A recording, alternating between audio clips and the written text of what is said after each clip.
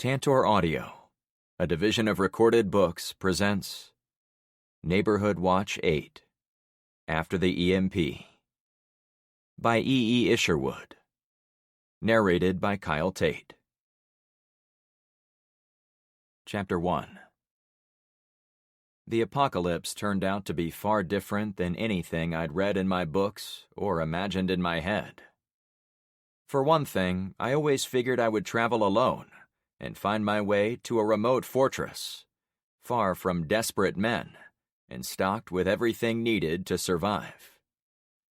To be fair, many of the books I read focused on these out-of-the-way bunkers, making it sound like they were the only way to make it through the destruction. I didn't count on being an integral part of a community of survivors, right smack in the middle of suburbia. I didn't count on having friends and allies who shared the same vision of survival, some of whom were willing to give their lives to ensure our way of life continued on. Another aspect of the apocalypse I didn't see coming was that I wanted to defend our street. I wanted to stay where I was, and I was now as attached to our neighborhood as if it was a fellow survivor. The homes deserved to be defended. They were the only thing separating modern civilization from living in mud huts out in the Florida swamp. But maybe the biggest surprise of the apocalypse was the exhaustion. I'd spent most of my life in blue-collar jobs, starting with being a mechanic, then a truck driver, then a garage manager. Off the job, I helped buddies build decks, remodel their homes, and, of course, work on their personal vehicles. While most of those were labor-intensive, even sitting in a truck for what seemed like endless days at a time, they didn't come close to the amount of effort I'd expended over the weeks since the EMP touched off the end of the world. And now, I was waking up in another bed, in a room I didn't recognize, feeling like I'd been run over by Red's Mack truck. Every ounce of my being said to shut my eyes and get more sleep, but I tossed off the light cover and swung my feet over the edge of the bed. I was in my skivvies. "What the hell?" I murmured. Someone had stripped off my clothes and cleaned me up. I no longer smelled any of that nasty canal water on me, and trust me when I say it could not have been easy to get all of it off. Clothes had been set on a chair next to the twin bed, with a bright green and yellow garment on top. It was my favorite Aloha shirt, printed with palm trees made from AK-47s, and grenades for coconuts. Last time I saw it, the thing was a mess, so someone must have washed it for me. And that wasn't all. The rest of the pile had been spiffed up too. Cargo shorts, socks, work boots. I put them all on, noting the sore muscles and a new twinge in my back. No matter how sharp I dressed, 52 was catching up with the body underneath. "Hello?" I said aloud, hoping to get the attention of my host. The last thing I remembered was talking to Penny while in Daisy's room. The little girl had been confirmed safe. Then, nothing. "Frank, are you awake?" Penny asked from the other side of the door. "Not really, but I'm upright and dressed." "Can I come in?" she asked. "Please do." It was her house, I assumed. She came through the door, looked at me, then rushed over and gave me a friendly hug. I held her for a few seconds, but she pulled away so she could speak. "Frank, I'm so glad you are all right. We were beginning to worry about you." "Worry? Did you think I was going to sleep through the drone pickup tonight?" In my state of exhaustion, even a cat nap did wonders, since I felt a lot better than earlier in the day, when I needed to mainline Mountain Dew to stay awake. There was light coming through the window slats, so I could confirm it was still daytime. She bit her lip while looking me in the eyes. Frank, the drone pickup was scheduled for last night. I waited to see if she was joking. Penny did not break out in laughter. I slept through it? I asked. Frank, even Carmen couldn't wake you up yesterday. Agnes stopped in and said you were suffering from extreme exhaustion, and the only cure was to let you sleep it off. She said if you kept pushing sleep back, you were heading for a serious physical and mental breakdown. In fact, she said most of us were suffering the same effects, and she ordered certain people to rest up. The information mainlined into my cranial cavity. The implications were huge. Are you saying I slept for a full day? She nodded gravely. Did I really miss the pickup? I asked right away. Luckily, no. Carmen worked for an hour or two after you went to bed. She found one of the drones and explained to the drone operator that his timeline wasn't going to work for us. Instead, she arranged for him to pick you up tonight. I recalled Dee, the drone driver, was going to send his automated Tesla Cybertruck to pick me up and deliver me to his hideout. How much prep work for that mission did I miss? A whole day. And this is day 11? Yes. Is Carmen okay? I said, almost afraid of a bad response. Yep. My house has been like a quiet library the past day. Like you, she practically passed out after doing what she had to about the drone. She wanted to be close to you, so she is sleeping in my bed. I let out a bit of the tension stacked in my gut. Okay, I exhaled. I trust I was in bed for 24 hours, but it feels like I was talking to you about your husband mere moments ago. Have you changed your mind about, well, you know? She checked behind her for a moment. Daisy is outside, Frank, so we can talk freely. I really didn't want to get you involved in this, but the man with the drone said I can't take your place on the trip. That's good, I said dryly. But he did say I could go with you, she added. What?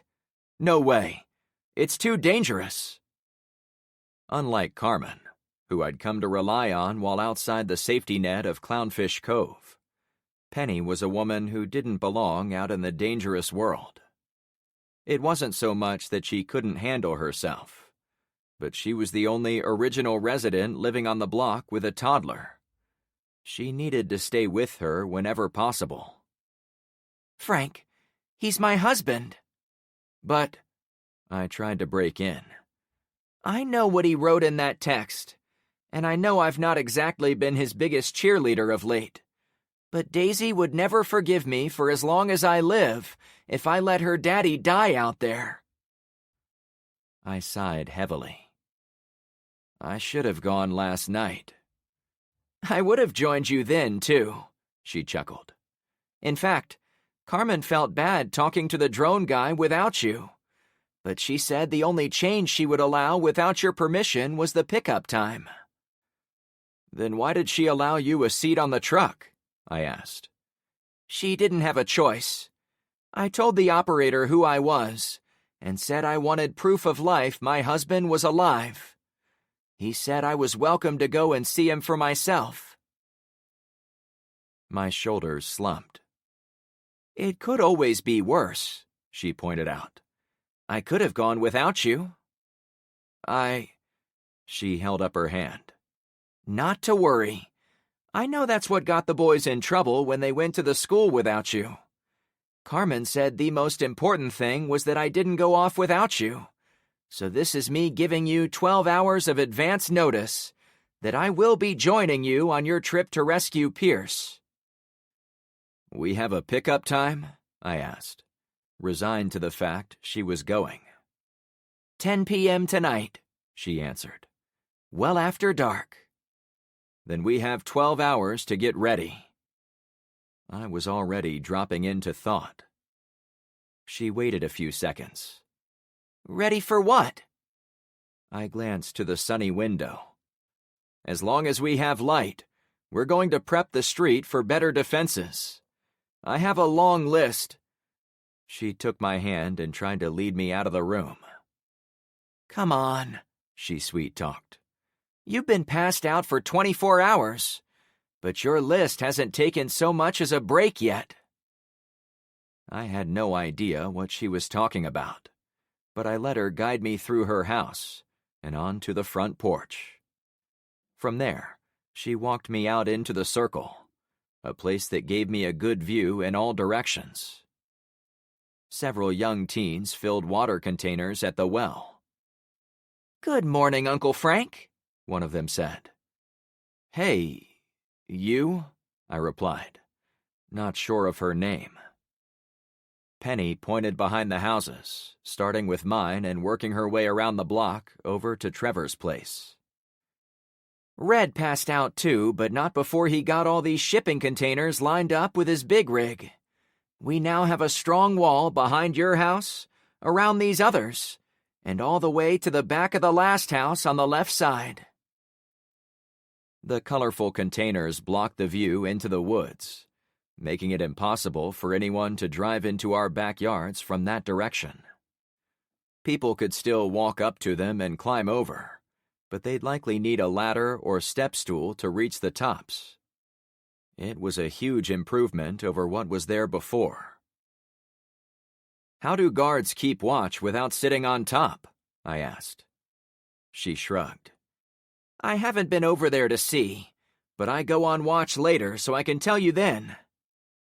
Cool, I said, impressed. How did I sleep through all those giant things being moved around? That's why I was worried about you, she confided. No amount of noise could wake you up. Now I understand. I had indeed pushed myself too hard. I pointed to a huge tarp-covered square box sticking out of Luke's garage. What's going on there? Is that the semi? Yes. Carmen said you wanted it moved over to this street for its horn, so we found enough tarps to cover it, since it couldn't be backed all the way into a garage. Nice. And where are the other vehicles? The only one visible was the El Camino. It seemed to be loading things at the construction houses about 100 yards down the street. In the garages of houses we don't use much. Trevor's, LeVar's, Ben's, the house on the end. She pointed to homes past Luke and Carmen's. My garage is now the loading and unloading depot for vehicles that come and go. Your garage is full of the neighborhood watch supplies. Drummond's place is obviously stuffed. Carmen's garage is being used as the carpentry shop. Wow, this is really amazing. It's all coming together. Because of you, she gushed. Believe me when I say this, but everyone worked their butts off to get everything sorted before you woke up. They also got both bridges over the canal completed and situated.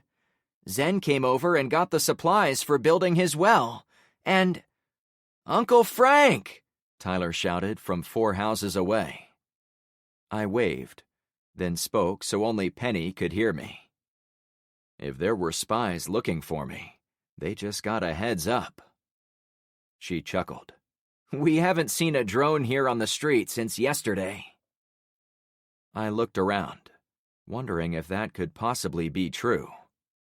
Would Dee assume I was really zonked out all that time? Wouldn't he keep eyes on the street to make sure I wasn't plotting against him? If not, that would give me the opportunity to plot. Once Tyler made everyone aware of my presence, the mood on the block shifted from one of diligent chores to that of a street festival. Teens flooded out from Trevor's pad, as well as from LeVar and Kyra's home across the street. Only girls came out from LeVar's place. Oh, it looks like someone figured out boys and girls don't mix, I laughed. Word got around that Big Bad Uncle Frank walked in on some illicit stuff taking place in the upstairs of the teens-only house," she said. "There were some older girls who arranged to get all the teen girls a new home, so they weren't so tempted by the boys." "That's what they said?" I asked immediately. Men, women, and children of all ages were heading to our end of the street to say hello to me. We were running out of time to talk privately. "That's what I heard," she said. "We should keep a close eye on both houses. Don't worry, Frank. LeVar and Ben are staying with the boys. Kyra, Kimber, and Amy are staying with the girls. You know, to keep them honest." She winked at me. The teens were half the battle, it sometimes seemed like, in running the street. "A few younger kids are staying with Luke and Melanie. I've been bringing Daisy over there so I can do work on the street, too." "You mentioned Agnes before. Where is she staying?" Penny tensed. "Frank, she's not doing well. If it's possible, she seems even more exhausted than you were, and she sleeps all the time. I think she's in a lot of pain." "I'm sorry to hear that." "She's staying with Evelyn in her home. The ancient woman, Geraldine, is also bunking there." I could only imagine what the inside of that house was like. The women were all suffering from serious maladies, including extreme old age. We had no air conditioning, little medication, and there was barely any hope our situation would change anytime soon. It was probably good the three ladies had each other to lean on. As the population of the street arrived, I noticed several faces I didn't know, or had only seen a time or two. Kimber, the beautiful red-haired NFL cheerleader, was surrounded by a few teen boys, pretending not to look at her. She shined like a bright light, impossible to miss.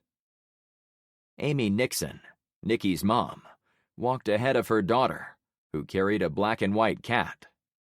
She strolled hand in hand with Jammer, the mailman. How did those two end up together? Bonnie, the girl who'd twice been forced to help North Point, approached with a mixed group of young people. I'd not even had a chance to talk to her since the attack by the sheriff and his kayak men. And then there was Lieutenant Colonel Hendrickson. He'd changed out of his jumpsuit into black trousers and a black shirt. But his chiseled features, cropped haircut, and always serious face suggested he wasn't coming my way simply to pat me on the back. I was okay with that. It was time for me to get up to speed on the goings-on of Clownfish Cove. Chapter 2. "We kept the street running for you while you were sleeping," Tyler announced to everyone present. "Why the ugly shirt again?" Penny razzed, using her hand to cover her mouth and pretend like someone else said those words. She cracked up laughing. "I have to carry on teasing you until Carmen is back on the job." "Yeah, you got me," I said in good fun. "I'm back in my normal Hawaiian shirts. It didn't register until that moment that several of the men were dressed in a peculiar manner. A very familiar pattern emerged. "Hey, why is everyone dressed in my shirts?" Penny stepped forward. "I can explain. After you went down, one of the items Carmen insisted we do was raid your wardrobe and dress as many men as possible in your shirts.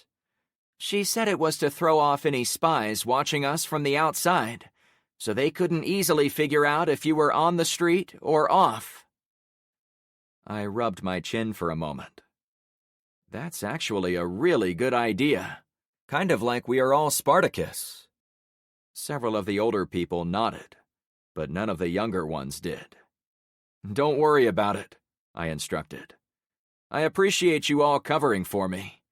I don't like the fact I've missed a whole day, but on the bright side, after walking around a little, I actually feel alert and awake again. I owe you all for picking up my slack."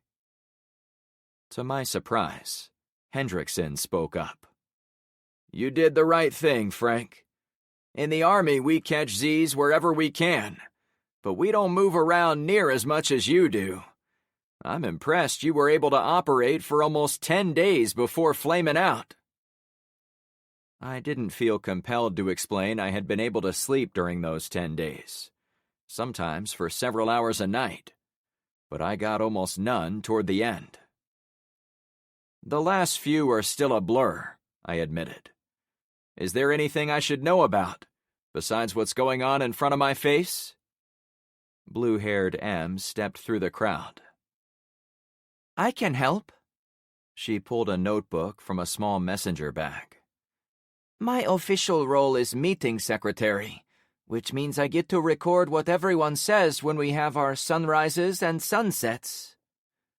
"You mean our subdivision meetings?" I asked. "Yeah, those. I'm trying to improve my English writing, and Miss Rhodes, said this would be good for me." People gathered closer, as if Em was about to bust out a poetry reading. "Okay." She cleared her throat. "Last night, Zen reported they have a working well for water now. She said to say thanks to you, Uncle Frank, since you made it happen." "Hear, hear," someone added from out in the crowd. "A guy named Mercer came in from our southern area. He said his biker friends are holding the canal line you set up." She turned a page. "And this morning, they said the line was also still holding, but that some people tried to sneak across who said they heard there was a ship full of food up the coast." She ended the sentence with suitable dramatic flair, as if it was bad news. "We'll have to address that," I commented, mostly to myself. She jotted it down. "From the north, Gretchen said her leader isn't pleased with the arrangement with the flying drone." As much as I liked Gretchen, the continuing point of friction between us was that she wouldn't tell me who was really in charge, in her neck of the woods. Gretchen acted as the arms and legs of their power structure, but she wasn't the brains behind it.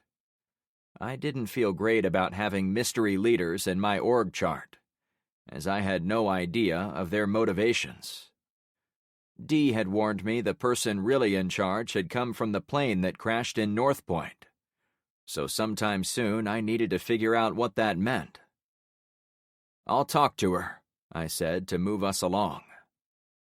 Em looked at me, wrote in her book, then continued. "The Kingston brothers have been working around the clock over on the ship. They have the route open, so you can walk through the side door, and they're in the process of running an inventory of what's inside." She flipped the page. "And this morning they said there is an Aston of bolters parked next to the ship, taking things from inside. He requests more guards as soon as possible." "I'll put that on my route," I told her. She went through a series of other leaders, Charlie, Jack, and so on, until she came to the lieutenant colonel. "And the LTC has requested access to the prisoner captured from the ship, as well as access to the enemy tablet." My first reaction was, how did the guy even know about that? But then I remembered the teenagers were in charge of cracking into the tablet by trying all the combinations of the pin lock. One problem with living in civilization was that it was hard to keep secrets from everyone. "Keep going," I said. She didn't write anything for that point. Instead, she flipped another page.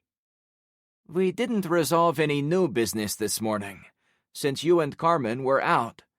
But Gretchen said her residents had to shoot 3 or 4 armed men who tried to swim the canal next to North Point. They gave them several warnings, including 3 warning shots, but they would not turn back." As expected, my people were being forced to be more brutal about turning back strangers. Their weapons were lost in the canal, M completed reading her statement. And that was what it all came down to. Seeing men die was bad, but losing their gear hurt us too. Each bullet added an hour, a day, or a week to our survival. Without them, we all died or got kicked out of happy homes. Short of issuing orders to let the bad guys reach shore before shooting them, we were going to lose things in the waterways. Anything else? I asked. M glanced at the LTC. He in turn did a subtle head shake. She turned to me. No, that's all. Why did you look at him? I pressed. She seemed surprised. I, didn't know if I should mention what else he said. Frank, can I talk to you alone for a minute? Hendrickson asked me in a low voice. I held up a wait a sec finger. Does anyone else have something for me? Tyler raised his hand. Yeah, son, I stated dryly. I was wondering where your hammer is. He was no doubt referring to the 4-pound hammer that he'd cleverly positioned as the group's totem. Last I saw it, the hammer was in the center console of the El Camino. You are welcome to go check it. I pointed to the construction home where it was still parked. I will, he said. Darla raised her hand. Frank, good to see you back. Would you mind if I got moving on my idea to have some school classes? The woman was tall, like her twin daughters, and had the same red hair, though it was cut short at the shoulders. Unlike many of the ladies on the cul-de-sac who wore shorts and work shirts, she wore a flowery blue summer dress. She also wore a pair of thick hipster glasses that screamed schoolteacher. What are you going to teach? I asked. She seemed to think about it for a few seconds. Well, I taught middle school English, so I was going to start there, but I can teach them anything. I had to be delicate, as she'd lost her husband mere days ago. You can teach a little of that to get their feet wet, but we need someone to teach more practical skills to the kids. Hygiene, how to clean and shoot firearms, driving a stick shift, sexual education, stuff that's going to keep them alive. I can try, she said, sounding far less certain of herself. Get some of the older kids to be your assistants.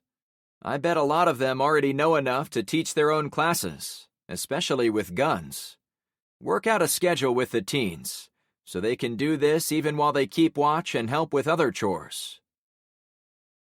She'd mentioned teaching before, since it was her job prior to collapse, but there hadn't been time to get it up and running. And after learning more about teens, I knew they'd thrived on keeping their days as busy as possible. My grandma once warned me, "Idle teen hands are the devil's rumpus room." Thank you, Frank, she said. I was tempted to address the loss of her husband, but I didn't want to bring it up again, especially in front of everyone else. Maybe having the responsibility for a classroom of wild teens would give her a needed distraction. Anything else? I asked. Rainey, Luke's black-haired daughter, raised her hand. In the other, she held the Jack Russell pup with 2 wheels as replacements for its non-functional hind legs. Uncle Frank, we've been talking. Can we name this dog? Naming dogs was so far down the list. You can do whatever you want, I said. As soon as I'd said it, a dozen names came at me. Tyler yelled, "I was first!" People settled a bit. He continued after a brief fit of laughter. I vote we call him Supreme Overlord of the Galactic Arm, Baron Chewie von Barkington, the Third. Rainy's face was pure exasperation. I'm cool with a name change, I said, before hastily adding, but you all have to agree on it. Tyler deflated. Rainy and most of the other teens seemed to sigh with relief. Anything else? I pressed. Rainy raised her hand a second time. Ass kisser, Tyler said, coughing to hide his words. She scowled at him, then looked at me. Uncle Frank, we kind of did this without your permission, though my mom said it was fine. We have been rounding up all the stray dogs and those left alone in the houses, and we put them all in one yard over on Barracuda. But now we have a huge problem. Food, I guessed. Yeah, a lot of dog food was ruined in the storm, since people didn't think about saving it with the rest of the human food. I don't think we can feed all those dogs for very long. How many are over there? I asked. 32. Already? How? She shrugged. You had us go around to all the houses on the flooded side of the road. They were happy for our offers of used furniture, but a lot of them told us about pets in abandoned houses, or that were nosing through garbage. So some of us went around in our free time and gathered them up. As I said, we now have 32 mouths to feed. I'll see what I can do. Most of them are dogs, since the cats ran away from us. They'll be good for catching mice and other vermin, I stated. Without cats, those could become huge problems for us. So let's hope they do their job. Okay, she said, stepping back. I found myself torn in half by the pet situation. If they'd been trapped in the empty houses for days, those dogs had probably survived by drinking from the toilets, but the storm probably broke windows for them to escape. Whatever the reason, I figured many were probably borderline starving already. I'd been up for 30 minutes, but energy was being sapped from me at an alarming rate. Unlike the impromptu meetings at my trucking company, these problems almost always involved life or death matters, and those tended to take emotional tolls along the way. I've got to have a talk with my military friend here. Does anyone have anything else that can't wait until I'm done chatting with him? I glanced at Tyler and his sister, the two talkative ones. No? Okay, everyone. Thanks for the warm welcome, but let's get back to our chores now. I've got a lot to do to catch up to you. Everyone went back to where they'd come from on the street. I motioned for Hendrickson to follow me into Penny's house, since I knew it was currently empty, but he pointed to my garage instead. Since my main concern was staying out of sight of any snooping drones, either was fine. We met behind the neighborhood watch table, near my back wall. Frank, thanks for your hospitality here on your street. I've really learned a lot about how average people can survive the attack on our country. Does that mean you trust us now? No, he chuckled. Not yet. There are still some odd problems that make me unsure if I can place my trust in your group. What kind of odd problems? You have a tablet captured from the enemy soldiers, and at least one enemy soldier is being held prisoner. I need access to both of them. I leaned against the watch table. Frank, I know it doesn't seem like it to you, but the battles going on out there are industrial-scale, high-tech warfare. The conflict is being fought with sophisticated low-orbit nuclear weapons, stealth bombers, and aircraft carriers. Having access to one of the foot soldiers probably won't yield much, but he may be the only prisoner we possess on the entire continent. And that tablet is almost certainly the only piece of enemy hardware we've run across anywhere in the world.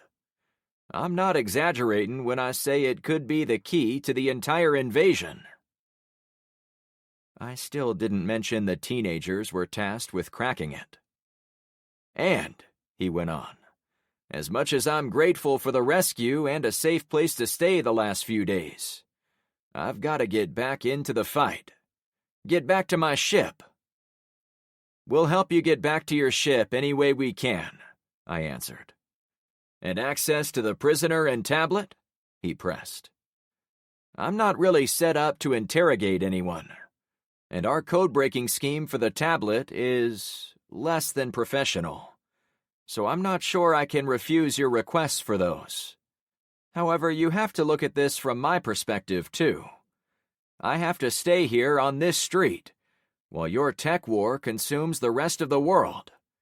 If you've kept your eyes open while you've been here, you know I'm fighting against the anarchy that is in the rest of this city.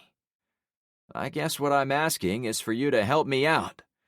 Tell me what you know. Tell me if our military is coming back. Tell me why those enemy soldiers in the black uniforms are even here. There are things I still can't say, but I've been working on something I can trade with you. Really? I asked. You're going to trade me for the answers to those questions? No, not those questions. I have the answer to a more immediate problem you've picked up. He pointed to the map on the garage wall. The black hand-drawn line showed all major roads from North Point down to South Point, and it went to the far side of the forest to our east. What are you saying? Frank, I anticipated needing a bit of goodwill leverage with you, so I got permission from your watch desk leader to go out with some of your adults yesterday. We spread out along Bayside Road from here to here. He pointed on the map, indicating a line about half a mile south to another one about a mile to our north. I tried to remember I was out of commission, so I couldn't complain about what was done in my absence. I gave each team a pencil, a ruler, and a clipboard. I told them to hide in the woods and watch the skies. And do you know what they found? The drones, I deadpanned. Yep. Another one of your team, the big black guy, surmised that drones were on set flight patterns. But he also suggested some drones ran low on power at various points on their routes, especially on windy days. The default software mode is to recall drones on a shortest path route, which meant they flew in a straight line toward their base. He ran his finger over some pencil-drawn lines added to Bayside Road. I looked at them. The nearest ones were drawn almost parallel to each other, but those farther away were obviously not drawn the same way. However, taken as a whole, all lines seemed to lead to the same endpoint, far across the map. Care to follow the line? He held up a thin piece of white trim, about 6 feet long. I found one of the middle lines and set the makeshift ruler over it, careful to match the direction. If the line had been continued, it would cut through the woods and up to the top right corner of the forest. Now do this one. He pointed to the lowest mark. Using the new bearing, I set the straight edge on the map, leading me to see the imaginary line drawn to the top right corner again. And finally, do this one. Now he had me match the topmost line. It also crossed the same point. What the hell is there? I asked. It was miles away, on the far side of the Yucca Pens wildlife area. The points all crossed near the intersection of the 4-lane highway that ran along the eastern edge and the 2-lane roadway that went across the northern boundary. It wasn't far from where the Cherokee crashed, killing Alvaro's son. That, my friend, is where your elusive drone operator is hiding. But what's there? I searched my memories for what I remembered being on that corner. I'd been in a hurry the first time I'd driven through there, and the second time was with Zoe and Alex's parents during the storm. I seemed to recall something being on that patch of ground. Maybe a big berm ran alongside the road. but I didn't know what it was. "This is your territory," he chuckled. "I have no idea what's there." How could I find out? Chapter 3. "What the heck is it?" I asked, now looking at my paper map of the greater Fort Myers area. All the lines converged on the northeast corner of the forest. Unlike many points of interest on the big map, there was only a blank box there, like someone owned the property, but it wasn't important enough to mention to tourists. I flagged down a young teenager walking near my driveway. "Hey, you!" It was my standard greeting for people whose names I didn't know. The boy turned. "Me? Yeah. Come here for a second, would you?" The long-haired boy was dressed in shorts and a t-shirt that said, "Future Physician's Assistant." When he came closer, I commented on his shirt. "Oh, it looks like you want to go into the medical community. We're going to need more people like you for sure." "No, I wear this ironically 'cause it's funny." "Really? How so? Can you imagine being the loser who has to be the personal assistant for a doctor? Doing his laundry, getting his food, and carrying his clipboards and stuff?" He snickered, as if thinking about it was making him laugh again. "I'm not sure you know what a physician's assistant actually is. They're called PAs, and they do almost everything a full doctor does." "Nah," he shrugged. "I don't think that's what it means." Hendrickson raised his eyebrows, perhaps making a judgment on all our teenagers, based on this one encounter. I'd learned enough about the younger generation to accept their sense of humor was often far beyond my ability to understand. Similarly, I discovered they often thought they were far smarter than they really were, especially about issues outside of technology. It made it very difficult to argue with them. "Look, I need you to take this map and talk to everyone you can find. See this blank space?" I pointed to the section of forest. "I need to know what's there." The kid took the map and immediately turned it upside down. "No, it goes like this." I tried to write it. "Hold up," he replied. "I'm pretending I'm driving from Port Charlotte. We come down the highway and turn right there. Right at your weird blank area." The boy continued to turn the map left and right, like he was turning on streets inside the paper. Finally, when he seemed sure of his route, he handed the open map back to me. "That's the county landfill. I forget the name, but I definitely know it is a dump, since me and my mom have been by there a bunch of times when she drops me off at my dad's." "You really know that?" I asked, not convinced he could be so clueless in one area, but an expert in another. "I'm pretty sure. There's a big hill that runs along the road there, so it is easy to recognize. My mom also showed me the giant mountain of trash they buried and then planted grass over it. She said it was to beautify the garbage. Dad said it was to stop the fart gas or something." I was amazed at how many teens I'd run across lately who had come from broken homes. "That adds up," Hendrickson said, away from the boy. "What's the one place no one would ever want to go, even during a world-ending war?" "The dump," I reasoned. He gave me a faint nod. "Okay, thanks for your help," I said to the youngster. He gave me the map. Then he reached into his front pocket and pulled out what looked like a piece of folded paper. "What do you have there?" I asked. "Oh, some of us drew our phone screens." He showed it to me. Sure enough, the paper was folded into a 6-inch by 3-inch square, and it had the outline of a smartphone. He'd drawn little boxes for apps, and it showed the date and time, which was heavily worn away, as if he'd updated both with a pencil and eraser. I was about to let him go, but I realized the paper was wrapped around his actual phone. "You guys miss these things, don't you?" I asked. For me, smartphones were a necessary evil. I'd always used mine to talk to my employees, but that was about it. He shrugged.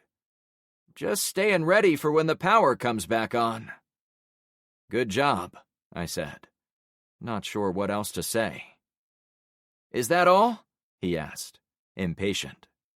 "Yeah, head on out."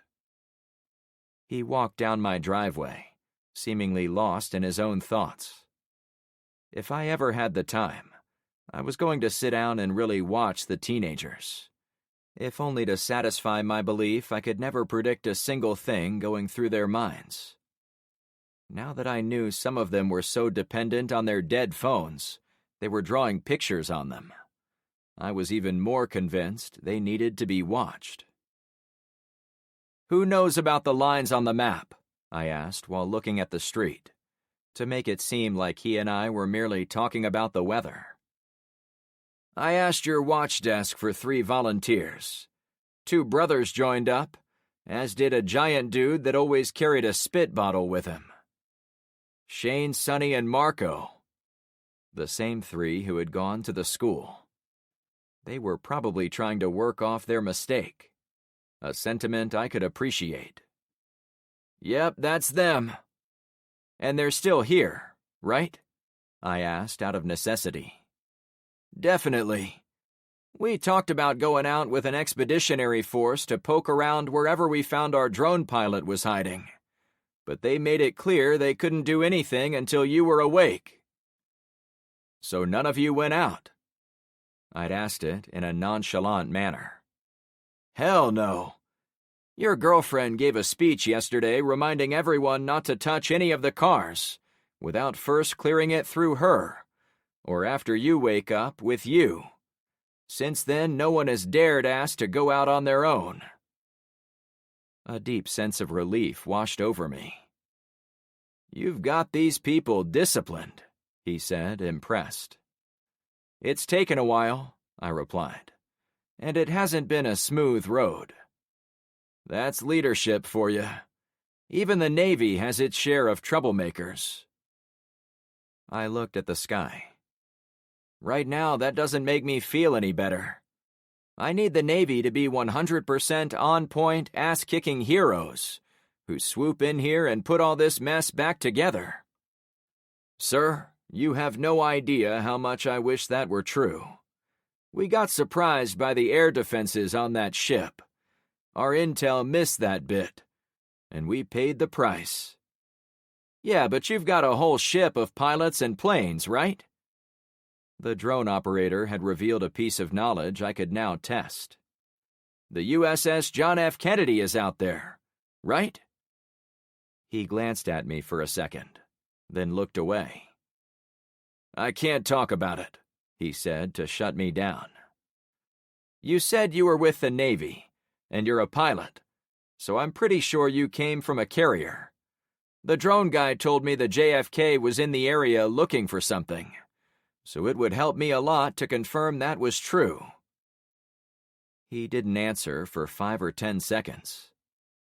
"Damn, Hendrickson, just give me some friggin' hope." Finally, he answered. "He has intelligence on our fleet movements? Was he telling the truth?" He ushered me toward the garage again. "Frank, this is more serious than I thought. Yes, we have a carrier out there, but we had no idea anyone on land knew about it, given the state of technology here. This drone guy, what exactly did he say?"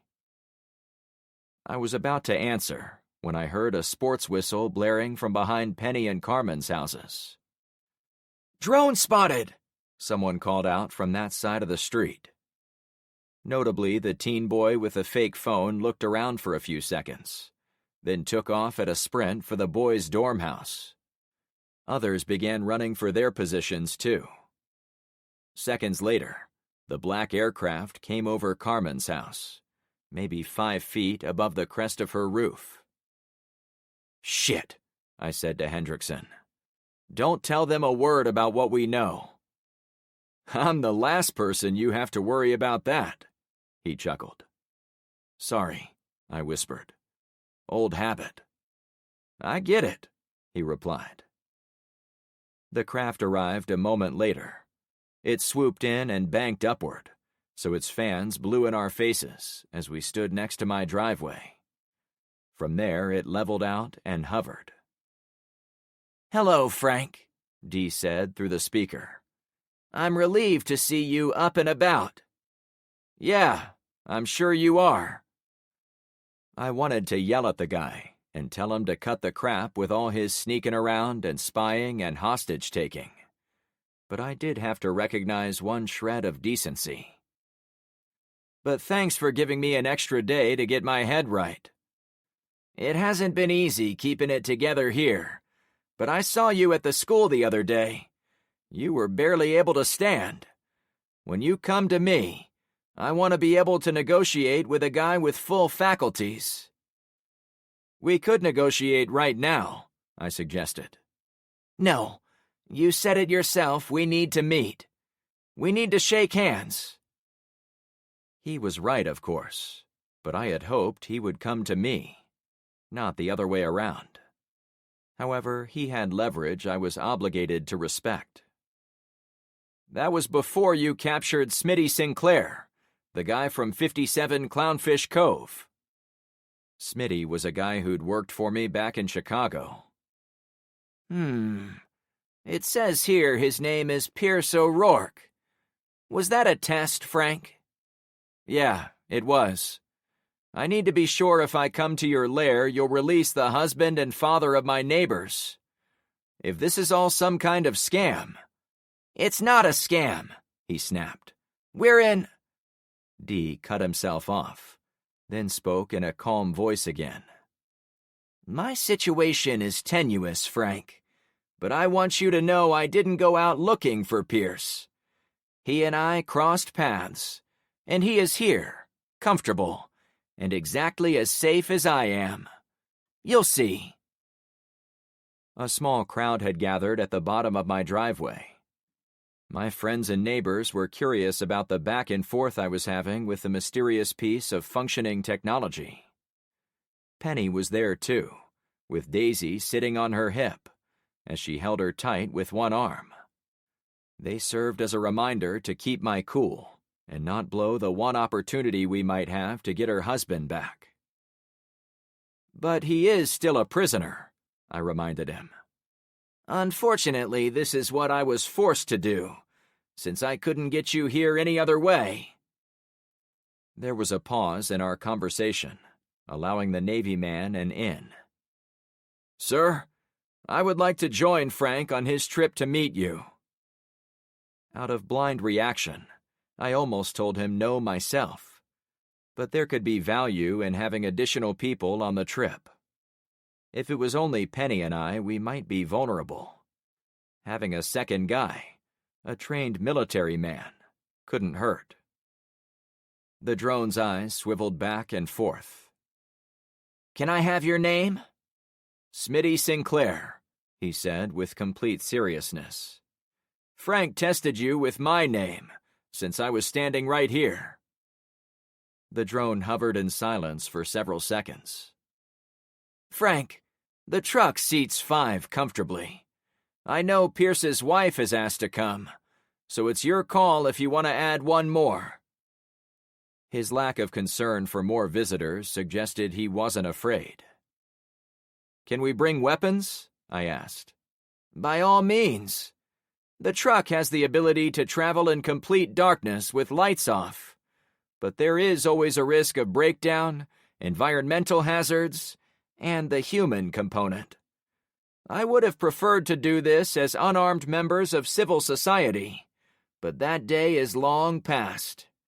Now I want you to make it here alive, or all my planning will have been for nothing." "Can I bring other vehicles?" He laughed. "Now that would be nice, wouldn't it? Alas, I can't be responsible for the safety of anyone except those in my own vehicle. There are defenses that only it can go through. I'm sure you would say the same thing if I was going to drive into your inner circle." I had to admit, it seemed as if I was coming out ahead in our impromptu negotiations. Extra people, guns, a full day's delay. But I couldn't let myself believe he was doing it to be nice. "I guess I would," allowing the obvious. The drone lifted a bit higher. "Frank, to show you this is going to benefit both of us, I want to share 2 pieces of intel I picked up in the last 24 hours, while you've been recovering. However, when I share these, it comes with the understanding you will share something with me, too." "I can only do what I can do," I answered. "Why don't you tell me what you want first, and I'll tell you if I can give it to you." Never commit to loose-ended promises, especially in the apocalypse. "That seems fair. The first thing I need from you is to tell me who lives at this address." A small scrap of paper fell from the same gripper that had dropped the flag at the ship the other day. "You can bring the information when you come tonight." "Who do you think lives there?" I asked, "since you have an address for them." "I know this is the home being used by the 2 hidden leaders of the subdivision in that part of the city." "You said you had pictures of them. You said you know who they are. That's what you were going to show me if I came over there." "I've been thinking about that a lot, Frank. I realized you were a hard person to satisfy when it comes to believing things. If I showed you a photograph or a video, you will think I've manufactured it. By sending you there, I will win you over with truth, and I will establish contact with another leader at the same time. I don't want to walk in blind. Who do you think I'll find there?" "I would never say it on an open channel," he replied. "Though a guy like Smitty might be nice to have with you, to have some backup." "I'll see what I can do," was the highest commitment I could give him. "Excellent. The other piece of intel I'll share is that I overheard the survivors out on the islands are meeting at Bokelia Beach this afternoon. I believe it would benefit us both if you were present, to offer an alliance, see what they're up to, and the like." "That's mighty nice of you," I snarked. "When you come here tonight, you will understand why I'm doing all of this. I promise." "We'll see," I answered.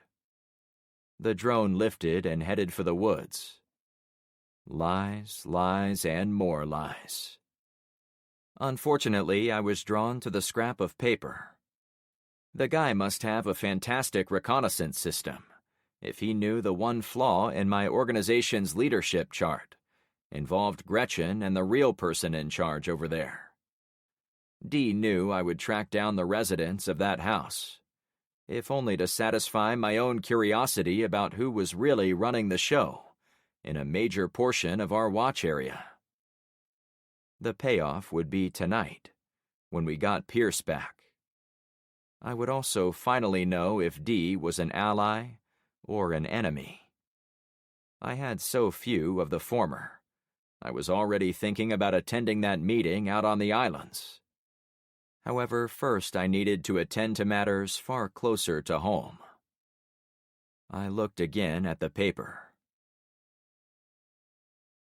Chapter 4. I didn't waste any time before heading to Gretchen's subdivision at the northern boundary of our watch area. My whole day would be filled with street chores, preparations for my trip to Dee's rendezvous point after nightfall, and maybe a trip to the Barrier Islands. But there was value in determining if I could trust the drone operator to give me actionable intelligence about my own people. It was also an activity I could knock out quickly. Carmen was still zonked in bed, and I wanted her to catch up on Z's, so I let the lieutenant colonel be my +1. I chose the Baja Bug from Ben's garage, since it was parked the farthest from Penny's place, where my girlfriend was sleeping. He waited until I'd made the turn onto 40th Street, the north-south trunk line through our territory, before bringing up a thought he'd obviously been holding since we'd left Clownfish. "I like what you've got going here, Frank, but what's your long-term plan? Are you old Americans going to become farmers? Fishermen? Wanderers of the wasteland?" He laughed it off as a joke, but he was also serious. "Some of the kids have already begun planting crops, though it might be too late in the year to start them. I'm not from around here, so I'm not sure how that works. Yeah, I'm not much of a farmer either. But yeah, we have food and supplies to get us through the initial collapse. Then we'll have to rely on ourselves for crops, as well as hunting and fishing. Same as humans have done since the caveman days. And what of America? Will you keep all that going?" At first it sounded as if he'd said it with distaste, as if he might be glad all the trappings of government and the military were gone. But the screechy motor in the old VW seemed even louder than the El Camino, making it difficult to hear emotions in his words. "I'll be flying the flag until we find people with the skills to sew new ones." I'd always envisioned living in a house where I could put up a flagpole and fly the colors. But I hadn't even properly moved into my new place, so I hadn't installed one. Still, my neighbors had me covered, since several of them had flags attached to their homes. It was so commonplace they blended into the background, always there, but never noticed. In fact, you made me realize we should do the Pledge of Allegiance every morning, just to help people remember they were a part of something. "Still are," he corrected. "Yeah, that's true. With guys like you out there fighting for the country, I'm sure we'll keep it together over the long haul.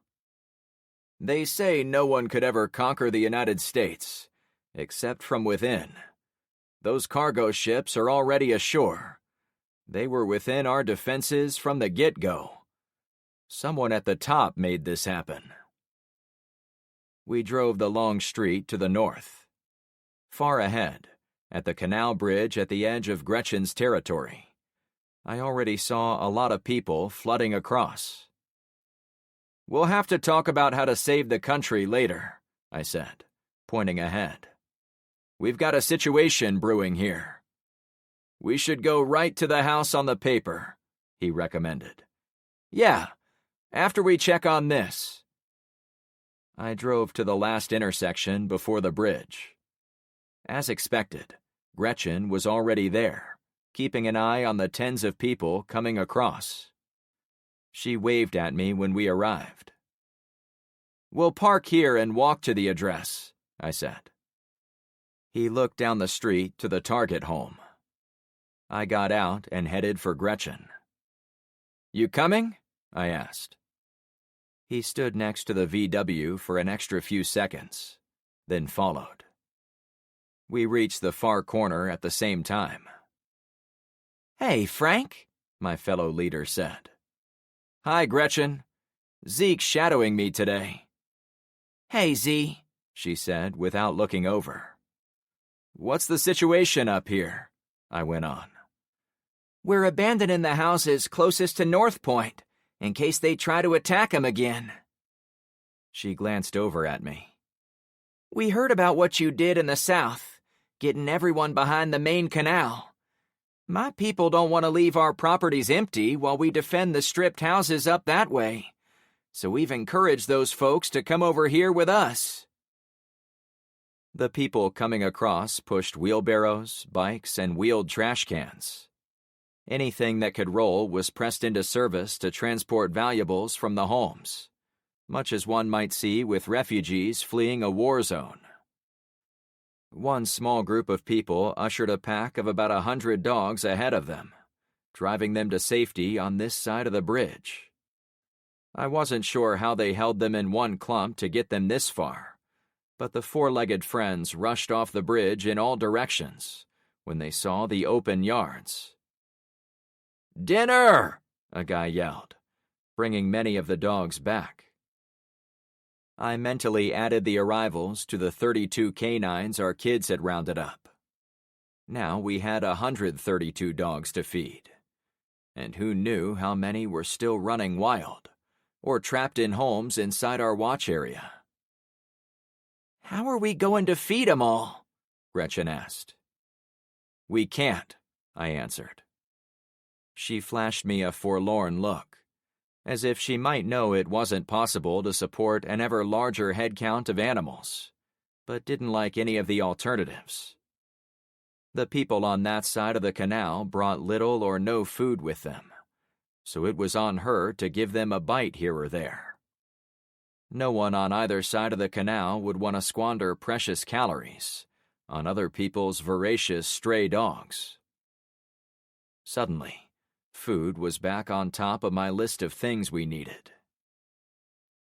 "You have your teenagers working for you too?"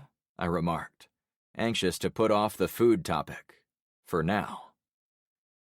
Teens and other youngsters held clipboards on the near side, meeting the groups of people as they arrived. "Yep. Zach, my son, needed a job to do. Lots of the teens have been slacking off. We're all getting tired of this disaster. I know I am. But we can't be taking day-long breaks and sneaking off to play kissy face." I chuckled. "What?" she asked. "Oh, we had similar problems with our young adults. We had to place them in separate homes to keep them honest." "I bet you were never like that. Were you, sugar?" She winked at me before turning back to the bridge. I shared a bemused glance with Hendrickson. Turning back to the bridge, I noticed everyone was on foot, with only a few bicyclists. "Did the sheriff leave them any vehicles?" Despite the need to consolidate, the general trend was that my territory was shrinking. I wasn't sure how I felt about that. "Not that I've seen. They took everything of value, starting with food, but they also confiscated cars and trucks, motorbikes, and even the lawnmowers. Anything with a working engine that was over there is now in North Point." "Tell me how you were defending this line of homes." Unlike the canal on our southern border, the homes were built next to the canal, so the backyards ended in water. This made it easier to hide in the houses and defend against anyone trying to get across the waterway. But the trees, fences, and ground clutter also made it a lot easier for an enemy force to sneak up to the canal from the other side. "We took your idea, Frank, and built hardpoints along the backside of many of the homes on the canal, especially the highest windows. We rotate guards every few hours and slip closer to the water every night, so we know if anyone tries to cross. We also keep a separate group of guards ready at all times, so they can jump in my truck and drive to any trouble." "You aren't playing around," Hendrickson said with admiration. "It might be too little too late," I answered. "If we would have linked up with the streets to the north right at the beginning, these folks might have held off the sheriff from day one. They took all that food, yeah, but he has a whole town to feed." I looked toward the waterway running under the bridge. Down in the south, the road ran along the canal, making it clear and easy to see both sides. Here, clutter dominated both banks, even after the flooding from the storm had come through. While sections of many of the vinyl fences had been knocked down, the fence posts remained, and pieces of broken homes, detached docks, and damaged pleasure craft littered the banks and backyards. The canal itself was also half filled with debris, though it wasn't nearly as bad as the one I'd been forced to swim across. "So he's going to try again," Gretchen said, getting to the point of my statement. "He almost has to," I reasoned. "Then we'll be ready," she said with cool determination. "Anything your military mind would add?" I asked Hendrickson. "A better way to defend against what's coming?" You've got a good thing going here, Gretchen. The canal is the perfect place to draw your line. Frank's idea to harden those high windows gives you a huge advantage when trading fire with an enemy, assuming they can't burn you out. I would expect you plan to block the bridges when the people finish coming across? Gretchen nodded. Then I think you're good, he said before turning to me. Shall we ask her about that house? In a second, I replied. Gretchen, one thing we did down at Clownfish was to clear the debris from the edge of the forest, so we could see people sneaking up to us. While you are still in control of the other side, you should knock down every fence, prune every tree, cut down every bush, and maybe consider gutting the backside of every house over there, so they can't use them to spy on you. You mean burn 'em like he suggested? She asked, motioning to the colonel. Burning was permanent, but was it appropriate? If the sheriff and his cronies showed up on the far side of the canal, wouldn't it be better to deny them the ability to move around freely in comfortable homes? Were we assuming the EMP would last forever? Those homeowners might be willing to abandon their properties temporarily, but asking the owners to set flames to them was probably a bit too much. I was thinking more along the lines of busting out the windows and tossing out all the furniture and carpets, so you would hear people moving around in those homes. But burning would solve the same problem, I guess. I left it vague, since I wasn't entirely sure what was reasonable or possible for her people. I'll talk it over with the bosses and see what they recommend. Zeke gave me a let's go look. Actually, speaking of your leaders, they are the reason we came up here. The drone pilot gave me this address and said your leaders are there. I held out the slip of paper dropped by Dee. She gave it a once-over. Shit, Frank. How is this possible? I have no idea, but he did mention he had to abandon a drone to figure it out, so I don't think it was a security breach on your end. I brought this to you the instant he gave it to me, since I wanted to let your guys know they've been made. However, you also want to meet him. She finished my thought. I took a deep breath. Gretchen, I respect what they are trying to do, but their presence is endangering everyone in our neighborhood watch. I'm not sure why the drone operator wants me to meet these people, but he does. Yeah, still. And I'm going to meet him tonight, I continued. He says he has photographs of your bosses. Bottom line, I would rather know who my fellow leaders are before I go off and hear it from a stranger. It was her turn to pause. Okay, Frank. You're right. Follow me.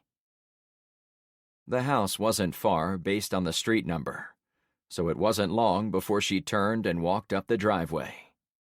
Without turning around, she continued to speak to us. You aren't going to believe who we have in there, especially you, Lieutenant Colonel. Better brace yourselves. She walked onto the front porch of the expensive ranch-style home, then turned and faced Hendrickson. I'm only doing this because I trust Frank with my life. Why are you telling me? He asked. Because you were in the military. When you see who it is, you might wish I hadn't opened this door. I shared the confusion written on his face. Does this have to be so dramatic? I asked. Can't you give us a heads up? She laughed. You've been very patient with us, Frank, so why spoil the surprise? Her knock on the door was done in a pattern. Go away, a man yelled from inside.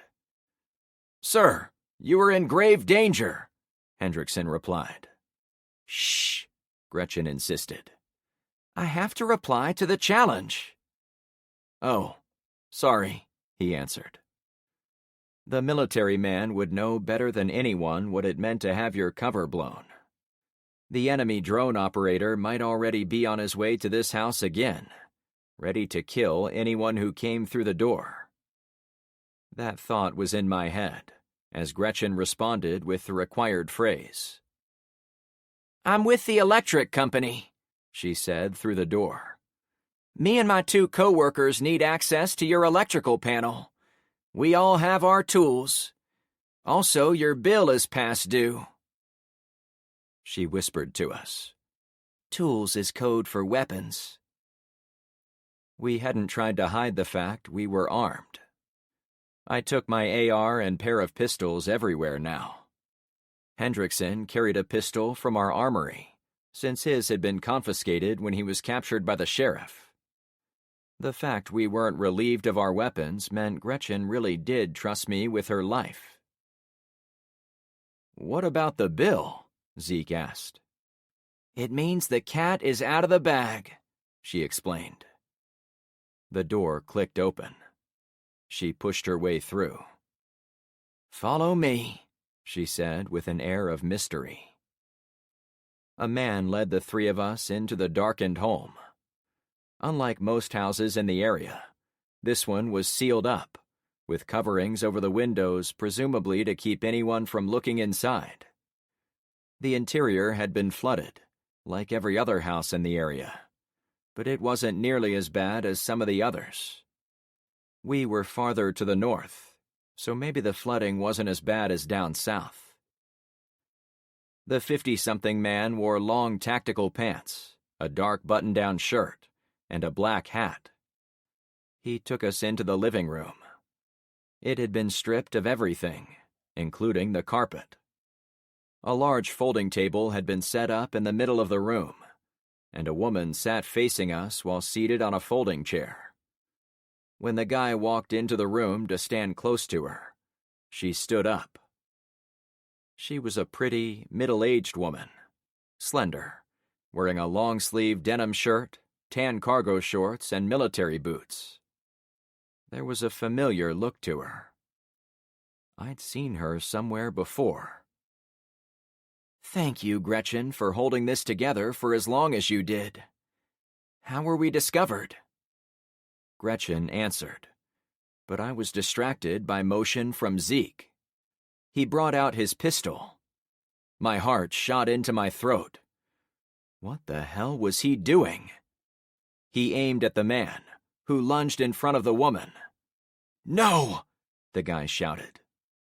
Hendrickson put 3 rounds in his chest, causing him to stumble sideways behind the table. For the next second, I stood paralyzed with indecision. My friend was blowing away people for no apparent reason. But the woman's familiarity was on the tip of my mind. She was someone important. Hendrickson's aim moved toward the woman. Gretchen attacked the military man, but he swept his gun and cracked her across the forehead, sending her backward onto the floor with a dull thud. The woman in the middle of the room looked like she was going to scramble away, and she made it to the end of the table, but she held her ground.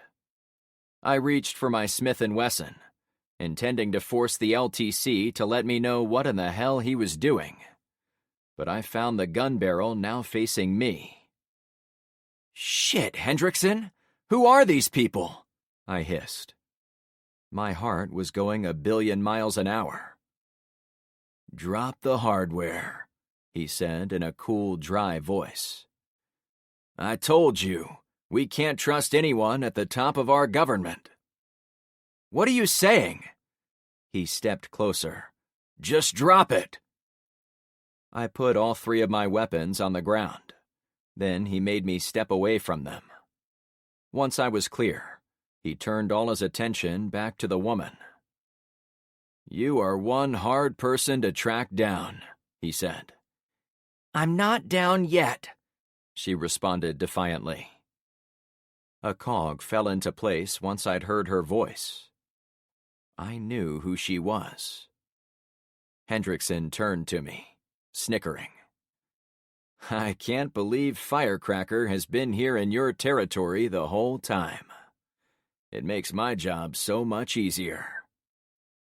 I wasn't sure what firecracker meant.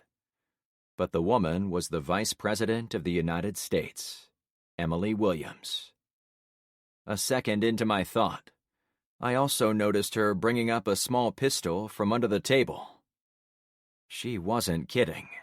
She really wasn't down yet. Hendrickson glanced her way, catching sight of the gun too. I fell to the floor, anticipating a gunfight. I still wasn't sure which one was the good guy. Chapter 5. The VP fired 4 or 5 times at the lieutenant colonel, but he dodged and rolled to the far side of the room. I thought that would keep him busy, but he made it into a crouch as I lunged for my Springfield near the table. My blood turned to ice water. He had me in his sight. "Frank, shoot her!" he demanded. He didn't fire at me, so I snatched up the small concealed carry model and sprinted the 15 feet to the kitchen. I would have preferred the Smith & Wesson to put holes in the walls, but I was thankful to have anything. When I turned around, gasping for air, the VP had tossed the table on its side, allowing her to duck low. Zeke had retreated to a far hallway entrance. "Kill her!" he shrieked. He put a few holes in the plastic table. Gretchen was out cold between them. The other man, perhaps a Secret Service agent, was dead on the floor between me and the vice president. Clown-like confusion raged around me. "Who are you two?" she called out.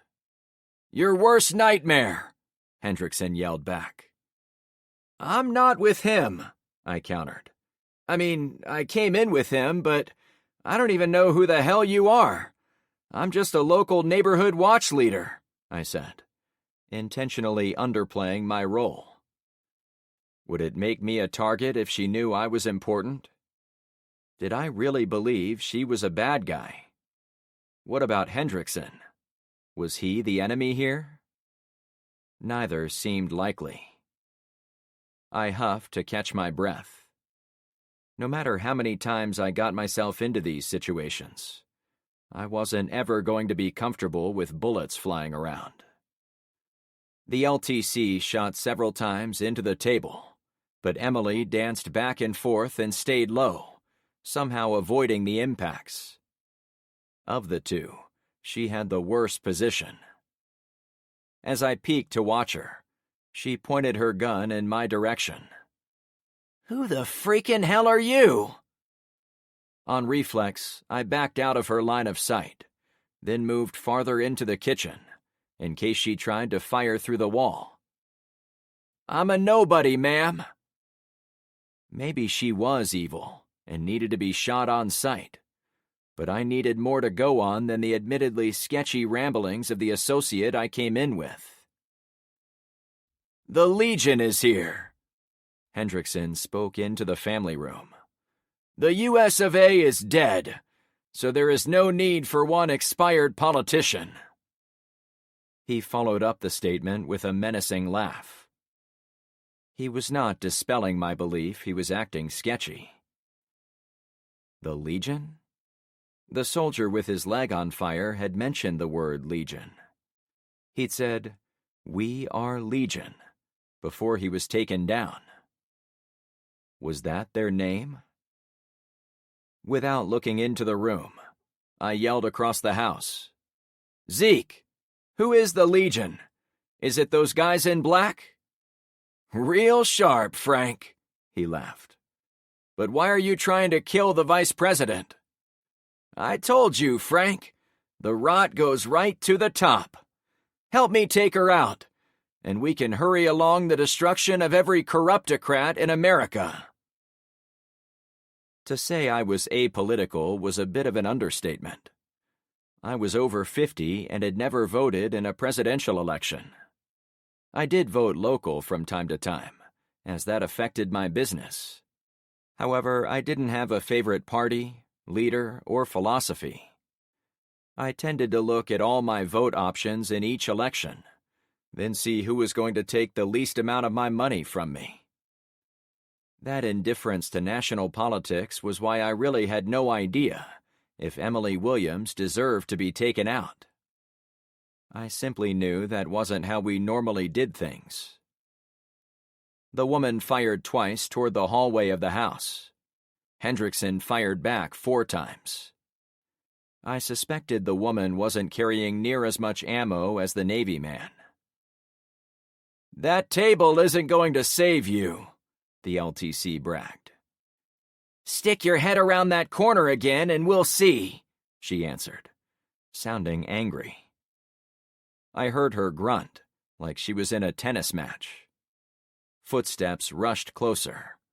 My nerves were as taut as steel as I aimed my pistol toward the sounds. The woman slid on her belly as she zipped into the same door I'd come through. Shots from Zeke's pistol ravaged the doorframe, a bit above the woman's head. She shimmied around the corner, taking her out of the path of the bullets. I stepped closer.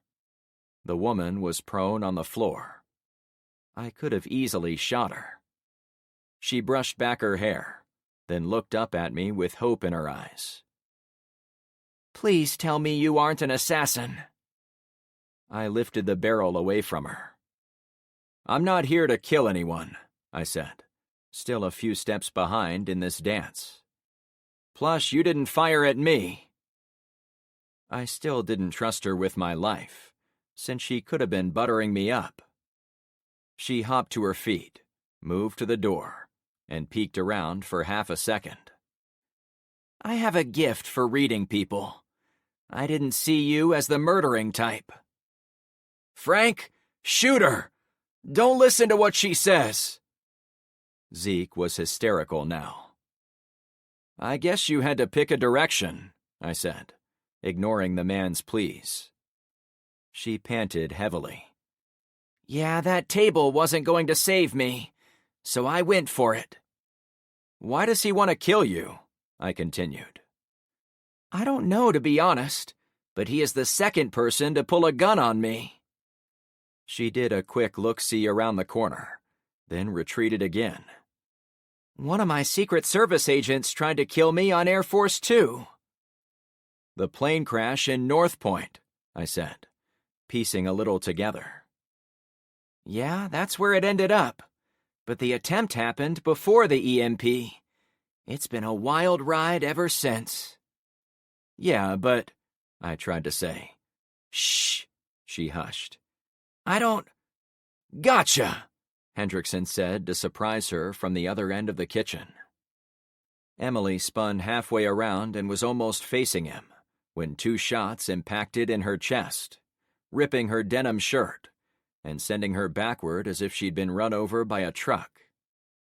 "Oof," she wheezed. In those few moments of flying bullets, and listening to both of them speak, I'd come out of my momentary confusion. I drew on Zeke. We faced off with pistols 10 feet from each other. "Tell me what the hell is going on here," I growled. "She was the vice president." The woman was crumpled in the corner of the kitchen counters, near the fancy island in the middle of the space. Even with a trauma surgeon in our group, I wasn't sure anyone could survive 2 hits center of mass. "Frank, put it down. We're on the same team. We both want to survive the EMP with a sane civil society." He went wide into the kitchen, toward the fallen woman. "But you just gunned down 2 people without warning," I said. My finger was on the trigger, ready for any reason to pull it. The only thing stopping me was the fact he and I had been friendly not 5 minutes ago. I had to know what had snapped in the guy. "Were you working with the drone?"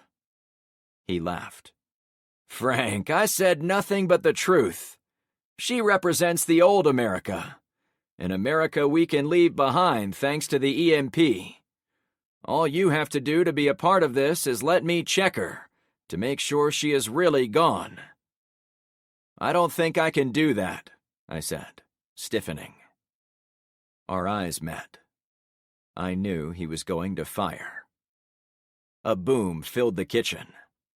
I fired, thinking it had been Hendrickson. Then I threw myself toward the door, hoping to exit back into the family room. The last thing I saw was Gretchen, in the other doorway, behind Zeke. I waited for what seemed like hours. "Frank, he's dead," she said quietly. "You okay, Gretchen?" I asked from the next room. "Yeah, we're all clear in here." I tested a quick look into the kitchen. The Lara Croft impersonator crouched next to Emily, the actual vice president of the whole nation, and was apparently helping her sit up. "She's okay?" I asked with shock. "I'm great," the VP croaked. I rushed over, careful to avoid stepping on or near the fallen Navy officer. The shotgun had turned half his skull to mush.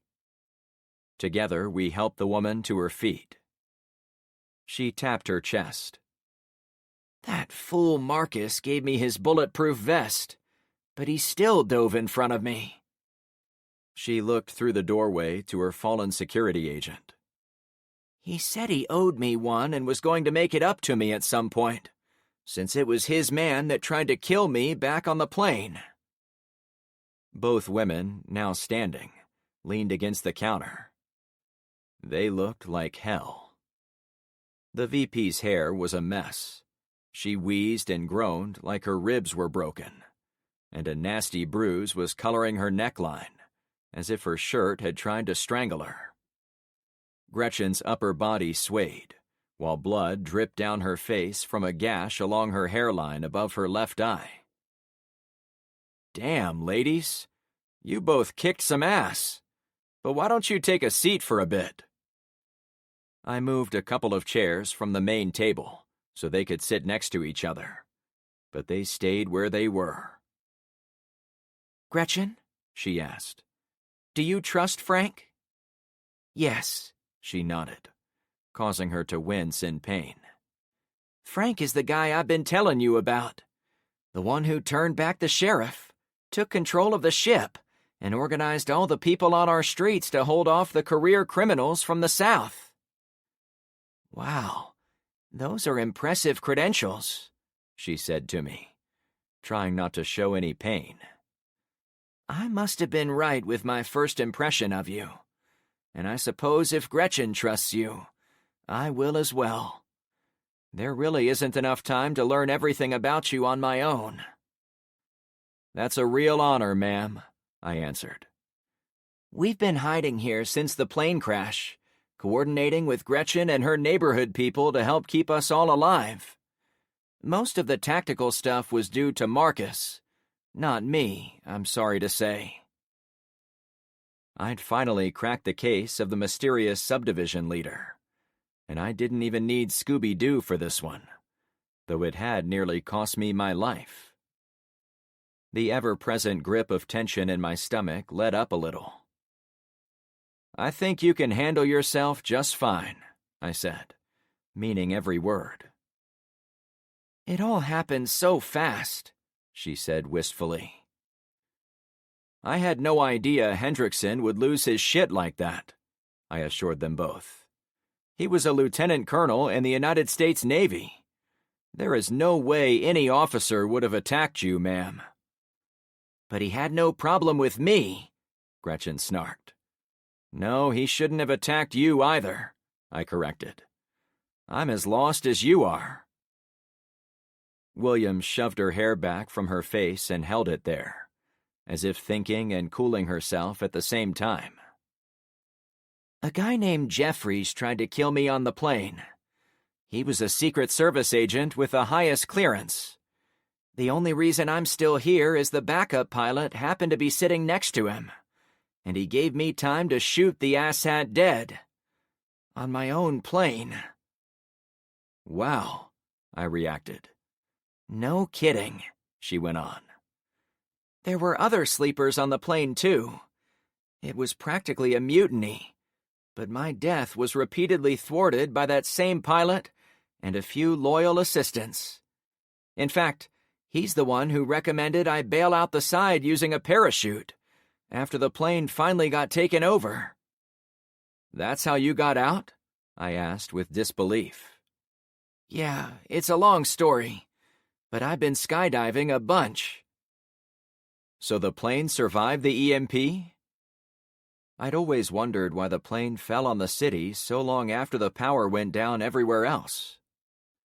We had just taken off from Fort Myers, and were out over the Gulf when the EMP struck. So maybe we were too far from it. Then we did loops out there while we tried to figure out what was going on. We heard other planes call for help on the radio, but our traders struck before we could figure out why. That's when we headed back for land. She pointed to Hendrickson's body.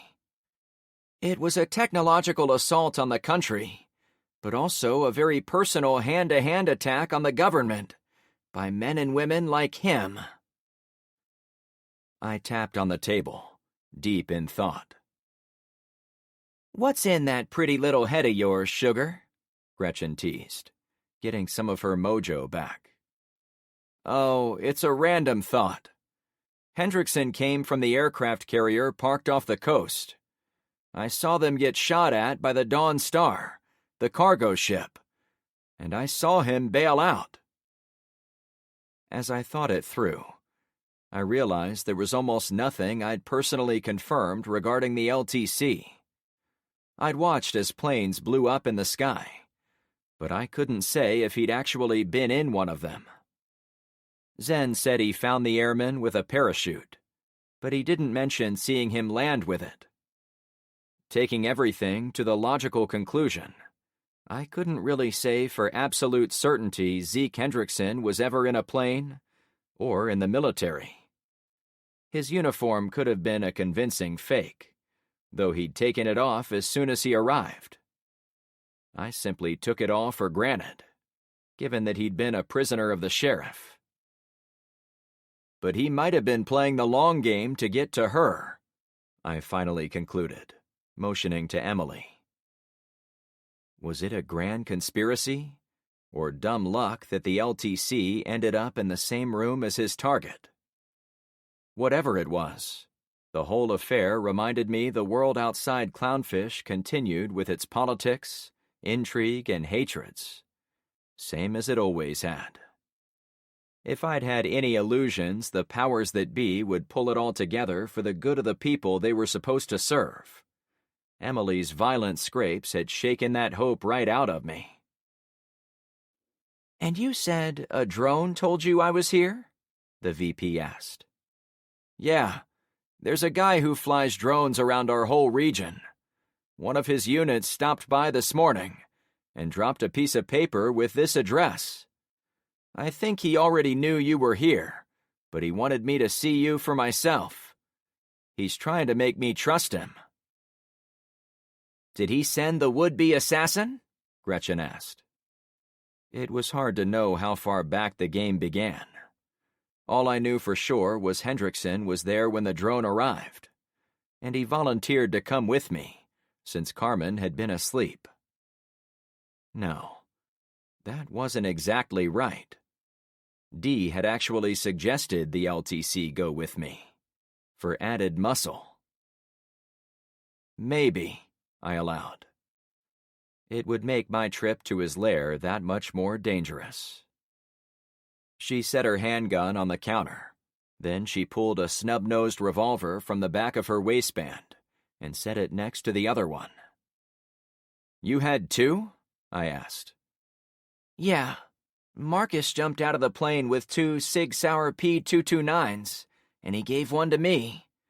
This other one is my personal .357 Ruger LCR, but it only holds 5 rounds, so I didn't pull it out first. She was a fighter, no doubt about it. I've got to use my sat phone for an immediate evacuation, Emily continued, as if the guns were no big deal. You have a sat phone that works? I asked with shock.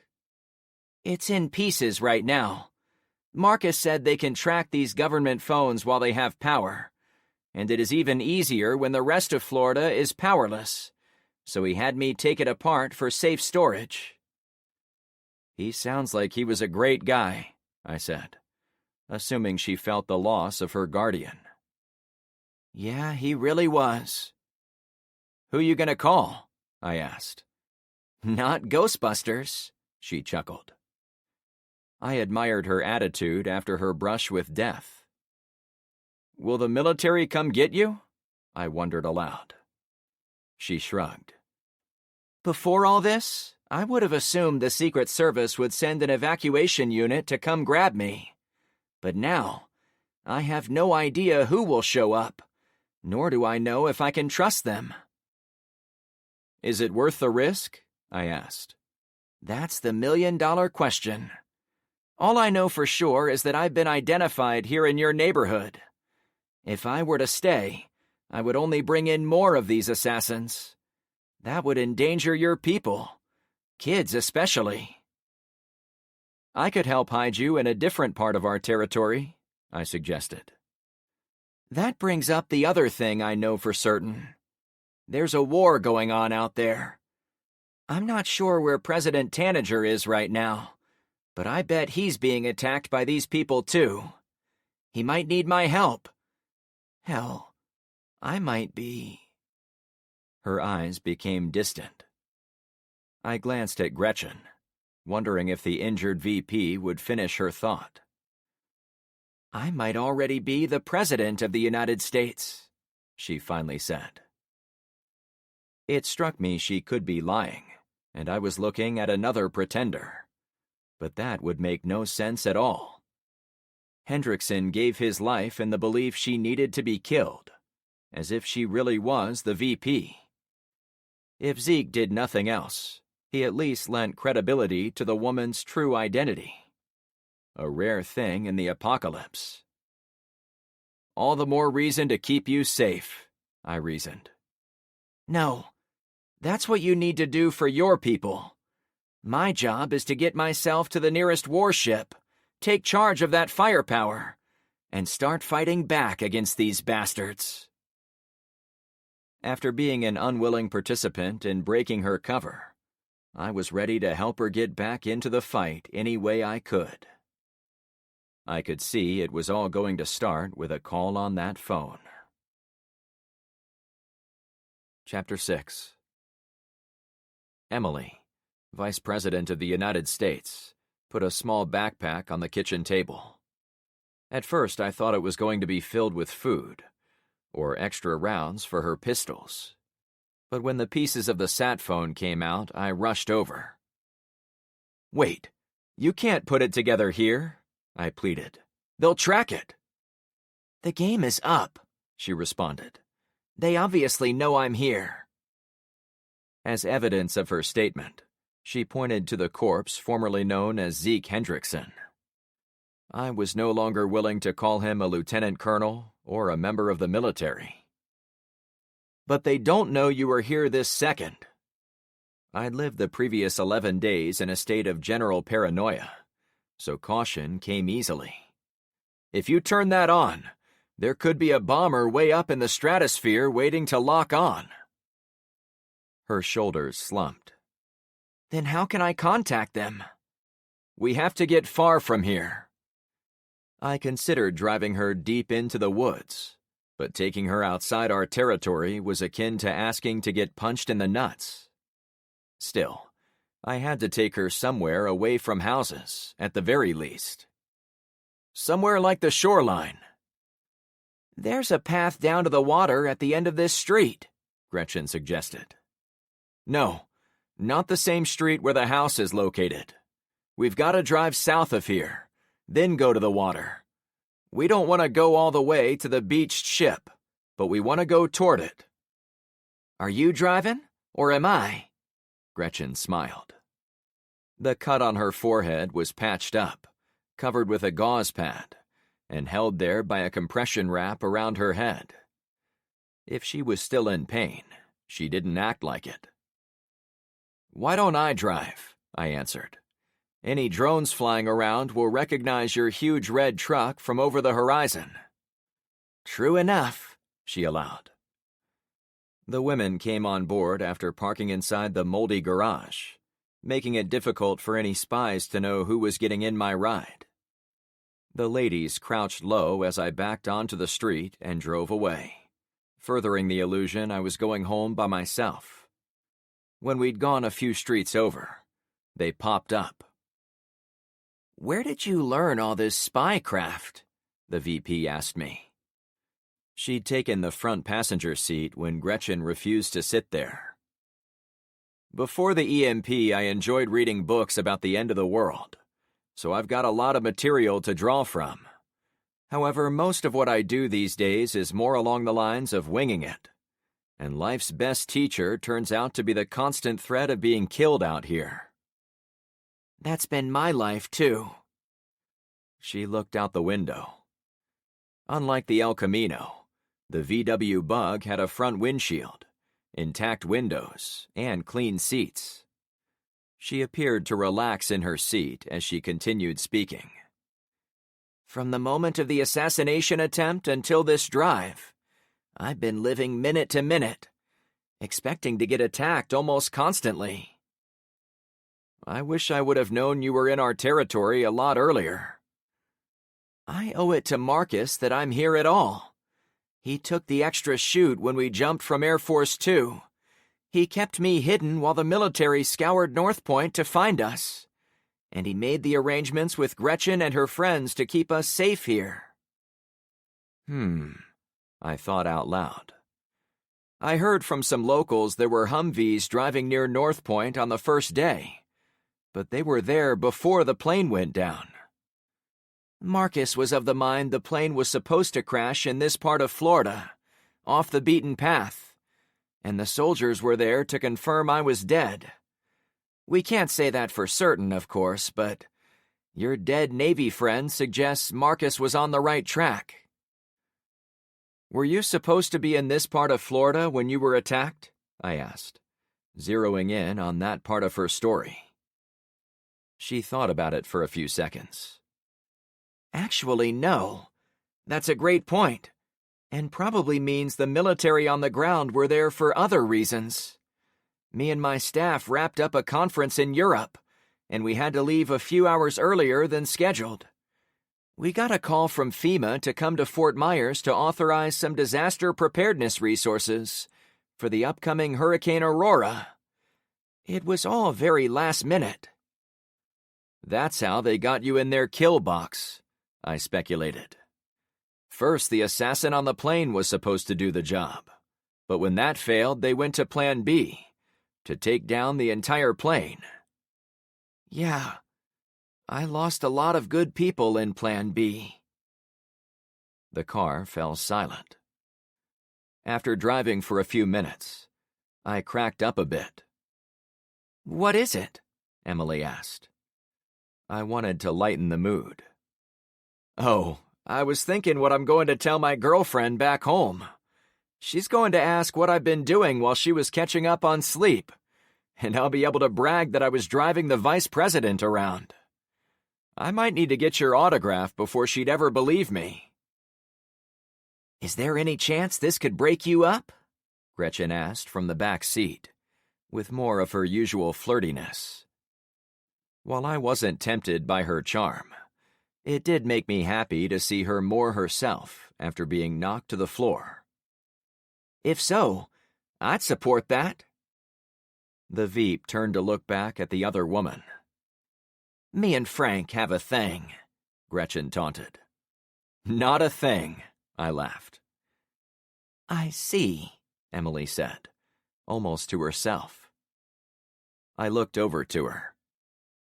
"I'm sorry I don't know more about you, but I don't follow politics. Is there a second husband, or second boyfriend, or whatever they call the spouse of the VP?" "No." She looked away. I must have stumbled into a briar patch. "Well, take it from me. It seems impossible to find relationship material with the apocalypse going on out there, but it can happen. Maybe once you find that ship, you'll...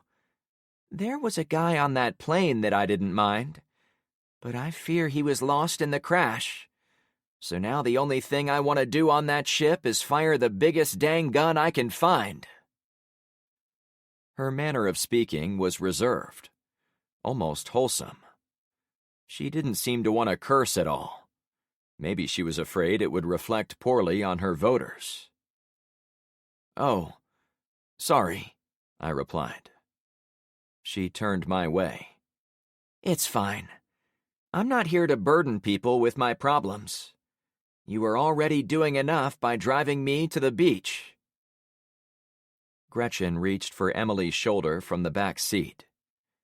"You're a person too, girl, so don't be afraid to share your feelings."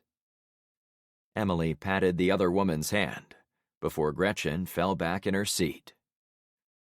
We arrived at a stretch of wooded shoreline where I thought we'd be all right. "Okay, this should be good," I said, glad for a change of venue. I probably wasn't winning high marks from Ms. Williams, after having brought Hendrickson into her world, and then reminding her a potential boyfriend was now gone. I tried not to stick my foot in my mouth whenever possible, but I was tasting raw soul at that moment. I parked in front of the woods running along the coast. It wasn't dissimilar to the layout of the coast down to the south of our territory. A line of marshy trees ran along the coastline for miles in each direction, often leaving room for a narrow strip of sand, but not always. There was no kill switch on the Baja Bug, so I took the keys with me. If someone was going to lift my ride while in my own territory, I'd have far bigger problems than a stolen car. We walked through about 50 yards of trees before we arrived at the garbage-strewn waterfront. It wasn't a beach from the tourist brochures, as it wasn't more than about 20 feet from the breaking waves to the first trees, but it wouldn't be bad if you were looking for privacy. To my relief, there were no dead bodies here. "This looks like a good place," I said. "If you put it together and call, make sure you take it apart the second you are done." Emily nodded.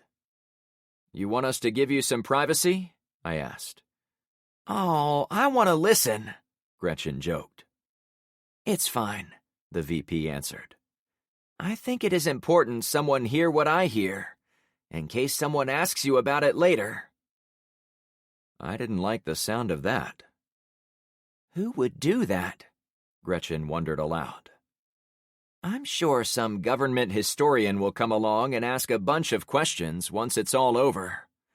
They're going to want to know why I chose to hide in the subdivision for almost 2 weeks.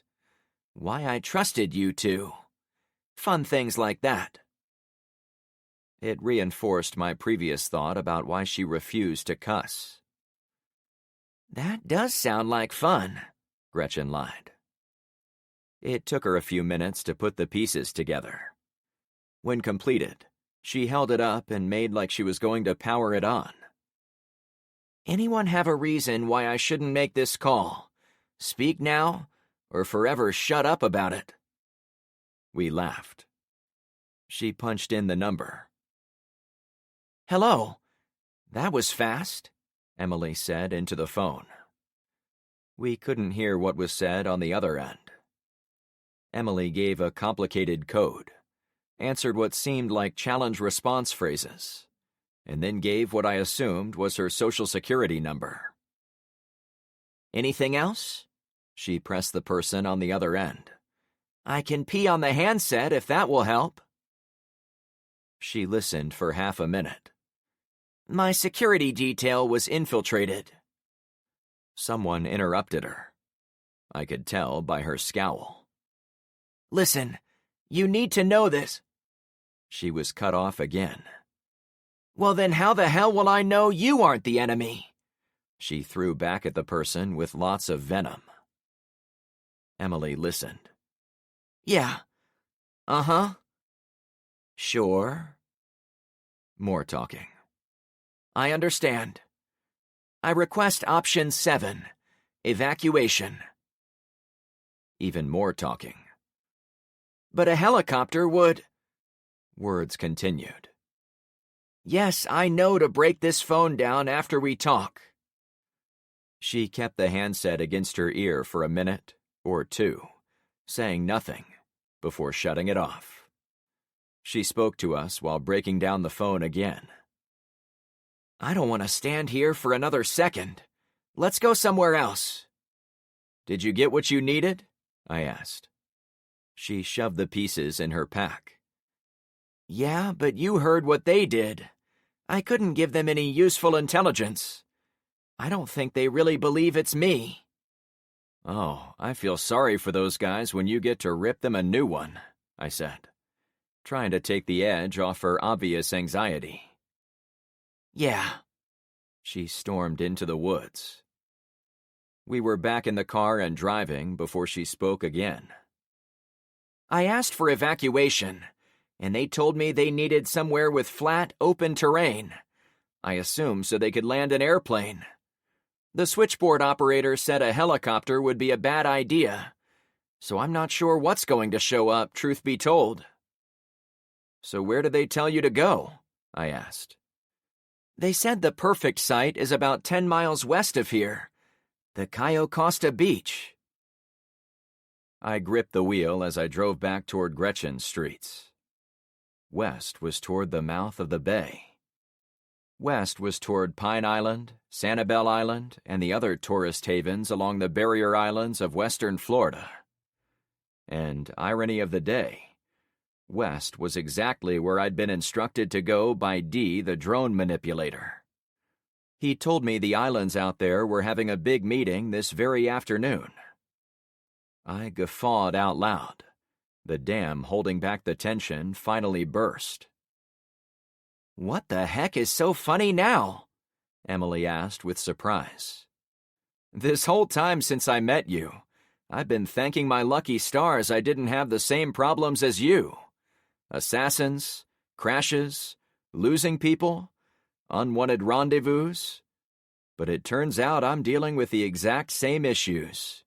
Sure, I don't have military-grade tools bringing down jetliners, but Gretchen knows about the types of assholes we're dealing with. I'm sorry, Frank. If I ever belittled you... No, that's not it at all. You've been gracious. For a politician. We all laughed a bit.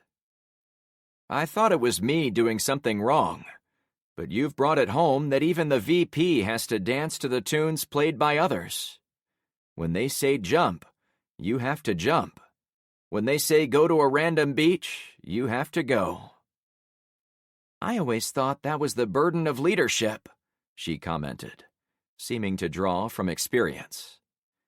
I got into politics to serve my constituents, but they have their own ideas about what constitutes service.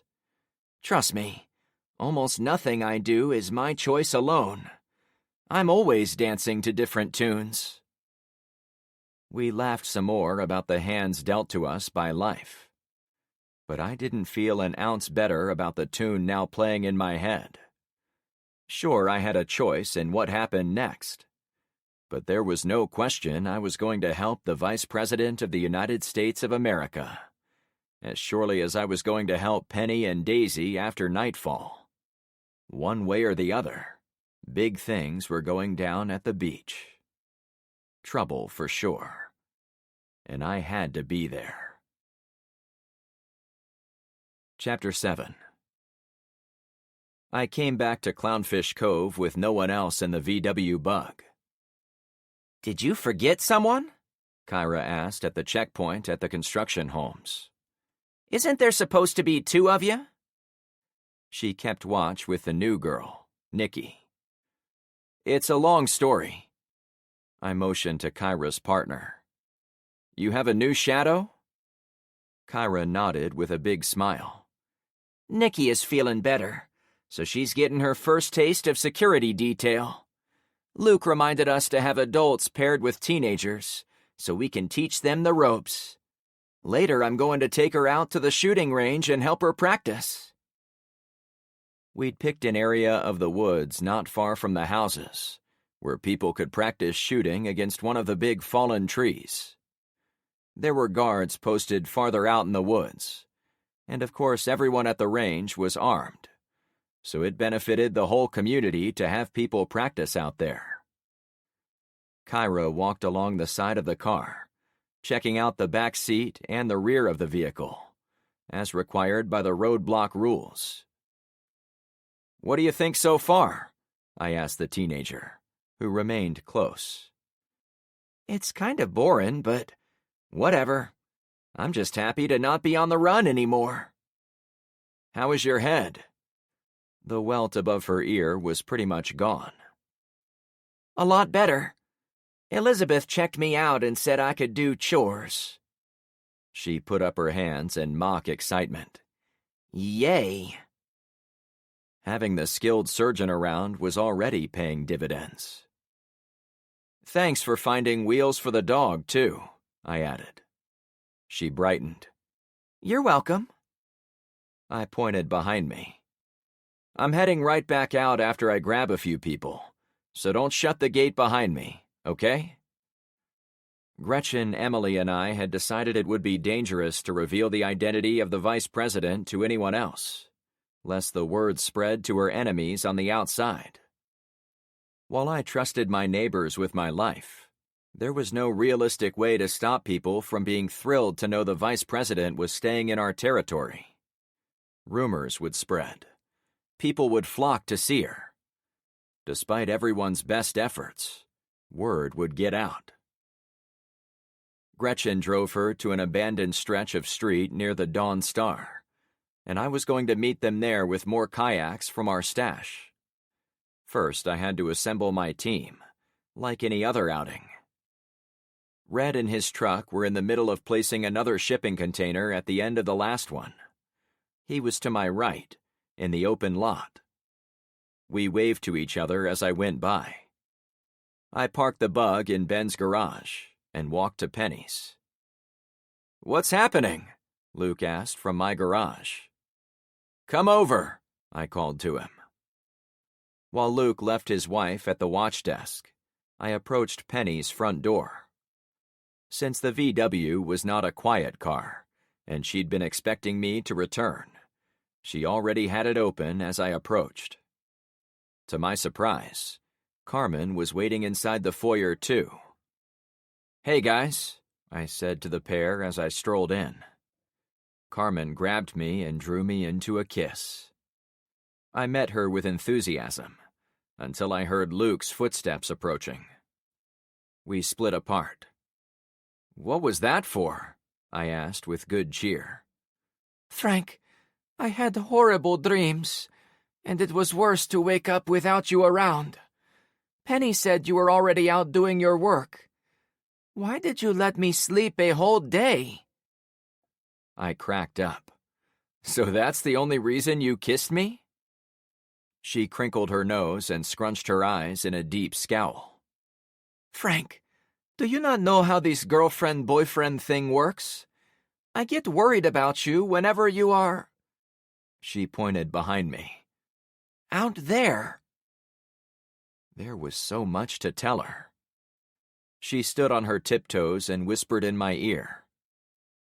"Is there time to meet at my house for some top-level one-on-one consultations?" She nibbled on my earlobe on her way down. My heart raced, begging me to accept the all-channel invitation. Penny stepped back, grounding me in the moment that others were around. Carmen's eyes were glued on me, waiting for an answer. She'd once openly admitted she was no shrinking violet. She was a woman who wasn't afraid to ask for exactly what she wanted, no matter who was around. Maybe it was a Cuban thing, and I did appreciate the trait. But... "What's going on?" Luke asked with a snicker. "Frank, you want me to kiss you too?" "No, please no," I beseeched him. The four of us broke out in laughter. It was a healthy sound that served to bulldoze the surrounding darkness away from us. A thorny problem came up while I was out there. The colonel is dead. D, the drone guy, might have been involved, but there is no way to say for sure. All I can tell you right now is I need to go back out there, since... My gut tightened as I thought of all Emily had told me. Was I putting my friends in danger by bringing them into the conspiracy? Did I really have a choice? I shut the front door after a quick scan of the sky for a drone. "Are we alone?" I asked. Penny led us into her home. Daisy is coloring in her room. She is very excited about seeing her daddy again. I wanted to ask how Penny was handling the news about her husband, but I didn't want to put her on the spot. When we were in the family room, I had them huddle around me. "Guys, this is going to sound insane, but I'm going to escort the Vice President of the United States to an evacuation airstrip out on one of the barrier islands." No one laughed. "Really?" I chuckled. "You all believe me?" Carmen crossed her arms over her chest. "I just asked you to bed, and you said no, so I knew it had to be serious." "Burn," Luke said under his breath. "Yeah, that was a giveaway, Frank. But you also came back without Hendrickson," Penny added. "What the heck happened?" I gave them the abridged version, ending with Emily's radio contact with the evacuation team, and how we plan to get to the rendezvous. "You have a knack for finding people who need help," Carmen said. "But this is the biggest of them all." "Yeah, I wish I could say it was a coincidence, but I feel like this has all been a setup. She's the real deal, and we're dealing with the highest levels of government, so we now have the biggest bullseye in the whole country, right here in our community." "We're going to help get rid of her," Luke said without emotion. Politely. "Yeah, I guess that's about the gist of it, so she can get back into the war, or whatever she's going to do." "How are you getting her there?" Penny asked. "We're going to take 3 boats. Gretchen and the VP will be in a kayak together. Carmen, you and I will go in the second boat. I was thinking of having LeVar and maybe Dante go in the third." "No, LeVar is down for the day," Luke explained. "Once you and Carmen, reached the breaking point, others on the street felt better about their own mental status. Kyra is working while LeVar catches up on sleep today." "Then who's available?" I wondered aloud. "I need 2 men to balance out the 3 women." He thought about it for a few seconds. "I know Sonny is around. I saw him visiting Kimber earlier. I also think the new guy, Jammer, is ready to contribute. We had him walk the perimeter to get a handle on our layout, but he seems like he wants to do more." "Carmen, do you have any problems if those 2 guys come with us?" She'd been sleeping almost the whole time since Jammer had come in, so I didn't expect her to have much to say about him, but I wanted her to vote. "As long as they can shoot, I'm fine." "Then we have our away crew," I answered. "Okay, I'll head over to my house and get my stuff," Carmen said, already heading for the door. "Frank, do you want to help me collect my gear?" I headed for her, then realized what she was doing. Glancing back, Penny and Luke were both snickering silently. As I said, Carmen was a woman who got what she wanted. Luke headed off to find the 2 men. Carmen and I went together next door. She almost seemed to float on the air as we headed up her walkway to her front entryway. And I admit I was stepping on clouds as well. But we both fell to earth when we discovered people crowded inside her house. "What's all this?" she asked with some frustration. "A walking tour," Rainey announced. "While some of our fellow teens are sleeping, Lena and I decided to break in the new people by showing them each house, where the Triton boxes are located, and how to defend them in case anyone gets over the shipping containers they're putting up." There was now a wall of faded blue out the back window, rather than a view of the woods. Red's project to surround this end of the street with the huge cargo containers had enhanced our security in a big way. However, it was right to assume people would breach the walls, and we needed to be ready to fight for each house. While all that was true, their timing was simply the worst. Still, I had a job to do. "This is a great idea, kids," I said, forcing myself to be upbeat in front of Rainey and Lena, who were only trying to help. "Listen to these two girls. They've seen some stuff." Carmen remained silent. She went inside, changed, got her stuff, then came back to the front door. She wore the pistol in her holster, a shotgun on her back, and a pack I assumed was filled with food, water, and ammo, as per our normal loadout. As she came closer, I realized that not only did I smell better than before I went to sleep, she was also cleaner than our previous meeting. "Did you by chance give me a bath while I was passed out?" I whispered. Her playful smile immediately came back. "Let's save that conversation for when we have some privacy, okay?" I knew personal space was already a big issue, but outright privacy would soon be almost impossible to find. More and more teenagers had come to our street, forcing us to spread them around the houses. We also had adult visitors living with us, like Darla, Agnes, Jammer, Kimber, and Geraldine, making it difficult to find any house that wasn't stuffed with residents. Even my house had the traffic of an international airport because the watch desk was there. We walked across her lawn toward my place, but I stopped her again. "What's the plan?" she asked in a conspiratorial whisper. "Should we each go inside separately, or at the same time?" She winked at me. "No, that's not it," I said, wishing things weren't always life or death.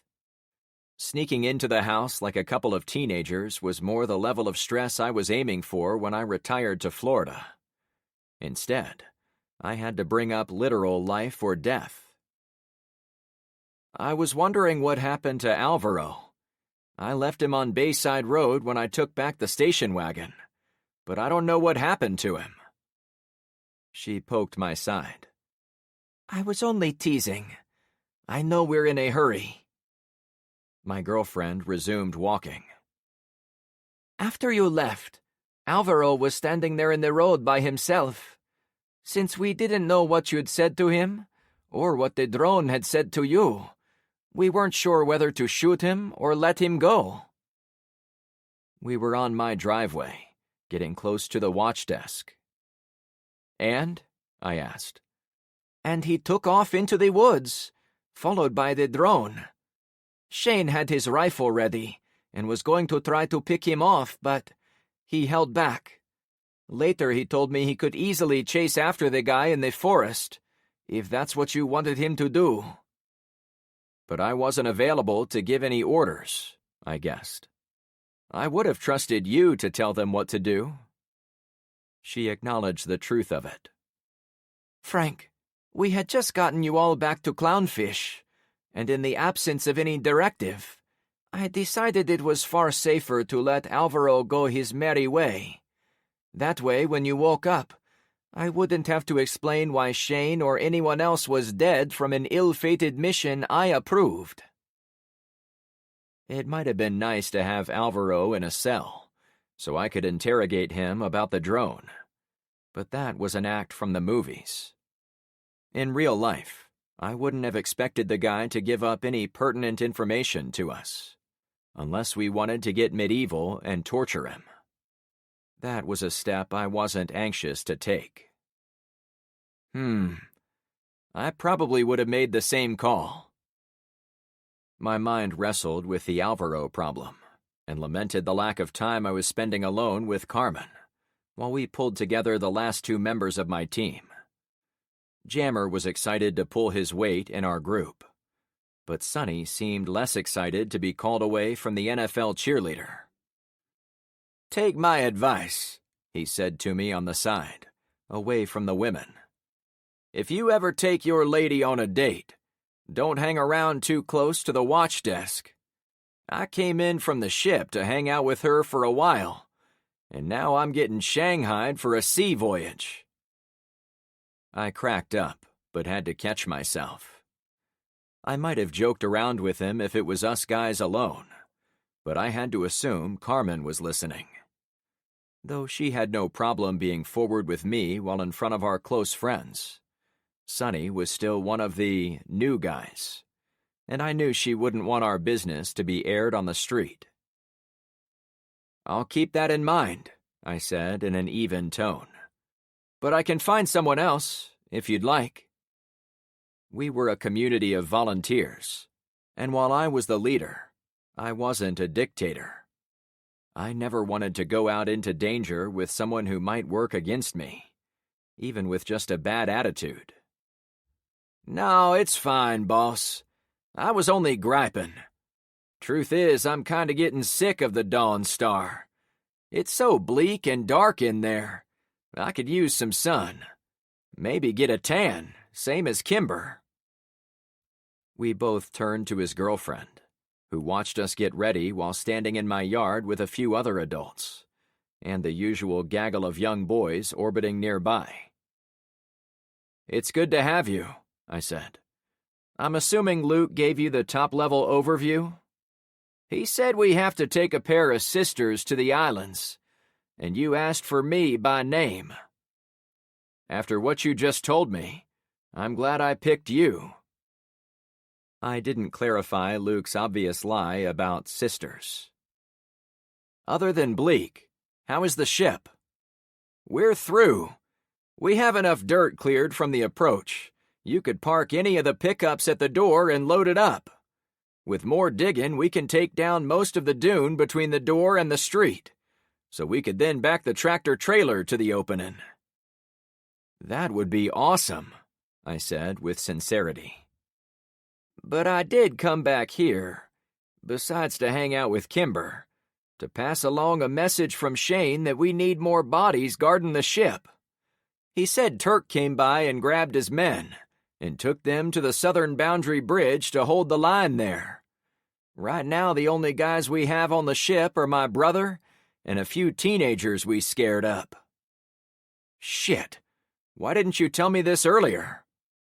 We walked up to the desk. "I did," Sonny pleaded. "Melanie, I need you and Luke to scrounge for people to send to the ship." She held up a palm. "We already did, Frank." "But he said—" I tried to motion to Sonny. "He's the one who told us earlier. As soon as he did, we sent 20 men and women down there from the 3 streets. We told them to pick up anyone they could from Zen's side. Unless something happened to them on the way, we should have 20 or 30 armed people guarding the ship right now." My belt of tension unhitched one notch. "That's what I was saying," Sonny continued. "I did come here to the main desk, first thing, before going to see Kimber. Duty before booty. That's what Shane says." I exhaled. "Sorry. I guess I made an assumption." It was an easy assumption to make, too. Kimber was a beautiful distraction to a young man like Sonny, same as Carmen was a big distraction to a slightly older guy such as myself. I knew the mission. I knew the stakes.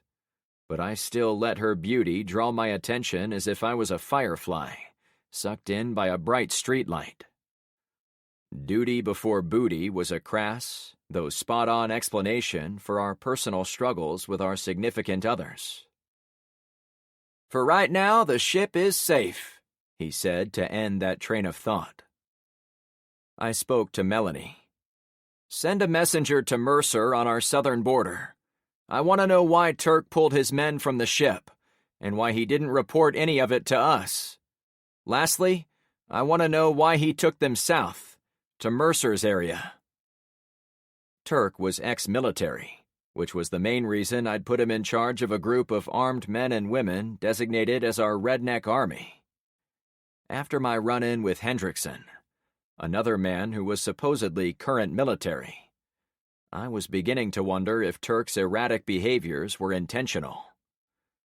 His training group had been out of position for the sheriff's attack.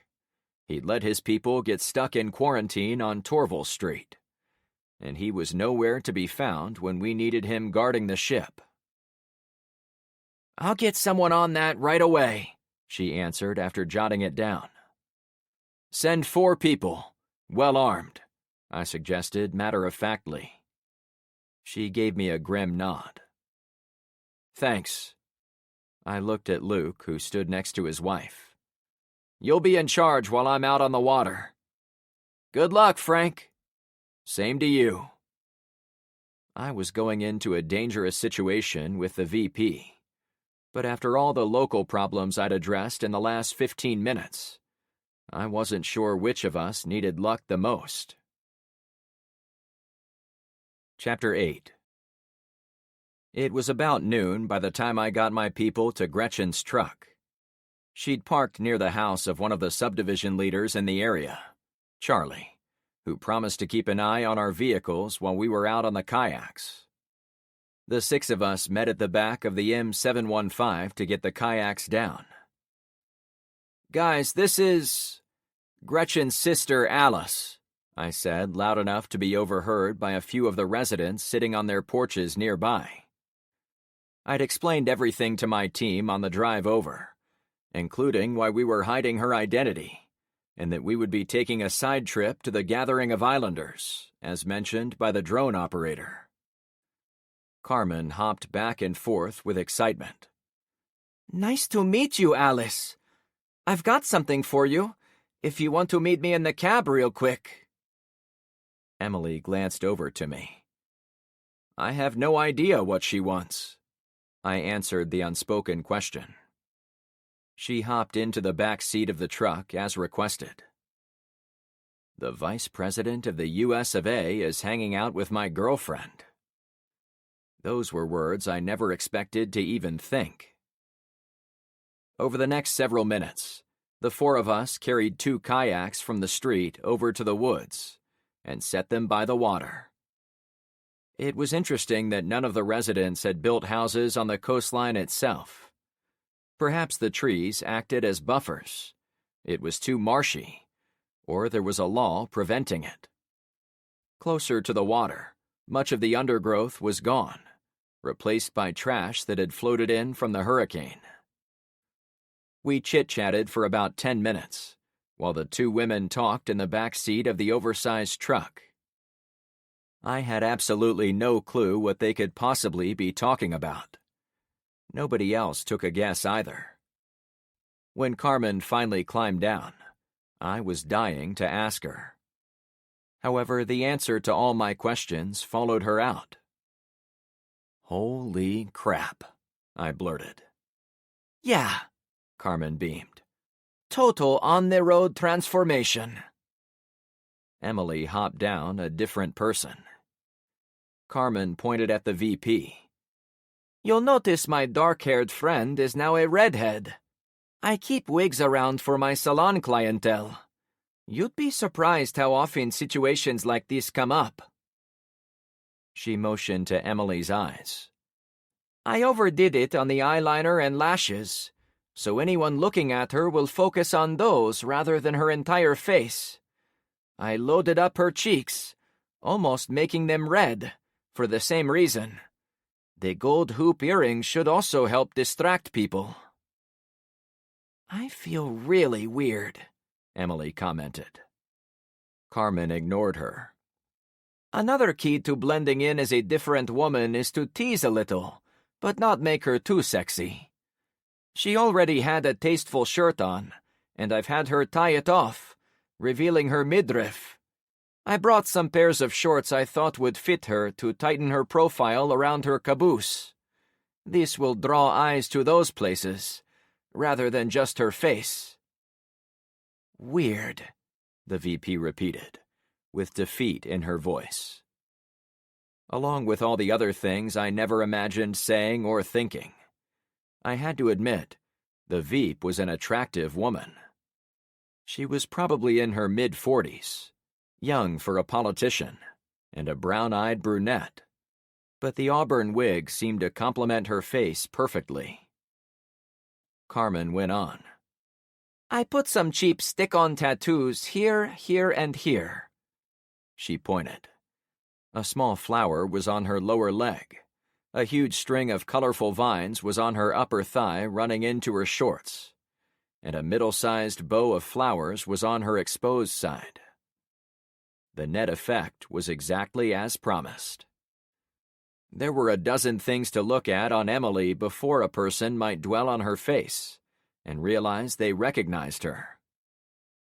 "It's a good thing you do this stuff professionally," I said to Carmen. "Yeah, I wasn't even thinking this far in advance," Emily admitted. "I could have emerged from our hiding spot a lot sooner if you'd been around." "Well, Frank told me about all that, so I figured this would be helpful to you if we're going to visit other people today." I walked to the rear of the truck again and slid the last kayak out the back. I intended to carry it myself with one of the guys, but Carmen and Emily moved to grab it from me. They chatted with each other the entire time, as if they'd been friends for years. Once they were sure we were all going, they carried the kayak toward the woods. I was far past thinking women needed extra help during the apocalypse, but it did take me by surprise a high-level politician would dive in and get her hands dirty. She even seemed to have a bit of muscle, despite being thin as a rail. Gretchen bumped her hip against mine as I watched the kayak get carried away. "Hey, sugar. You jealous your girl is going off with the next president of the United States?" I smiled. "It's been a weird day already. I never expected to roll up on your doorstep and find this woman." "That's why I tried so hard to keep her a secret," she comforted, as if we'd both been responsible for letting Pandora out of her box. "I knew it would bring me nothing but problems." "You didn't have to come," I replied. "No, I did. I'm the one responsible for getting her found." "I'm sorry about that. It was never my intention." "It wasn't you," she interrupted. "The security breach happened when the drone operator discovered my sister. I should have found a way to hide her even against drones flying around." I didn't think that was a realistic ask, but I could relate to her point of view. Anything bad that happened on Clownfish Cove automatically became my fault. It was another side effect of being the boss. When we got to the far side of the woods, we dragged all 3 boats into the water. "Is that the Dawn Star?" Emily asked. The giant ship was facing away from us, but the stern portion was about a quarter of a mile to our south. "Yeah, we've got people there, but I didn't want you to get identified, so I had us launch from up here. It would actually be closer to the islands to take off from a point south of the ship, but there are bodies in the water down there." "Ew," she answered. "I'm happy to be up here then." It took us several more minutes to get in the boats, get our gear stowed, and work out the best way to paddle as a pair. Carmen sat in front of me, but we'd already had some time in the saddle together, so it went quick. Jammer and Sonny took a few minutes to establish their rhythm. Gretchen sat behind Emily, and both women seemed to catch on fast. "Follow us," I said after everyone seemed ready. The rear paddler was most in control of the boat, and I put my paddle in the water until we rotated almost due west, toward the islands at the exit of the bay. The other 2 boats caught up to me, and we paddled forward in a formation roughly 3 across. It was a hot, muggy day, so the sweat started right away. "So, Carmen," Emily said as she came up alongside our right side. "you said you've been married before. How long ago did you divorce?" "About a year ago. He couldn't keep it in his pants. End of story." "What did he do for a living?" "Lawyer." "Kids?" she asked, as if sitting down for a pleasant interview. "No. We discussed kids toward the end, but it was one of the many things we would have been better off talking about before we got married, rather than after. He said he wanted to focus on his firm, while I'd been ready to start a family since the moment I'd said I do." We all paddled for a few moments. I couldn't ignore all the garbage and debris still floating in the water. I would have expected it to wash ashore by now, but apparently there was so much it kept bouncing around the bay. Carmen continued. "Anyway, one day he yelled at me for bringing home a cat statue. That escalated into him saying that not only did he not want kids, but he'd been screwing his secretary on those late nights at the office. I mean, do you know how cliché that is? How did I not see that?" I was amazed to hear Carmen spill out her heart to a stranger. But at one point, she turned to me and smiled, seemingly reminding me that her statements were meant for me to hear, too. "We can all be blind in our own bubbles," Emily consoled. "Trust me, as someone who lives in the biggest bubble in the universe, Washington, D.C., I get it." 6 months ago, Carmen said while rowing, I moved into a new house, courtesy of my ex-husband, and I spent my time getting my head on straight. I really had no idea of what I was looking for in a man, until I met Frank. "Aw, that's sweet," Emily playfully taunted in that way women do. We hadn't been gone long, but soon it seemed as if we'd traveled about a third of the way to the first island. I knew it was the destination when other kayaks and rowboats seemed to be making their way to the same spot. Carmen had ripped off her light shirt and wrapped it around her waist, revealing a tourist-grade American flag bikini top underneath.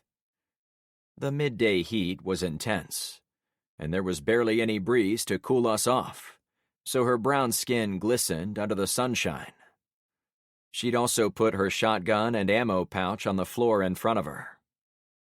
Gretchen stayed in her tank top and had managed to get her cowboy hat over her injury. Her M1 Garand had been stashed on the rear deck of her boat, along with her pack. Sonny had his shirt off. Jammer's postal uniform shirt was unbuttoned. In my head, I argued with myself about whether it was appropriate to take off my own saturated shirt, but my attention was soon drawn to a vessel moving on the other side of the bay. "You guys seeing that?" I asked, pointing to the northwest with my paddle. A large boat was steaming under its own power, about 3 miles across the water.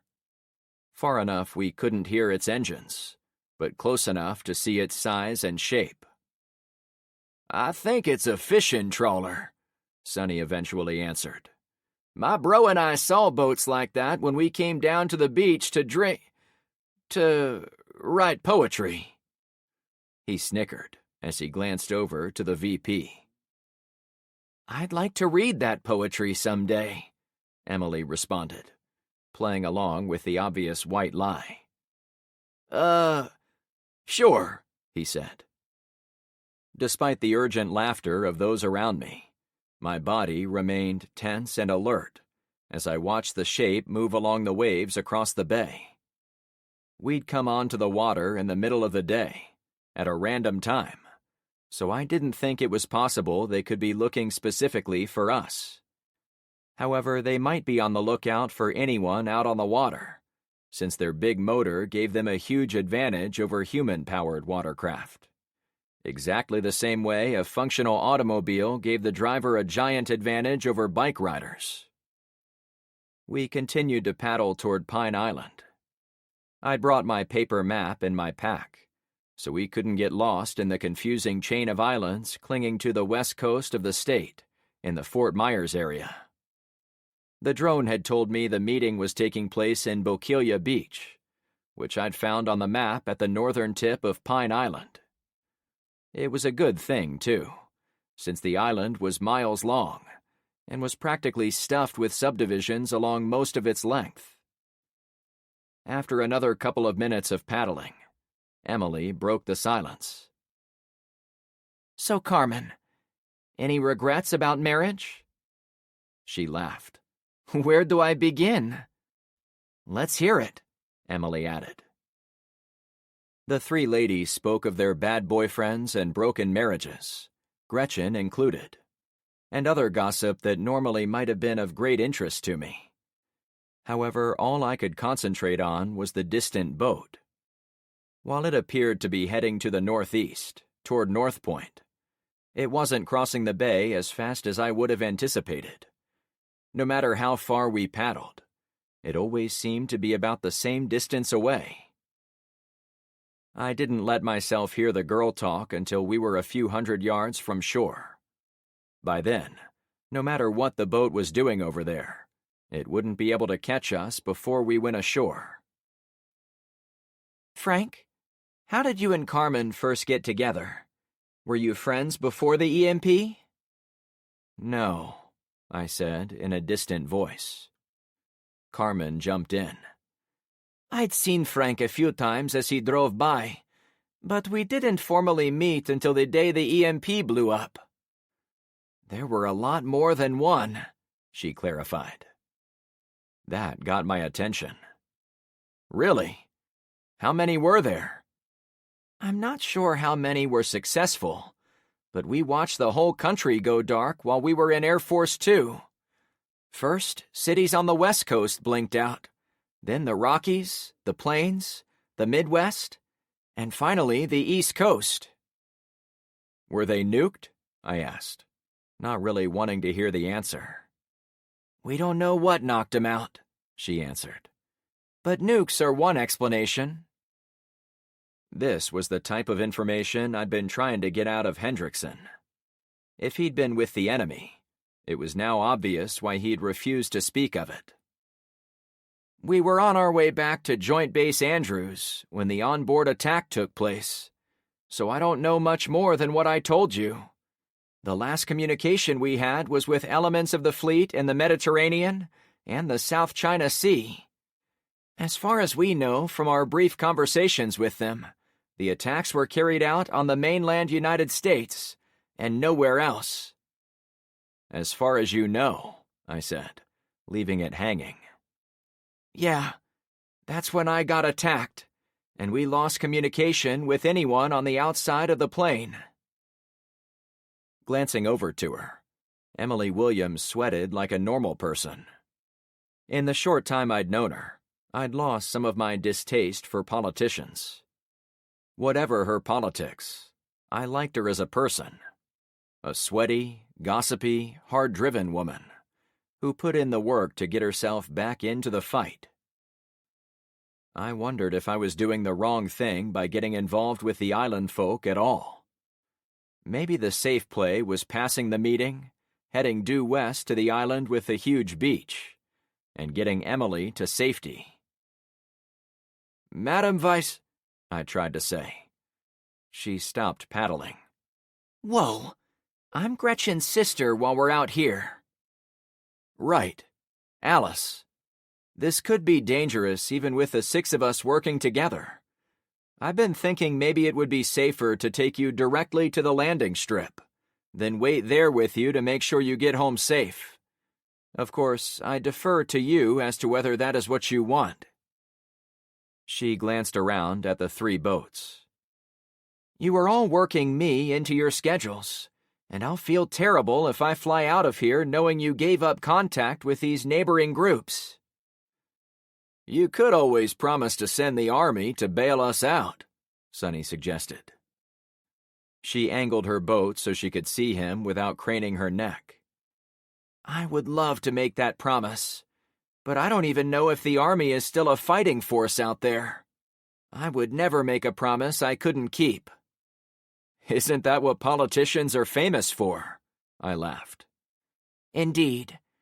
But that is politics. This is your lives. I would never lie about your lives. The only thing I know for sure is all those boats are going to a big meeting that you need to be a part of. I'll lay low as Gretchen's sister, but it might help if I could listen in and tell you what I think of the main actors. I never thought of that, but you're right. Having the second most powerful politician in the country with us can't hurt. You just have to remember to be quiet, Carmen suggested. The vice president had barely stopped talking for the entire boat ride. I got the sense she'd been locked up in that house with her Secret Service guy and had run out of things to talk about. Now she was catching up. Boats made landfall on the shade-lined beach 100 yards ahead. There was obviously a big meeting taking place. We'll be fine, as long as none of the spies recognize me, Emily said, strafing my plans to hell. Glancing back, Emily buttoned her shirt, cinched the wig on her scalp, then put on a huge rosy pair of sunglasses. They were models I remembered Carmen wearing, so it must have been part of the disguise. Behind us, about 3 miles over the bay, the giant shape of the Dawn Star cluttered the horizon. Behind it, everyone I cared about was going about their daily chores, prepping for the next attack, the next food shortage, the next storm. It was up to us to make sure we didn't create new threats for them by going to this meeting. With luck, we'd make a few friends. Ahead, the shore got closer. "Good luck, everyone," I said. Chapter 9. "We're like a Star Trek shore party," I commented, as we pulled the kayaks onto the beach. The sun hammered us from above, and the light sand reflected the heat, giving us double the pain. Fortunately, the beach was a thin ribbon along the house-strewn beachfront, with a sandy area barely longer than the kayaks. Still, it was well kept and free of hurricane trash, like a tourist beach that had been cleaned up for visitors in the old days. "But we are literally going to the shore." "Is that another Tyler saying?" Carmen jibed as she helped with our boat. "Maybe. I think he likes Star Trek, but I don't even remember anymore." I'd seen a few episodes of the science fiction show, mostly the original series, so I was at least familiar with the saying. As for Tyler's role in putting the thought in my head, the days had run together lately, much like a dozen colors of popsicles that melted inside an unpowered freezer. I wasn't sure who'd said what and when with any degree of accuracy. "Have any of you been here before?" Emily asked, keeping her head down to protect her identity. Up the way, several pearl-white sailboats were anchored a few hundred feet out. Small rubber boats paddled in from the larger ones. There were a few other kayaks and rowboats on the sand nearby, but a far greater number of them were about 100 yards down the beach. There were houses along the shore, but we'd landed in a long open area, a bit park-like, as if the little tourist haven wanted to leave some of the waterfront natural. We pulled the boats next to a clump of palm trees at the edge of the grass. "I've never been here," I finally replied. Sonny said, "Me and my brother drove up and down this island, I think, but that was when we were looking for houses. I don't remember a thing about this place." "This is paradise," Emily added, taking a deep drag of the salty air. "Why didn't you move here?" "It's a long story, but basically places like this don't have enough people to blend in. We won the lottery and wanted to be surrounded by well-off neighbors so we didn't stand out. Plus, we didn't think we'd have anywhere to shoot on this island without law enforcement getting up in our grill." He paused. "Not that we did anything illegal," he added, no doubt worried the head of the United States government could put them both away for a long time if she wanted. "I heard nothing," Emily replied, pretending to cover her ears. I took a quick look around to see where we needed to go. To our left, it was mostly trees. A gravel road went in that direction, possibly to a place that was once a trailer park, but it looked as if the trailers had been knocked around by the storm. Closer to us, there were a few large white houses on stilts, almost like small hotels or condos, with big porches, lots of windows, and parking underneath. The hurricane surge had scoured that lower level, leaving a few wrecked cars and not much else. The meeting was happening to our right, in an area that looked like an open-air marketplace. I turned to my people. "Emily, you'll stay here, okay? Since we can't risk anyone seeing you."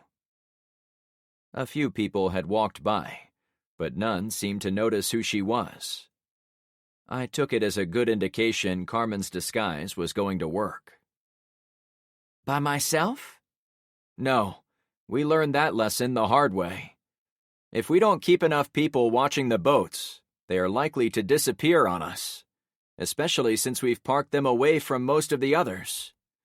Today we'll be ready for thieves, but we can't risk losing any boats, since you have an appointment later." "I can stay with her," Gretchen added. "That's good. I was thinking we'd go with 3 and 3. We need one more to go with me and Carmen." I looked to Jammer and Sonny. Both were solid, and either would be capable of watching the VP. But I was actually less concerned about the two men, as I knew Gretchen was also a badass woman capable of protecting her. "I'll stay," Jammer answered. "I'm not too worried about it, but look at all these people arriving. If there is someone from T-Bone's group here, I might get identified.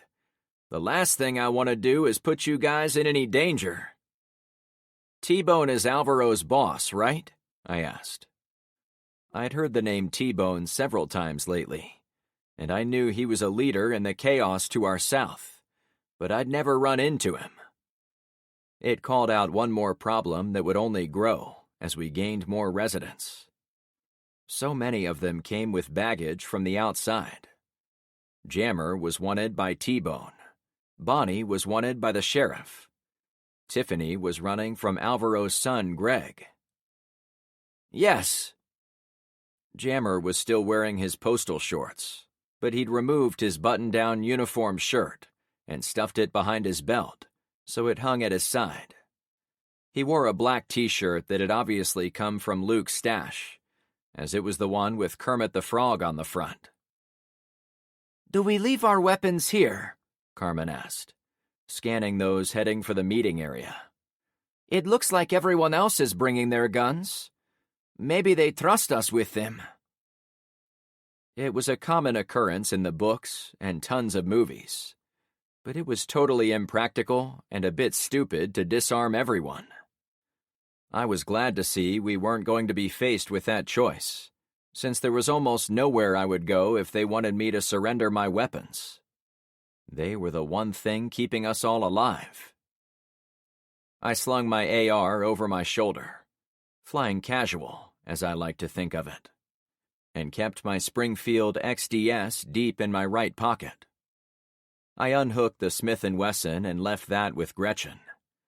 She made no secret about being happy to take the big gun. "I'll want that back," I reminded her. "Don't you worry, sugar. I'll take good care of her." She immediately wrapped the belt around her waist, so the giant firearm hung to her side. "Thanks," I said, walking away. I'd left the big gun with her as a hedge. If anyone thought about messing with Emily, I wanted Gretchen to have a gleaming piece of deterrence on her person. At the same time, I didn't take it with us into the meetup, as it would invite looks. Given the crowd size, there might be scumbags looking to steal weapons, too. The juicy .50 caliber Elephant Hunter pistol might be tough for them to resist. Once we got underway, there was about 50 yards of a pleasant walk. We were wary on the way, but Carmen locked her arm in mine, and we strolled together under the tall palms as we headed for the gathering farther up the beachfront. "Sonny, your job is to look behind us. Make sure we aren't jumped." "Roger," he replied. "The drone pilot warned us this meeting was going to happen, and there is clearly something going on here, so that settles my gut a little that this isn't a clever trap for us. However, there are a ton of people here, and we're all going to be tired and hungry, so that leaves a lot of room for shenanigans. I guess what I'm saying is, stay focused." We walked into a narrow, grassy park with an unmarked blacktop lane running along the edge to our left. It provided a place for tourists staying in the condos to cross the small road and hang out in the shade before jumping in the ocean. Ahead, the park ended where the road went between two rows of shacks. On the left, there were more houses and condos. On the right, there was a long row of small buildings that backed up to the beach, with big racks that once held a ton of kayaks and paddleboards, but now only held a few of each. "Looks like this was a big place to rent kayaks," I suggested. "We've probably got a few of theirs," Carmen whispered. "They probably blew inland in the storm. Don't you think?" That made a lot of sense. Most of our boats had come from the sheriff's assault, but a lot of them were stamped with phone numbers and company names, as if they'd been rentals. It would not surprise me if some of them came from this island. "Yeah, but let's not mention that when we get there. I'd hate to have to swim home." She chuckled. When we got closer, a few details of Bokelia Beach became evident. It had obviously been a tourist hub for boat rentals, and the buildings were still being used for the same purpose. Those establishments each had a small gravel lot in front of them, with dead cars and trucks still parked here and there. However, a good number of islanders sat in front of folding tables full of junk at the edge of the lot nearest the road, as if a great flea market had been set up for the visitors. The first guy we passed had a table with about 6 milk crates filled to the brims with old smartphones. Another box was stuffed with charging blocks and the cables to go with them. "I've got brand new iPhones," he announced as we walked by.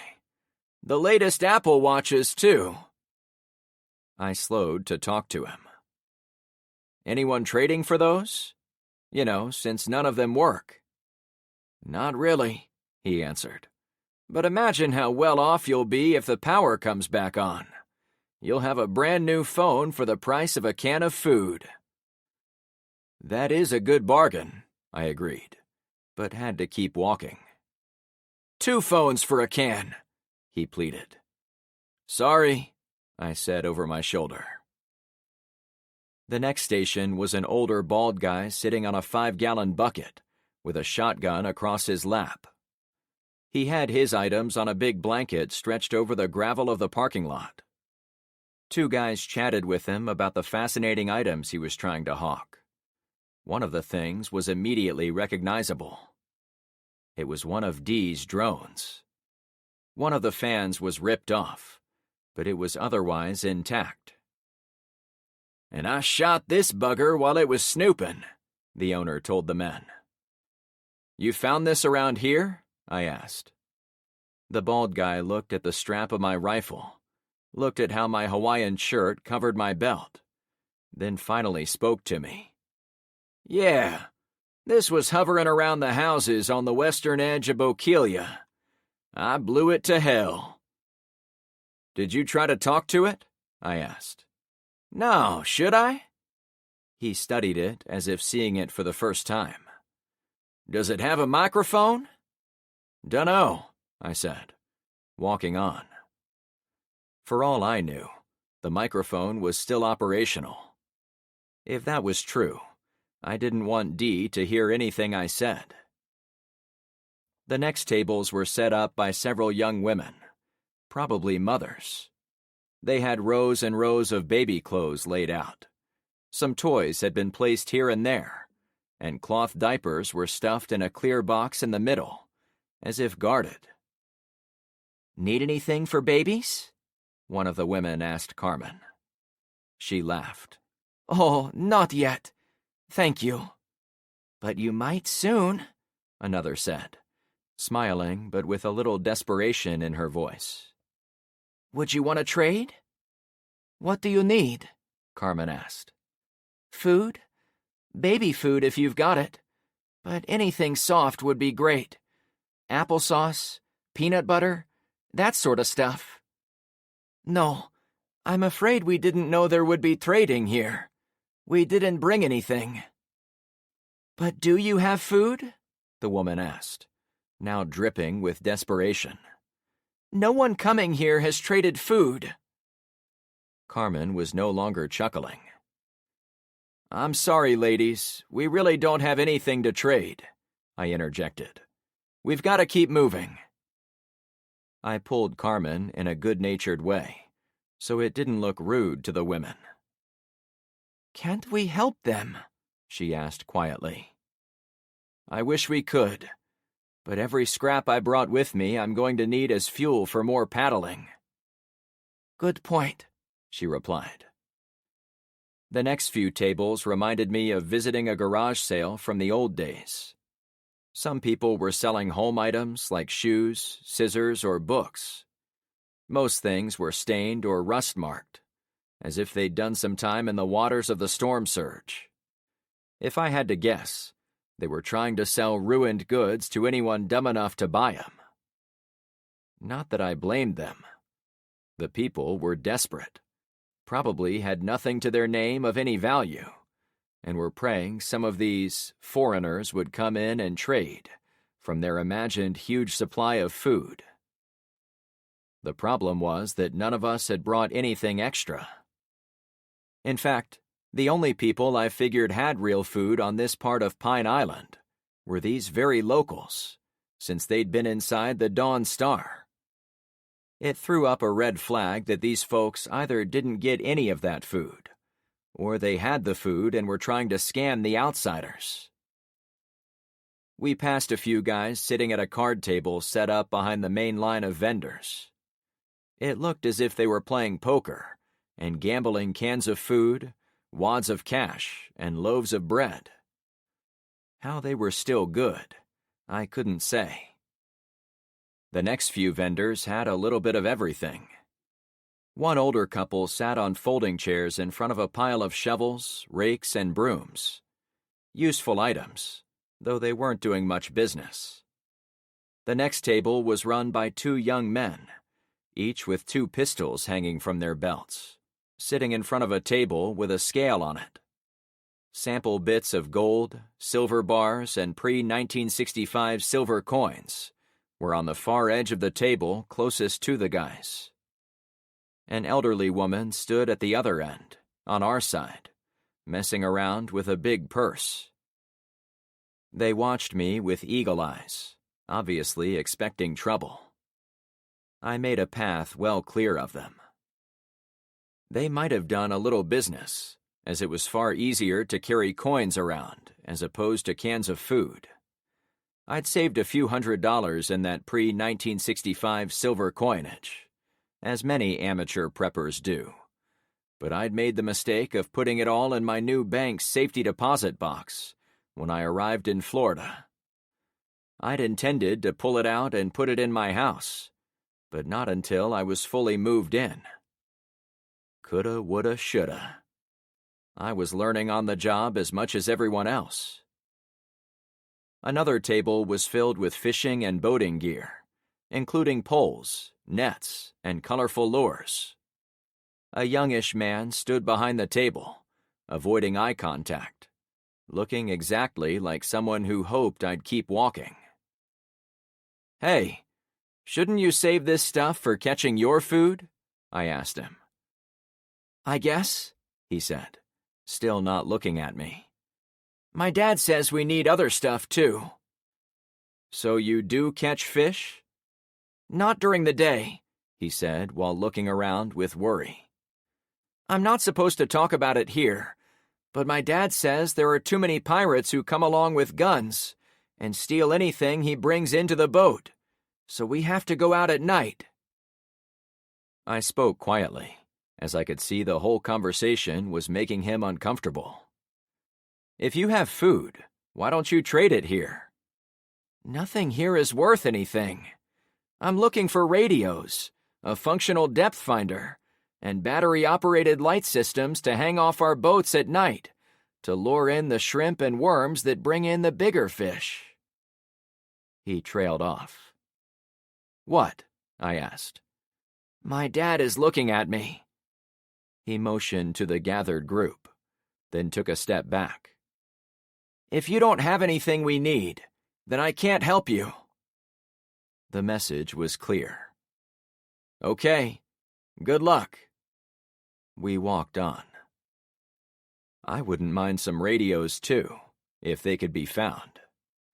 We'd gone into the boats without one of the handheld radios we had on Clownfish, since the distance was going to be too far to use them. Perhaps there were bigger models that had better reception. I didn't count on it, now that the world had fallen apart and everyone wanted them. The next spot was one man sitting on the hood of a purple Ford Pinto, with a hand-printed "for sale" sign on the windshield. The paint was faded, the interior was caked with dust, and the tires looked dry-rotted. Unlike the stressed-out kid, this guy didn't seem to have a care in the world. "That thing run?" I asked. He smiled. "As good as the day she came off the factory line." "So no," I joked. He laughed, taking my Ford ribbing in stride. "She only needs a little TLC." "I hope you find a sale." "I will," he said with odd confidence. We kept walking. The next area was run by a group of 4 or 5 teenagers. They had obviously raided the closest school, as they'd brought 3 desks, a few lockers that seemed to have been ripped from the wall, several computer monitors, and a pile of textbooks. However, on the gravel behind the desks, they had about 20 huge rolls of industrial-grade toilet paper. "Wow, you kids really scored." I nodded to the teepee. "What's your price on those?" "A pistol for a roll," a boy replied, sticking out his chest to show he meant business. "You'll never get that," I said politely. "We know what we have," the boy snarked. "We did get that," a girl answered, casting a frown at the boy. "But the pistol has something in the barrel we discovered too late." She pointed to a semi-auto laying on the ground close to the toilet paper. "What's wrong with it?" Sonny asked. "We have no idea," she said with a shrug. "But it cost us one of our rolls." "Can I look at it?" Sonny went on. "What school did you get all this stuff from?" I asked, while the girl gave the gun to him. "The elementary school? It's a few miles south of here, near the bridge to the mainland." "Miles? How big is this island?" I wondered aloud. The kid looked at his buddy. "Hey, how big is Pine Island?" His friend pursed his lips. "I think my dad said it is 15 miles long." I remembered the shape of Pine Island was long and thin, so that added up. "You kids armed besides that?" I motioned towards Sonny as he worked on the pistol. "Just these." The main teen boy picked up a baseball bat sitting against one of the desks. He called attention to the hockey sticks in the same spot. "I see," The meeting is starting, Carmen pointed out. Not far ahead, a man had climbed into the bed of a modern brown Dodge pickup and was gathering the attendees around him. "We've got to go," I said, turning to Sonny. He folded up his pocket knife. "This is a Remington RP9.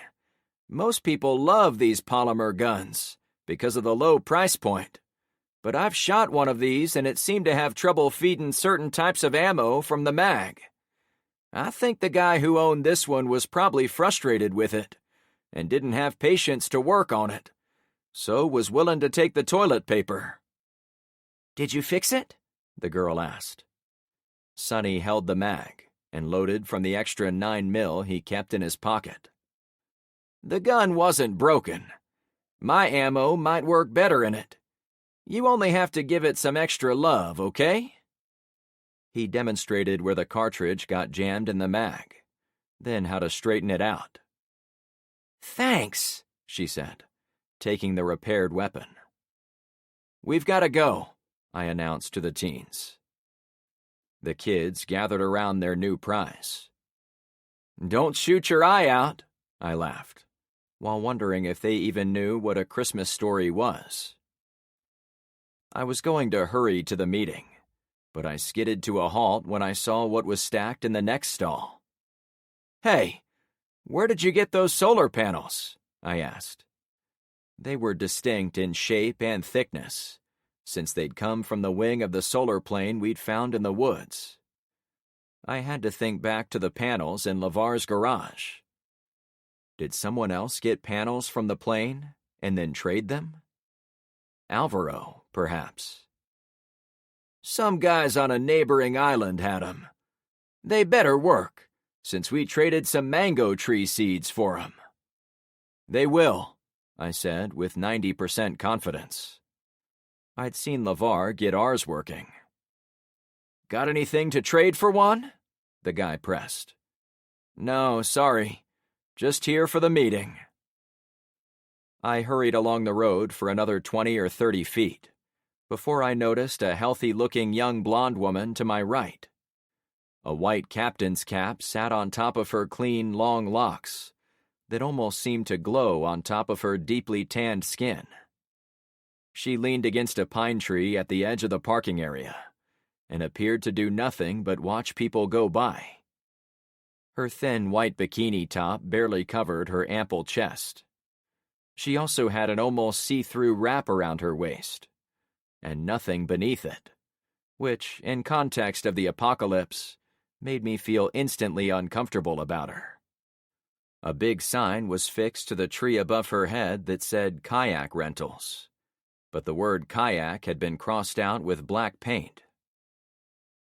"Hey," the woman cooed as she saw us approach. "Do either of you boys want to take out one of our rentals?" Carmen halted. "What about me?" The sea siren grinned. "You can come too. We are equal opportunity." My thought process went directly to the trailer full of women. Was this girl the front person for another instance of humanity's oldest profession? Before I could ask, I figured out who she was. "Hey, I know you." She snapped to attention, almost as if she was about to run away. "You do?" "Yeah, you were in the kayak the other night. You helped me get the injured man to shore." She visibly relaxed. "Oh, yeah." I let out some of my tension, too. "Allie something," I said, not quite able to pull her name from my memory. "You were looking for your husband. I remember that." "Allison," she corrected. "Right. Allison. What are you doing here? Did you find him?" Clouds passed behind her eyes. "No, but thanks for remembering." I looked from her to the sign to the boat rental shack behind her and called her attention to them. "I see you have a new business. We have our own boats, so we don't need to rent any." "We don't only rent boats here," she replied.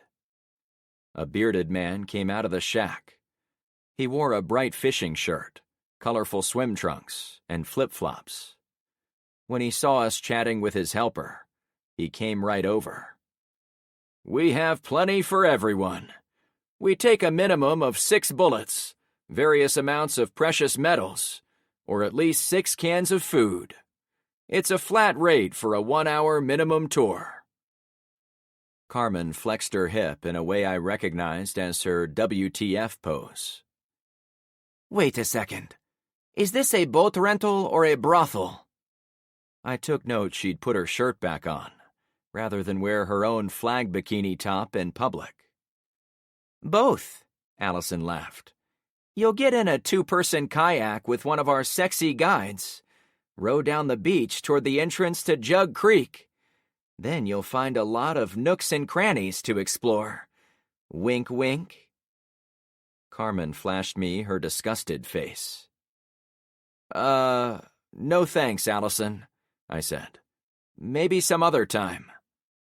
"Suit yourself," she said to our backsides, sounding disappointed, but not angry.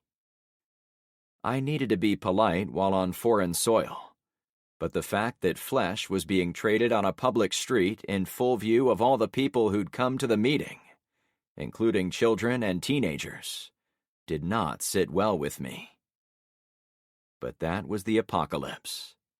After always coming home to Clownfish Cove, it was easy to forget the rest of the world had been knocked back a few hundred years in terms of laws and morality. I could visit such places, but I had to accept there was no way I could switch them to the way they were pre-EMP.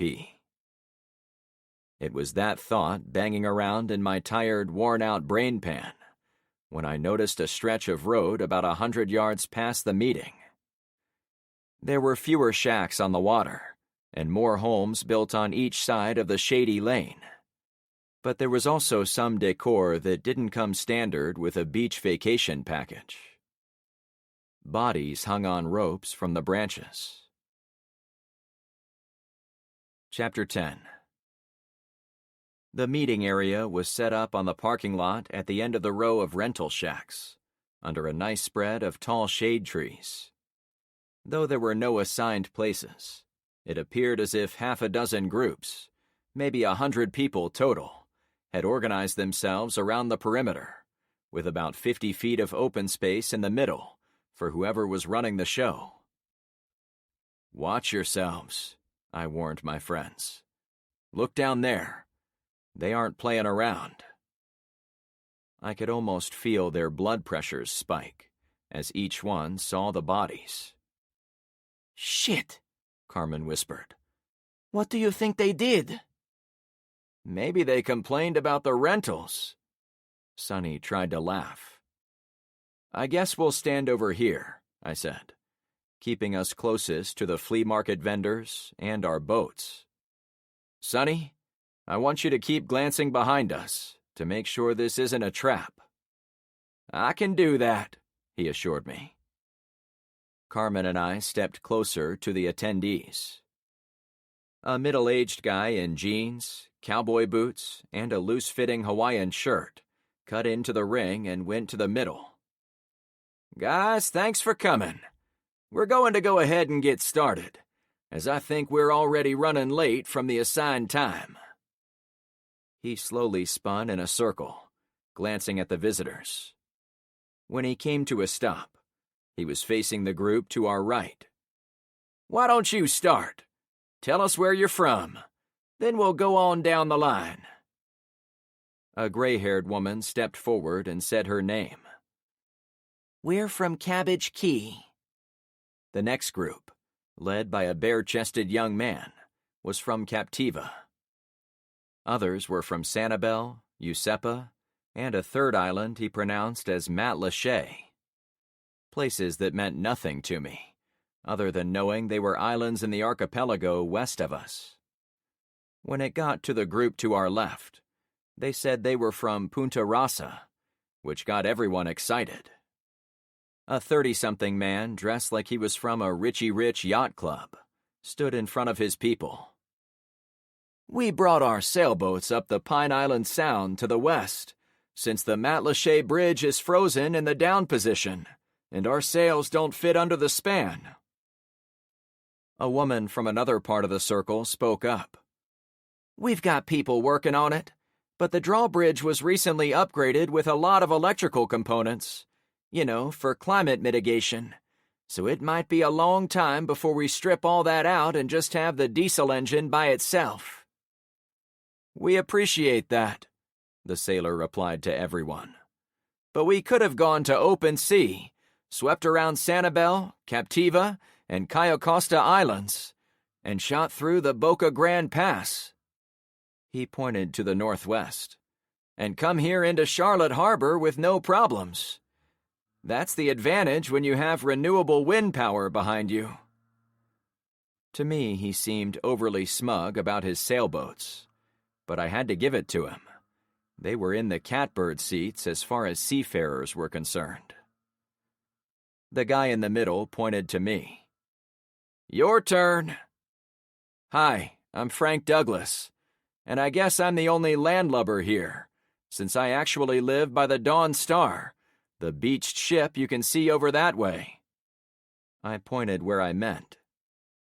If we'd all gone down to the beachfront, the Dawn Star would be about 5 miles to our right. Cayo Costa Island and the Boca Grande Inlet would be about 5 miles to our left. The other side of the bay would be about 5 miles directly across the water. Charlotte Harbor was huge. You've been on it? Sailor Guy asked. Yes. Does it have stuff you can salvage? While the cautious side of me wanted to downplay the significance of the giant ship, especially when it came to resources, there was no point in exaggerating, since many of the Boquilla people had already been on the vessel. It has hundreds of shipping containers, I explained. We've only gotten a fraction of them open. But yeah, there's some good stuff on it. He nodded. There's a cruise ship that ran aground off the coast of Fort Myers Beach, which is south of the city. But trust me when I say there is nothing of value left on board. What the people didn't eat on the original cruise, tourists from beachfront hotels went out there and scoured it clean. I've heard horror stories about it. Well, this ship came in with... Was it smart to tell them about the men in the black uniforms? Was it wrong not to? The cargo ship was filled with army guys who attacked my neighbors before moving north to Port Charlotte. Charlotte Harbor was shaped like a backwards L. Boquilla Beach was in the middle of the bottom line. The Dawn Star was at the intersection of the two lines. Port Charlotte was at the top of the upright segment, about 15 miles up the harbor. We'd reached the outskirts of that small city during our rescue of Alex and Zoe's parents. It helped me to piece the geography together, since we were talking with people from so many different places. That tracks, the sailor answered. We took in a guy who walked 8 days, all the way from Fort Lauderdale. He said there were huge sections of the Miami skyline constantly on fire, and there were rumors of soldiers dressed in black who were burning everything they could. But that doesn't make any sense, another person complained. Why would soldiers burn stuff? Don't they want it to take over? We saw something similar, I added. They moved through our area, but they used flamethrowers to burn every house they could along the way. It's almost like they have a grudge against us down to the foundation of our cities. But who are they? The guy in the middle, the moderator, asked. Does anyone know? They use Chinese and Russian rifles, Sonny reported. But I can tell you they bleed same as everyone else. I took out a couple squads of them before I blew up my entire house. People oohed and awed. I saw him do it, I added. One guy made it out, and his leg was on fire. He's the one who told me they thought they were landing in Port Charlotte, not beaching the ship at the bottom edge of the harbor.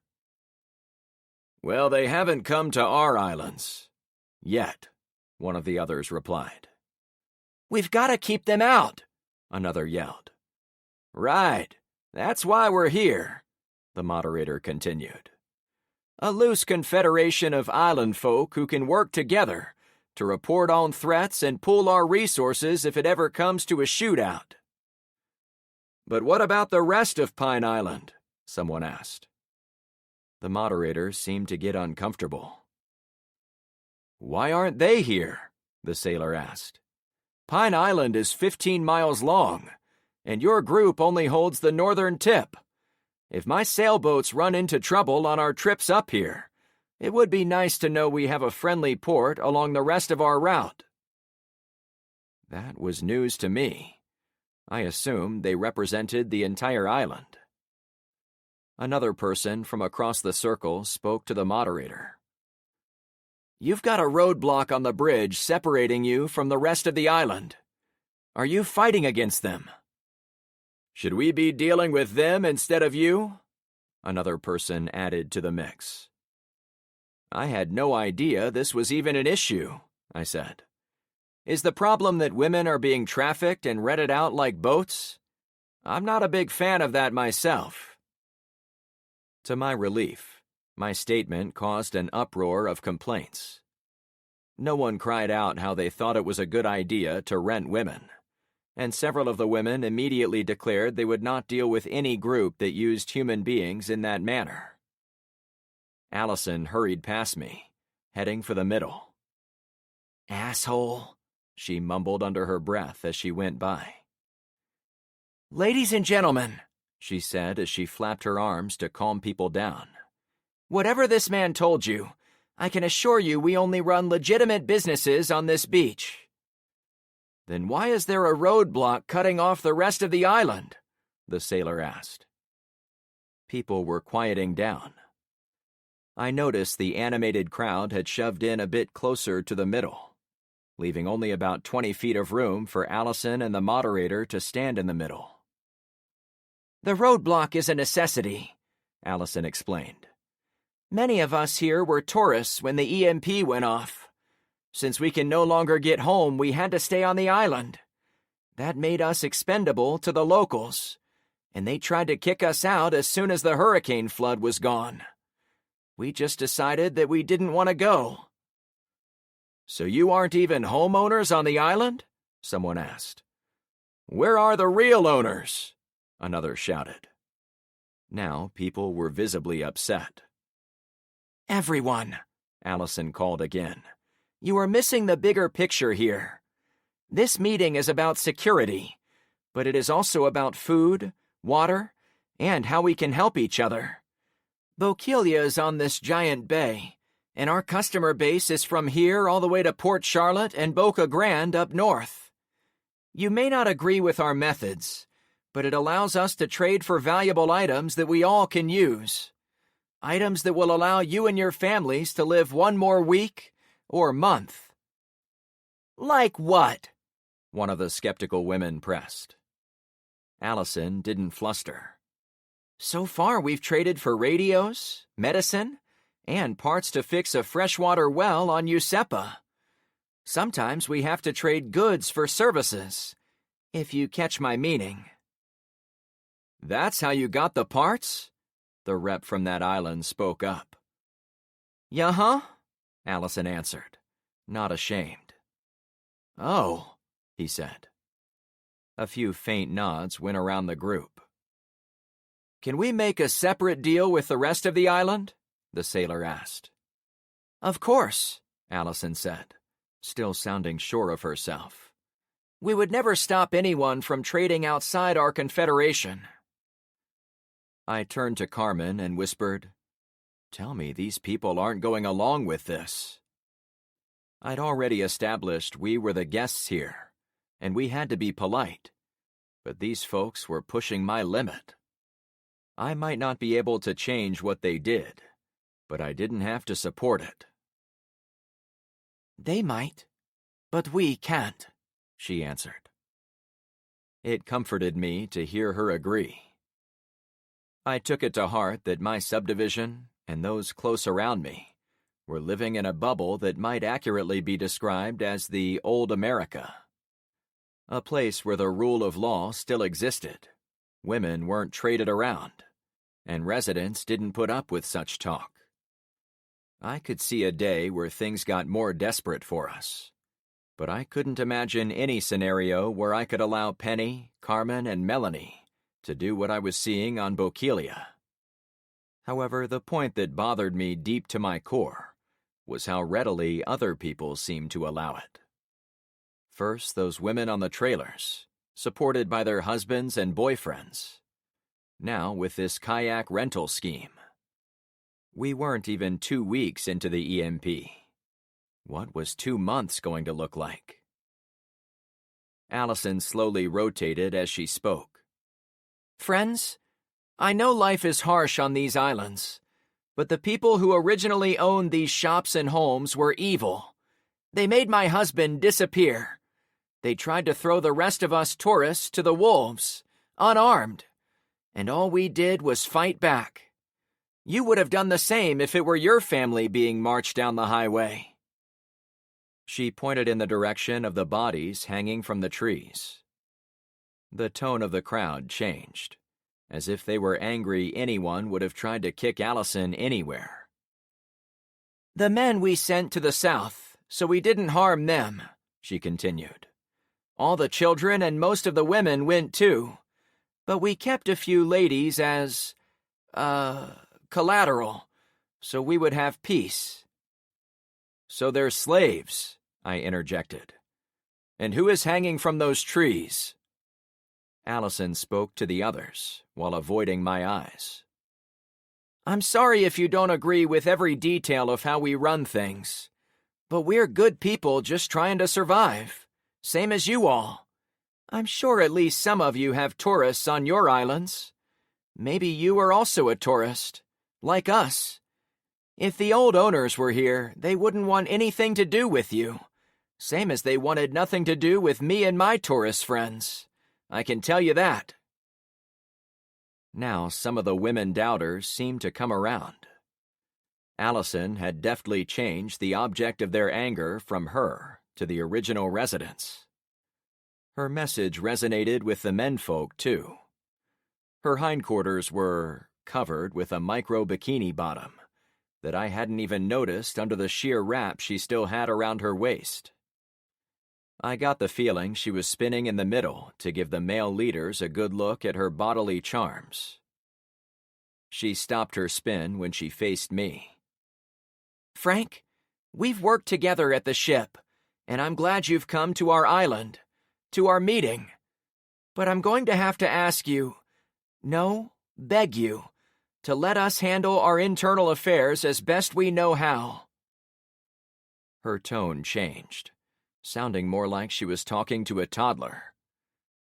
Do you think that would be all right? No, not really, I said after a brief pause to consider the weight of my reply. My heartbeat picked up, as I was potentially making enemies of everyone in the circle. A leader who didn't play ball might not get invited back. We're not going to support any group who doesn't have the rule of law. Today you've admitted you have slaves being used as prostitutes. The fact you are using them to trade for valuables from the outside doesn't change what you are doing to them. Agree to disagree. She bounced in place, stretching the material of her bikini top nearly to the breaking point. It wasn't my first day on the job. I knew some women would use their looks to get things in the apocalypse. And there was some moral ambiguity about desperate, starving women on those trailers, supported by their boyfriends and husbands. If Allison had said women were volunteering to trade flesh for survival gear, I might have hated it, and I might have tried to fix it in the background. But I would have at least waited until after the meeting. Using women as slaves was an immediate deal-breaker, though, and I couldn't keep my mouth shut. I turned to the other people. Guys, I happen to know the rule of law is still out there. The American military is functional and kicking ass. I've seen a tank rolling down my own street. In fact, the American government is still going strong, and it's only a matter of time before it fixes things and brings its authority back to this stretch of Florida. When that happens, people who traffic sex slaves are going to find themselves in a position a lot like those guys. I pointed to the men hanging in the trees. When are they coming? Several people asked. While I had no idea of a precise date, I couldn't explain how I knew it would come back at all. If they discovered I'd been talking to Vice President Williams, her secret would be ruined. I don't know, I finally answered, but I'm willing to bet it will be soon. It was the first time since the EMP touched off that I was telling someone the apocalypse was going to be over sooner rather than later. I could only pray that was true. Allison spoke to her moderator friend. She raised her hands. People, let's table this discussion for another time. Yes, we have prostitutes. Can we talk about something else now? Most people seemed to agree with her. We're just getting started, a woman called out from behind me. Those of us on the edge of the ring spun around. I already knew the voice. Fan meet shit, I whispered.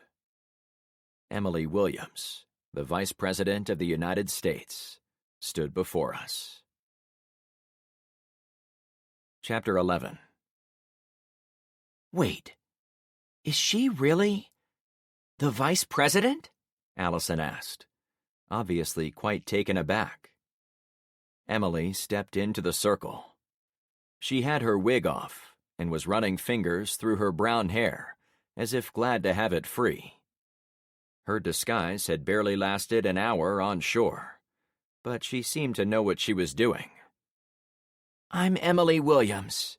You might know me as the Vice President for President Tanager. I was in your state to check over the preparations for Hurricane Aurora, but my plane crashed in North Point on our way back to D.C. I remember her being here, a woman said to the group. It was on the news. A few others agreed. Are you in touch with the president? The military, someone pressed. The mention of it got people excited. They pressed in closer to the VP. For my part, I tried to stay behind the main group, so I could see if anyone was acting strange. Now that Emily had revealed herself, I worried there would be someone in the group who might think it was smart to try to capture her. If Dee brought one of his drones around at that moment, the game would be up. If he was willing to hold a member of my street hostage, I had no doubt he would see the VP as far more valuable to his grand plan. I'm afraid I've been hiding from gunmen and the soldiers, same as a lot of you.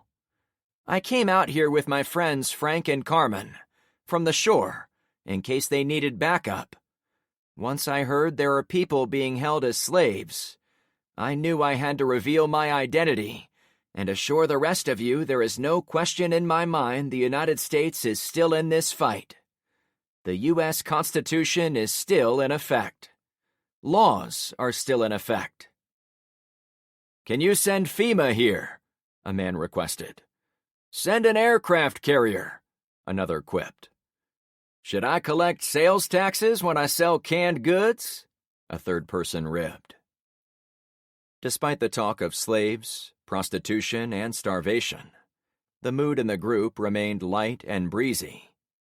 A good thing, too, as it made arguing with Allison seem more friendly than it was. As I said, I haven't been able to get in touch with those people, but I hope to change that by the end of the day. I promise I will make this area a priority, since I've made so many great friends in your neighborhoods. Emily turned to Allison. So leader to leader, I would consider it a professional courtesy if we could smooth over this issue with women being put to work in illicit rental facilities. Where Allison was barely clothed, Emily wore shorts and a tasteful top, and she'd taken off her fake tattoos, so she appeared a bit more businesslike. It gave her immediate gravitas over the younger woman, even beyond political rank. The half-naked lady spun around, perhaps hoping to find someone who would back her up. However, everyone seemed smitten by the appearance of the crafty politician, and it soon became evident to anyone with a functioning brain that the VP had outmaneuvered her. "I'll let them go first thing." "We can go right now," Emily said, with a voice stuffed with a smile. "Yeah, let them go free," someone called out. For about 20 seconds, there was pandemonium as people cheered for the VP being there. They celebrated the first piece of good news they'd had about the upper levels of the government, and they were excited to do whatever it took to stay on the good side of the important political leader. Allison stormed out of the ring, as if trying to escape the rain. "Come on," she said with a stiff jaw. Carmen and I followed. Gretchen and Jammer waited near the vendor tables. "What are you guys doing here?" I asked the pair. Gretchen pointed to the VP.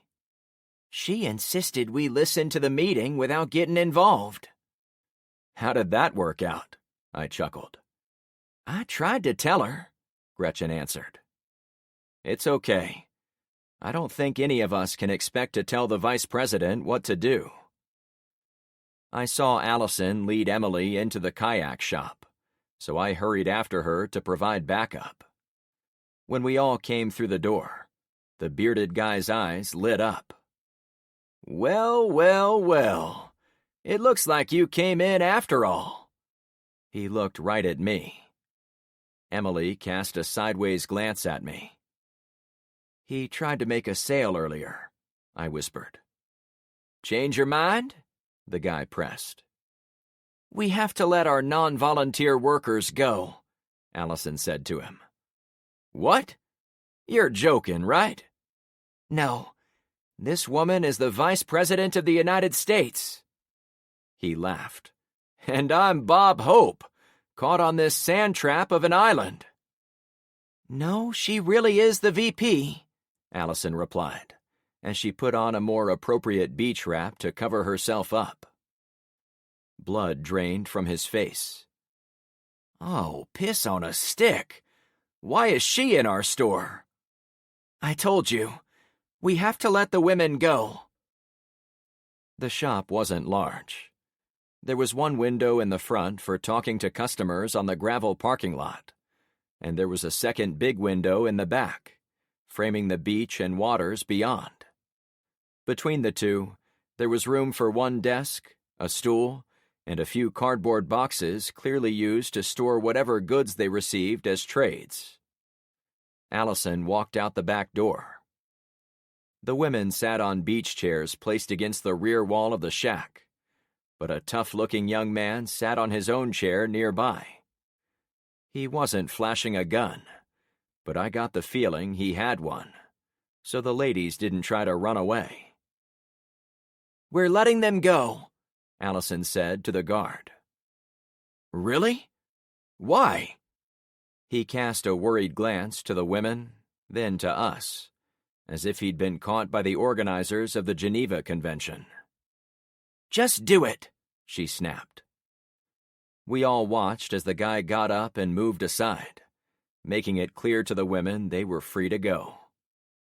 When they didn't hop up and run, Emily stepped in front of them. "Ladies, some of you might recognize me. I'm the vice president." "Of the country?" one young woman asked. There were 9 of them, and none looked as if their time at the beach had been a vacation. Most of them had visible bruising on their arms, necks, and faces. One poor woman had a huge black welt on her thigh. Perhaps someone had kicked her. All of them wore bathing suits, but they were different shapes and sizes, as if pulled from a crowd at random. "Yes, your leader and I have agreed it is necessary for you to be let go, before we can do any business with this place. If you'll be so kind as to evacuate this beach, we'll make sure this business model is replaced here." "Emily, can I talk to them?" I asked. "Go right ahead." I came alongside Emily. "Ladies, if anyone needs a place to go, my people will take you in and keep this from happening again." "No strings attached?" a young brunette in a red one-piece asked. "Well, we want everyone to pull their own weight, but we don't do this kind of work." I pointed to the kayak shack. "We need people to guard the ship, if you wanted to do an important job." The huge ship was about 5 miles away, over the choppy water of the bay. Given the distance, it was a black block sitting in the water with colorful boxes sitting on top. "Why would we do that?" she asked. "I don't know.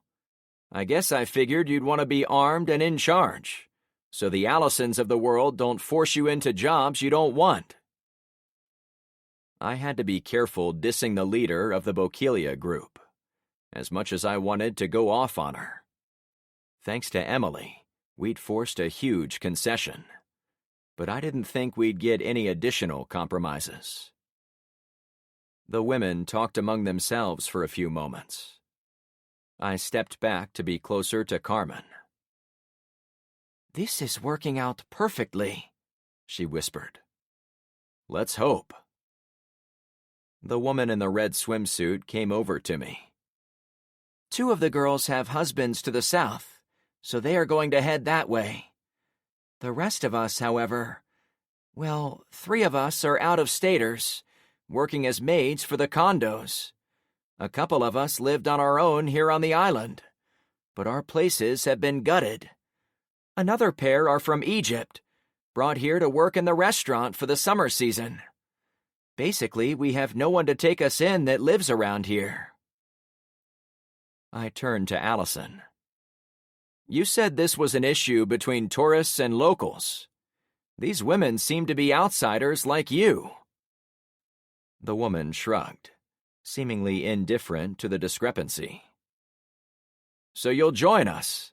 I asked the freed ladies. They stepped closer, the message clear. The red-suited woman faced Emily. "Thank you for helping us." "Good luck," the VP replied. For the next several minutes, the girls took the kayaks from the rental place and got them into the water. I kept my eye on Allison and the man, since I expected them to protest the arrangement once they understood the girls were truly going to escape them. Sonny spoke to the women as they readied their boats. "Go straight to the ship and ask for a guy named Shane. He's my brother. Ask him to go get Kimber. She's my girlfriend. She will help get you some clothes and get you set up with a place to stay." "Thanks," the leader in red replied. They waved to us, then began the long slog across the bay. Before she'd gone too far, the same woman looped back and waved me over. Before she spoke, she made sure no one else was in earshot. "Sir, I know this was a risk for you, so I can't thank you enough for that. However, don't believe a word that Allison woman says. She claims the locals kidnapped her husband, which started this whole mess. But none of us know a thing about that. After hearing her talk when she thinks no one else is around, I think she is certifiable. A cuckoo bird." "I'll be careful." She motioned me even closer. "Will you watch her while we sail across? I think she is capable of shooting us in the back." I rubbed the side of my neck. Yikes. I hadn't thought about that. We have to sail out of here soon, too. "Which way are you going?" she asked. "To the west." I pointed toward the Boca Grande Inlet, which appeared as a mile-wide opening in the islands in that direction, with the Gulf of Mexico beyond. "When we were, forced into the boats, We took those asshole clients down the beach and up the creek. This is going to sound weird, but the creek is more of a swampy lake area, especially after the hurricane came through. If you loop south, go into the creek and follow it. You can go all the way around this shitty town without being seen. They mentioned some kind of bridge blockade. Is that back there? I think so. The tip of Pine Island is a smaller island separated by the creek and that bridge, but we weren't allowed to go past it. Where does the waterway come out? I asked. Does it go to open water? I could see it went on for a while, but it was out of bounds, like I said, so we couldn't go all the way to the other side of the island. I'm sure it has to go through, though. One of the... She seemed to choke up. It's okay if you don't, I tried to say. No, it's fine. It's all over. You helped us. Now I have to help you. One of the bastards who rode in my kayak said he used to take his fishing boat all the way through. That's how I know the creek goes through. I wasn't keen on making her relive that a second longer. We'll check it out, I assured. And thank you for the heads up. She tried to shove her boat out by pushing off with the head of the paddle. Wait, I whispered. While she bobbed in the breaking waves, I reached into my pocket and pulled out my Springfield. Do you know how to use this? You're giving it to me? She said with shock. Consider it a loan. That is actually my favorite pistol. However, I want you 7 to have at least one gun between you, in case something happens between here and there. I motioned to the ship. I don't know how to repay you for being so kind to us. Just tell me you'll think about guarding our ship. The more I'm out here and see how dysfunctional these people are, the more I want to speed back to my street and put more of our people on ship duty. I promise I'll talk it over with the ladies as we go across. She smiled. I'll come and get my gun when you are settled in. I'll get you all set up with different guns, so I can have this one back. Deal? Deal. To my surprise, she waved to Carmen, who stood on the beach a short way behind me.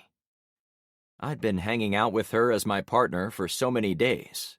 I'd almost forgotten she probably added a lot of credibility to anything I said to those women. It also couldn't hurt to have the vice president of the country in my court. I watched the kayaks head out. Few of the women seemed to be experts with the paddles, flopping them from one side to the other, but they all made forward progress into the chop. We were about to walk back toward the shack, but I bent down to tie my bootlace. Carmen, don't look down as I talk. Mm-hmm, she hummed. I'm super proud at freeing those women, but Emily put herself at great risk by revealing who she was. I think we should scrub the mission here on the island, get in our boats, and get the hell out of here. What do you think? I trust you, Frank. If you think we should go, I'm already gone. Thanks. Will you tell Emily and the others while I cook up an excuse for Allison? Get them all back to the boats as soon as you can. Will do. We separated. She dragged Emily and the others down the beach, while I went into the shack. Thanks for letting them go, I said to be magnanimous in victory. Screw you, she said. The Veep won't always be around to fight your battles. Good, I chuckled. She actually makes my life more complicated. I was happy to know the politician, but my statement was essentially true. I was supposed to be preparing my people to track down Dee at the county dump, not paddling all over creation to get Emily to her rendezvous point. Still, I was more convinced than ever I'd been lucky to find her. If she'd been discovered by the sheriff, or any leader in the chaotic South. The future of the whole country would be a lot more uncertain. Pfft, she spit. Well, I need to use the head. Then I'll be back at your meeting. Whatever, she sniped, already heading for the door. I walked out the back, aware her male business partner had remained silent as he stood and watched our conversations. There were few people who could make me uncomfortable by their presence, but there was an air about him that I found unsettling, almost as if he was holding the anger and emotion Allison refused to let out. He was not pleased his saleswoman had been bested. Still, I couldn't let him think I was anxious. Have a good one, I said to him as I walked out the door. He said nothing. I went directly to the boats.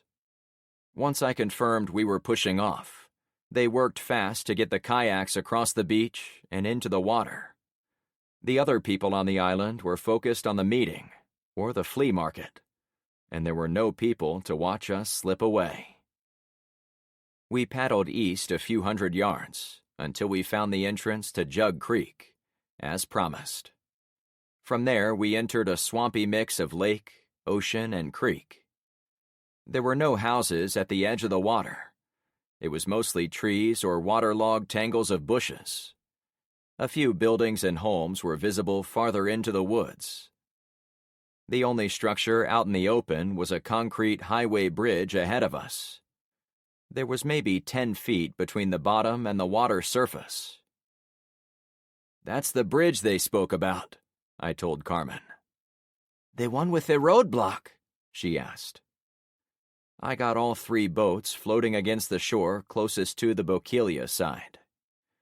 If there was a roadblock, and if anyone was looking for us from the meeting, I intended to stay hidden against the thick vegetation of the near shore.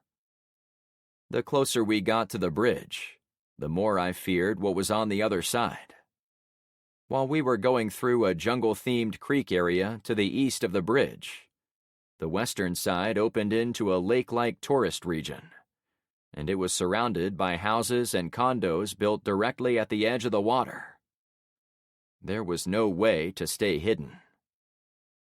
As we reached the bridge, I heard men yelling back and forth. "We're coming over," a deep voice called out. A man's head appeared on the south end of the bridge. From our perspective below him, he was only visible for a second, but I was sure he was walking on to the span. "There's no need for threats," a woman answered. "We know you have the vice president. The south end of Pine Island requests an audience with her." "That's nuts," the woman replied. "My guys have a radio. They said she was at your big meeting." "Your guys are liars," the woman laughed. "And you weren't invited to our meeting." I motioned for my friends to stop under the bridge. "Get Emily out of sight," I said to Gretchen. Together, we wedged Emily into the front of her boat, so only her top third was exposed. She reclined the front seat of the 2-seat kayak, so she could lay flat on the floor. We didn't have a single piece of canvas to put over her, so I took off my shirt and hat, then draped them over her shoulders and head. "Sorry they're sweaty," I smiled. "Anything to hide," she said. "How did they find out about me?" "The south part of the island probably had a spy at the meeting." We waited for a short time. The man on the bridge finally spoke loud enough to hear. "You guys have no chance against the rest of the island, you know. If you don't open this roadblock soon, we're going to ram right through it. If that happens, you aren't going to like what we do to your breakaway beach." "We aren't afraid of you," the woman crowed. "You should be," the deep-voiced man replied. To our left, the sounds of dozens of engines started up. "Oh, crap," I blurted. "They're doing it right now." "We've got to get out of here," Emily said from under my hat. Without a doubt, I answered. I pointed to the built-up tourist area adjacent to the bridge. Somewhere over there we'd find the rest of the creek. Stick close to the trees for as long as you can, but paddle like your lives depend on it. Chapter 12. Which way should we go? Sonny asked from the lead kayak. Ahead, it was difficult to see where the creek flowed, since branches led off a larger body of water to side channels all around us. One on the left side led to a huge marina, filled with overturned pleasure boats, warped docks, and washed-out parking lots. Another over there led to a lagoon hundreds of yards across, but surrounded only by trees. The most promising channel was ahead of us, and a bit to the left, maybe a couple 100 yards away.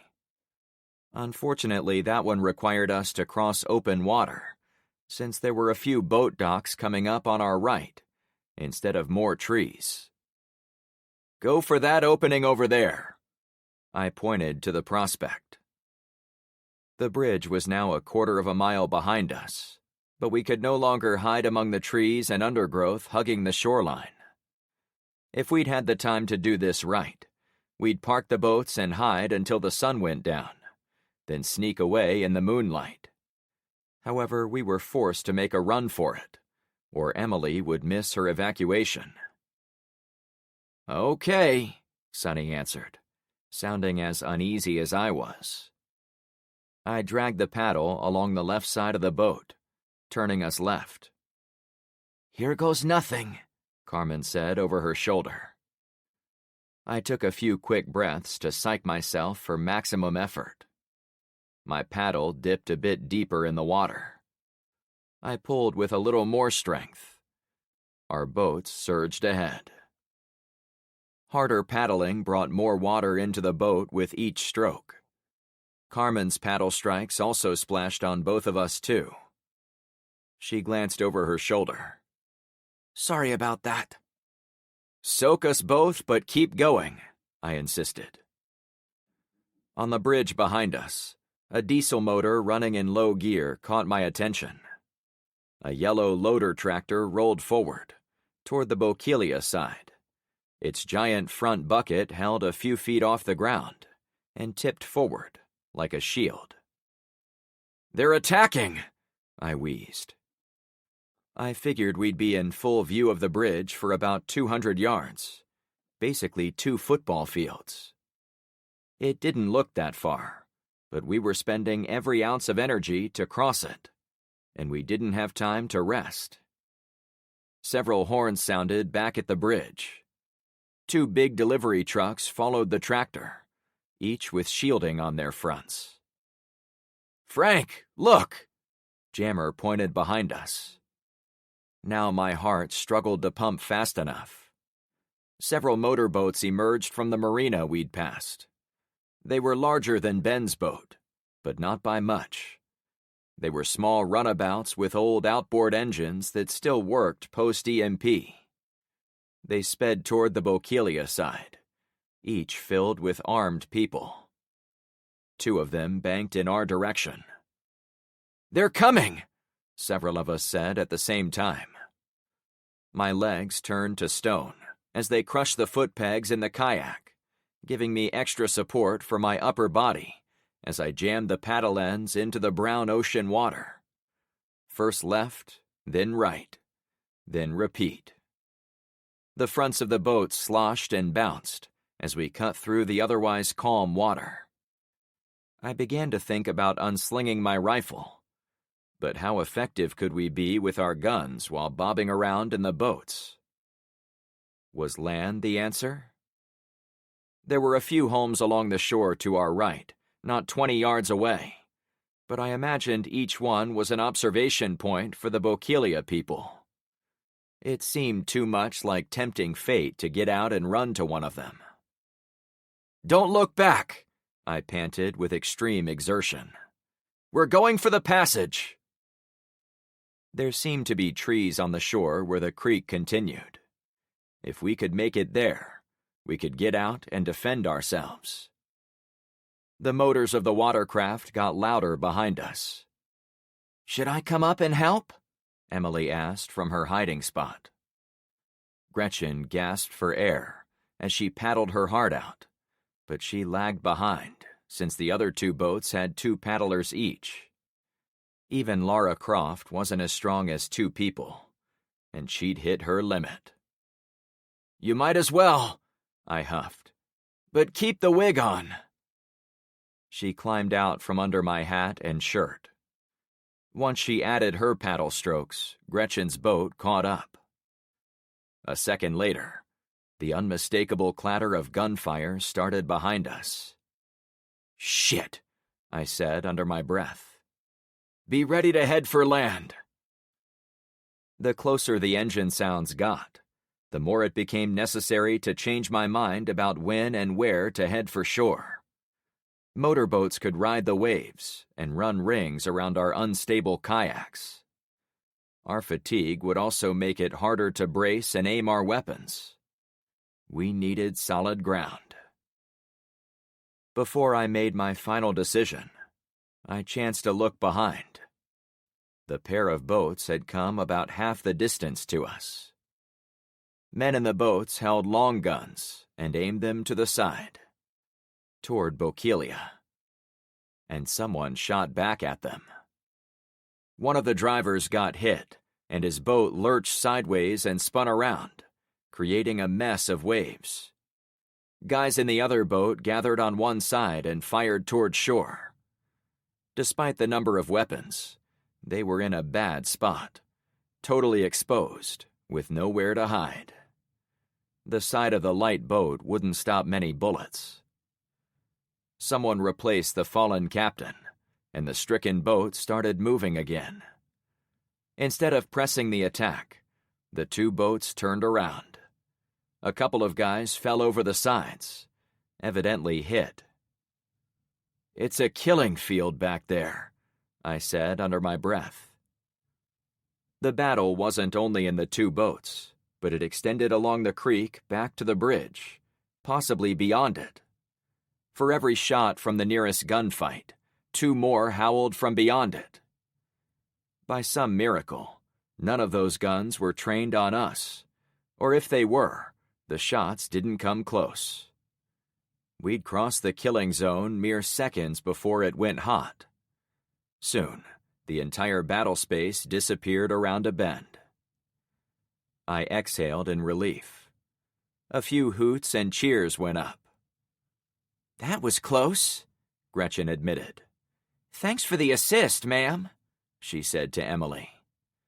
"No problem, sister," she answered with a laugh. Our 3 boats went through the narrow part of the channel, marking the next leg of our journey.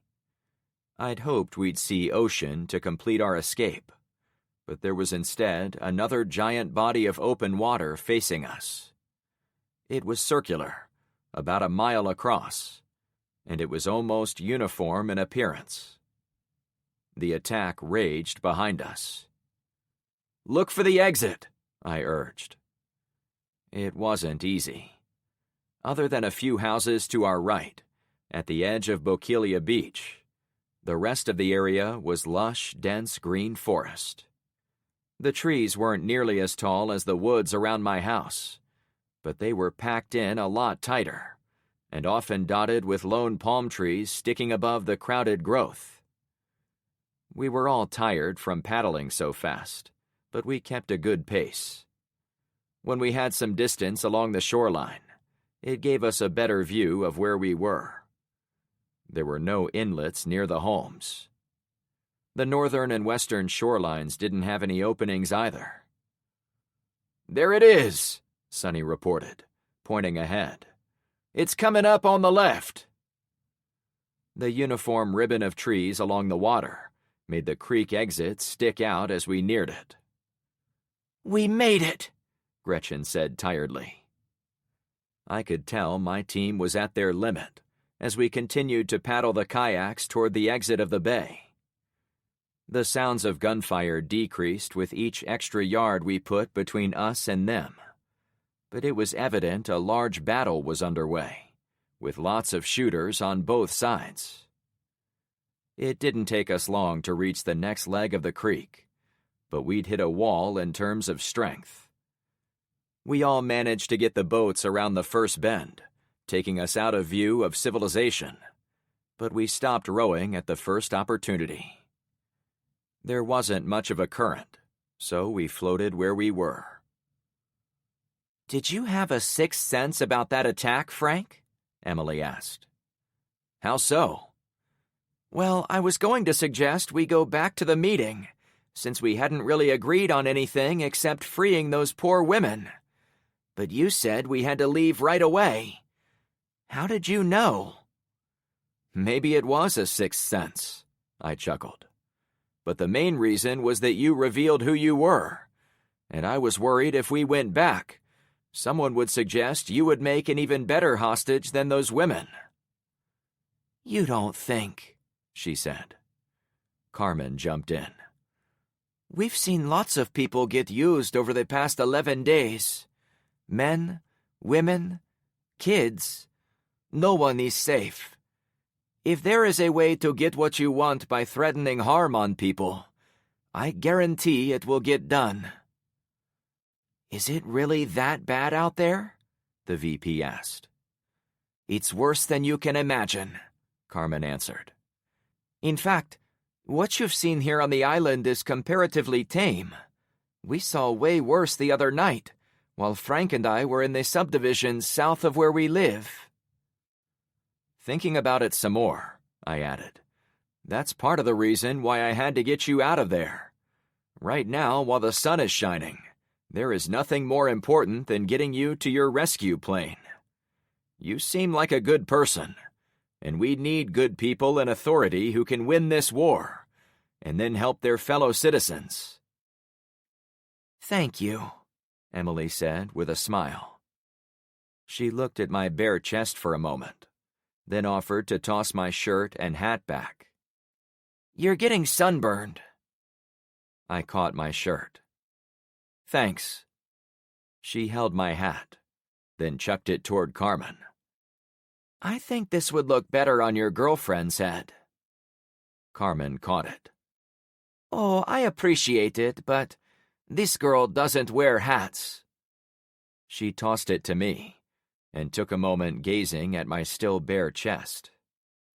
"Though I wish you wouldn't have given him his shirt back." We all cracked up for a few moments. I was aware how childish our conversation was, but I appreciated it all the more after our scrapes with violence. While we were joking over my hat and my chest, men and women were dying at the place we'd recently evacuated. Knowing how close we came, along with the draining of gallons of adrenaline from our systems, only made us laugh harder. Gretchen tilted her head toward the boat with Jammer and Sonny. "You boys are welcome to take off your shirts, too. I won't complain." "No, I really shouldn't," Sonny answered. "The Veep could order you." Gretchen glanced at Emily with a hopeful look. "My authority doesn't extend outside this boat," she snickered, still keyed up from our earlier laughing. "But I will say it is very hot out here." I couldn't tell if that was what passed for flirting by the VP, or if it was merely a statement of fact. After a few minutes and drinks from our water bottles, I put my paddle back in. "Okay, guys, Bokeelia is about halfway between the Dawn Star and the barrier island with the big beach. Let's get going so we can return by nightfall." We'd have to steer well clear of Bokeelia Beach on our way back. Given our time crunch, there was no possible way to go around the southern tip of the island 15 miles away, so we'd have to cross the open waters of Charlotte Harbor. I was sure that was going to be a lot of work. It took us about 20 minutes of tired paddling to get to the western edge of Pine Island, taking us to the outlet of Jug Creek and the limit of the swampy trees. "We made it," Gretchen crowed. Ahead of us, it was ocean, to be sure, but there appeared to be an archipelago between the giant Pine Island behind us and the large Cayo Costa Island where we were going. Chains of smaller islands clogged the waterway to the south. My best guess was that we had maybe 2 miles before we reached the northern banks of our target island. "Let's put some muscle into it again," I said. "Yes, sir," Emily replied, upbeat. Our group became quiet, and we paddled at a steady pace. Not all out, but not slow either. We'd crossed perhaps a third of the distance when engine noises made their presence known again. When I turned around to see where they were coming from, I noticed 2 speedboats heading directly for us. My heart rate didn't wait. It simply took off. "We've been spotted," I announced. Kayaks should have been hard to see on the open waters, especially in the wavy mix, but they were absolutely locked on us. "Should we fire at them?" Carmen asked, not loud enough for the others to hear. Their lives hinged on what I did next. It was a tough spot, and it made me reconsider whether I should have come out in Ben's boat, me and Emily by ourselves, so we could have saved the labor and avoided confrontation. However, his boat had a tiny engine, only suited to the still waters of the canals, and I wasn't sure it could have made it across the bay. Even if we'd been in the motorboat, we would have never gone fast enough to escape what was heading for us. "Have your weapons at the ready, but don't provoke them unless there is no other choice. I don't like being in this position, but this was always a risk once we left our borders. We're at their mercy." We could have jumped in the water, tipped over the boats to use as shooting platforms, or spread ourselves in 6 different directions. Anything to save lives. However, all that would be a waste of time if they had the most basic skills piloting their boats. Based on how they tore across the waves, they seemed competent enough. "They have modern tech," Sonny remarked. "Maybe they've repaired those boats since the EMP, or they were shielded. Here they come." I motioned for the 2 other kayaks to line up in front of and behind me, creating a broadside effect. If we had to fight for our lives, I wanted all of us firing at the same time. The long cigarette-shaped speedboats roared toward us, making me and my little fleet feel smaller and smaller as the large watercraft got closer. The boats cruised fast until they were about 50 yards out. Then they throttled back, so the fronts came down and leveled out. They continued our way at idle speed until they were about 20 feet from me. The second one swung around the first, creating their own broadside. The giant wakes of the new arrivals created mini tsunamis under our 3 little boats, making it difficult to hold my kayak upright. It was no doubt intentional on their parts, since there was no way in hell we could have engaged in a gunfight under those conditions. Men in black shirts were in the boats, 3 or 4 in each. "Oh, hell," I said under my breath. I confirmed my rifle was at my side, sure where this was going. "Ahoy!" a young man with a crew cut said from the first boat as he took off his sunglasses. "Where are you fine folks headed?" He seemed wary, but he wasn't even holding a gun. Certainly he wasn't carrying a flamethrower. The tension dial came out of the red zone. "Hey, we've got some business on Cayo Costa," I explained. "We live by the beached ship back that way in the bay, so we're going to the barrier islands to see if we have to worry about other ships coming at us." I'd been working on the excuse since first seeing the intercepting boats. "You guys are from the mainland?" he asked. "Yeah. And you aren't heading for Little Bokeelia Island?" I laughed to be friendly and blow off more of the excess tension. We passed a Bokelia beach. Is that the same thing? Not even close. He pointed behind him, drawing our attention to a small island I hadn't really noticed. It sat next to the much larger Pine Island, but it was almost hidden among the complicated swamplands along its coast. We came out here to warn you that is a private island, and no one is allowed to get close to us. Well, I don't know if you care, but we were at a meeting earlier at that Bokelia Beach place I mentioned. Supposedly all the local islands were invited. We don't get involved in that stuff, but we know what's going on there today since we keep our ears to the ground. Emily responded to the man, still with her wig on. I don't suppose you can tell us what's going on in any of the cities around Florida, or with the country in general? It would really help us to know. No idea. He put on a pair of dark sunglasses. And I mean that. No one tells me about stuff I don't need to know. Right now, my job is to drive the boat and kick people out of our protected waters. To me, it looked as if he was getting ready to leave. A few moments ago, that was all I wanted. Now, I needed him to stay a bit longer. Sir, we have a lot of mouths to feed back where we live, by the beached ship, like I told you. They all count on me to do the right thing and keep them safe. We left that meeting back in Bokelia because they already had slaves, and we didn't want to get involved with them. However, we do need friends out here.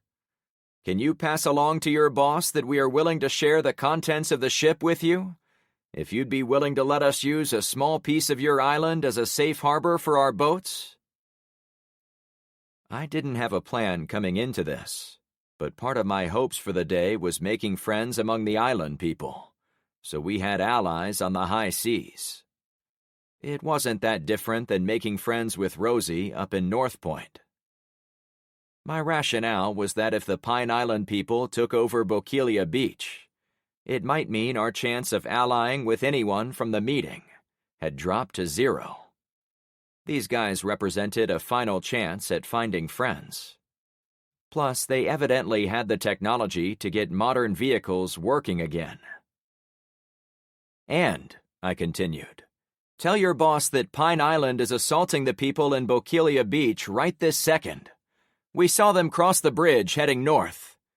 I have no idea what your situation looks like, but if Pine Island comes for you, it might be good to have us allies on the shore. You know, in case you need a refuge. I left it unsaid that I was thinking of the same thing in reverse. If we ever needed a place to bug out, it might be nice to have a private island as an option. To my immense surprise, the guy took off his glasses and picked up a radio. He spoke with animation to whoever was on the line.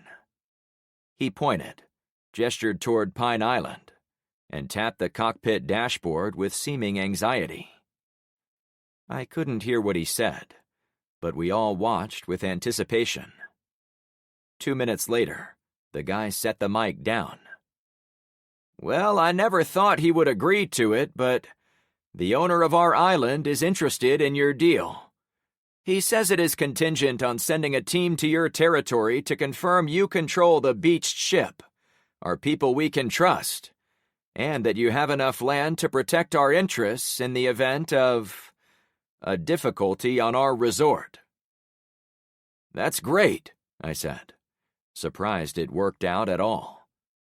Thinking some more, I wondered who was on the other end. Can I tell your boss thanks myself? I stole looks around us, into the sky. In the back of my head, I wondered if Dee was the owner of the island. I was sure I would recognize his voice if we chatted on the radio.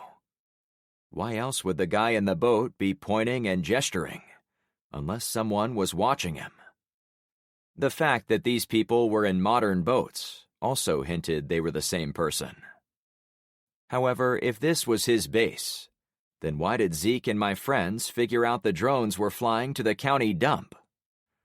Also, if he was on an island, wouldn't he have offered to send a cyber boat instead of a cyber truck to pick me up?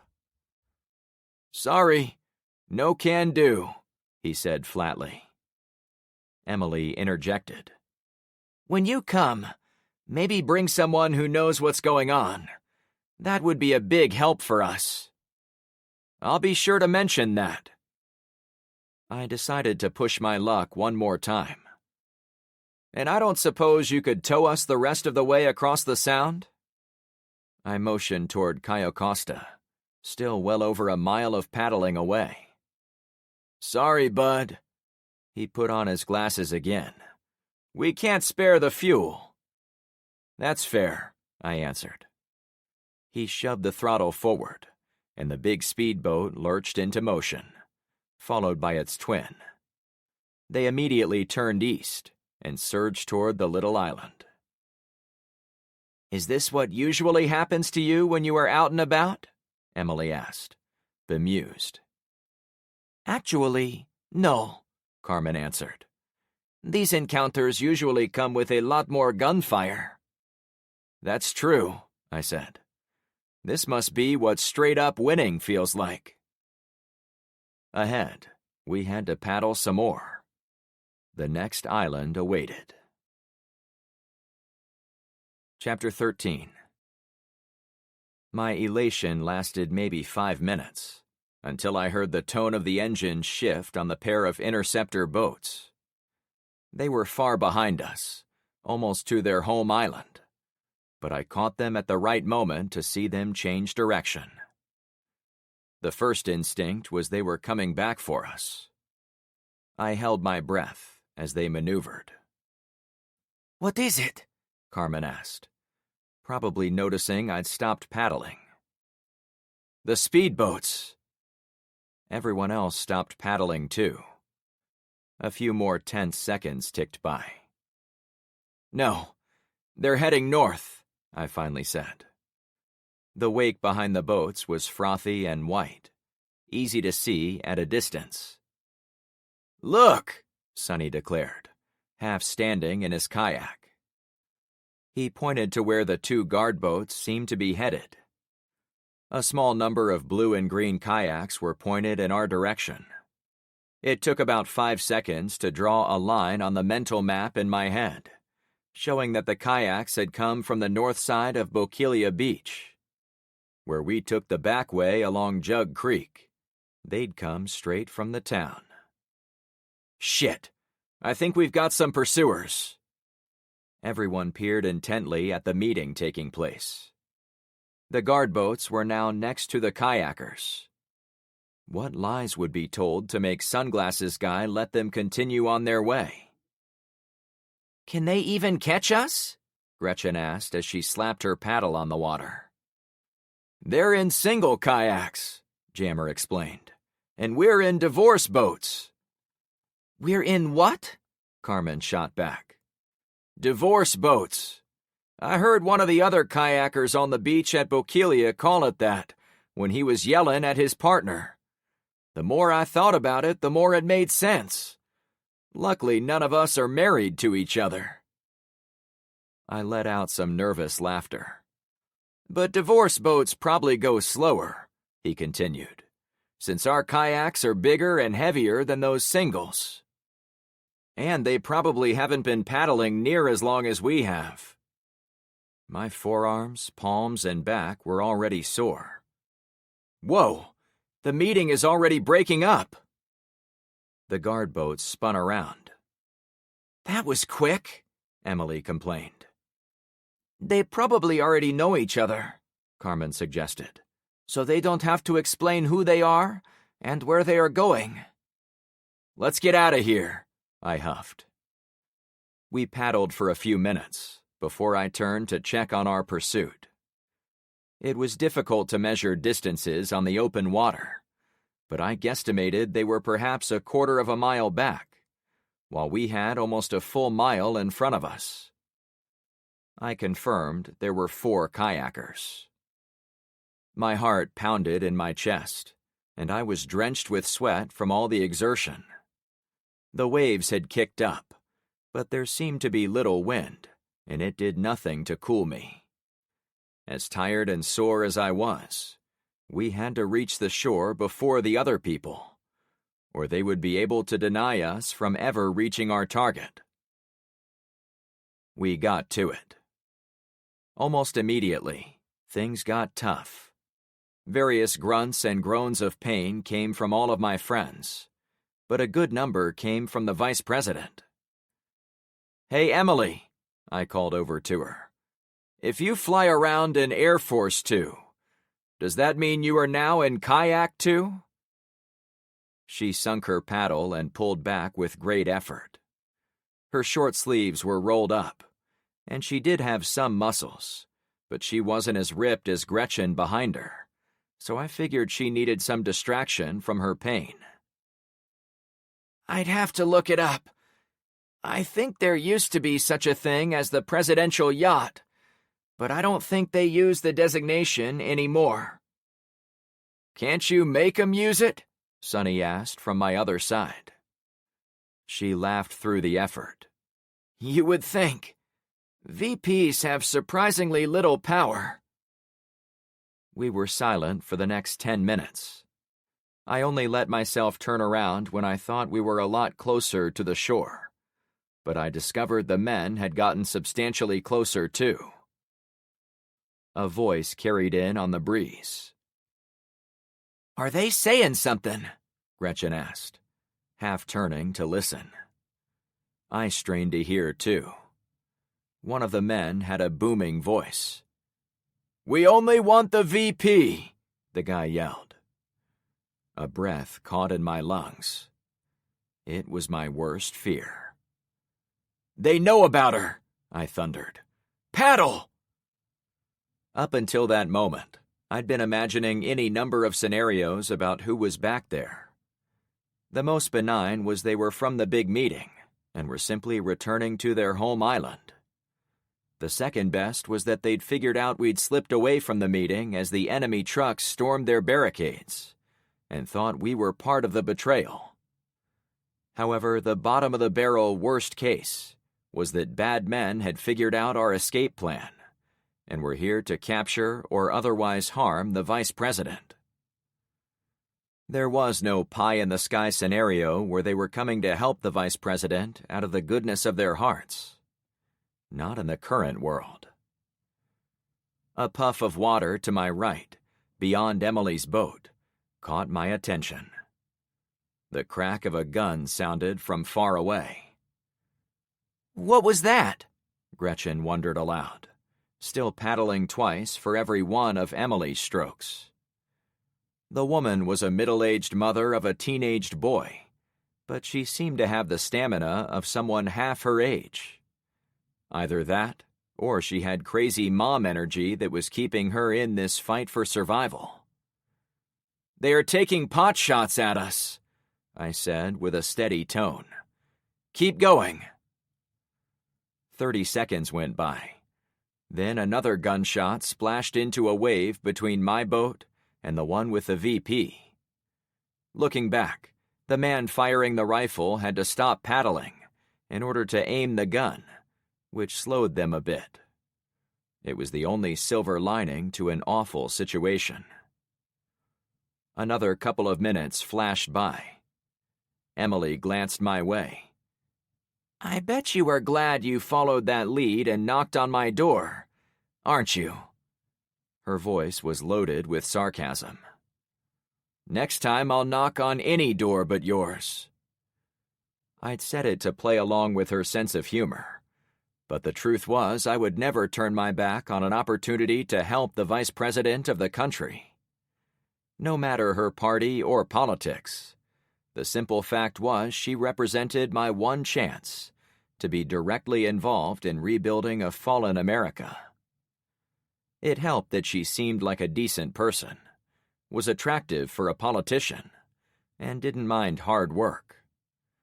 Taken together, it made me want to dig my paddle that much deeper in the water to carry us all toward shore. Despite our forward progress, The chasers continued to get closer. By the time I picked out individual trees on shore, they were a few hundred yards back. "Aim for that little piece of beach with the red blocky thing," I said to my friends. The barrier island was miles long, I guessed 5 or 6, and the side away from the ocean was the same dense tangle of trees and brushy undergrowth we'd passed while escaping Bokelia Beach. There was also a lot of trash and debris among the trees on the bank. That gave us many possible places to strike land and disappear. We changed directions a little and spent everything left to get to the rocky shoreline projecting from the main island. It looked as if a thin, bare, rocky stretch of beach held back a small, pond-like section of water behind it. I'd had us aimed at the right end of that lagoon, where the vegetation clumped together. A shot came and slapped against my paddle. "Holy crap!" I cried out. "He put a hole in my paddle!" My adrenaline maxed out. I slammed it into the water and yanked it back with every drop of strength I had left. Carmen did her best, but I could see she was lagging hard. The shooter was getting disturbingly accurate for being in a boat on the choppy waters. If we weren't so near the shore, I would have had to stop and fight back while doing the same. I wasn't sure I could do as well, especially with my own toasted arms. We crossed the last 100 yards as sporadic gunshots came at us. All of us panted and groaned with each painful stroke. I started to scan for exactly where I thought we should land. As we neared, I realized the little lagoon was filled with more garbage, including several large trunks of driftwood. Behind us, the men had gone all out, too. They'd closed even more distance, so they were only 100 yards behind us, maybe a little less. "When we hit the beach, jump out and run to the trees on the right side." I'd chosen the rocky spit of open shore, as it seemed far easier to get the boats ashore there than where the trees were thick. My friends all acknowledged my order. "You're coming too, right?" Carmen asked, perhaps sensing I planned to go a different direction. "Yep, I'll be right behind you." We were 20 feet from shore when a series of gun blasts announced a new phase of their attack. A storm of bullets splashed among our boats. My stomach went to diamond hardness with the pressure. Behind us, way closer than I would have liked, all 4 men had stopped so they could shoot. "Go!" I commanded. The boats ran aground, sending everyone scrambling to get out. A couple of rocks bounced on the shore, each followed by the whir of a ricochet. Another shot whizzed through the air. It somehow felt close to my face. Plastic thumped as a bullet struck one of the kayaks. I helped Carmen out of her seat, then ran for Emily's boat. Gretchen had made it out in seconds, but Emily seemed to move at half speed as she fell sideways into the water. I helped her up, making her scream. I assumed she'd been hit by a bullet, but she immediately limped out of the water and toward the trees, leaning heavily on my side. "My legs," she complained. "They're asleep." The entire encounter was a combination of action and reaction.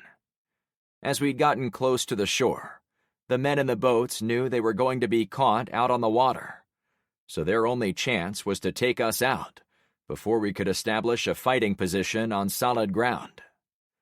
However, when they saw me struggle to get Emily free, and Jammer and Sonny weren't doing much better, the men in the boats traded their guns for paddles. They probably figured they had a decent chance of reaching shore before we got set up. "Gretchen, take her!" I yelled. While the other woman helped the VP get away, I shoved my Bravo company around my body from back to front. The custom AR rifle lined up in my arms like a girlfriend I'd been going out with for years. I found her trigger guard, flipped her safety, and put my face next to hers. "Which one is first?" I asked the weapon. My friends ran for the trees, but I took a knee. The men saw what I was doing. One stopped and pulled his weapon to his chin. He instantly became my first target. I was breathing worse than an overloaded freight train coming over the pass, so it was difficult to steady my arms. I had to take a couple of deep breaths to slow my heart rate, but each second gave him time to line me up in return. It took all my concentration to balance myself, hold my breath for a moment, then release the shot. At 50 yards, and with my feet on firm ground, my muscle memory made it as simple as target shooting. Even with the boat bobbing in the water, I was able to put my first shot center of mass. I drew in a huge breath. My heartbeat raged out of control again, but it had been nice to hit the target. "That's for shooting at me," I spat. The other 3 guys were at about 30 yards. When they saw me shooting from out in the open, all 3 stopped and scrambled for their weapons. They would likely still have a lot of problems firing while in the boats, but there were 3 of them and 1 of me. The safe play was to run. "Cover me!" I screamed. The other 5 were at the trees already, not more than 25 feet to my left.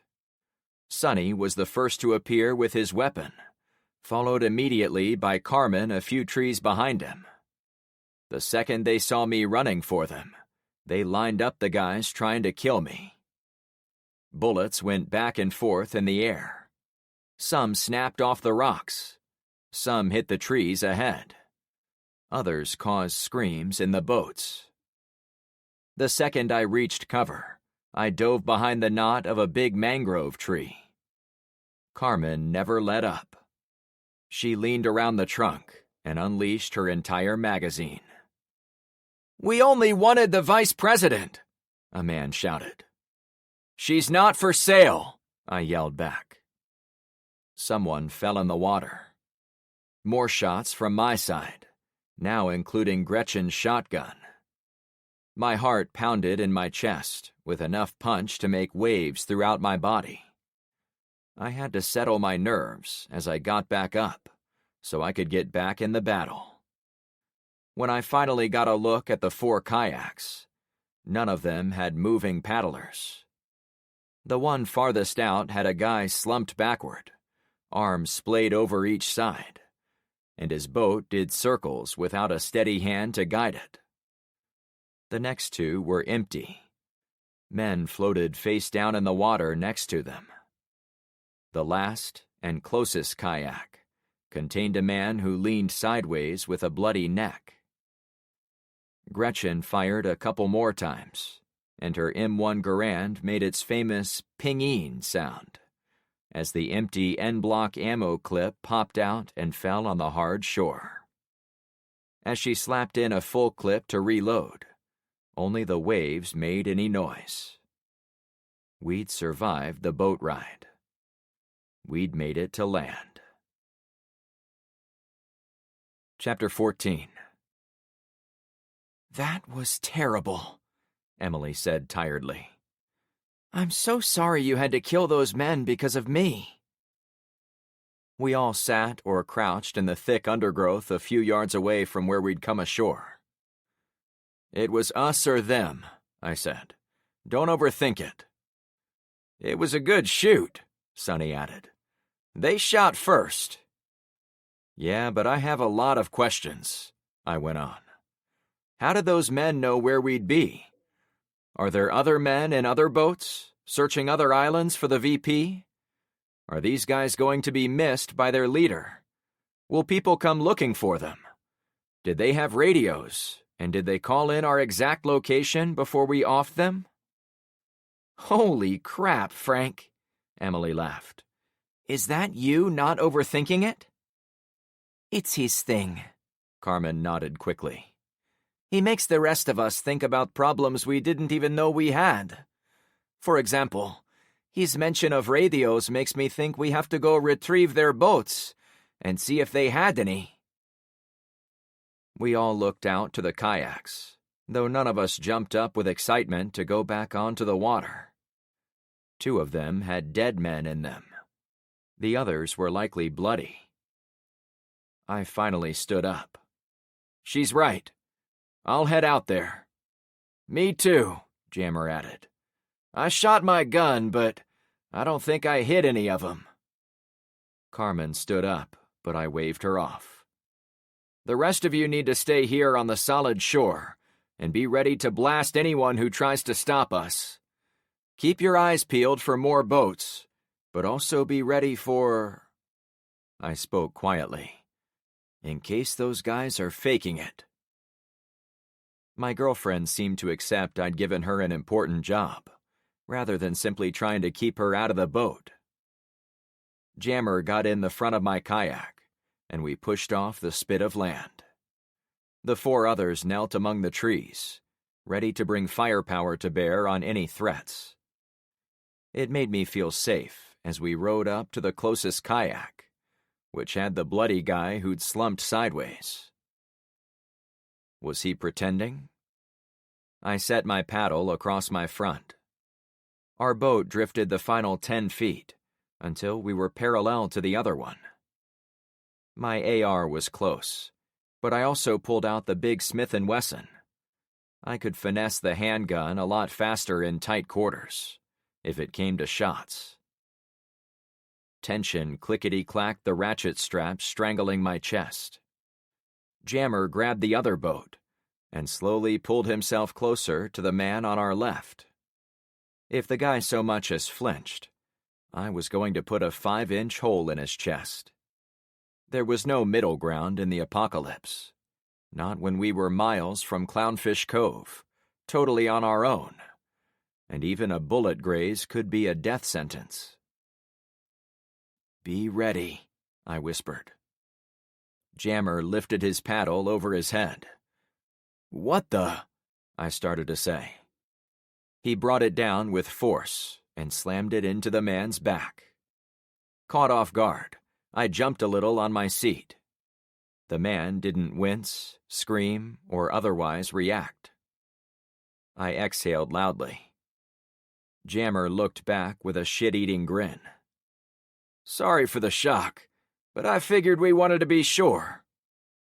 "Good job," I replied, playing it cool. We transferred a backpack over to our boat. The man had once had a rifle, but it must have fallen in the water, since he was currently unarmed. I found a stout knife on his belt, but otherwise he had no weapons. I tied the empty kayak to our rear tow line. Then we paddled to the next one. It was empty and partially filled with water. The guy who'd been inside had fallen over, taking any supplies with him. The only things of value left inside were a couple of filled water bottles, which we transferred. I tied that boat to the back of the other one. I guided us to our next target. The current had taken it about 100 yards from the first one, but we easily caught it. The man was still in his boat, but he was leaning all the way back, as if relaxing. The ex-mailman rammed his paddle on the guy's sternum, but the numerous holes in his chest suggested he was already dead.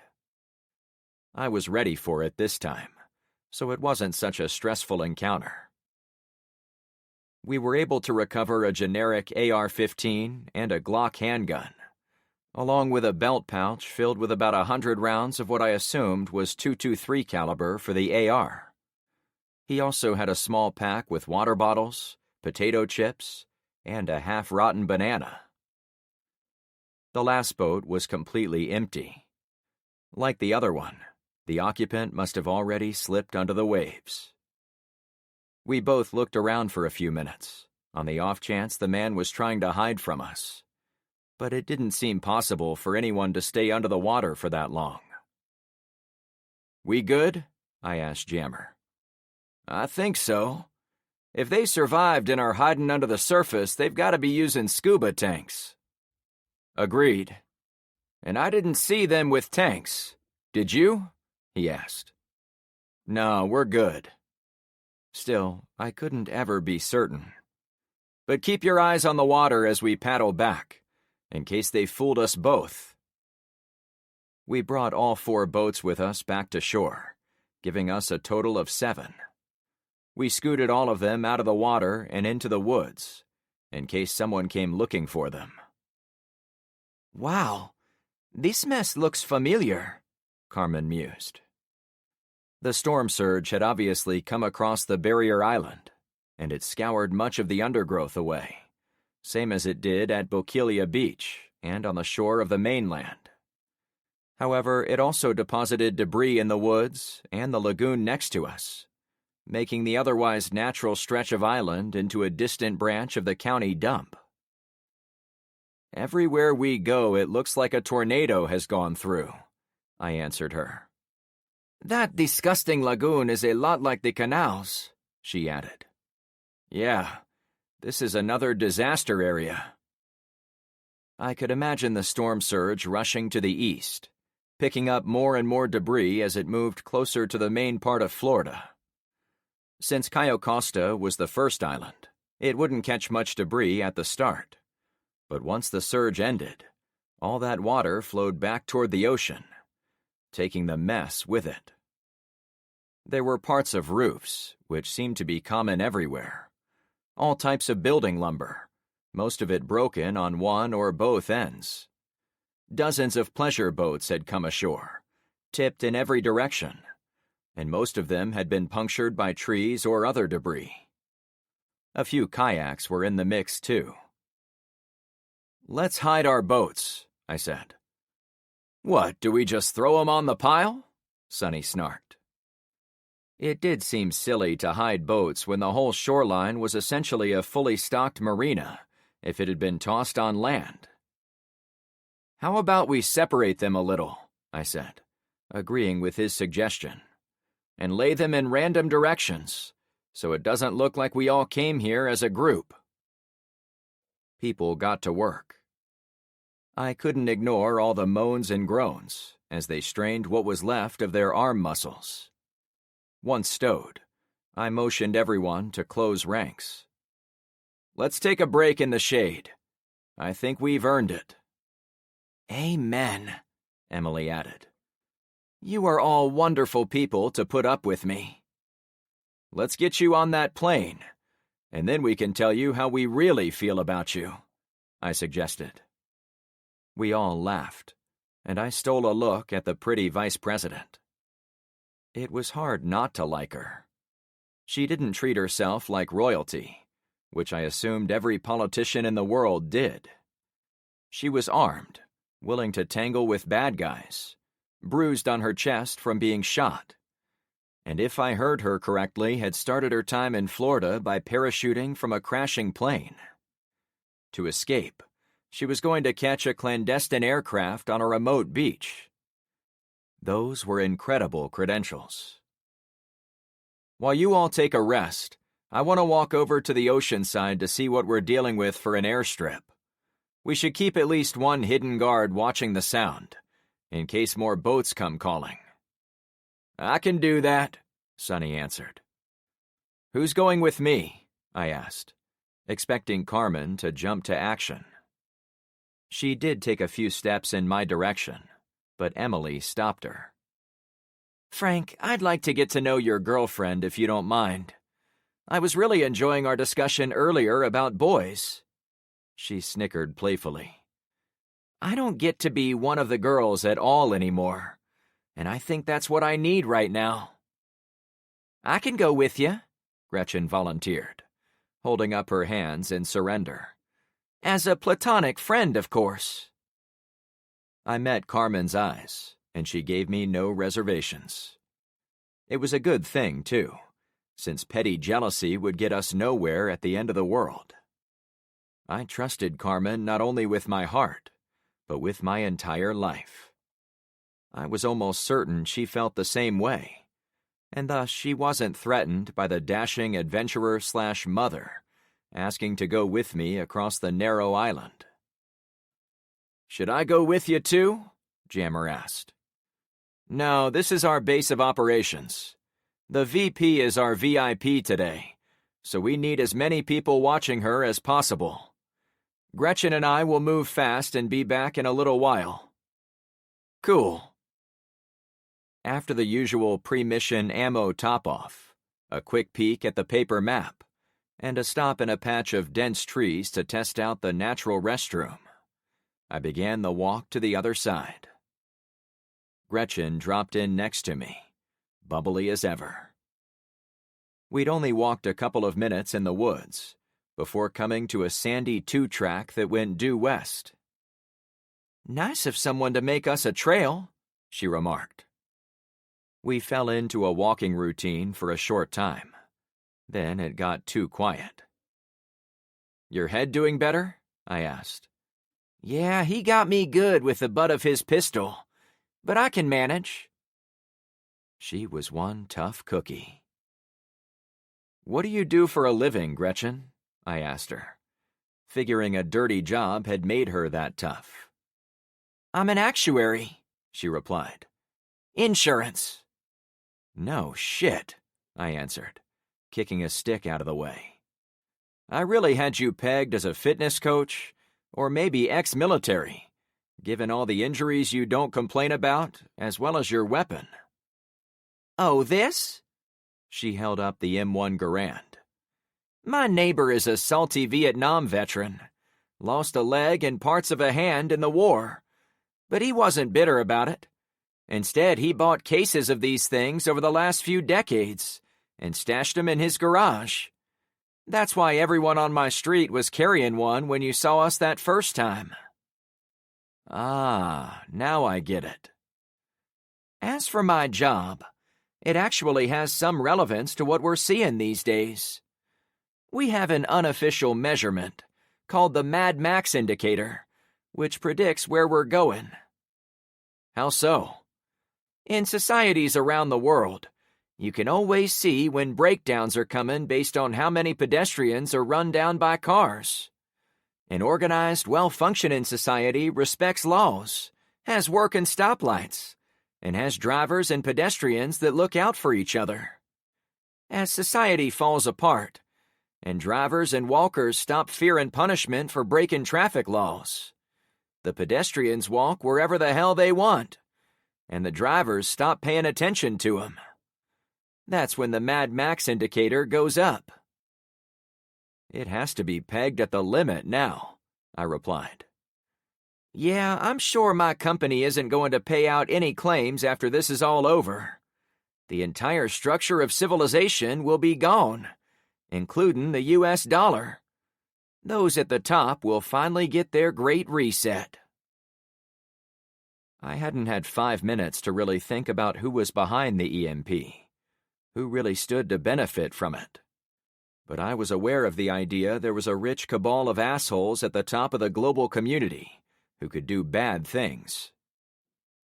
"You think this was all done to bring America down a few pegs?" I asked. "Sure, and it worked. Stoplights don't function. Cars blast around on streets at 100 miles an hour, killing pedestrians left and right. America has been Mad Maxed up the bum by those guys, you know?" We talked for several more minutes about her son Zach, the area they lived in, where her ex-husband went, and I answered similar personal questions about myself.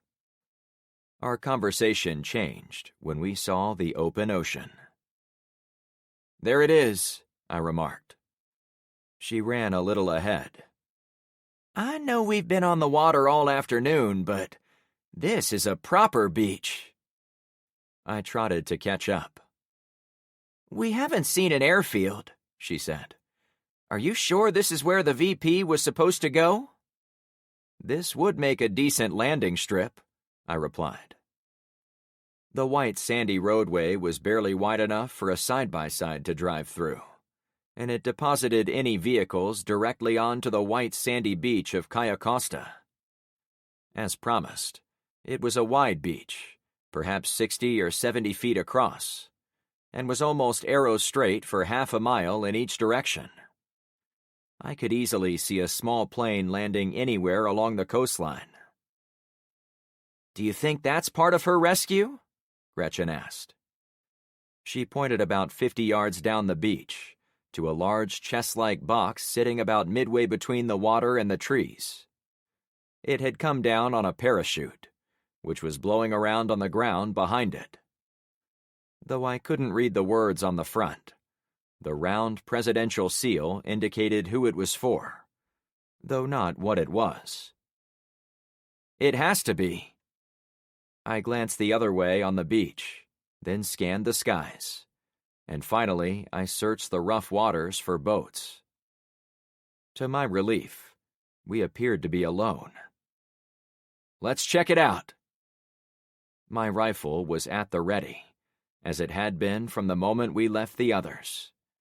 But the new scenery caused me to start sweating, as if someone had turned on the sprinkler. The sun pounded down from above. The white sand baked like an infrared oven. And there was one black box sitting there, begging us to spring the trap. "Let's loop into the woods and come at it from the other side," I suggested. "I would rather go in the water to cool off, but I think your way is safer." We shared some nervous laughter.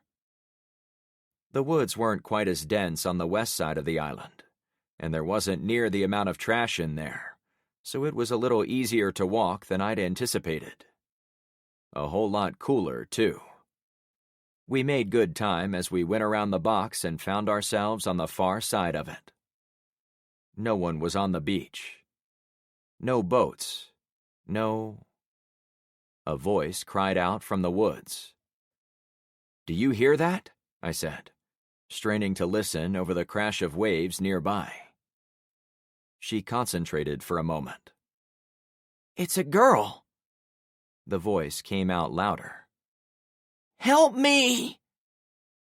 Had we walked into the trap I'd been planning to avoid? "Help me!" The voice screamed again. Chapter 15. "Wait!" I shouted to Gretchen.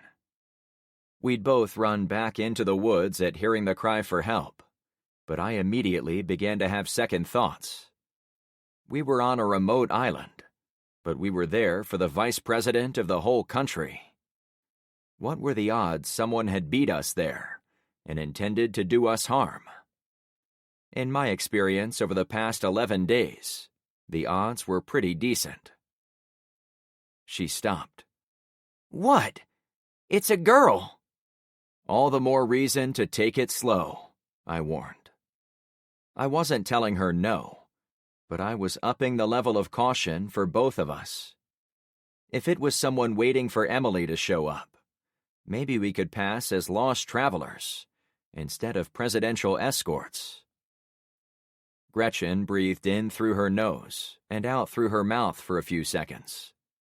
We were already soaked with perspiration from the hot sand and relentless ocean humidity, but I got the sense she was now sweating even harder than I was. I was glad for the halt, but I doubted she could cool herself down. "Help!" the girl wheezed. She took half a step. "Wait," I said again. Blood surged through my veins. Was it a trap? I went in first, with the AR at the low ready position in front of me, pointed down and to the side. She followed with her M1 in a similar hold.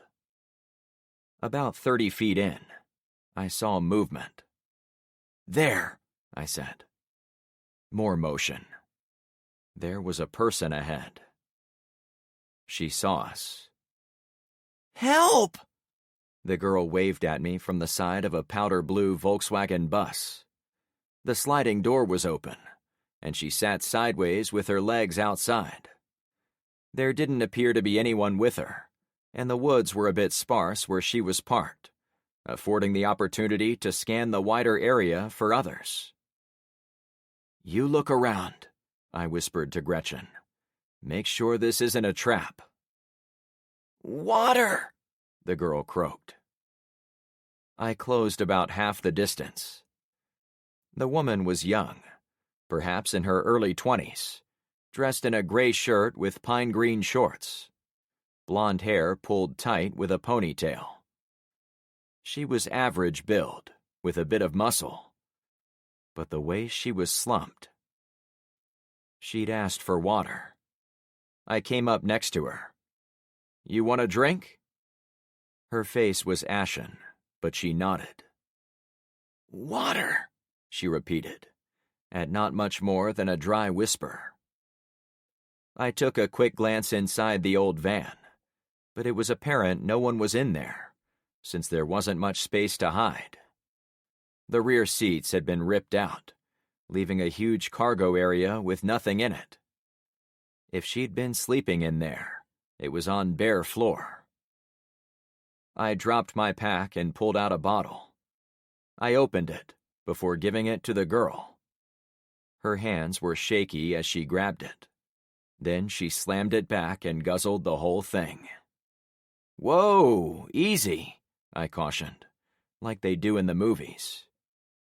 She was obviously dehydrated beyond anything I'd ever seen. When she was done with the bottle, she tossed it on the sand and fell back, hitting her head on the hard floor of the van. I think my mom died when the asteroid fell to Earth. I have to get to her and see. An asteroid? I asked, not sure if she was serious. Do you have confirmation of that? I saw it, she mumbled. Really? Gretchen arrived from the back of the van to my left. I waved her closer. This young woman was on the verge of passing out from dehydration. She's talking crazy. It's all clear around us, she said, peeking inside the van. As best I can tell. So this wasn't a trap, I said, putting hope in my voice that it was true. Not unless they put this poor young lady here days ago. When she got a good look, she immediately dropped her pack and pulled out a bandana. It was my turn to keep watch, as she doused it in water and put it on the girl's forehead. She'll be fine. Zach ran out of water once, on a long hike I made him do, and he got all delirious for a while like her. I've got to get to Tampa where the asteroid fell. My mom, Her voice turned incoherent as she talked about a guy named Randy, someone named Ezra, and someone named Fair Dealing. Tampa, I said, mostly to Gretchen. That's 75 miles up the coast. It looks like maybe she ran out of gas in this thing, Gretchen said, still dabbing the girl's face and neck. It also looks like she's in a uniform. I'd been so filled with concern about the water, I hadn't thought about her outfit. The girl wore green shorts with lots of pockets and a thick leather belt. She also had tall hiking boots, green socks pulled midway up her calf, and a gray cotton t-shirt stamped with NPS Ranger Trainee on the upper left side. I think she's a park ranger, I suggested. Yellowstone, she wheezed. I'm going to work in Yellowstone. Hey, I've been there a few times, I said to keep her talking. I drove trucks for a living, so I went in that part of the world a bunch of times. Beautiful, she answered. Up there. Without warning, the girl sat up. Holy shit, Gretchen blurted. Take it slow. The woman looked all around. Where am I? Cayo Costa, I answered. You must have drove here and got stuck. She looked behind me, then at the van. I've never seen this van before. Visions of being in a trap flooded back. It's not yours? I panted as I backed away, hoping to get a better look around. "No," she said with zero worry in her voice. The van was parked on a wide lane between the trees. Perhaps it was once a better road, though the surge had done its thing in this place, like everywhere else, and left a grimy swath of destruction. I studied 360 degrees around the vehicle, noting big trees, fallen trunks, and piles of sand. Were we surrounded by hiding spots for ambushers? I focused every ounce of attention out there. Nothing moved between the trunks all around us. Nothing was up in the trees. I waited for several more seconds, still unable to see anyone or anything that would suggest this was a trap. Maybe the girl was innocent. Maybe she'd stumbled into the area, ignorant of the larger forces at play. Maybe we were surrounded by boring, average woods. My spring-loaded muscles relaxed a little. Now I looked around the vehicle, rather than searching for attackers. I noticed a yellow tow strap attached to the rear axle that went under a few inches of sand and was wrapped around a nearby tree trunk. "The owner tied the van to a tree," I said, "to make sure it didn't float away. But he or she must have left after the hurricane." "Or she was the one who floated away," Gretchen added. I turned my attention back to the girl. "Look, we're here for other reasons, but we'll help you out however we can. Do you need more time?" "I want to stand," she protested. We both had to help the ranger to her feet. To my shock, she seemed to do okay, only needing a hand on the frame of the van to steady herself. "Damn, girl," Gretchen mused. "You shouldn't even be talking after the way we found you." "I'm from Kentucky," she declared, as if that cleared it up. "I have to get to Tampa. Can you point me the way?" It was too much for me. "Wait a second. We have some others with us. Let us bring them back. We'll get you some more food and water. Then you can head for Tampa." My ears perked up at the distant sound of a jet engine. It was all the more obvious in the quiet post-EMP world. Gretchen heard it too. I could tell by the serious glare she flashed at me. I would be much obliged if you had more water." The young woman didn't hear or didn't care about the aircraft. Gretchen pulled out an extra and gave it to her. "How did you get here?" I asked, when she'd gotten half the bottle down. That made her stop. "I was at a National Park Service training facility near the Everglades when the asteroid caused the EMP. I, stole an airboat from a tour company place and went north to try to reach my mom." Almost as fast as it started, the plane rotors faded and disappeared. "Those boats aren't made for the ocean," Gretchen chided gently. "You really shouldn't have taken it out there." "Tell me about it." "The water was calm after the storm moved out, so I was able to get pretty far. But one day the wind whipped the waves into huge swells, and my boat got swamped." She paused, then laughed. "Get it? My swamp boat got swamped." I laughed to play along. It was still hard to tell if she was mentally with it, or was still dazed from the lack of water. "I swam to this place with nothing on me but a pocket knife. No water, no food. And it turns out I'm not good at finding water either, 'cause I've been looking for 2 whole days." "In this heat?" I asked with surprise. "I figured I'd find water in some of the wrecked boats, but that side of the island is super hard to walk around, and it took hours to search a few of the wrecks. There were puddles of salty water still inside some compartments, since they flipped upside down during the storm. But any freshwater rain that might have been trapped on 'em has long since evaporated in the heat." "I'm sorry to hear that," I said. "We came through the same debris field, and it is truly a nightmare." "We learned about summer grapevines at our Everglades Training Center, how they grow wild all around Florida, and how you can usually find fresh water by cutting into the vines.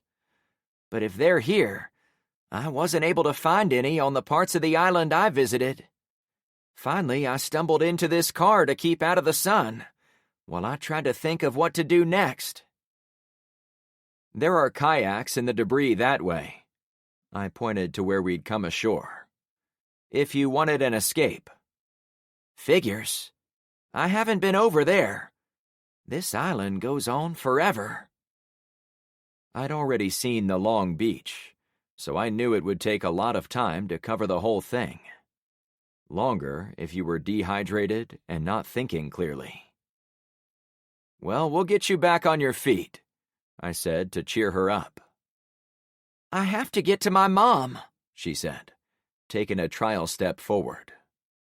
Instead of walking, she spun around as if about to fall over. Then she grabbed the frame of the van again.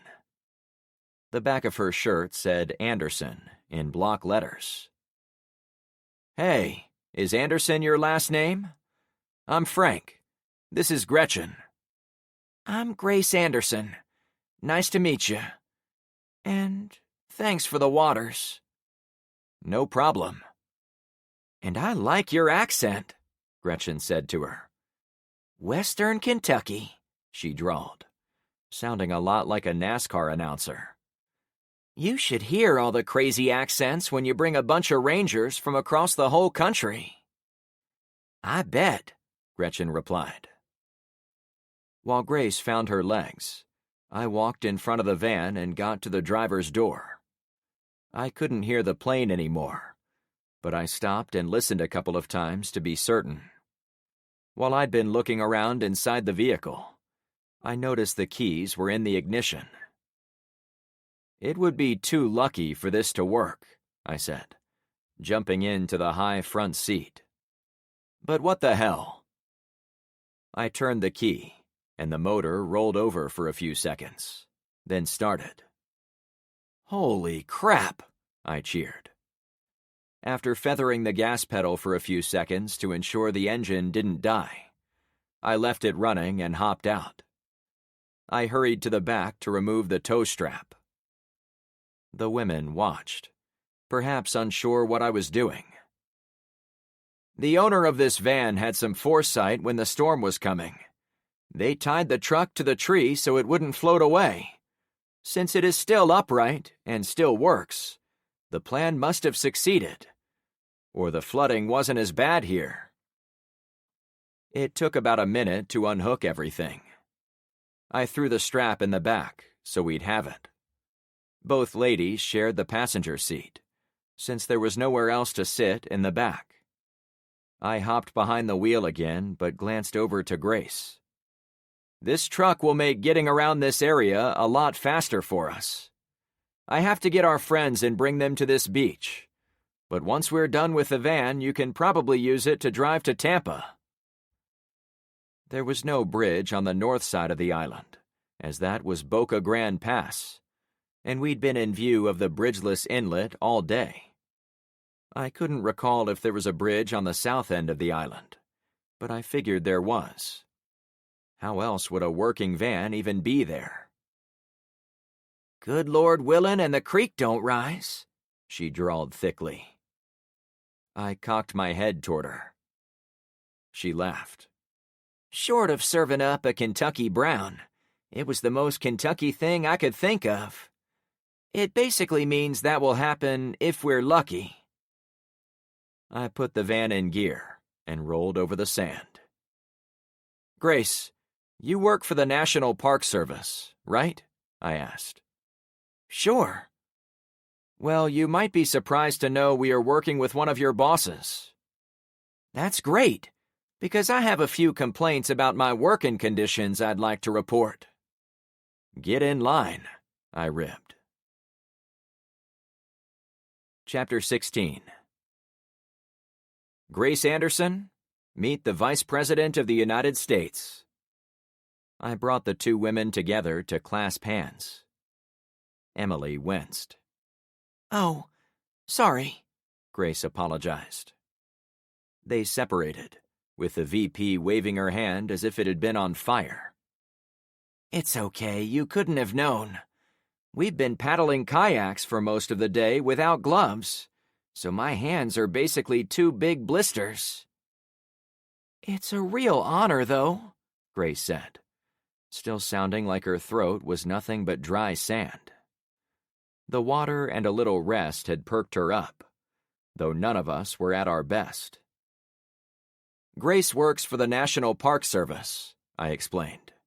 She was training south of here, and has been fighting her way up the coast of Florida since the EMP went off.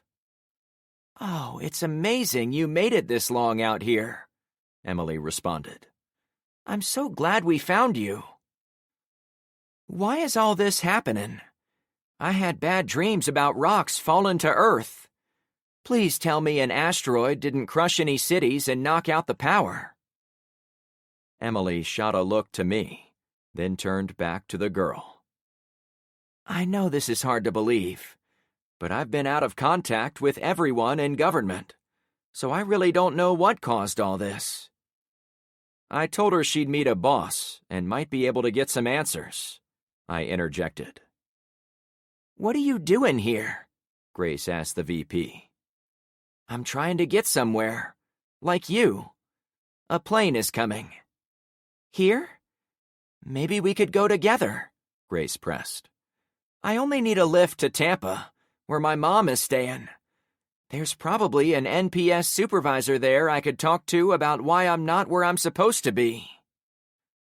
I wish I could make a promise, but I have no idea how much room there will be on the plane. That reminded me of our mission. Emily, we found a big container on the beach that dropped by parachute. It has U.S. military markings and a presidential seal, so I assume it was intended for you. I saw a parachute earlier today, Grace said matter-of-factly. Now I remember I was on my way to find it, thinking it was for rescue.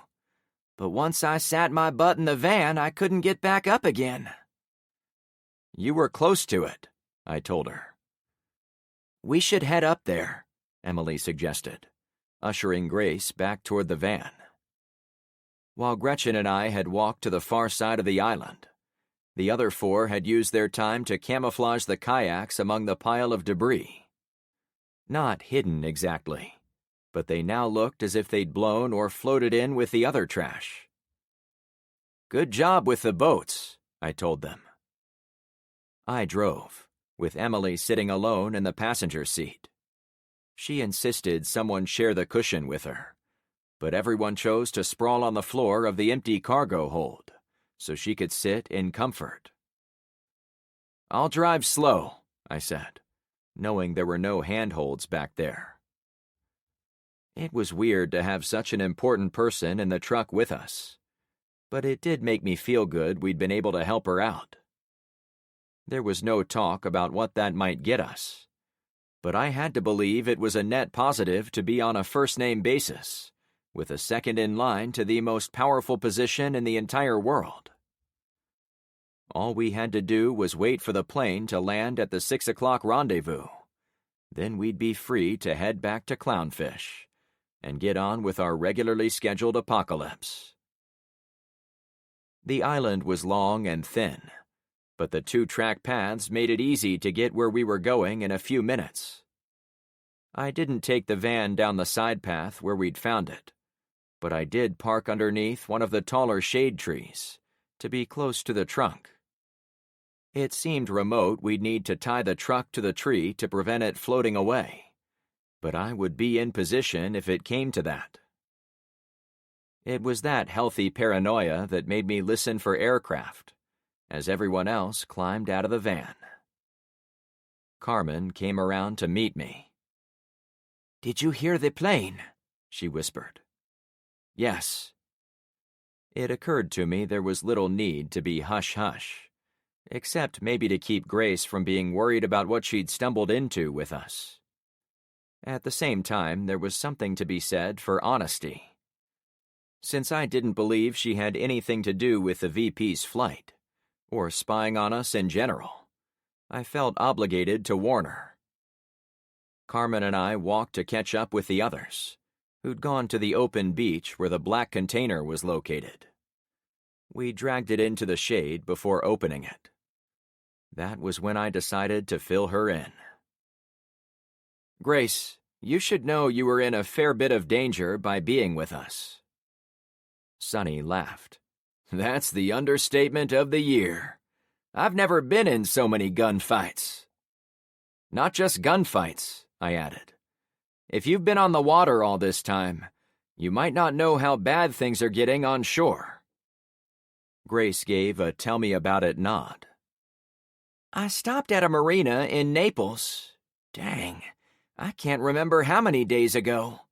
But I saw exactly what you're talking about. I had to trade all my food, a giant toolbox left by the tour company, and even my official NPS hat in exchange for gas. We'll get you a new hat, Grace, Emily reassured. We fell silent as we all stood around the container. I imagined we were a group of pirates who'd brought a chest full of treasure to their hideout. What would we find inside?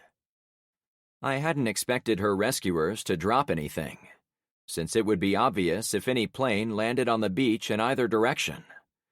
But maybe there were OSHA rules that said passengers needed certain gear before boarding a plane. Thinking along those lines, and remembering all the useless rules I'd suffered in my business over the years, I almost expected a portable passport-checking computer to be in there. A bureaucratic make-work machine would be the type of advanced technology that would survive the EMP. Before anyone could open it, my paranoia struck again. Guys, everyone stand back. I'm going to open it, but if there is anything harmful in there, I don't want you getting hurt by it. They all seemed reluctant, but they backed off. However, when I turned around, Grace had the lid of the chest up on its hinges. I sighed with relief, since nothing came launching out at her. Sorry, she said, but I owe you guys for finding me and giving me something to drink. I'm glad it wasn't dangerous, though. The park ranger trainee motioned for us to look inside. What is it? Jammer asked.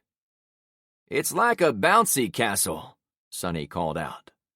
Not sure what it has to do with the VP, but it would be sweet to blow it up and sail home in comfort.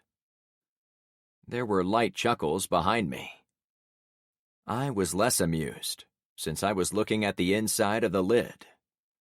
Several diagrams explained what it was, and how it was used. This is a self-inflating balloon.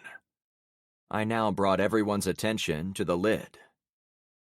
First, we take it to the beach where there is plenty of open ground. Second, the person using it has to be on a harness connected to these ropes. Third, this helium balloon takes the rope up. Fourth, an aircraft will swoop in, grab the rope, thus pulling the person off the ground. That's badass, Sonny laughed. So, there is no plane landing here? Grace asked with disappointment. I guess not, I said. I assumed they would land a plane, since they brought us here because it was a long, flat stretch of ground. They probably need that to fly low and level, Emily said, already slamming the lid shut.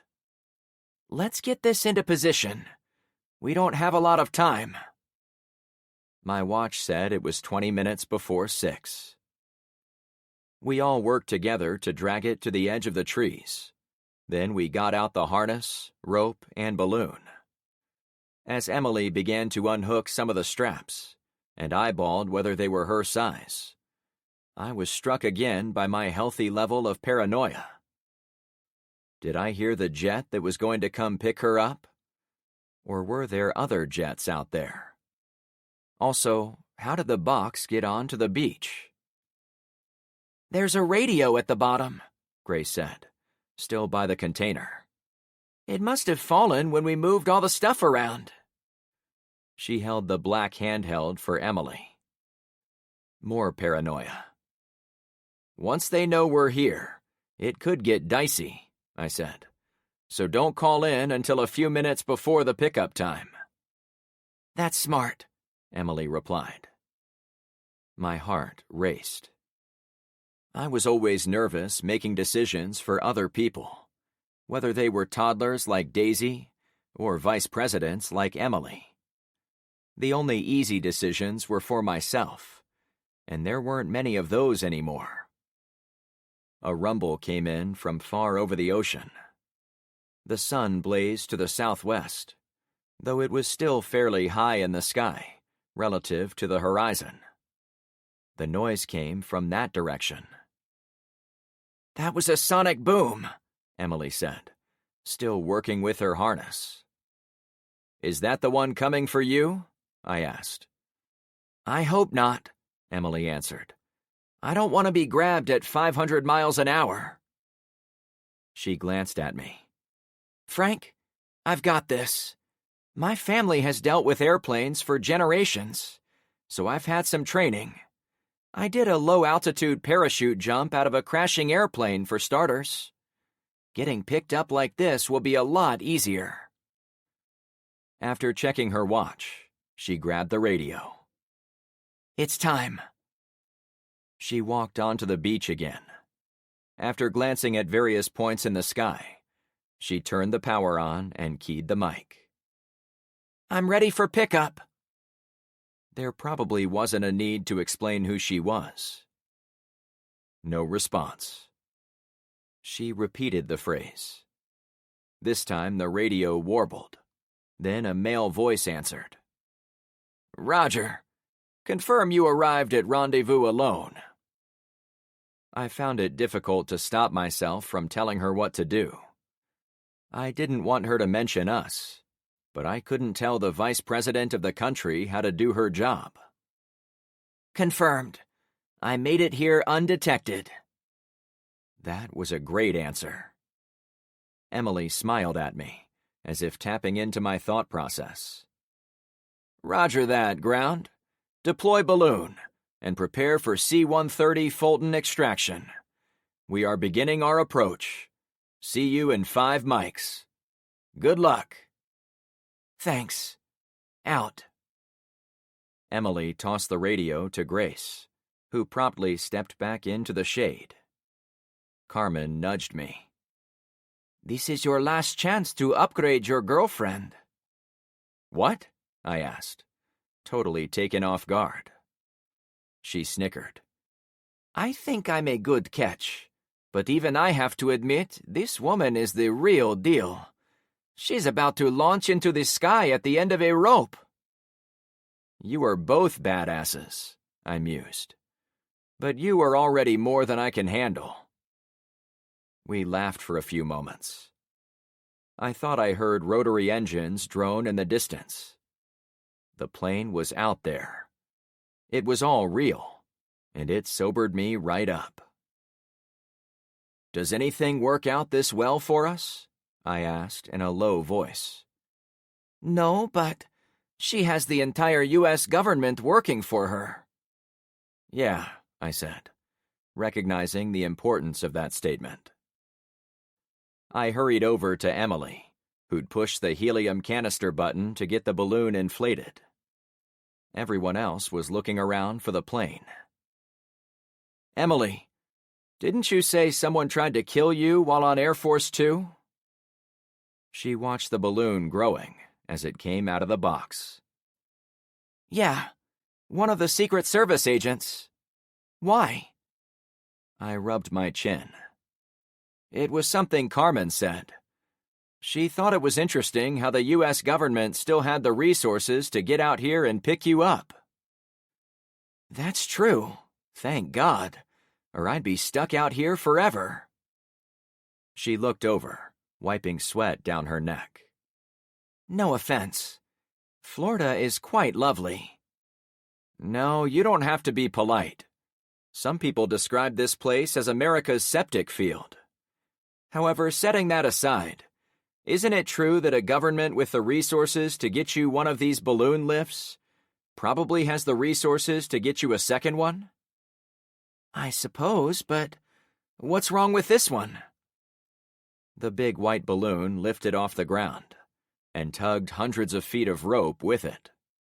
Soon the plane would swoop in, grab the rope under the balloon, then pull Emily off the beach. I know this is going to be hard to understand, but I don't trust anyone, especially when it comes to people threatening my friends. Would you be willing to indulge my cautious mind and make this first run a dummy test? You mean don't go? That's exactly what I mean. And if they leave me here? You're welcome to come back to my street, under my protection. She spoke quietly. That's a huge risk for you, now that my cover has been blown and the bad people know where to look for me. My presence puts you in grave danger, especially if you are right about the pickup. I know. If I'm wrong, you can bill me for the extra balloon. However, if I'm right, we are all in trouble. You, me, everyone in America. Still, I'd really like to go back home knowing whether I'm sending you into another assassination attempt. She thought about it for a few seconds. The plane's prop noise came from far to the south, but it still wasn't visible. What do I do? I pointed where she was. Stand here like you were going to get on the lift. The plane will fly over, confirm it's you, and grab the line. Hang on a second. I ran to the woods, searching for what I needed. Since the beach was remote and natural, not the kind cleaned by the cities around Fort Myers, there was a lot of driftwood that had washed in, both before and after the hurricane. Most of it had ended up at the tree line. Sonny joined me. What are you looking for, sir? I need to find anything that we can make into a person. A dummy. He spun around. There's a big slab of driftwood by the van. Bring it over, I shouted, already heading back to Emily. Over the next 60 seconds, he brought a 6-foot piece of wood and stood it up in front of the VP. It was almost straight, about 8 inches thick, and surprisingly light. I hope you don't think I'm flat as a board, she joked. No, ma'am, but it is about the size of a person. And if they bring it on the plane? She wondered aloud. That will be the telltale. I'm sure they'll radio down and ask what you're doing. I'm hoping we're able to sort out any bad intentions at that point. You're winging this, aren't you? She asked with a voice I took as being impressed. I do what I can. I flung off my Indiana Jones hat and slapped it on Emily's head. Keep this on and wave when the plane goes overhead. They'll see you with it on. Okay, she agreed, clearly skeptical. I turned to Jammer. Can she have one of your shirts? I have to put it on the dummy. He gave me Luke's black Kermit tee, keeping his post office uniform shirt. I won't tell him if you won't, I joked. Deal. Once we had the shirt on the driftwood, Sonny wrapped the harness around it too, securing it in multiple spots. Emily held the driftwood upright while he worked. Rope, I asked the others. Grace bent over and yanked a shoelace from her right boot.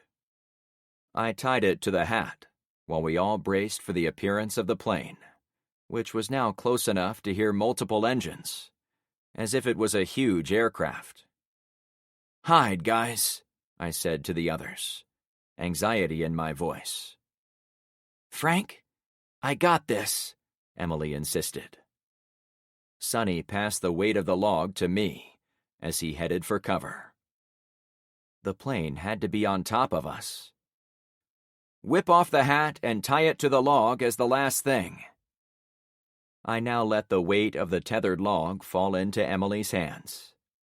It stood upright and was dressed, so the pilots would see it from high above as a real person and believe someone was ready to be picked up. "I hope you're wrong," she said to me. "So do I answered, as I threw myself into the trees. We had to wait about 5 more seconds. "There it is," Emily reported. "It came from over the island, but now it is lined up with the beach." I peeked. A massive gray transport plane lumbered about 200 feet above the sand, heading directly for Emily. It had an apparatus on the front, likely for catching the rope of the harness. The big white balloon had rushed upward and was higher than the plane. Emily waved with her hat. The pilot rocked the plane's wings a bit, acknowledging her. Everything was happening exactly to perfection. But still, a clawed fist wrapped itself around my gut. I was either going to be way right or way wrong on this one. The heavy engines throbbed in my lungs. The sound waves were so low frequency. Emily put the hat on the dummy, then quickly tied it off. The plane soared directly above her head, running into the line connected to the balloon. A second later, the big piece of driftwood was jerked out of her arms. It shot into the air. 4 props spun louder as the pilots mashed the throttle. The nose of the plane angled upward to an ever steeper degree, as if the pilot was under orders to get altitude as fast as possible. Emily had never moved. She watched the dummy rise too. In moments, the plane was almost vertical, climbing with great effort. And a dummy VP trailed behind, spinning wild at the end of the rope now latched to the transport plane. "Now we see if you're right, Frank," Emily said without looking over. I never wanted to be wrong more than that moment. Chapter 17. We all watched the plane as it continued its steep climb toward the clouds. The fake version of Emily still whipped back and forth at the end of the line, though the plane itself was starting to level off. Despite what Emily had said, I didn't see any evidence the driftwood was being brought onto the aircraft. In fact, the rear cargo door at the back of the plane was still closed. "They should pull it on board," Emily said with disappointment. "But it's not going, is it?" Gretchen wondered. We all strained our necks looking up. The plane had continued along the line of the beach to our north, so we saw the plane from behind and a little of its top, since it was going upward. "They have to bring it in," the VP complained. The rear door still wasn't opening. "Look!" Jammer yelled. Grace pointed. The dummy began to tumble backward. The plane stopped its climb an instant later, as if an order to release the vice president had been given, and the aircraft was moving on to other problems. Fake Emily rolled and twirled as it came down. "Crapple!" Real Emily cursed. "You were right." The driftwood dragged much of the tow rope down with it, as if the line had either been cut from the plane or it had come undone by accident. I might have believed it was accidental if the rear cargo door had ever opened, but the steep climb and sealed door suggested they never intended to let her in. "I'm sorry," I said. Emily sidestepped her way toward the edge of the trees. We'd all come out a little to be able to see the falling object. In seconds, it struck the beach far to our north. My hat had come undone from the log, and drifted into the woods. "I would have died," the shaken VP said. "They didn't radio either," I acknowledged. "If they'd seen the driftwood and knew it was a fake, I would have expected them to call and ask why you'd tricked them. As it is, they didn't need to radio, because they assumed it was you going up and then back down." "This can't be happening," she answered. "Come on, get off the beach," I coaxed everyone. The big 4-engine beast was already turning away from us, going out to sea. Emily had taken a step and a half when the world turned white. A crack of thunder followed. Then I was on the ground, looking at the sand. I did half a push-up to try to get up, but my arms were still fried from the paddling. Vaguely, I heard voices. "Frank?" Carmen yelled. "Frank, get up!" My ears rang constantly, but I'd heard her. "What happened?" I asked, getting into a sitting position, still stunned. The door of the VW bus was wrapped around a tree, about 20 feet away. Beyond it, there was nothing but black smoke and flames. "A bomb!" she said as she tugged at my arm. My head was stuffy, like it had been filled with a bad cold. It also seemed extra bright, as if I'd lost an object that had once kept me in the shade. In fact, that triggered a recent memory. "Where's my hat?" I asked sluggishly. "You gave it to the dummy," she reported. I remembered a bit about asteroids, swamp boats, and dead kayakers. It was all mushed together, flowing through my consciousness at 1,000,000 miles an hour. None of it was in order or made any sense. "Oh yeah," I said, struggling to remember. She pulled again to get me off the ground. "The others," I tried to say, but my throat was dust. "They okay?" "Get up," she repeated. I wasn't sure how she was up and about, while I was on my ass, but she pulled me to my feet and got me moving. Gretchen was collecting Emily from the beach, too. It looked as if she and I had the most exposure to the impact, while the others had been shielded by trees. My head cleared when I heard the screech of an aircraft zip overhead. "Wait, I protested. "Don't they have thermal viewers or other tech?" "Yeah," Emily coughed. "I flew to and from Europe with an insufferable general. He mentioned once during those endless hours that our Air Force was the best in the world, thanks to technology like thermal sights and GPS munitions." "What's the counter?" I asked. I leaned on Carmen, but I was already getting better. "Heat," Sonny suggested. "Explain," I rushed him. "Me and my brother used to watch footage of the Afghanistan war, since we figured we'd become rebels one day. Those goat herders defeated American tech all the time. I remember one of their methods was to start a bunch of small fires around their gathering points to cancel out the heat-seeking imagery of our gun platforms." "Then you're in charge of this next part," I told him. "Me?" "Yeah. There's your heat," I said, gesturing to where the bomb had gone off. He went closer to the impact zone, leaving me and Carmen. She patted me on the stomach. "You doing better, Frank?" "I think so. Thanks." I stood free of her. "Everyone follow us!" We soon found a smoky hole in the sand with parts of the VW bus spread all over the forest. Some pieces were on fire, as were several trees in the area, but the middle of the crater was still raging. Black smoke poured out everywhere.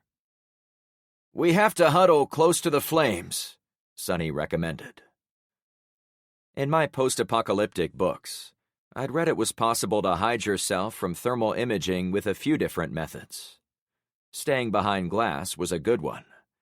Hiding inside compartments like shipping containers would keep you hidden as long as you didn't touch the sides and warm them. Thermal blankets were popular options for masking heat, as were ghillie suits, which could dissipate body heat into the environment. I took a painful gulp. We had none of those things. The only option was Sonny's way, getting close to fire. There was no point in mentioning how some books were already worried about advances in AI-assisted thermal detection, saying it was now impossible to avoid. Even being a few degrees colder than the background temp would stand out to the software, making you a point of interest to the human operator. We had to crawl the last few yards. Bushes were ablaze. Burned branches had fallen to the ground. Fuel must have splashed all over the area, in addition to the bomb itself. Carmen and I fought the heat as we got ever closer. Without warning, explosions echoed around the woods. I smothered Carmen's backside to protect her. In the air, a repetitive hammer struck to the same beat. "Someone up there is shooting at us," I declared, putting the two together. I searched the sky through the hazy fumes of the crater. The culprit plane was in fact the C-130 transport that had faked the pickup. A gun stuck out the left side. We hadn't gotten a good look at it on the approach, but it was plain as day now that it was heading the other direction. The crack boom of explosions happened to our left and right, as if the gun operator was sweeping the beach anywhere we'd already gone. Maybe he was simply being logical about firing near the main crater. Carmen had her hands over her ears. More impacts hit with such force that they bounced us in the sand. I put my arm around the brown-haired Cuban woman I couldn't live without. Was this the end of us both? Should I profess my undying love before it was too late? "Carmen, Someone tapped my back, surprising me almost as bad as the explosion. "Emily?"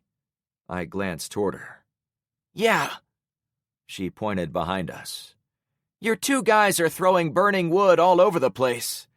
I think they are making a path for us to escape." "Escape to where?" I tried to ask. The words wouldn't come out of my throat so soon after yelling. Both men scrambled on hands and knees to move fiery debris farther into the woods, starting more small fires wherever the pieces fell. "The rescue plane is firing on us." I pointed in case she couldn't hear me. "Maybe they figured out we were down here." "No witnesses," she suggested. That made more sense. I turned back to the sky when a jet screamed overhead. I caught it in time to see a missile detach from under its wing and fly toward the slow-moving transport aircraft. Sparks shot out the sides of the big airframe, defensive countermeasures, but the missile struck its tail anyway, which caused it to jerk sideways while still moving forward. The gun never stopped firing, but it sounded like the shells were falling far away. Before I could get too excited, another jet swooshed by, also flying very low, heading to points unknown. "Who are the good guys?" I asked Carmen, though she was still on the ground. "All of those are American planes up there," Emily informed us. "So any of them could be the good guys or the bad," I summarized. "Frank, you were right again," Emily said as we all got up. "I would have been dead on the end of that rope, or I would have been dead on that transport. Either way, we have to get the hell out of here." "I can get behind that idea," I remarked. "Is it safe to leave?" Carmen asked, crouched at my side. No, but it can't be any more dangerous than burning ourselves by these fires, I said to be funny. Gretchen sat with her back against a tree trunk nearby. I'll have some trouble paddling. I crawled over to her. Not good, I said under my breath. Her right arm, from her elbow to her shoulder, was coated in blood. Yeah, I think glass from the windows splattered all over my arm. Grace, I called out. She was as close to a medical professional as we had on the team. At least, I assumed a park ranger would have some first aid training. She called back from the edge of the bomb crater, almost inside it. Jammer and I are here. We have a wounded woman over here. Can you take a look? I pulled out some antibiotic ointment and some small bandages from my pack. Enough to maybe provide some temporary relief, but by no means enough for such a large wound. I set them next to the injured woman. Grace army-crawled over at about the same time Jammer appeared behind her. When he arrived, he held out his uniform shirt. Use your knife to cut off the bottom for bandages, the mailman explained. I won't be tucking this in anytime soon. Grace got out her knife and tended to Gretchen. Will you get in trouble with your supervisor? I mused, to keep everyone from freaking out. Grace cut the bottom half of the shirt in one big slice, then cut the big piece into more strips. They'll have to find me first, Jammer answered, panting with nervous energy. Hey guys, take a deep breath, I soothed. We're alive.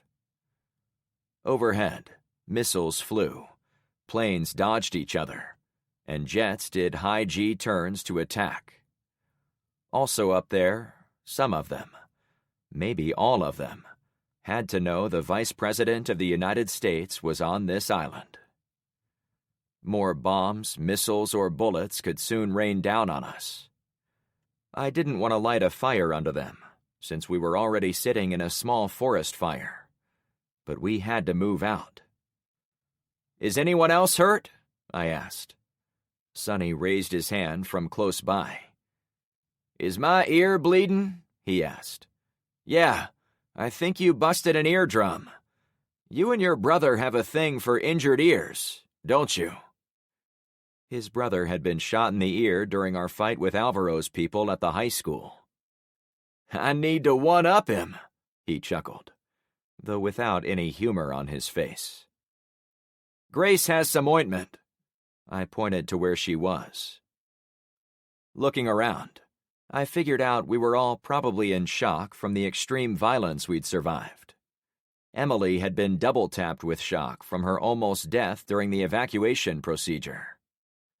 And I hadn't even gotten the chance to talk to Carmen. Her hair had come out of her ponytail. Her clothes were filthy. And she had that same feral look in her eyes as everyone else. But she seemed otherwise fine. Turning to myself, I realized I couldn't catch my breath from panting either. We were all scared shitless. Emily, do you... I froze. What? She asked. I held up a wait a sec finger. At first I thought I heard the whir of a drone, which would not have surprised me, since Dee had started this whole adventure by leading me to the house where the VP was staying. He'd also said he had the ability to intercept radio signals, which meant he could have known exactly where we'd be on Cayo Costa. However, before I could confirm the sound, the more distinct crump-crump sound of a big helicopter filled the air. She heard it too. Good guys or bad? She asked.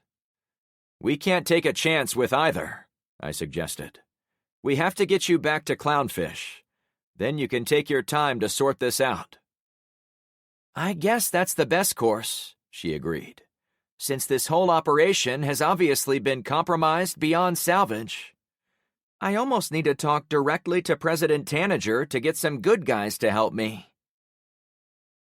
I didn't say anything, but I wouldn't even trust the president, given that the Secret Service had already tried to kill her. The betrayal couldn't go much higher than that. However, put in such a context, there might be no one on Earth she could ever trust again. It made me want to fight hard to earn the woman's faith, but it also made me a bit down, since her dilemma was possibly the fate of the whole nation. How could we ever come back together as a society if the people in charge couldn't be trusted, not even a little? We all gathered near the edge of the burn zone. "If we move, won't we show up on their heat-seeking technology?" Sonny asked. "Staying by the fires saved us from the big plane trying to shoot at us, but those are helicopters for sure." I motioned toward the sky. Those choppers were closing in. "If they land guys here, they aren't going to be fooled by these little fires." A deep boom resonated from out on the ocean. "The transport plane just crashed," Sonny reported, looking west through the trees and smoke. "Then he's right," Emily stated. "Our only chance now is to make a run for the boats, to try to get back to your neighborhood." As she spoke, I realized what had to happen when we got to the boats. It must have been the blast affecting my brain, but I thought back to Tyler and how he liked The Lord of the Rings, and referred to me as the wizard Gandalf. It bestowed a certain awareness about how art sometimes imitated life, and how lessons from those movies could potentially offer help in the real world. "Follow me, guys, and hurry." I gestured for them to drop in behind, as I rushed past a tree with 2 branches on fire. Ahead, it was a few hundred yards of regular forest. Then we'd find the hidden boats. Exactly like in the Fellowship of the Ring. In the movie, the members of the Fellowship were being chased by hordes of bad guys. To get away, they split up, and some ran back to their boats. If art was truly a guide here, I was going to have to break up the party, so at least some of us made it out, instead of all of us getting caught and/or killed. Unless there was another way. Chapter 18.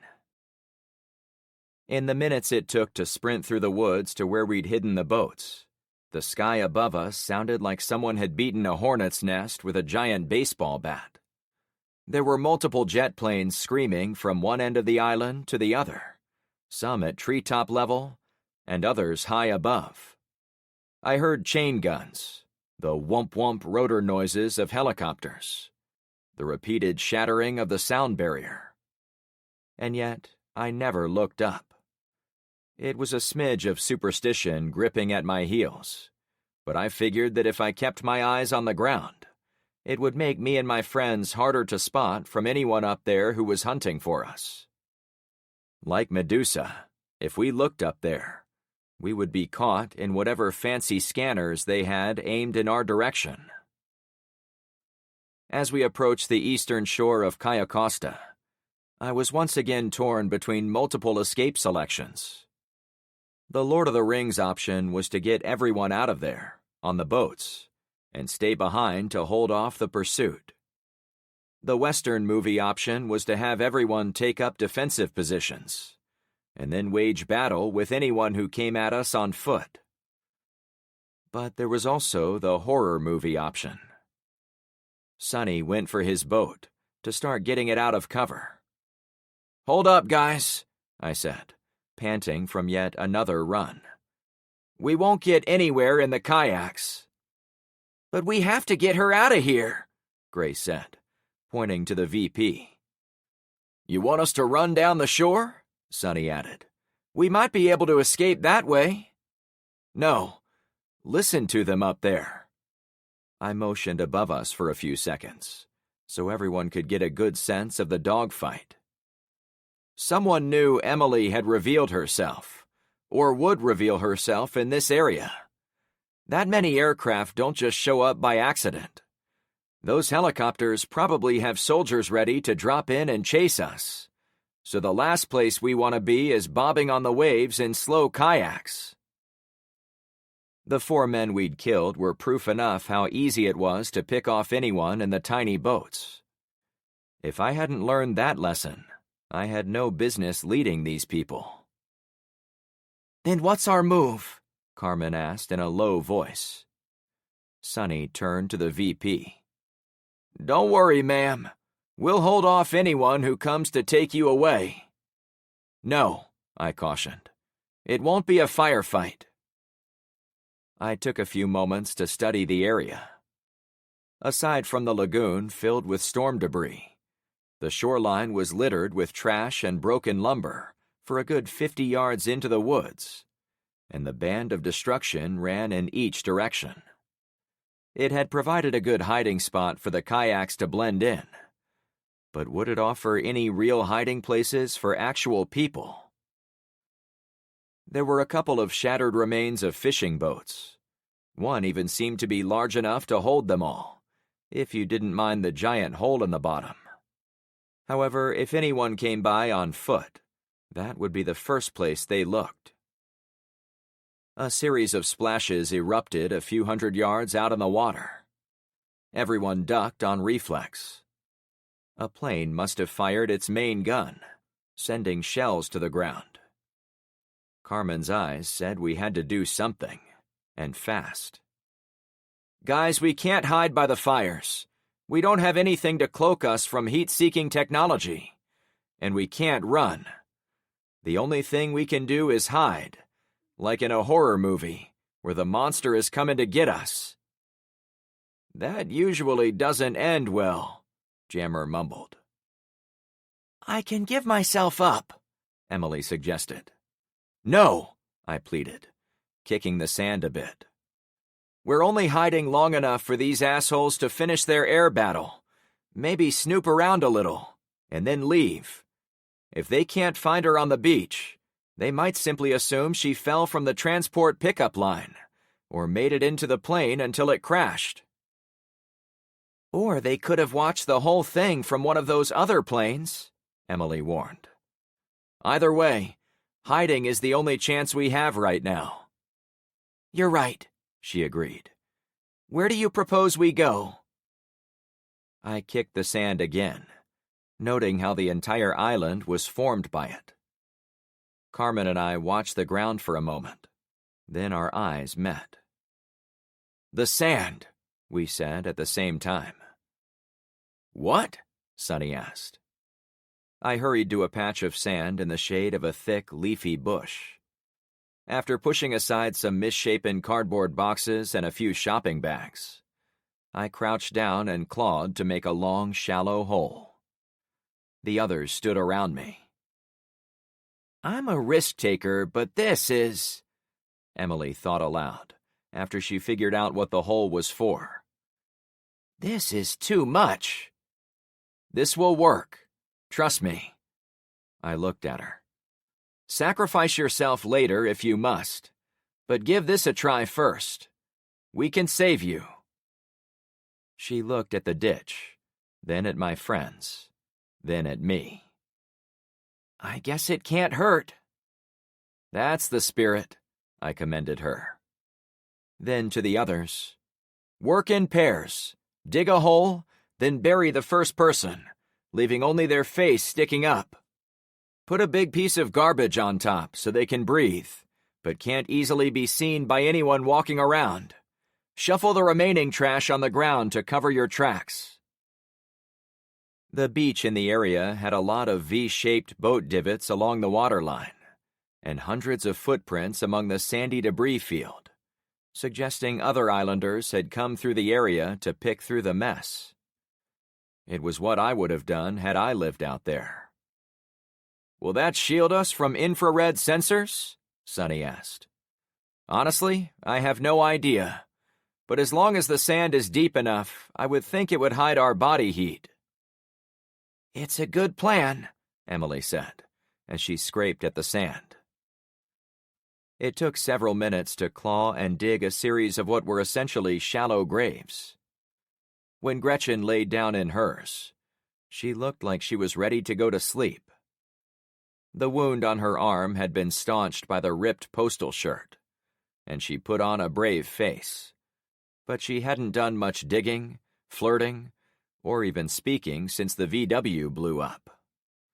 She jammed the barrel of her M1 with one of the many plastic shopping bags and used a small tarp to wrap the rest of the gun. Then she laid it beside her in the hole. "You doing all right?" I asked. She'd suffered an injury, but I didn't think it was anything close to life-threatening, at least not immediately. Most of her upper arm had been ripped up and burned. Without proper medication or cleaning, the possibility of long-term complications would skyrocket. However, for today, it seemed more painful than anything. "Ask me again when I get out of here," she said with a forced smile. "Hang tight," I said. As an afterthought, I touched her cheek. "You're going to be fine." She closed her eyes, as if I was soothing her spirit. Then, I dragged a piece of bent aluminum siding and set it on top of her face, blocking the sunshine from beating down on her. I'd positioned it so there was enough room for airflow, but not so much that anyone walking by would be able to see her. "You still okay?" I asked. "Good to go," she said. I took a few steps back, looking at my work.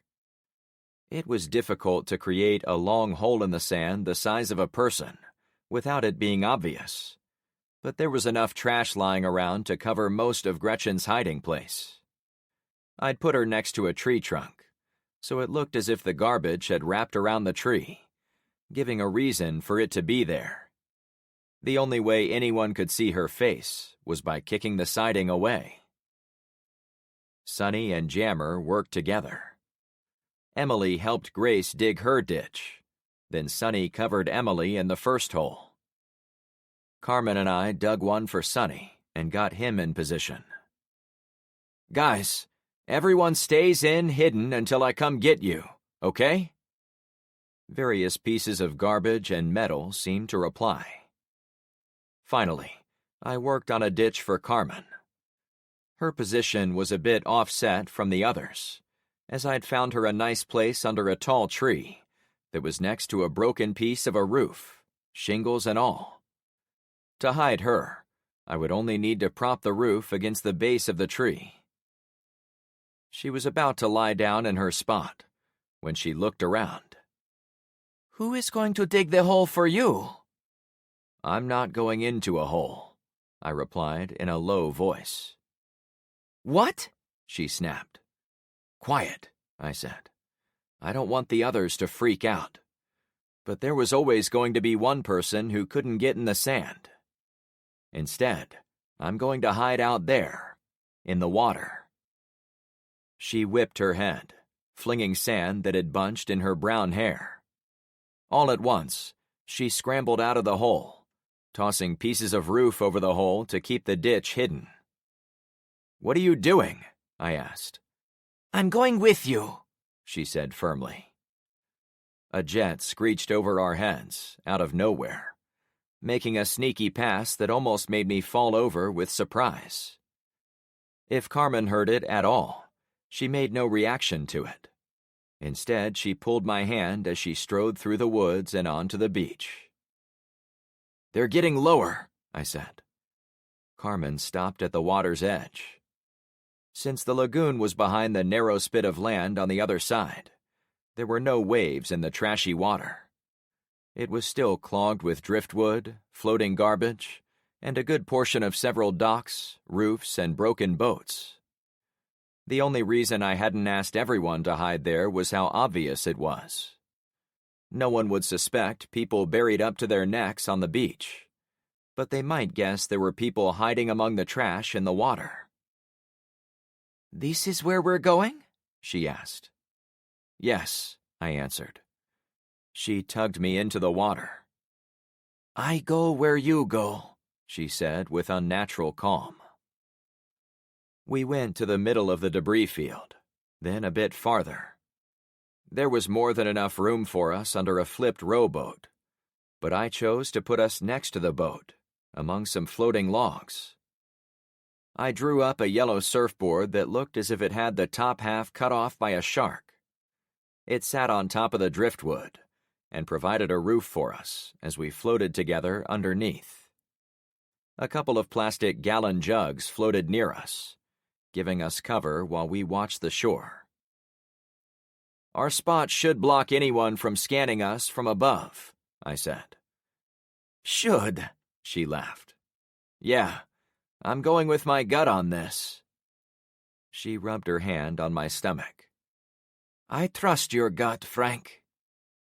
I drew her in, intending to take 5 seconds to show her how much I appreciated the trust she'd put in me. But the sound of a propeller engine stopped me cold. "What now?" she asked. I glanced up through the cracks in our little floating bunker. A long, thin aircraft flew overhead, a few 100 feet up. I recognized it from videos about warfare in those foreign nations of late. It was, without question, a sophisticated military drone. "They're still searching for us," I whispered, wondering if I was wrong to assume any of us could hide from the military, either theirs or ours. It wasn't 10 seconds later when I heard people approaching. "Come on, spread out," a gruff voice called out. "If there is anyone on this island, I want them in front of me before 1700 hours. Comprende, Marines?" "Yes, sir," several voices answered. A hulking Marine walked out of the woods, close to where our friends were buried. Then, he seemed to look directly at me. "Shit," I mouthed. Chapter 19.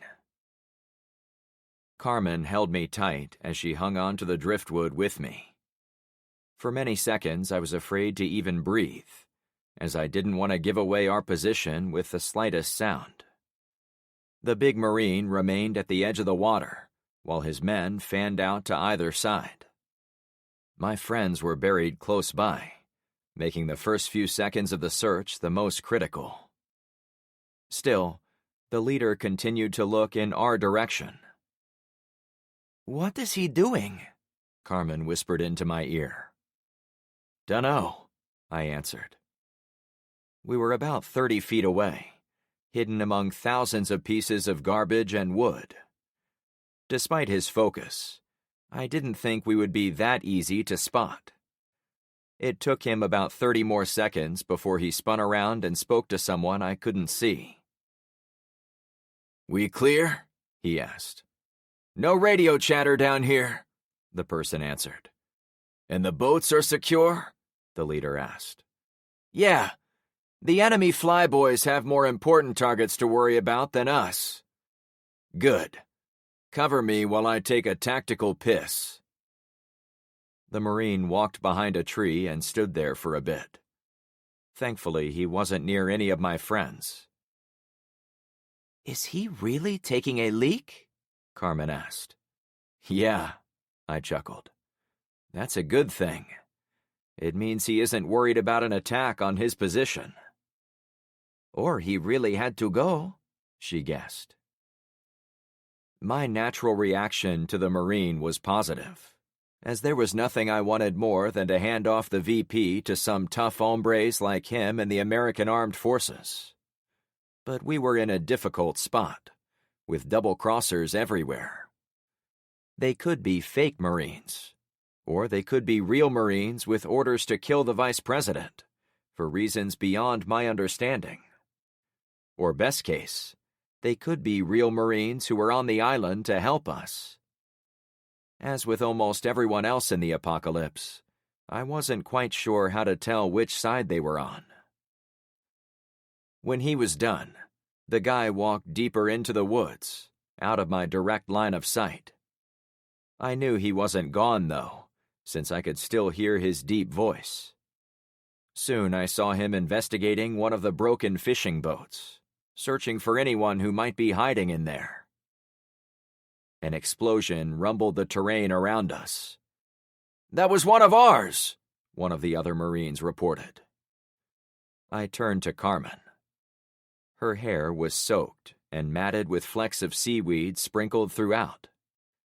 If I'd been given the chance, I would have picked them out for her, but I couldn't risk our movements giving us away. Instead, I spoke quietly. 1700 is 5 o'clock, which is about 30 minutes from now. As long as everyone stays where they are, we should be good. "Are these guys the real deal?" she whispered. "I could try to make contact, and you could watch what they do."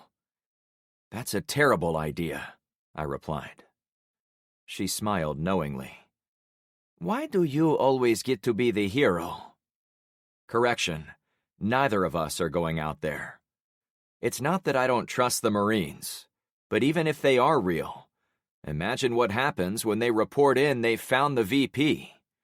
The traitors flying our aircraft are going to swoop in and destroy this whole island. "Frank, she has to trust someone sometime, or she's going to be stuck with us forever." Our eyes met. "And no, it's not jealousy." She grinned and winked. "I know strong, confident women aren't your type." "Definitely not," I snarked. "My point is we have to take a chance eventually, when we think someone can really rescue her, or all her ability to help the country gets squandered. I have no doubt you and I could hide her forever, but that isn't good for anyone outside of Clownfish Cove." Gunfire on shore interrupted me. It started with a few shots to our right, possibly the Marine search party. "Unknown bogeys inbound," someone shouted. A black aerial drone sped by. It looked like one of Dee's drones, whipping against the leaves of one of the trees closest to the water. The Marine commander took a couple shots at it with his rifle. Then it was gone. I let out the breath I'd been holding. An instant later, 2 larger black drones appeared, in almost the same spot, as if they were chasing the loner. If the first one was the size of a large suitcase, these 2 were the size of small refrigerators, with powerful fans on all 4 corners. They took the turn around the tree a bit wider, and wash from the turbines blew on my face as it raced to the south.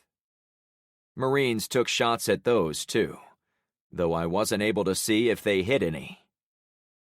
The leader came back to the shore, weapon in hand, as he watched the pair of aircraft zip away. A second, smaller Marine came alongside him and lined up a shot, but the big guy waved him off. "No, we can't shoot it." "We can hit them over the water," the other guy protested. "Those have to be the Legion drones everyone is talking about." There was that name again. Legion. "Our people are too close," the leader replied. "But be ready if they come back." "On it." While the smaller guy headed back into the woods, the big guy checked the water again.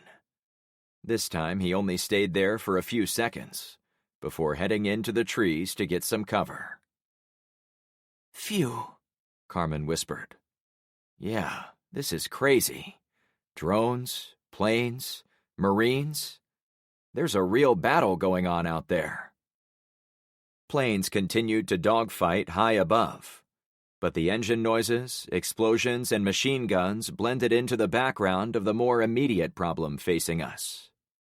There were an unknown number of U.S. Marines lying in wait on the same patch of sand where my friends were hiding. I still wasn't sure what I would do if any of them were found. "I'm glad we're out here," she said with a sigh. "Really? I think I'd almost rather be tucked in under the sand, protected a little from falling machine gun rounds." It was not lost on me how close we were to where the bullets had fallen into the water earlier. "Not me. I didn't say this earlier, but I'm scared to death of being buried alive. Always have been, ever since my dad took me into a cave when I was a little girl. I spun her way. She continued. We went on a family vacation. Me and mi familia, Mama and Papa. They were fresh over from Cuba, and my dad's business was doing well, so he took us on a real vacation, like proper Americans.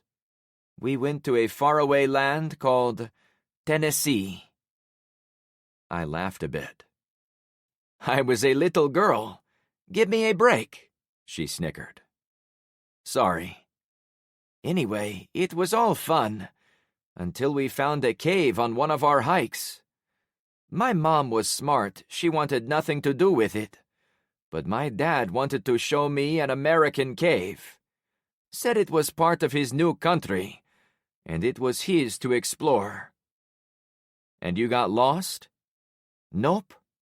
He got you stuck in the mud? Nope. What then? He turned off the light. It was the blackest black I'd ever seen, and it scared me to death. It didn't help that my dad moved around, out of my reach, making it even scarier for a 7-year-old. That was it for caves, huh? Never been in one since. And I wasn't too fond of being buried in the sand either. Floating out here, with you, suits me fine. I'm glad you told me, I said. She gave me a peck on the cheek. Then we both went back to keeping watch. For the next half hour, the leader of the Marines barked orders into his radio, and his men searched the island north and south of us. At the same time, the combat above the island began to die off. By the time it was 5 o'clock, the only jet engine was far over the ocean, at the edge of my ability to hear it. At the designated time, 2 groups of Marines came out of the woods, one from the north and one from the south, and they congregated around their leader. Damn, these guys are good, I said, impressed that I hadn't heard any of them coming. Anything to report? The leader asked. After a few men answered, a female Marine stepped in. It looks like someone on the ground tried to set up the Legion traitors. We found a pile of sticks wrapped in a shirt, and we believe they tried to send that up to the pickup aircraft. We also found this hat tied to a broken shoelace. It matches a second broken lace tied to the dummy. She tossed the hat on the ground. Were they trying to blow up the plane? The leader asked. If the woman answered, she was too quiet to be heard. Any clues as to who they were? He asked. There were lots of footprints on the beach where they set up the decoy, but the whole island is loose, wind-blown sand, and there was a huge blast from the J-Dam, so none of the tracks went anywhere. We aren't able to say whether they were in the truck when it blew up, or if they escaped somehow. What do you think, Marine? Anyone who had the wherewithal to arrange a pickup from a C-130, then squander that with a dummy, probably had a submarine waiting for exfil. I'd bet they are already in the water, heading away. I nudged Carmen. She got it half right. She already had one arm around my midsection, so she squeezed me to show she'd heard me. So we don't think the package was on this island? The leader asked. Several people, including the woman, answered no. Fine. Looks like we wasted the gas to get out here. We'll talk to the boats and then get the hell out of here. I've got a girl in a tiki hut to take care of tonight. Got it? Hoorah! The Marines replied, laughing. For a minute or two, I actually considered calling out to them. They'd come onto the island like they were going to wring each tree out from top to bottom in order to find us.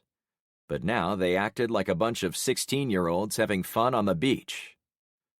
I'd known a few former Marines over my lifetime, and many talked up their years in the service as if they'd had the time of their lives, despite the constant suck.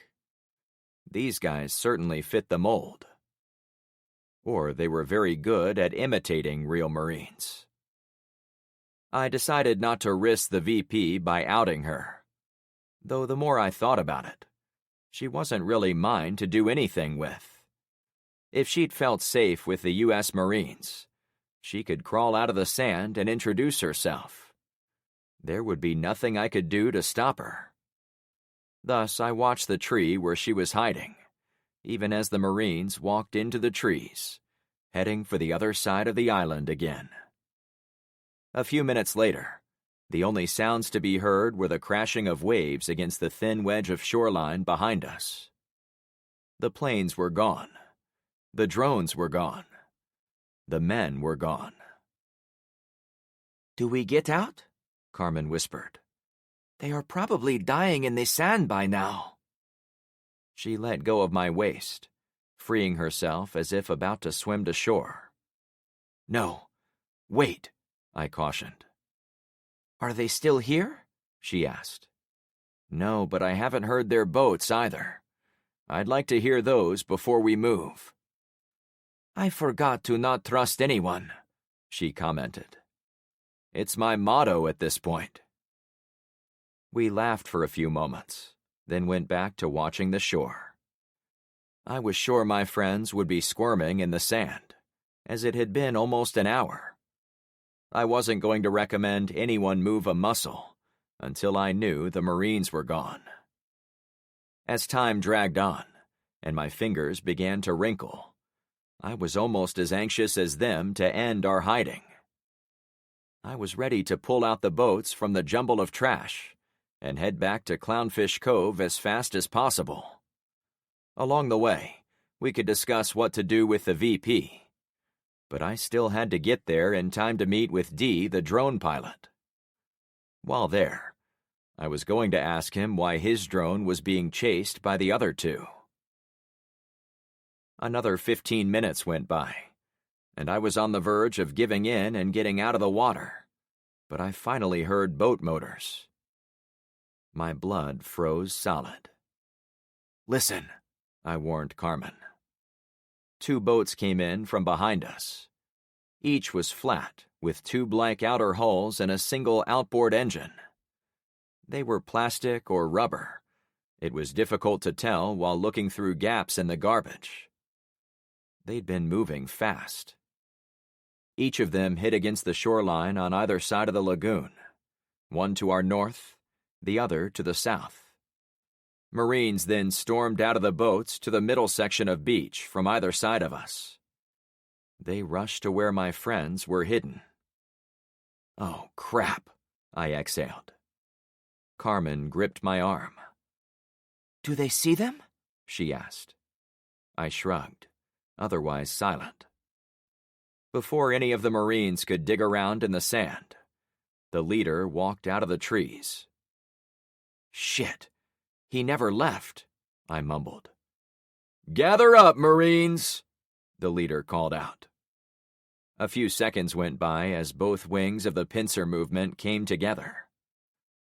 "I thought for sure these guys were still here, but I've been sitting here listening for anyone walking in the woods, and there's been nothing. Whoever they were, they gave us the slip. Let's get everyone back home in one piece and wait for the next mission, okay?" The commander took his force down the beach, about 5 in each direction, and they got into the military boats. They shoved off the shore, got the engine started, then headed away. I waited until I didn't hear the engines anymore. "Now can we get out?" Carmen pleaded. "In a bit," I assured her. A bit became half an hour, then a full hour. Still, no one came back. When my patience was at the extreme breaking point, I finally pushed the broken surfboard aside so I could get out of the lagoon. The sun was already behind the trees along the shoreline.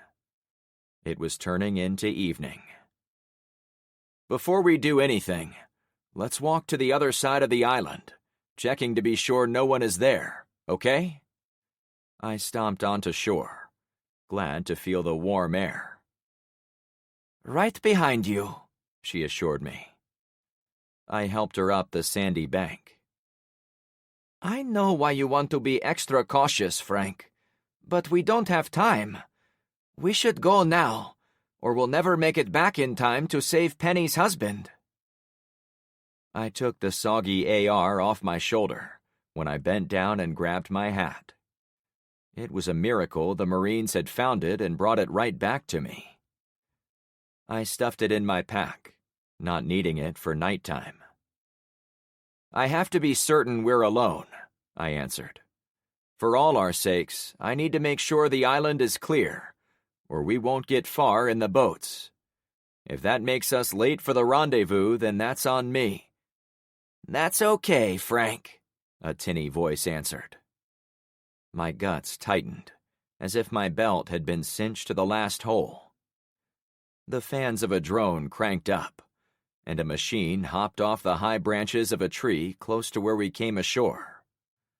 The drone descended and hovered shoulder height, about 5 feet in front of me. I brought the rendezvous to you, Dee continued. On reflex, I swapped the AR in my hands, so I held it by the barrel. That's good timing, Carmen started to say. Then, with the pent-up tension of being in the water for far too long, I swung for the fences as I struck the side of the drone aircraft. Chapter 20. My first hit against the side of the drone sent it sideways into a big tree trunk. Frank, what are you doing? Carmen exclaimed.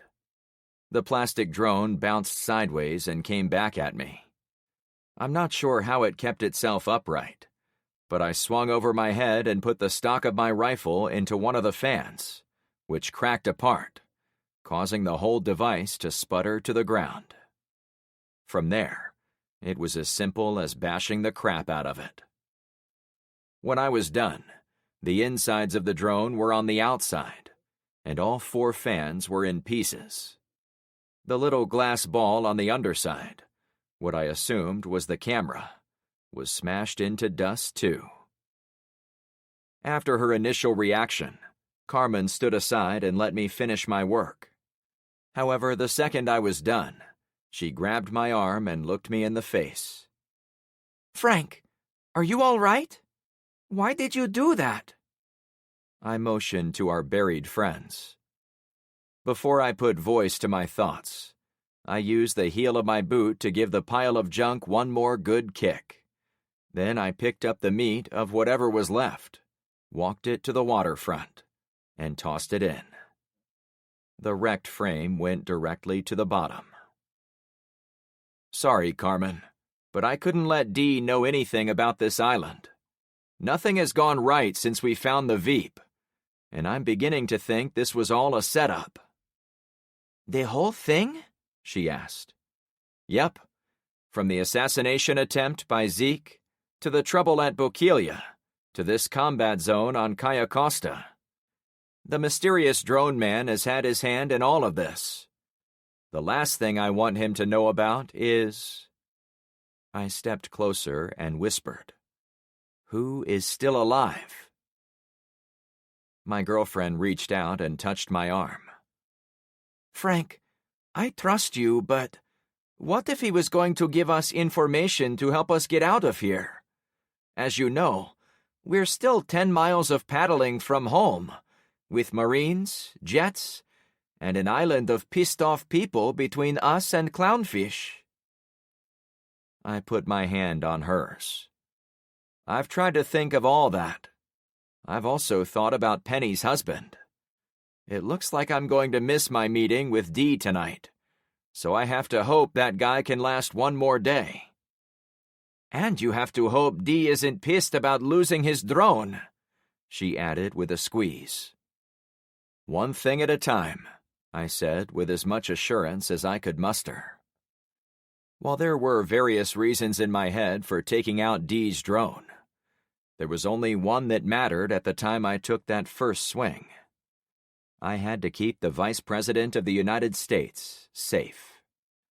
A woman who normally had a contingent of federal agents protecting her was now my responsibility.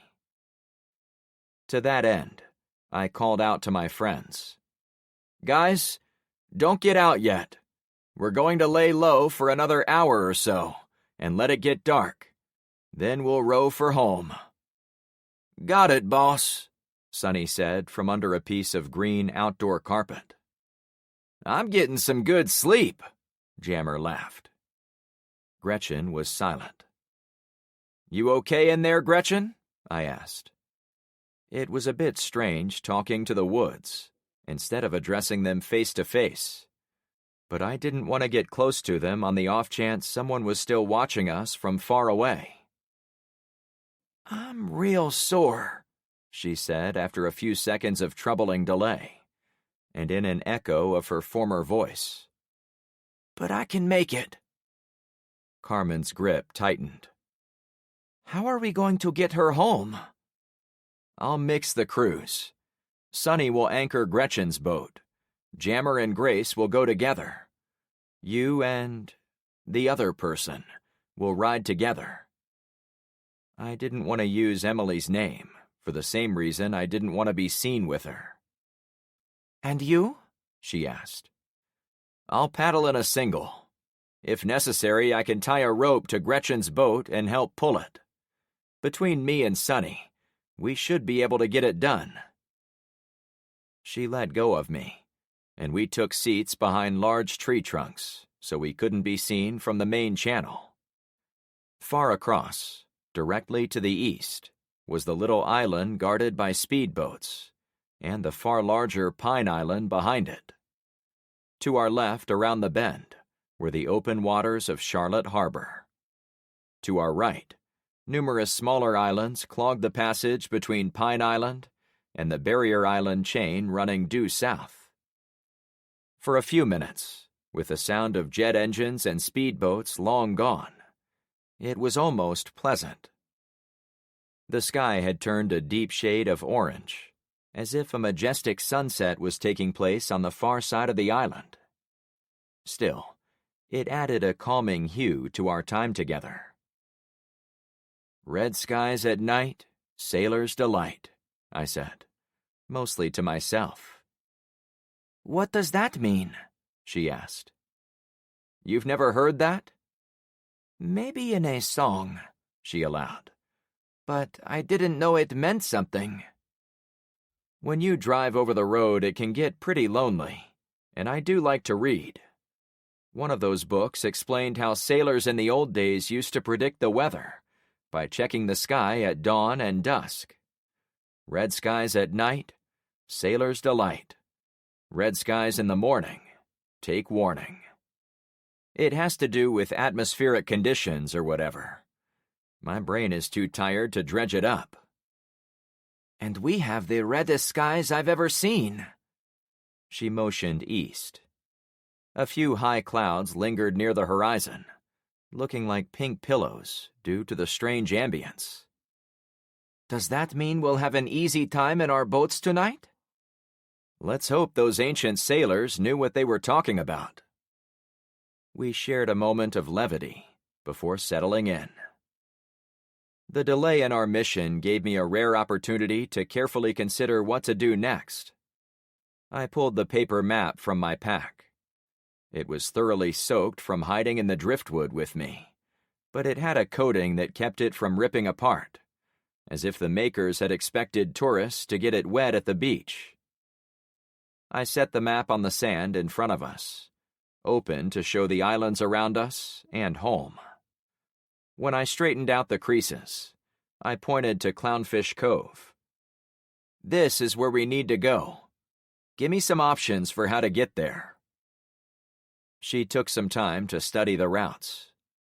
I'd already plugged in several of them to my mental map, and I'd been considering which was the best when we were hiding in the water. I hadn't yet come up with a winner.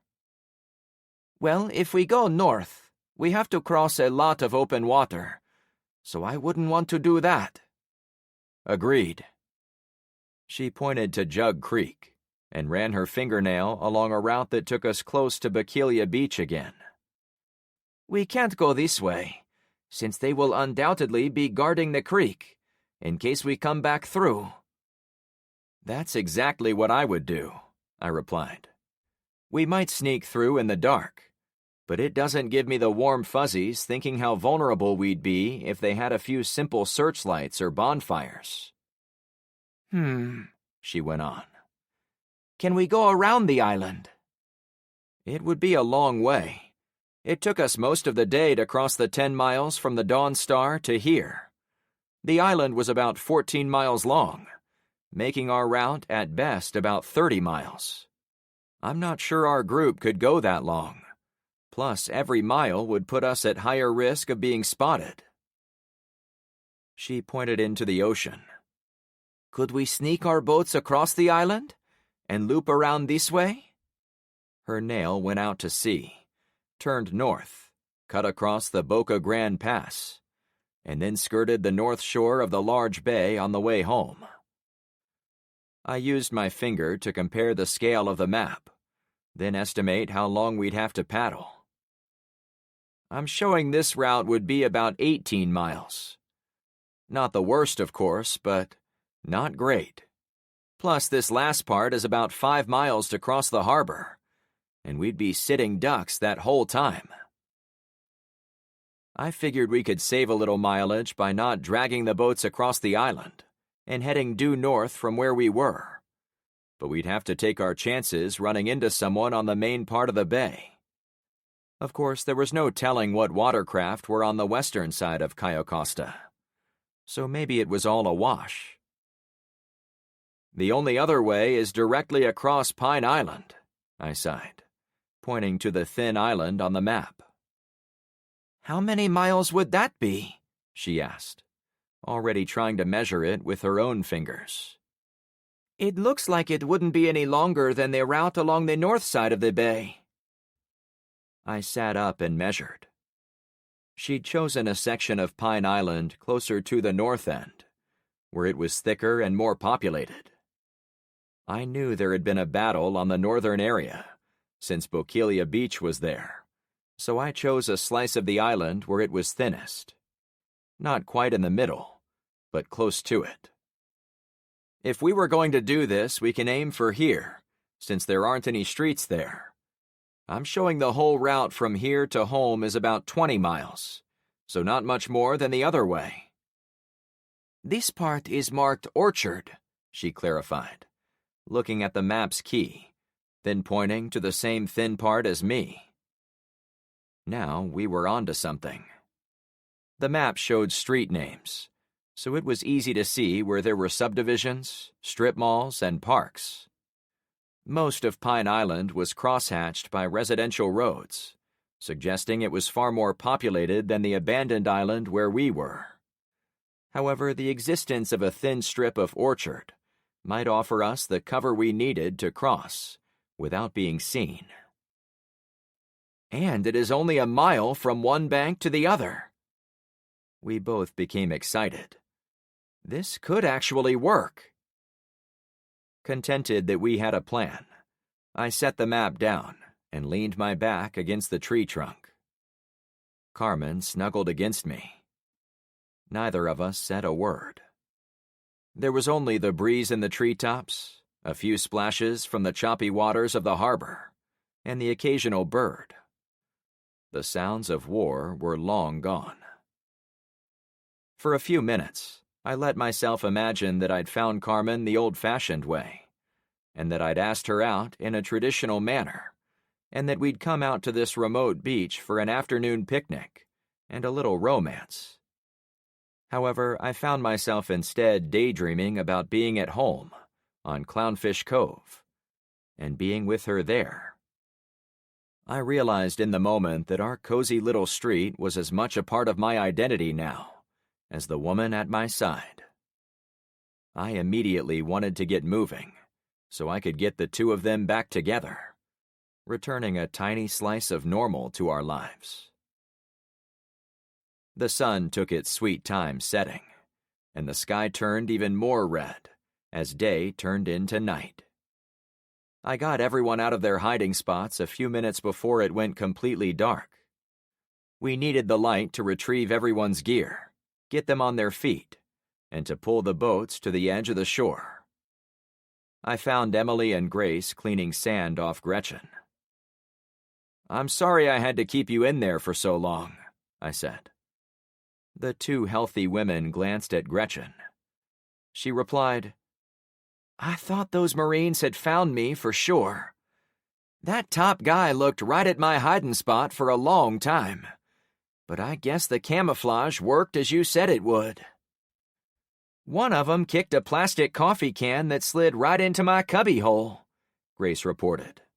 "It put a bunch of sand in my face. Thought I was going to sneeze and give us all up." I hadn't even thought of that problem. Everything had happened so fast. If I'd needed to sneeze while hiding in the water, I could have done it under the surface. Even a cough could have given them away. "I'm really impressed with you guys," I said, appreciating a little of what they'd gone through. "Now we're going to get the hell out of here and go back to Clownfish." Grace took a step back. "I'm afraid I can't go with you." She addressed Emily. "Ma'am, I'd love to accompany you to keep you protected, but I have to get to Tampa Bay to see my mom. If I go inland with you, I might never reach her." Emily glanced over to me. "It is more dangerous on land," I said, addressing Grace's point, though I would have far preferred if she'd gone with us. Despite being a new park ranger, she'd displayed a lot of initiative since we'd met, and we could use more young people like her. "I certainly won't hold you here," the VP told Grace. "If you think you can make it on your own, you should go for it." "Thank you for understanding," Grace answered. After a few awkward moments, I pulled out the map again and showed it to the young ranger. "Hey, take a look at this so you have an idea of your route." "Thanks." The map was mainly for the area around Fort Myers, but it had an inset map showing the coast all the way to Tampa in the north and the Florida Keys to the south. I figured that would give her a few hints on where to go. Emily steadied Gretchen, while Sonny and Jammer gathered close. "What's the plan, boss?" Sonny asked. My friends were looking at me, not Emily, but I turned to her. "Well, as long as you approve, I was going to paddle to the southeast and cross Pine Island on foot.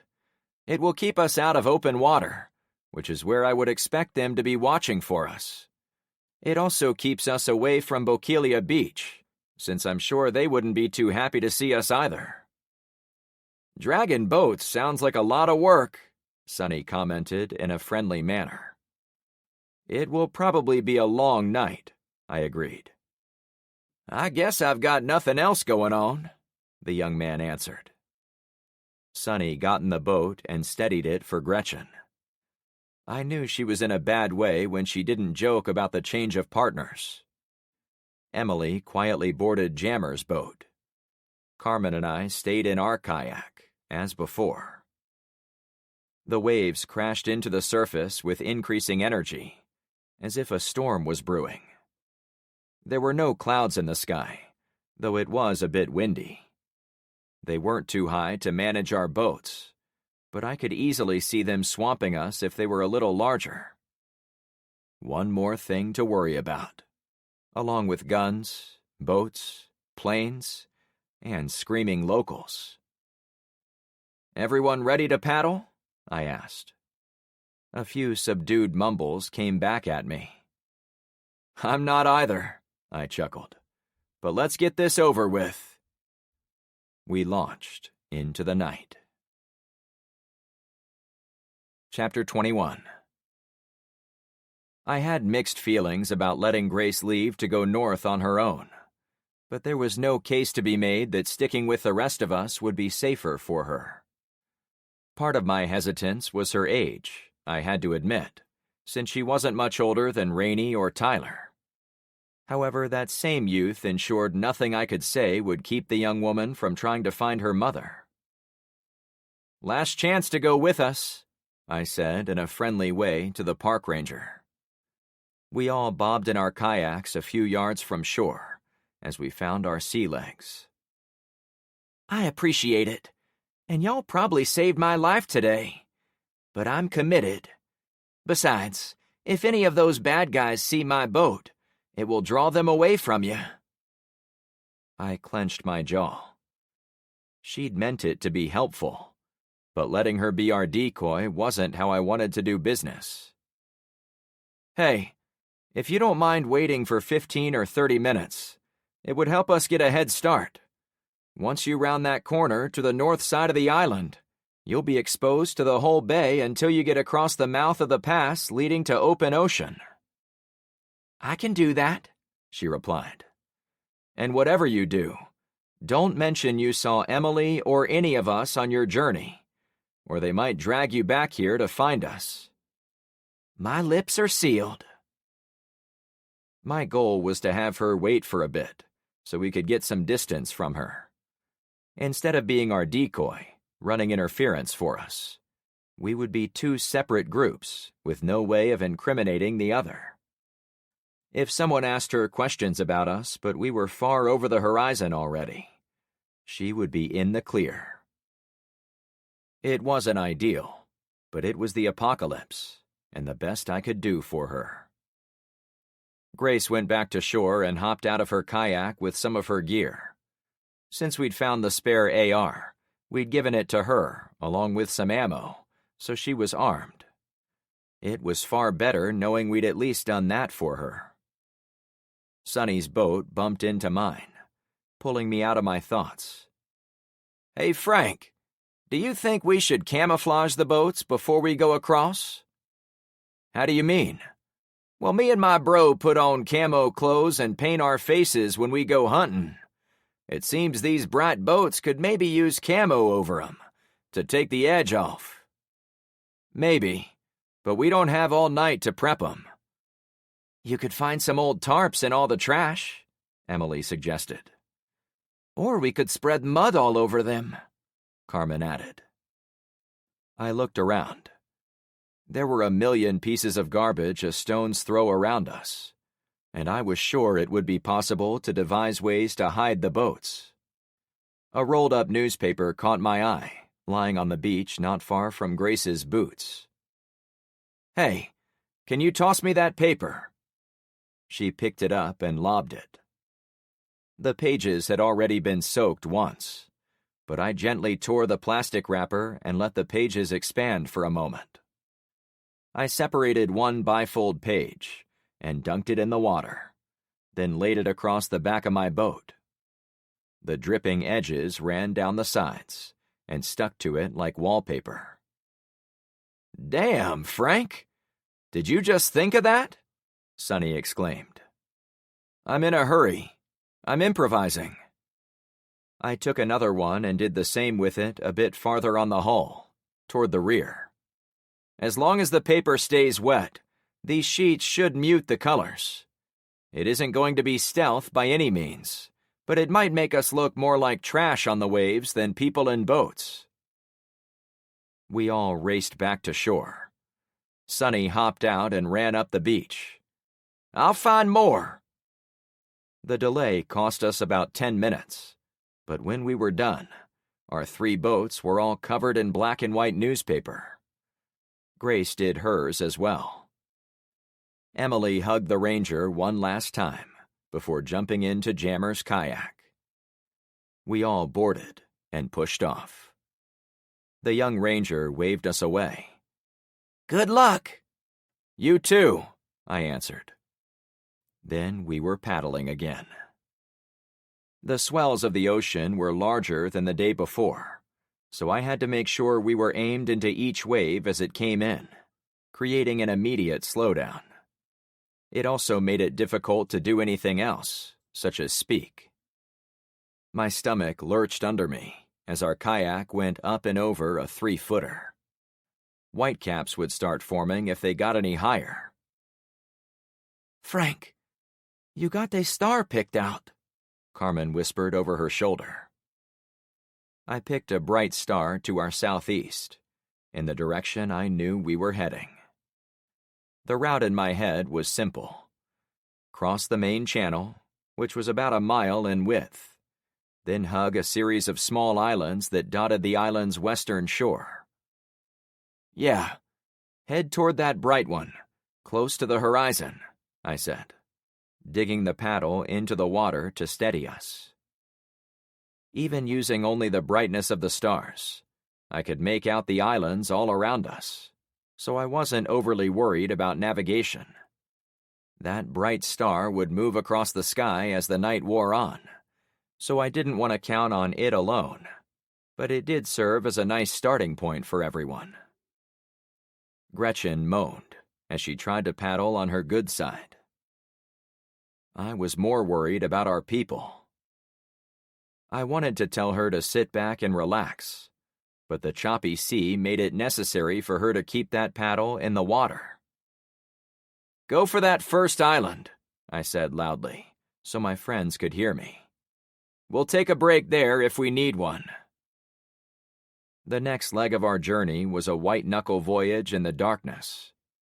It seemed to me as if each paddle stroke took us into bigger waves, but our growing confidence with the boats seemed to meet each new swell. On one big wave, the sheet of newspaper on the front ripped off and floated by. "Frank," Carmen said urgently. "We'll be fine," I replied. "Just paddle." We made good time, despite the nasty sea. My boat was in the lead, with Emily and Jammer next, and Sunny and Gretchen last. From the grunting and panting, I could tell they were all working hard to get us across the open water. It made me proud to be with them, and reminded me how dangerous the whole operation had become. My feet braced the footrest inside the kayak as I drove the paddle into the water on the right. Then I repeated the action on the left. Each one burned my already raw hands, but each painful stroke got us a little closer to the end. Minutes later, my rhythm was interrupted. "Frank, I think Gretchen passed out," Sunny reported. I looked back. It was hard to see much more than shapes in the darkness, but my night vision was in top form, since we hadn't used lights for any of our adventures so far. The tough woman was hunched forward, though still in her seat. "Keep going," I advised, not sure what else we could do. Sitting in the channel would help no one. "I'll tie a rope to you if it comes to that." "Aye, aye, skipper," Sunny replied, with his best attempt at bravado. We limped along for another 15 minutes, before Sunny started grunting, as if he was in a weightlifting competition. Each paddle stroke was taking a toll on the man, since he had to push the entire kayak on his own. A particularly big wave struck the front of our boat, sending water into the compartment with Carmen. "Oh!" she said reflexively. The wave struck the second boat with the same result. But when it hit Sunny's, Gretchen smacked her face on the front of the hull. "What the she started to say. "Gretchen, I need you to paddle," Sunny told her. "I was paddling," she said uncertainly. "Well, then keep at it," he joked. While my heart did loops around the parking lot waiting for a spot to open up, I watched as the pair got paddling again.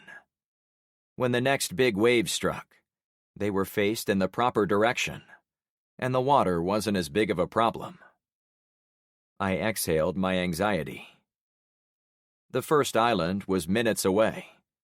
I could already hear the waves breaking against the shore. "Keep going," I advised. With all of us rowing, we were able to make our way around the south shore of a tiny island. The map wasn't clear if anyone lived on the little dots of land along our course, but I didn't think it was likely. Many weren't much larger than a couple of soccer fields, and some were smaller than a single house. "Would anyone like to stop here and rest?" I asked, primarily for Gretchen's benefit. Once we were out of the main channel and into the shallow water surrounding the small islands, it took the energy out of the bigger waves, leaving us to paddle in relative peace. "I'm doing better, darling," Gretchen said, sounding more herself. "Now that we're out of those big ones, I can catch my breath." We coasted without paddling for a few minutes, so we could take swigs of our water and recover energy. While looking around, a burst of light caught my eye in the distance. "Did you guys see that?" I asked, looking south along the main channel. My heart thumped against my ribs. "I saw it," Jammer answered. "Looked like a searchlight out there behind one of those other islands." We all bobbed in complete silence while watching to the south. I steadied my breathing, willing my eyes to confirm what I already knew. But after about a minute, and not seeing it again, I figured action was better than waiting. If it was a search party, I wanted us off the water. "Let's keep going," I advised. No one objected. The next hour took us around more of the tiny islands as we headed for our target. I needed to check the map a few times, and it was easy to confuse the terrain in the dark. But I finally got us on track when we neared the long, unmistakable shore of Pine Island. We took another break, letting the boats coast. My focus was to the west and south, where the searchlight had appeared, but I was soon drawn to a more immediate issue. "You hear that?" Emily warned. "It's ahead." I turned toward the east. The sounds drifting from that direction were unmistakable. "There is a gun battle going on all over the island," Sonny finally said. The deathly sounds weren't coming from any one spot.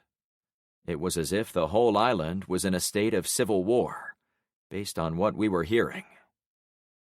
"I thought they were only fighting the people in Bokelia," Jammer wondered aloud. "Did Bokelia win?" That seemed unlikely, but not impossible. "Maybe," I allowed. "Let's keep going, but we'll turn around if the shooting is happening where we plan to go ashore." I prayed that statement wouldn't come true. If we were forced to paddle around the island, either north or south, it would mean many more hours on the water. "That sounds reasonable," Emily answered, putting her paddle in again. "How much farther?" Carmen asked. "Let me look." While everyone took a break, I snuck a peek at the map. Using only the moon, I was able to make out the shapes of a few final islands between us and the big one to figure out our course. By the time they were done, I knew where to go. "That-a-way," I pointed ahead. "I don't know how, but we're right on the course we need. I'm hoping the gunfire means people are fighting on the streets, not in the orchards." The last leg of our sea journey seemed easy. We paddled silently around several tiny islands, and while the wind continued to hit us in stiff gusts, it didn't kick the waves up like it did in open water. Also, I didn't see the searchlight again. That was the good news. The bad news was we heard each individual gunshot echoing over the water from up and down the long island, close to where we intended to make landfall. When we got close enough to see the shoreline where we intended to disembark, it gave us one more chance to change our plans. "If anyone believes this group should change our route, speak now or forever hold your peace," I whispered to the other two boats, now gathered next to me. "There's no guarantees," Emily replied. "It could be worse to the south. It is almost certainly worse in the north, where we saw the whole fight begin. We've been lucky so far that we haven't been spotted, but I don't want to spend any more time than necessary on the water. We've got to get Gretchen some help, too." Once Emily had spoken her mind, everyone else fell in line. Gretchen wanted to take the fastest way home, where she could get some relief for her arm. There was no faster way home based on our current location than cutting across the narrow island and paddling the last few miles on the other side. "All right, let's do this." The shoreline was all natural, filled with weeds, vines, and tangles of trees. It wasn't like coming ashore on the well-manicured beach of Bokelia, or even the semi-beach left over near the Dawn Star. It took us a good hour to weave our boats through the mess, including the time it took to scout our flanks to ensure we wouldn't come out in someone's backyard. "Where are we?" Gretchen finally asked when all our boats were lined up in a clear patch, with what looked like long rows of trees ahead of us. "Those are mango trees," Carmen answered. "We made it to the orchard." The sounds of gunfire had fallen to background noise, and it was clear the main battle was happening in the populated area of Pine Island, and not in the open space where we planned to cross. There were, however, chainsaw sounds coming from directly ahead. "We'll stick to this side of the orchard," I remarked, pointing to the left. "You guys ready to carry these boats over land?" Carmen picked up the front of our boat, and I grabbed the handle in the back. "Let's do this," I rallied, feeling some kinship for the leader of the Marines we'd seen earlier in the day. Getting people to do dangerous work was an art form. Together, Carmen and I led the way as we silently walked our watercraft over the dry grass and high weeds. The rows were comprised of fruit-bearing mango trees, each about 20 feet tall. However, unlike any orchard image I had in my head, these trees were surrounded by natural grasses, as if the owners weren't interested in having workers or visitors pick the ripening fruits.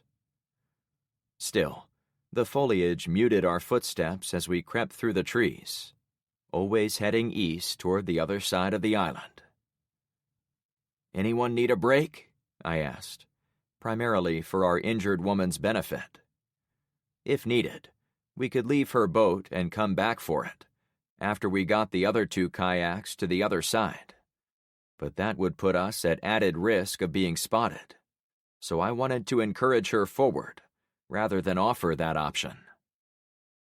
"All good," Gretchen responded. "This is actually way easier than being inside the boat."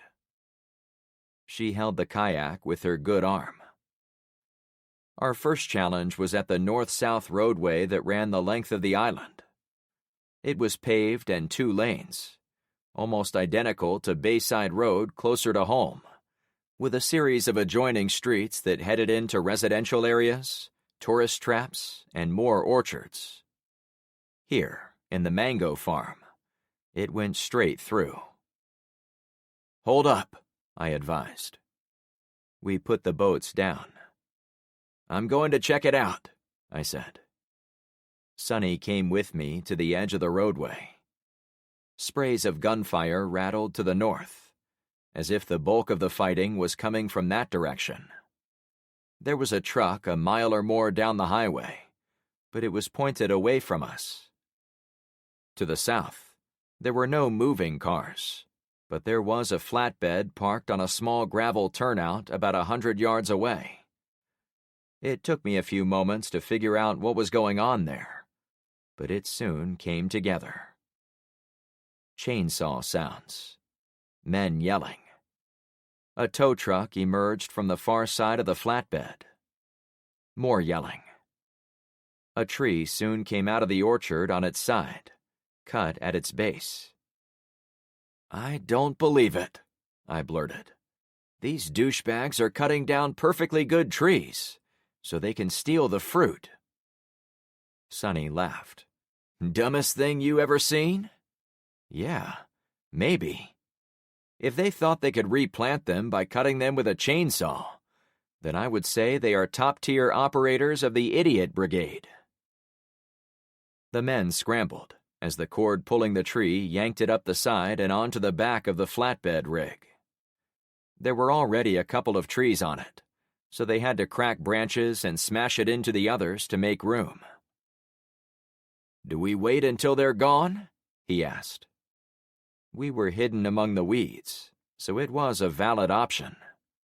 The truck was parked off the road, and the men were facing the interior of the orchard, not the road itself, so crossing also had some value. I took him back to the group. There's a truck down the road with men working in the orchard, though we don't know for how long or whether they will be heading this way. I think our best bet is to wait until no one is close to the road, then sprint across as fast as we can to get the hell out of here. Be careful, Sonny chuckled. Those are some of the dumbest people I think I've ever seen. True story, I laughed. We gathered the 3 boats and walked them forward. Together, standing with the kayaks a few feet apart but next to each other, we eased up to the last trees before the roadway. I was most worried about Gretchen, but she put on a passable game face for me. We gave each other little nods. My heart raced, despite all efforts to stay calm. This was the most dangerous part of our entire trip. On 3, I advised. After checking around me, I started the countdown. Nothing had changed over by the truck. No headlights were facing our way on the long road. It was now or never. Go, I whispered. It felt like walking under bright spotlights as our footfalls changed from crunchy grass to hard pavement. For about 5 seconds, we were completely vulnerable to anyone standing near the road a mile in each direction. But it was still pitch black out. No one called out to us. Hustling and breathing hard, I guided Carmen toward the closest tree I could find and the cover it represented. Jammer took Gretchen to the right side of the trunk. I went to the left. My foot struck an object in the darkness. Oof! I let slip, losing my balance in half a second. I fell, dragging the boat down with me. It was yanked out of Carmen's hand. Voices cried out from 2 feet away. A woman squealed. Under the boat, still in total darkness, a naked man and woman were smashed together on a big blanket. The boat sat directly on top of the man's back. I cracked up at the absurdity of it. Sorry about that. They'd been using the chaos of the night to take advantage of some privacy. At least, that was what I assumed, until the guy yelled directly toward the tree cutters. Guys, me and Esmeralda are under attack! The woman let out a piercing scream. It was no longer a laughing matter. Run for it! I shouted to my stunned companions. Chapter 22. There were a few chaotic seconds as the 3 of us on the blanket repositioned. The couple did their thing to get out from under the boat, and I scrambled to the front so I could pick it up again. However, before I lifted it, I caught sight of a metal object leaning against the nearby tree. A rifle. I hopped over the kayak and grabbed the weapon, pulse raging. Hey! The guy cried out. While I'm sure he would have gone for his gun, he'd been tangled between his lady friend and the boat. By the time he got straightened out, he was on the wrong side, unable to reach for it. I threw it in the kayak, then yanked out my persuader, the big Smith & Wesson. Don't try anything. He put up his hands, Carmen was already back on her handhold. "Sorry, bud. We're only passing through," I said, careful to keep my eye on him, while I grabbed the handle. The woman had used her time to snatch the edge of the blanket and wrap herself like a burrito. "Go," I hissed to Carmen. "That was a $2,000 rifle build," the man whined. It did cross my mind to shoot the pair, but that didn't seem sporting. I knew nothing about them, other than they seemed to be with the dumbass tree cutters. Even that wasn't a proper crime in the apocalypse, as far as I could tell, since they weren't hurting anyone in the moment. Bottom line, I wasn't going to off random strangers simply for the crime of being in my path. "I'll leave it at the water's edge if no one follows us," I said on the way by. We hauled ass along the row of trees, heading for the water on the far side. At first, I tried to sprint with the boat, practically dragging Carmen behind me. But after about 20 seconds, my panting was out of control, so I had to slow down. Carmen huffed wildly as well. The headlights of the truck came on, casting the long rows of trees in an unearthly glow. I didn't think the people over by the truck could see us, yet, but the guy and girl behind us were still there, getting their clothes on. Unless the guy was really going to trust me not to take his rifle, I figured he'd give us away the second they linked up. We'd gone for a minute or two before everyone's breathing was off the charts. "How we doing?" I asked, quiet as I could. "I'm dying, Frank," Gretchen whined. "My whole arm feels like it is on fire. You all should ditch me." It was the least Gretchen tone of voice I'd ever heard from her, so I knew she was in trouble. "Hold up," I said, stopping. "Gretchen, bring your boat over." I spent about 20 seconds playing kayak fire drill, chasing Carmen to the front of my boat so I could carry the back end. I also gently shoved Gretchen out of the way so I could pick up the front of her kayak. "Frank, no!" the injured woman pleaded. I wish LeVar was with us, or Marco. Either of them could probably have carried the boats over one shoulder. It was unwieldy for me to hold a boat strap in each hand, but it was much better than watching the woman suffer. My heartbeat surged, and I mentally dug in for a tough slog. "Run," I urged her. She took off ahead of us. "Thanks," she said over her shoulder. The next few minutes was one of the most intense workouts of my life. I directed Carmen to lead us to the left, getting us out of the same row as the naked people.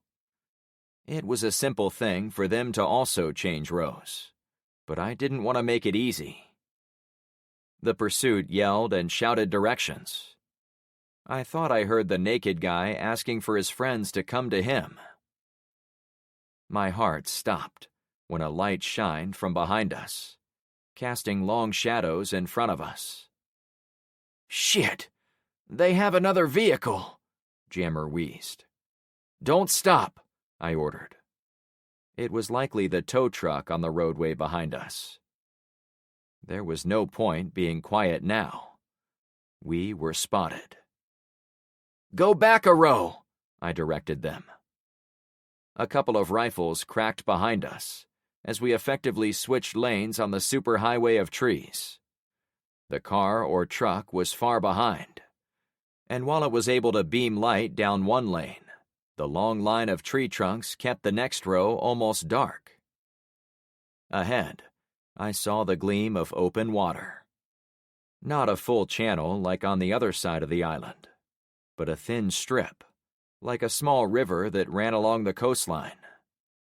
I tried to think back to the map, wondering if this was a side channel, a lake or whatever, but my brain was full on scrambled eggs due to all the shooting, running, and worrying about my friends. We came out of the orchard to open terrain running down to the water line. I could barely breathe as we ran the last 50 yards.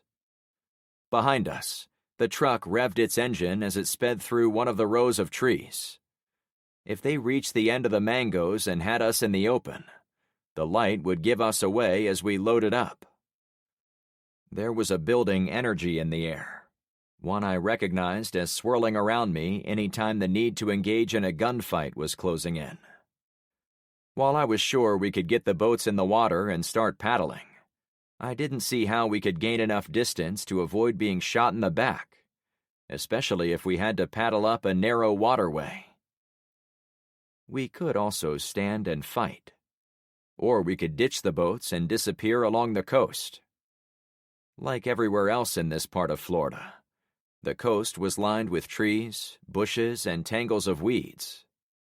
The only reason it seemed to be less along the shore by the orchard was that it appeared as if the owners had cut down the native species, possibly to give more light to the fruit trees. I made these observations on the fly. "Guys, I think we'll—" I was cut off by a floodlight shining in our faces from out on the water. "Shit!" We all skidded to a stop, almost like we were in a Scooby-Doo cartoon. "Drop the boats!" a man's voice roared from ahead. 2 outboard motors started up. We were pinned between 2 forces. A pair of rubber inflatable military boats roared over to the bank, about 20 feet from where we stood. I knew exactly who they were, since we'd avoided them earlier. "Emily Williams, we're your Fleet Anti-Terrorism Security Team, United States Marines, here to protect you.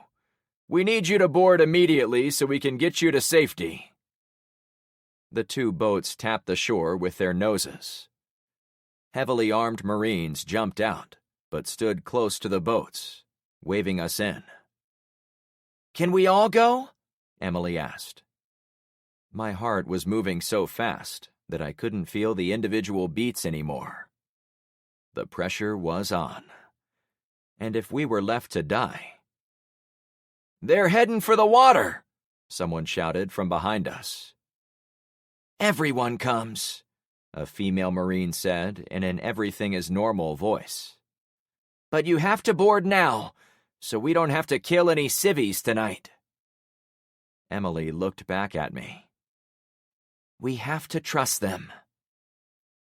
After a few split seconds of running the odds, I decided getting in the boat was the least bad option out of many poor alternatives. "Guys, grab your stuff and let's go." I considered chucking the naked guy's rifle on the bank like I'd promised, but his people chased me, so I could take it with a clear conscience.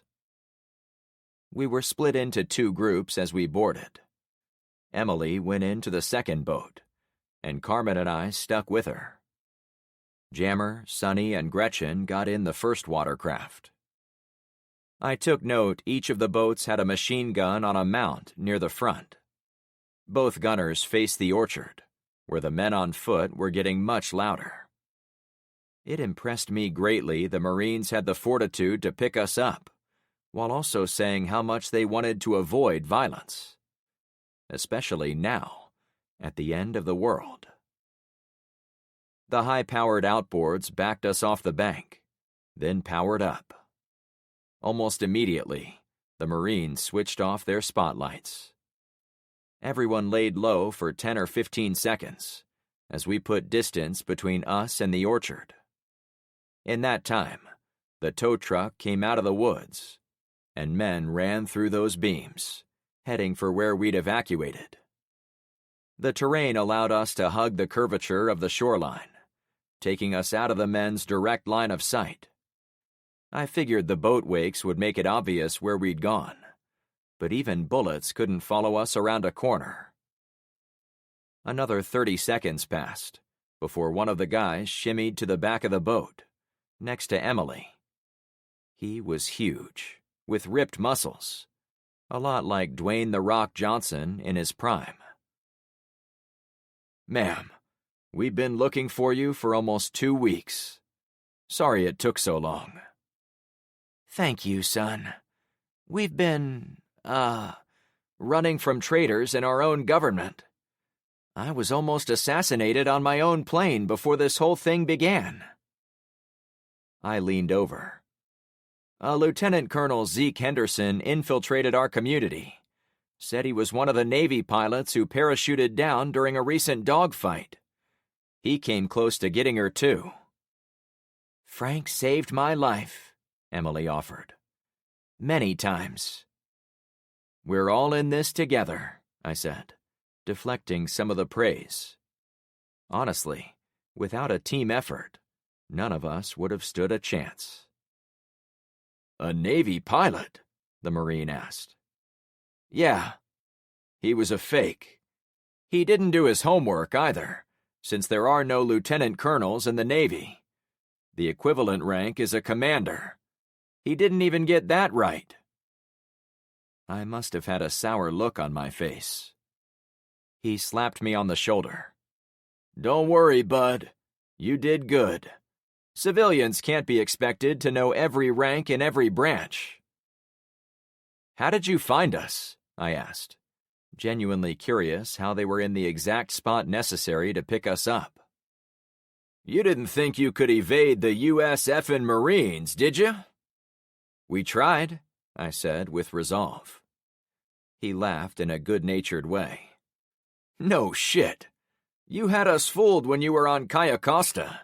We legit had to put our search on hold, since you weren't playing nice. I was sure you guys had to be on the island, and I even came back to surprise you. But whatever you did, it delayed our pickup. He looked at me expectantly. I noticed his name badge said Carthager. You were under the sand, weren't you? Carthager asked. I've been thinking about this all night. Some of us were, I nodded, feeling an ember of bravado at having pulled off a minor win against the U.S. military men and women. Pacampo, you owe me $50, the guy laughed. Whatever, Sarge, the Marine behind the wheel replied. Carthager turned back to me. Well, we spotted you the second you got in the boats, and we followed your progress with our mini UAVs. We would have caught you sooner, but we were well to the south of here when you got underway, and we figured out what you were doing when you aimed for the narrowest part of Pine Island. I guess I wasn't as smart as I thought. No, we all agreed, Emily interrupted. We rolled the dice and made our choices. The Marine turned formal. Sorry, ma'am. I meant no disrespect. You evaded us longer than I would have ever given you credit for. And I'm glad, too, since there are a lot of terrorists out there looking for you. So now that we're caught, where are we going? I asked. I can't tell you, other than to say it is outside the bay. He pointed west. Can you drop off me and my friends? I asked. We're over by the big beached ship. He seemed to think it over. That's not in our mission package. Can you do it if I request it? Emily pressed. No, ma'am. I'm sorry. That will take us 5 or 6 miles out of our way, and we've only got enough fuel and cover of darkness to make it to our extraction point. We blew through all our fuel reserves, and with all due respect, I can't risk losing you now. But they helped me survive. I wish I could help. Believe me. I'm sure you can order a follow-on mission once we get you back into the chain of command. Then you could take these civvies home in a chopper, if you wanted. Emily looked at me. Will that work? I wouldn't complain, I answered. We rode in silence for a few minutes, each of us catching our breath from the harrowing island crossing. Even in the moonlight, the giant hulk of the container ship loomed large on the bank far to our right. There was also an orange glow on the northern horizon, like someone was having a campfire over the next hill. "That's Port Charlotte," Carthager explained. "Whole town has been burning for days." "Why is it burning?" "War," he said, not explaining further. "Sir, you should know there might be hostiles when you go around this north end of Pine Island. There's a place called Bokeelia Beach on the point, and we saw another war going on there yesterday." "I'm enlisted, not a sir," he said with no malice. "This entire island is shitting its bed right now. An unknown force came across the bridge to the mainland, and they've been fighting their way to each end of the island, stripping anything of value, like locusts." "Yeah, we saw that," Emily replied. "It's spreading," Carthager reported matter-of-factly. "As the food runs out, people are banding together with whatever weapons they can find, and they're foraging into neighboring territory to see if life is any better there. Trust me, it's not." "Sarge," Becampo called out. "Excuse me," Carthager said to Emily. He went back to the middle of the boat to speak with a guy next to the pilot, who had a large apparatus on his head, likely related to night vision. I was left to my own thoughts, and my mind immediately went back to Clownfish. We'd somehow managed to hold things together in our neighborhood. None of us were running out to sack other streets. None of us were cutting down fruit trees, desperate for the taste of food.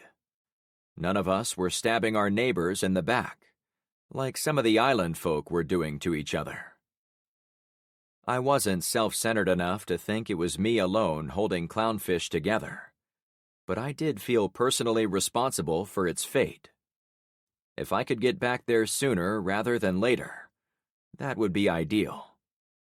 It gave me a strong urge to reconsider the offer of a helicopter ride. If the Marines couldn't do us the favor of dropping us off, maybe we could jump when we were closest. For many minutes, I sat there wondering if we could swim the 3 miles across the harbor. The big hindrance was Gretchen, in the other boat. There was no way the woman with the injured arm was going to swim at all. I wasn't even sure I could do it. My arms were blasted from paddling all day, and that old friend, exhaustion, was already making a comeback in my body. It was 50-50 for me at best. Maybe the smart play was to return with the Marines and come back on a helicopter, as long as we weren't gone for too long. My thoughts were going back and forth until Carthager returned. "Ma'am, I'm going to need you to move to the front of the boat. We think we have hostiles closing behind us." She and I glanced over our shoulders. The long white wake of the boats was visible in the starlit night behind us. But there was also a white shape bobbing out there too. I might not have given it a second thought, had he not said what it was. "It's coming for us," Carthager said.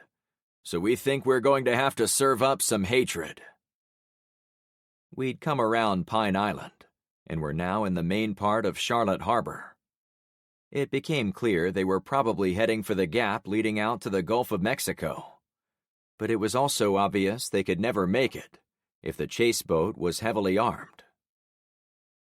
As Emily moved to the front, I realized they'd done that so she wouldn't get shot from behind.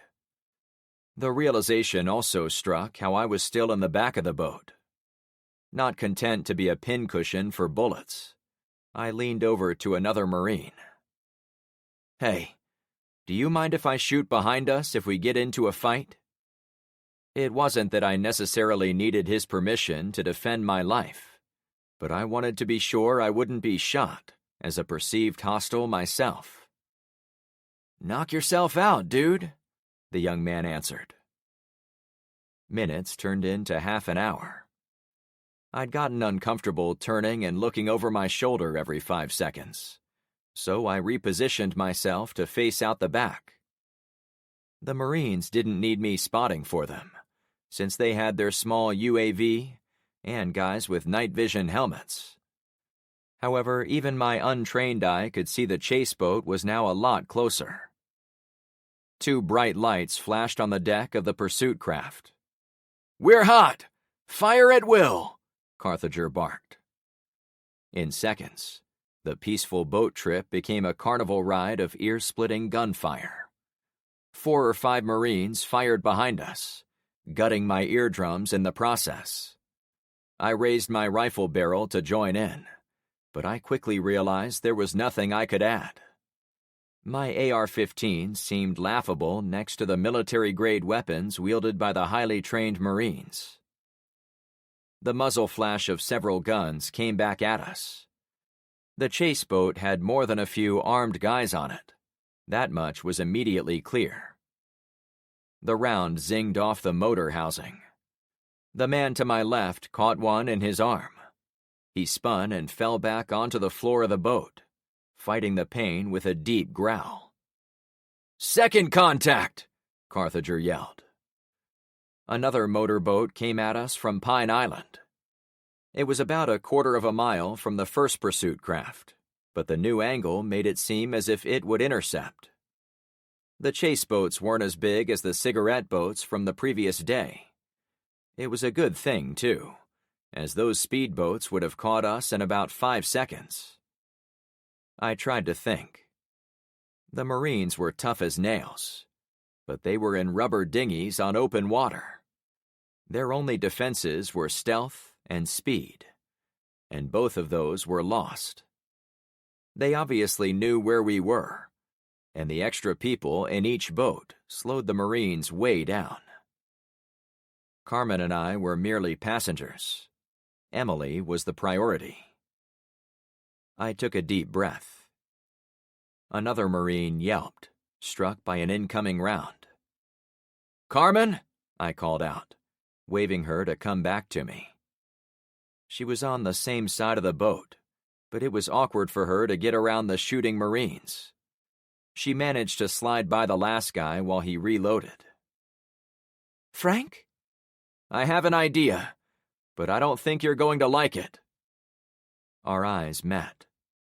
"I trust you," she said with a grim smile. I leaned close. "Get ready to bail." Chapter 23. My blood pumped hard at the prospect of the stupid, crazy act I was about to do. "Dive deep when you fall in, okay?" I said to Carmen.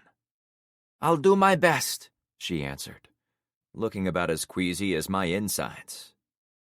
I leaned over to the nearest Marine and tapped his shoulder.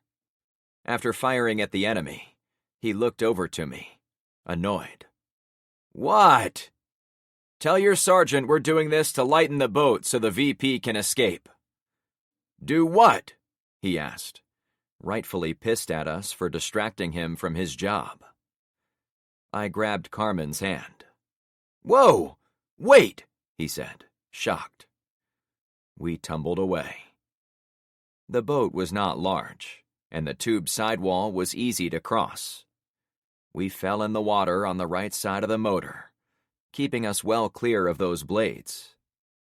The Marines had let us come aboard with our weapons and gear, so I still had the rifle over my shoulder, on a sling, making it easy to hold as I splashed into the waves. "Dive," I'd told her. We had to break our hold and swim toward the bottom of the harbor. The gunfire barely let up as the 2 Marine boats continued on their course toward the ocean, though the volume decreased with water in my ears. "Dive!" Loaded with ammo, my pack made a fine boat anchor, and it practically pulled me down. There were no lights. With no contrast between the surface and the sky, I had a hard time knowing how far down I'd gone in the few seconds I'd been trying. The darkness made it seem like we were hanging in space, the universe all around us. I couldn't see or touch Carmen. I had to pray she was doing what I asked. The roaring engine of the chase boat came at us with great speed. The tat-tat of gunfire arrived with it. The noise became ear-splitting, until it seemed like it was on top of me. The water displacement shoved me aside. "Shit!" I cried out reflexively. I wasn't as deep as I thought. The churn of a propeller blade seemed no farther than the end of my arm, should I reach out to touch it. With one huge effort, I used both arms to push upward against the water, which shoved me down a few feet. The boat rushed over me. My natural buoyancy wanted me to surface, and I had a hard time fighting it. Maybe my strength wasn't what it once was, with my sore arms and lack of nutrition. Maybe the pack was lighter than I thought. I again flapped my arms, driving me down. The second boat wasn't following the first one. It was more to the left, passing behind me. Another flap. My breath-holding skills were rusty. Another skill I'd not used in a long time. Not since I'd been forced to take the life of that drug dealer, who'd refused to give me the Narcan for Zoe days ago. I kept holding myself under the waves. The chop of the rolling boat wakes made the current chaotic, sending me bouncing in several directions. "Stay under, Frank," I ordered myself. The salt water burned my eyes, but I kept them open because I wanted to find Carmen. Was she treading water close by? Or had she found the same trouble as me? Did she also get close to one of those props? Still, it wasn't time to rise. I told Carmen to dive and stay under, and I needed to do the same.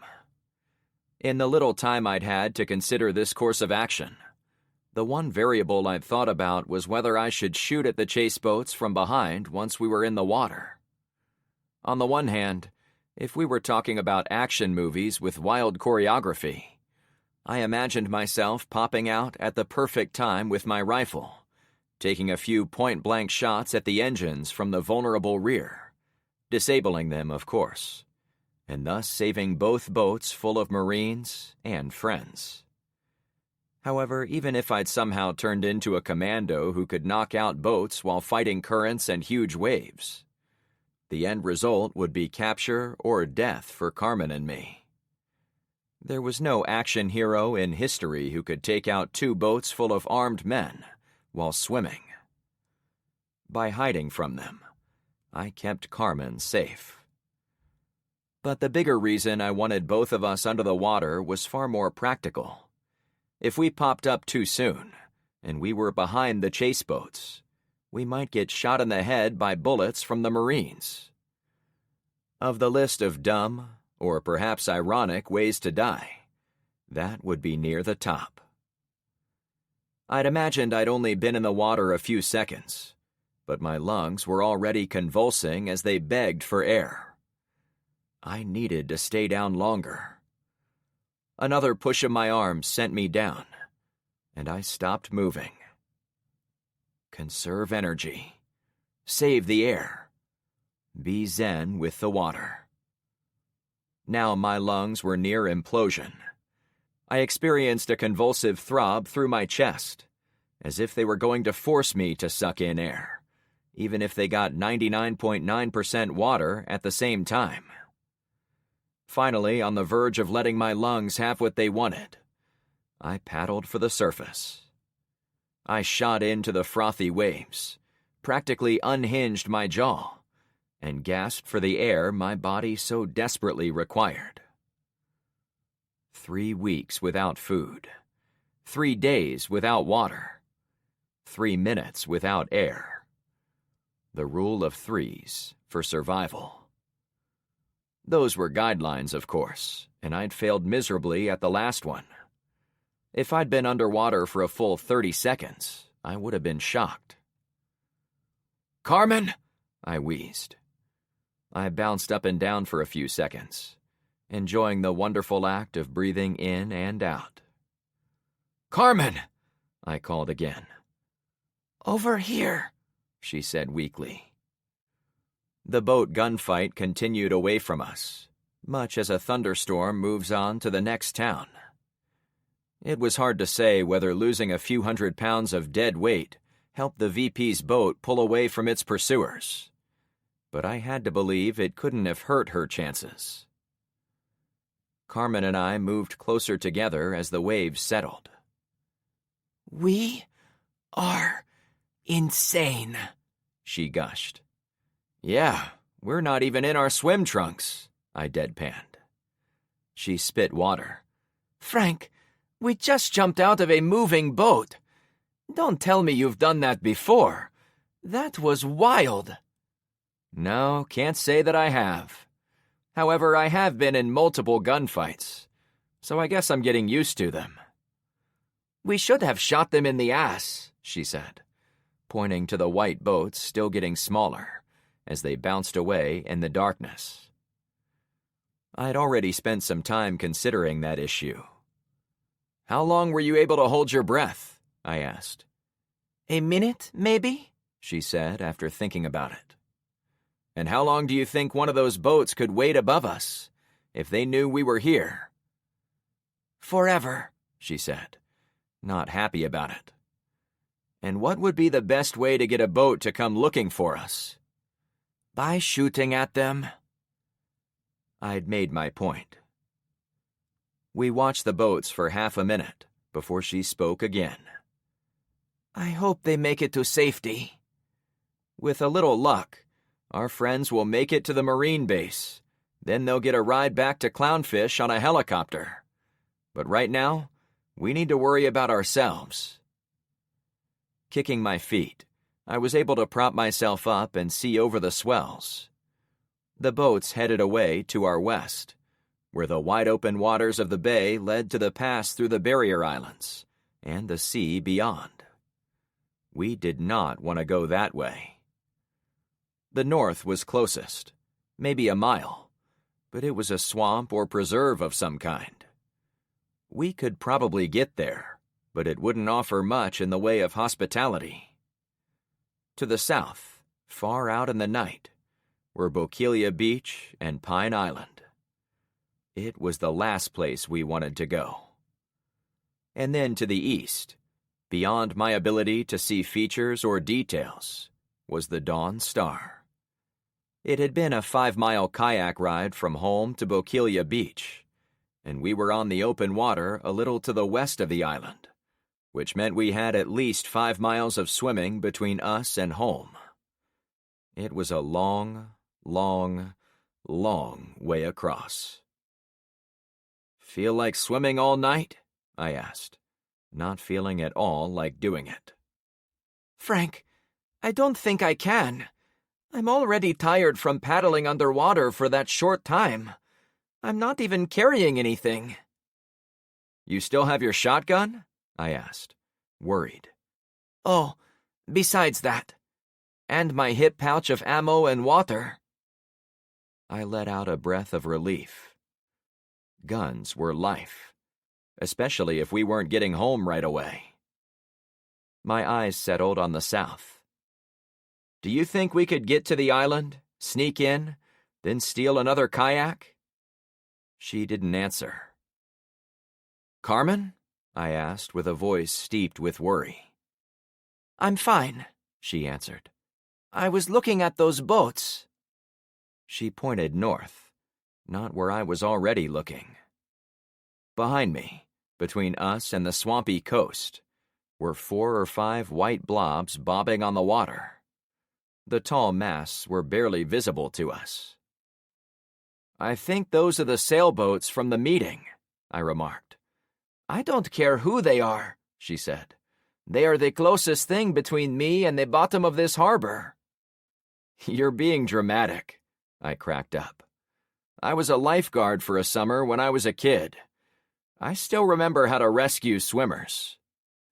"I might need it," she said without any of her usual sarcasm. "Here, lean against me, then take off your boots and socks." She grabbed me and hung on, but hesitated. When she seemed to need an explanation, I continued. We'll take off your boots and tie their laces together, so we can wrap them around my pack for transport. I'll do the same with mine. We'll have an easier time swimming without them." "Oh." "And you can hold my pack," I added. "Turns out this thing wants to float, so you can use it to keep yourself above water."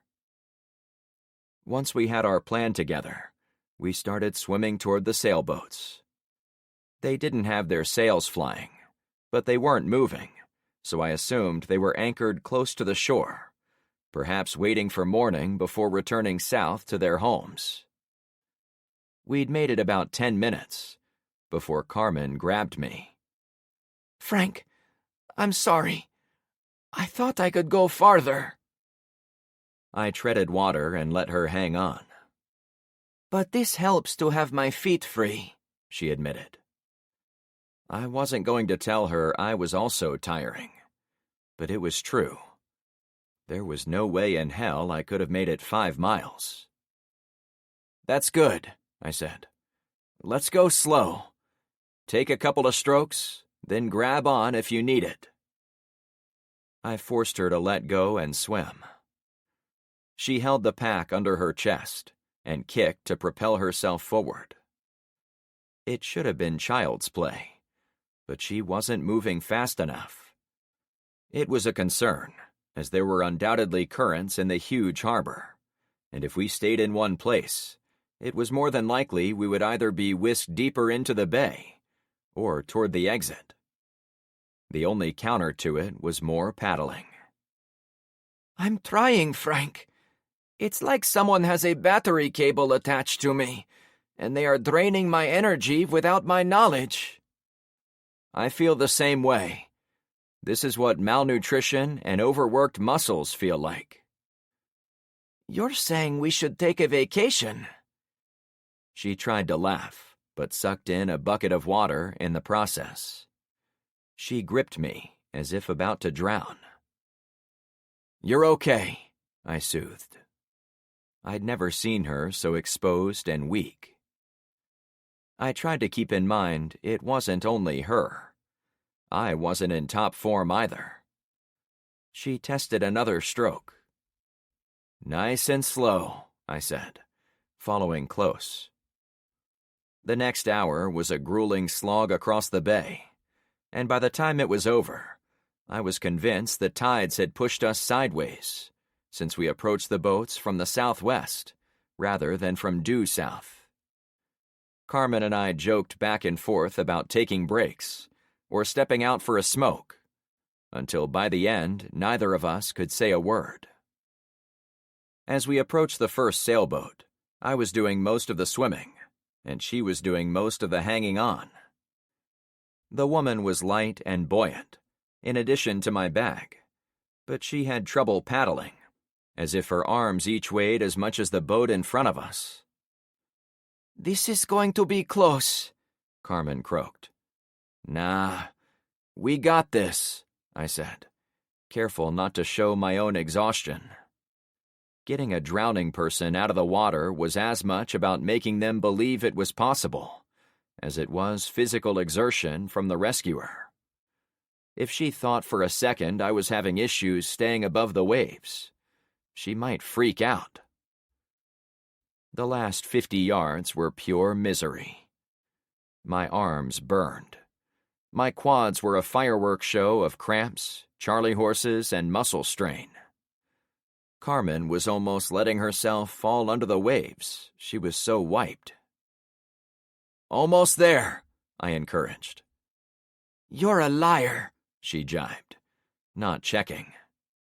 "I'll prove it to you in a minute," I replied. An unknown segment of time passed as we neared our salvation. Among all the thoughts going in and out of my brain, I took note that the sound of both boat motors and gunfire were long gone. I had no idea of the fate of Emily or my friends. For a moment, I couldn't even care about such faraway things. Only the boat closest to us mattered. "We're almost—" I grabbed a ladder. "There!" Carmen hung in my arms, completely wiped. Still, she managed a smile. You weren't lying. Never, I assured her. I looked up the ladder. Permission to come aboard? I didn't bother with silence. Neither of us had the strength to climb up and commandeer the vessel, and I didn't think it was safe to try to stow away on the ladder, so I was forced into getting help for Carmen the old-fashioned way. Anyone on this sailboat? I called up to the deck. It was perhaps 5 feet from us in the water to the main deck. Each sailboat was 25 or 30 feet long, with white hulls, white railing, and white ladders. Given our wretched state, it seemed like salvation was both inches and miles away. Help! I shouted. That finally got someone's attention. A face appeared above us. What do you want? I tried to think of the least offensive thing I could summon. My wife and I were trying to make it to Pine Island, but we got carried out to sea. Can you help us? 2 shirtless men appeared. I helped them lift Carmen up the ladder and onto the deck. Someone then helped me climb aboard. Blankets were given. Carmen was safe. I passed out, succumbing to exhaustion, and I woke to the sound of speed metal. What the? I blurted, as if startled from a dream. We were still on the main deck of the sailboat. The sails weren't flying, but the hum of an engine vibrated the floor below me, and we moved toward a crowded urban waterfront. A waterfront where a rock band was thrashing on electric bass guitars, and a singer's voice raged on a speaker system. Oddly, the sky all around was red, even worse than the night before. Welcome to Punta Gorda, a woman said from behind. The voice was familiar. I spun around to see if the voice matched the person. A tanned woman stood there with a little white captain's hat perched on her head. My AR-15 was in her upturned hands, like it was a prize. Allison was back. Chapter 24. I guess I don't have to tell you that you've caused me a lot of trouble, do I, Frank? I stood up. Not an easy task, given the pins and needles in my legs, to face her. I've been saying this to young people a lot more since the EMP went off, but I honestly have no idea what you were talking about. Allison wasn't a kid, but she was a generation younger than me. She'd been married, I knew that much, but she didn't seem much older than Sonny. I put her square at 25. Whatever advantage that gave me in outsmarting her, I couldn't say, but I would stick with telling her the truth until I figured out how. Oh, I'm sure you do, she sneered. You show up in boats to scout us out, and then 10 minutes after you magically disappear, we get attacked by the entire rest of the island. We had nothing to do with that, I insisted. She laughed. And, in addition to your interference, you somehow bring the vice president of the whole friggin' country to the party. And she convinces most of the other islands into working against me. Allison wore much of the same attire as the previous day, with the same white bikini top and the gauzy wrap around her waist. However, now she wore a pair of black shorts instead of going bottomless. You've got us all wrong, lady, I said, knowing I wasn't going to get anywhere with her. Since she'd told us where we were, I had to draw on what I remembered from the maps. Punta Gorda was north of Clownfish and north of North Point. Going back to my mental image of an L-shaped harbor in reverse, it was the town that was at the top of the L. It sat on the south side of a wide river entrance, and the small town was more or less a suburb of the far larger city on the other side, which was Port Charlotte. 2 long causeway bridges linked the 2 sides, and both were next to each other a few hundred yards up the coast from the sailboat.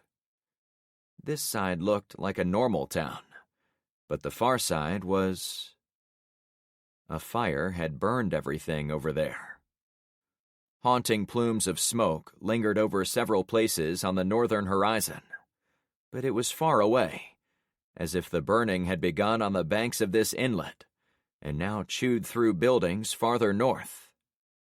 It was evident I'd seen the burning last night, when we witnessed the orange glow in the distance. It also registered how the red skies, both at night and in the morning, were the result of ash from the giant fires. Looking around, the entire world seemed to be cast in a red glow, with bits of ash blowing around, and the light of the sun seemed to be a lot dimmer. If I didn't know we were in Florida, I would have guessed we were inside a volcano. I stood in awe as the sailboat motored toward a small marina. "Don't tell me you don't know about that either," she said with distaste in her voice. "What the hell happened up there?"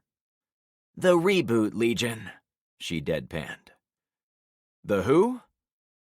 "Are you putting me on?" she asked with a dramatic shift in her stance. "You captured one of them days ago. You took him out of the ship right in front of me. How have you not interrogated him?" I scratched the side of my neck as I thought up the answer. It probably didn't compromise any of my friends to tell the truth on this one. Our doctor took care of him, but the street she was on got slammed with a quarantine for possible disease, and that lasted for several days before she lifted it.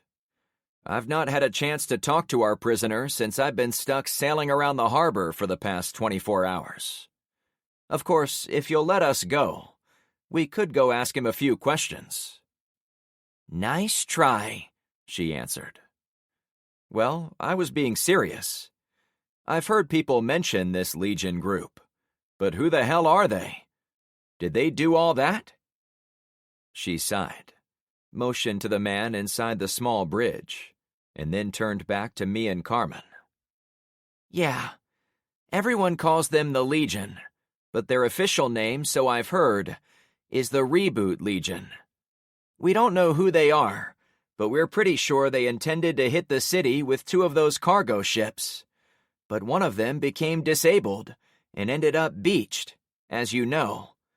The second one put men ashore in Venice on the coast, and then they stormed the airport there. After that, they landed more guys on commercial planes, and then they started burning everything." We found a dying soldier who said they'd been headed for Port Charlotte. He didn't tell me anything else, though.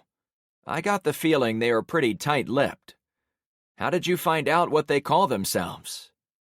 "Because if they know you were inside a house, they announce each burning by telling you who they are."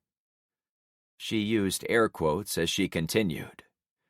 "By order of the Legion, we condemn this American structure. You have 10 seconds to vacate." It's nice they give you a warning. "Haven't you been paying attention? They shoot you the second you come outside." Or shoot you when they come inside. I'd said the thought out loud, but to myself.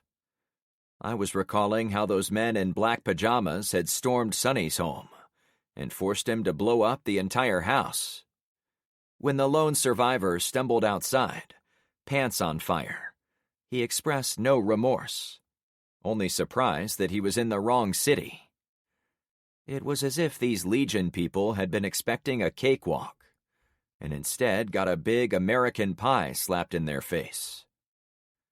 However, if Port Charlotte was any indication, the Legion wasn't losing everywhere. If their goal had been to wipe out an American city with fire, they'd done a pretty decent job up there. Wait a second. Florida has more guns than your typical army. How did they pull it off without getting shot? Simple. They didn't come off the boat shooting guns. Some of them mixed in with residents. They spread rumors. They destroyed food stores in the night. They targeted police. Basically, everything you've been seeing down here, with the backstabbing, the murders, and the stealing. They made it happen a lot faster up there. Once the chaos took over, it became a cakewalk. We ended up killing ourselves, I said, tying it all together. Yepperoonies. How do you know all this? I asked. I get around, she said with a curt shrug. I've had access to boats and people who have access to other boats. I spend a lot of time getting guys drunk, so they'll share the goods on what's going on around us. Information is a type of currency these days. Currency like the bodies of those women back there, I sniped. Let's not rehash the past, she warned. The sailboat neared the upscale marina. One long pier had a fancy seafood restaurant, Salty Sam's, on the end closest to the bay.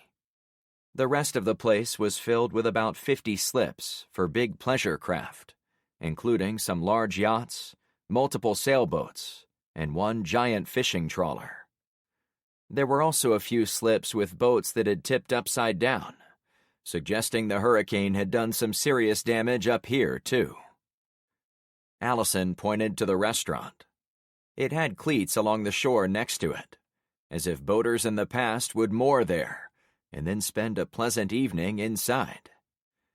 Now, however, there were a few men with military-issue M4s standing watch in front of the place.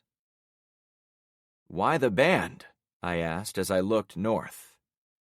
They'd set up in a small public park along the shoreline of Punta Gorda, between the bridges and the marina. The lead singer shouted the words to his song rather than sing them, though the screeching guitars strumming at warp speed made the use of lyrics silly. I didn't ask about how the band had power.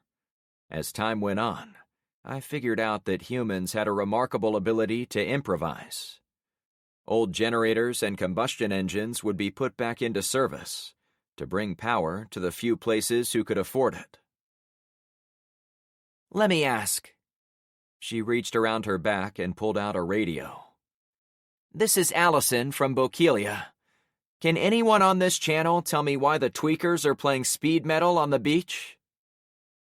She waited a few moments. Allison, this is Salty Sam's. The I-75 bridge has been destroyed, so there isn't another place to get vehicles across for another 12 miles up the Peace River. Legion troops have been snooping across the causeway bridges, trying to bring the fire to us. We don't want them to hear we have a few trucks moving our men around. Plus, I like this song. Over. Allison held the radio off to her side. See? A simple explanation. My eyes were only for that radio. If I could find a way to grab it, I could get on the neighborhood watch frequency and call the watch officer back on Clownfish. I wouldn't ask them to come rescue us, but I did want to tell them where the other three had gone.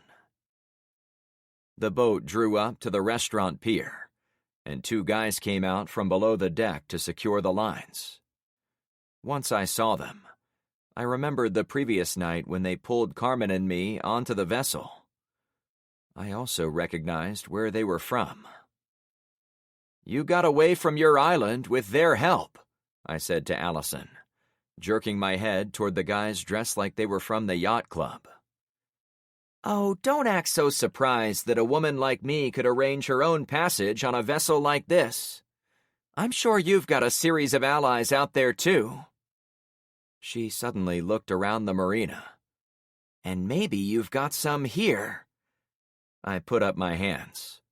I'm not a threat. That's false, she said with the dryness of a desert breeze. I'm not going to try anything. Look, we're grateful you pulled us out of the water, so if you'll point us toward home, we'll be on our way. I made a slow move toward the edge of the boat. "You're going to take a walk with me first," she said. There wasn't much choice. One of her men carried my pack and all our weapons. The other covered us with a highly polished AK-74 with red furniture. The M4 guys at the restaurant also looked as if they weren't playing around. We moved out. The rest of the marina seemed empty of locals. She continued speaking to me once we were off the short pier, standing in front of the small park where the band thrashed song after song. The town was flat, like everywhere else, and the area closest to the shorefront was made up of giant 3-story vacation homes and condos, many with parking underneath, where storm surges could go through.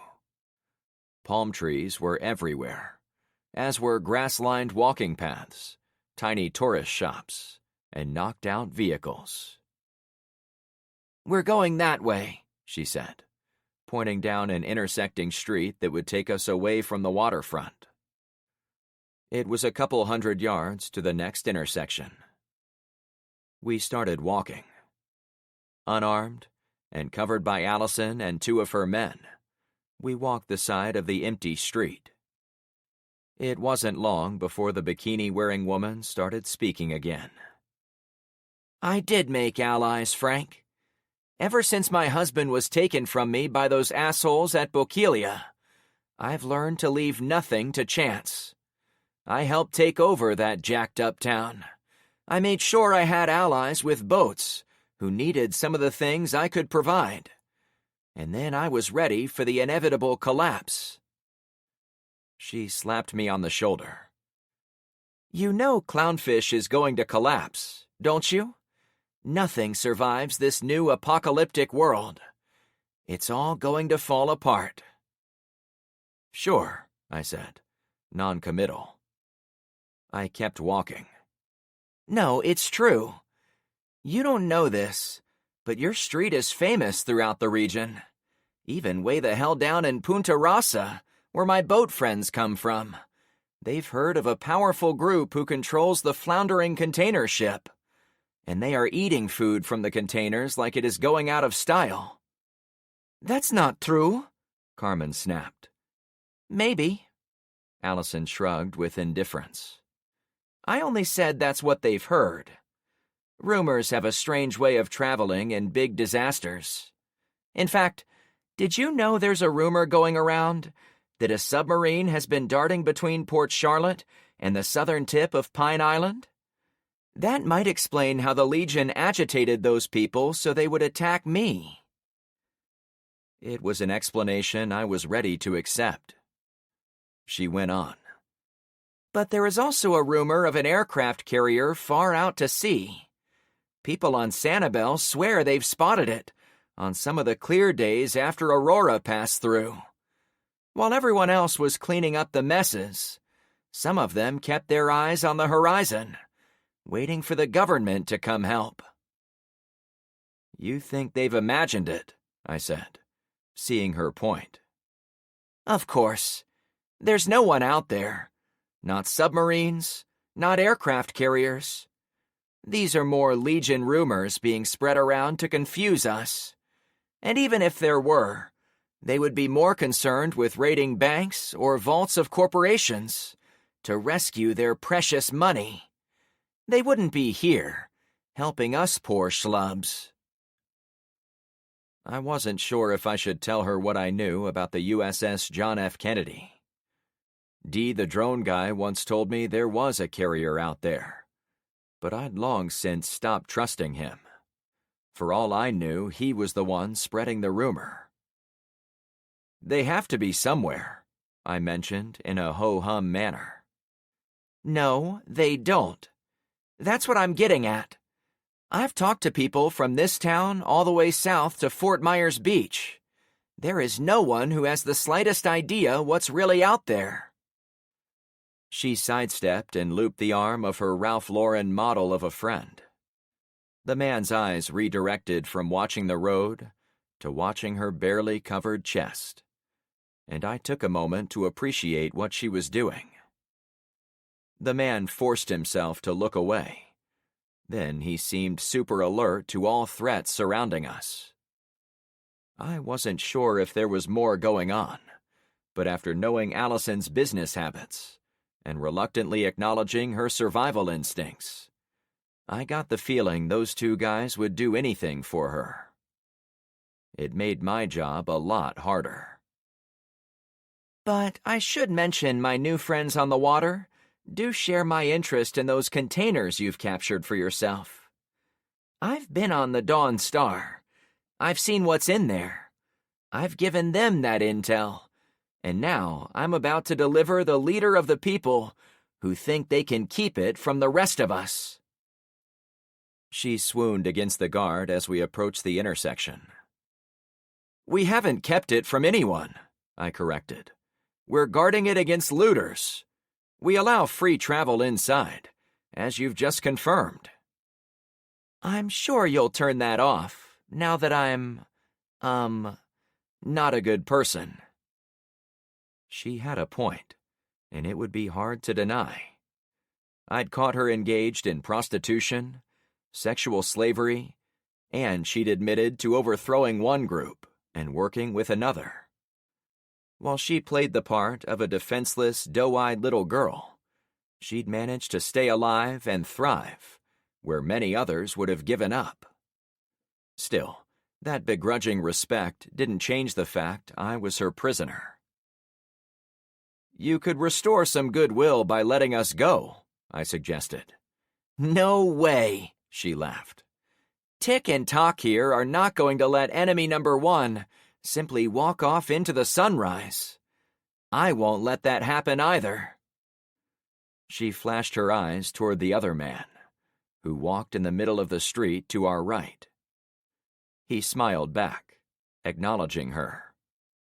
They were like two satellites orbiting the bright sunshine of her half-naked body.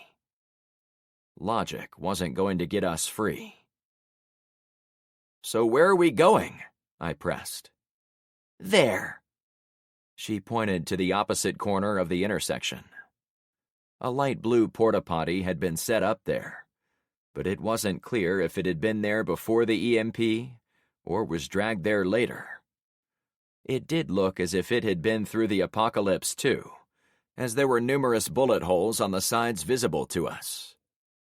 It was one of the larger portable restrooms, meant to be big enough for people in wheelchairs to get in and out. A sign had been nailed to the top with the words, "Waste Can." She'd brought us off the bay, past a nice restaurant and entertainment venue, so we could show up at a repurposed Johnny-on-the-Spot with an ominous sign over it. All the barbed wire strands strangling my gut clenched up once again. No, I'm good, I snarked. Don't have to go. She chuckled in a non-friendly way.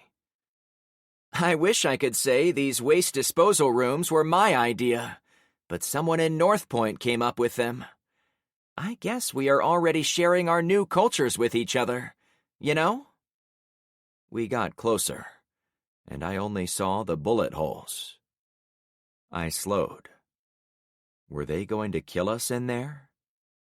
One of the guards recognized my hesitation and was already behind me, pushing me with his rifle. My stomach hardened into a diamond. Keep moving, he said gruffly, totally at odds with the pleasant yellow polo-style shirt he wore. Carmen grabbed my hand. A face appeared from behind the Tower of Doom. A young boy had been sitting in the grass behind it.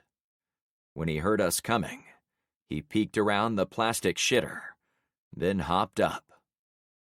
Oh, hey! Would you like to make a deposit today? The kid was about 14 or 15. Pimples dotted his forehead. He wore braces. His long hair was a greasy mess. He was also unarmed. Yes, we would, Allison responded. 2, in fact. No, we're all good here, I said in a louder voice. We'll be on our way home. The kid didn't react with any facial emotion as he came to the front. "Oh, isn't he funny?" Allison said to the child.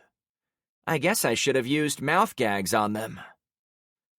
Allison laughed in a disarming way, using her chest as exclamation points to every word she uttered.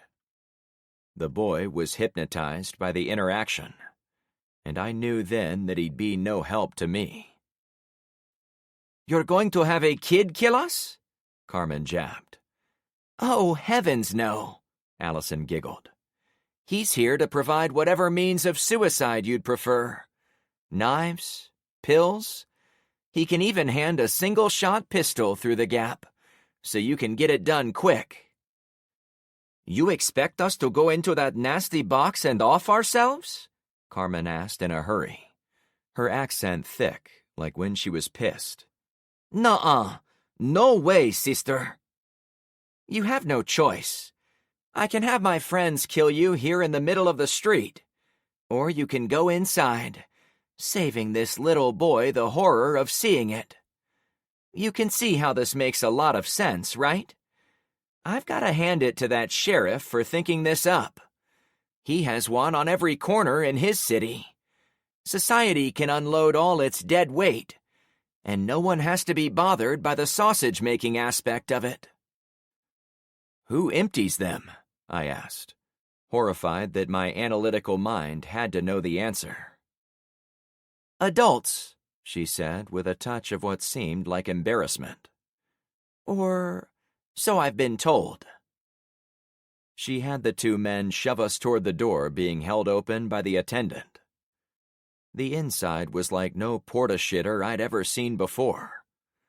As best I could tell, it was no longer used for what it was originally designed for. Blood splatter covered the walls and floor, dried into a thick, dark paint job. Upon closer inspection, I saw the same splatter in the grass surrounding the edges of the box. "No!" I shoved back against the closest guard. He stumbled with surprise. If I could get him to the ground. Allison fired her rifle. The crack made me flinch reflexively. Carmen squealed a bit. We each thought the other had been shot.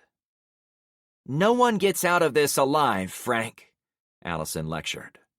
"You can either get in and die with dignity, or you can lie in the street like dogs." My heart rate was flat out now. In a matter of seconds, I'd been walked into a trap that had no clear exit strategy. There were no people watching, no crowd to persuade about the ethics of this, no allies to win over. The two guards were charmed by their hot boss. The teenager wasn't going to turn against three armed locals. I was shoved. Hard. "Get in," the guy demanded. Carmen had never let go. Her eyes danced around the street corner, same as I was doing, looking for the way out. But they finally returned to mine, filled with despair. "Crap," I said under my breath. My muscles tensed. The last thing I was going to do before stepping through that door was make a lunge for one of those guns. All I had to do. Allison swooped around us all, rifle in hand. She arrived on our right side, about 10 feet away, and pointed the barrel at my face. "Frank, I know what you're thinking. I'm here to tell you, don't do it. I will shoot you dead if you so much as take a step toward me or my guards." In hindsight, my plan was obvious. A last-ditch effort to escape the trap. "Karma's a bitch," I warned. "I'll bed Karma and make her turn tricks for me," she sneered. "Don't you worry." Gun in my face. Two guns behind me. I clenched my jaw with the force of an industrial press. Our window was closing. Still, I was reluctant to climb in. The bloody mess was terrible, of course, but getting in represented the end. The end of Clownfish. The end of my wonderful girlfriend, who I'd barely gotten to know. "Just get in there," Allison insisted, getting angry. I put a foot on the edge, but didn't go through. Should we run for it? Wouldn't it be better to die on our feet? There was always a chance on the outside. On the inside. Before I could think another word, both guards shoved Carmen from behind, and her body pushed me through the doorway. Together we slid across the floor of the oversized unit and fell on our asses. My hands went onto the disgusting floor to support my fall. "Oh my God!" Carmen yelped, doing the same. The guards secured the door by dropping a 2x4 across the front. Allison laughed. "Sorry it has to be this way, Frank, but you should have killed me when you had the chance. He said you had a weakness for the old ways of law and order." I froze. Who? Who told you about me? "I don't know his name. He flies the drones." She spoke to her guards, but I couldn't hear the words. D, I think is his name. Carmen was already on her feet, standing on tiptoes, desperate not to touch the walls. She helped me up. "There's one more thing we can do," I whispered. "Don't give up." She smiled, but not with much vigor. "I'm trying." It was nice to know Dee was in fact working against me, but that was backburner stuff now that I was in a waste disposal system for a new society. I had to use whatever I could to fight off the inevitable. "I choose to die with the pistol," I yelled. There was a small hole on the side panel, obviously big enough for knives, pill bottles, and handguns to pass through. In fact, I saw the kids standing out there, as if prepared to give us our tools of choice. I didn't dare even whisper what I was going to try with that lone bullet. Allison got closer to the hole, pushing the kid aside. "Frank, it isn't only Bokeelia that is falling apart. Punta Rasa, the tourist port where my boat friends come from, was destroyed by raping, raging idiots. The sheriff of North Point is agitating to shove his fat ass into this town, wrecking the little that's left here. The Legion is pressing south. The starving hordes of Fort Myers are totally out of food, and they are slouching their way to the north. Finally, the islands came under attack yesterday evening from mystery aircraft. Gunfights are happening on open waters, and the islanders are all fighting against each other for the remaining scraps of food." "Cool story. Do I get my gun or not?" She ignored me. "The moral of the story is the only place left around here that hasn't gone to absolute bonkers dogshit rock bottom is the streets you control. That's why you have to be dealt with here and now." My racing heart could not have gone any faster. "You aren't giving me a gun with my last bullet, are you?" I asked. My whole life hinged on her next word. Chapter 25. "No," Allison said. "Of course we aren't going to give you such a dangerous weapon." I wasn't surprised. "Get ready to fire into the waste can," Allison told her 2 men. "And kid, you stand behind me so you don't get hit." The young boy walked away from the gap in the wall. He did look back at me one time, but there was no emotion on his face. He could have been looking at anything besides the upcoming death of 2 human beings. That indifference troubled me, even with the tall stack of my own problems. "Frank, we're going to shoot you through the walls. I hope you don't mind it being impersonal, but I think it is better for everyone this way. Don't you? She thought she'd trapped us, but I couldn't give up. Carmen, on the count of 3, let's ram that wall. I pointed to the side with the pass-through hole. If this thing falls over, the door should buckle with the stress. Then we can shove our way out. In front of those guys, she said with defeat creeping into her voice. I'll shield you so you can run to the side, I assured her. You can get out. You can survive this. There's no way, she started to say. I know, I interjected. We'll both do our best to run, okay?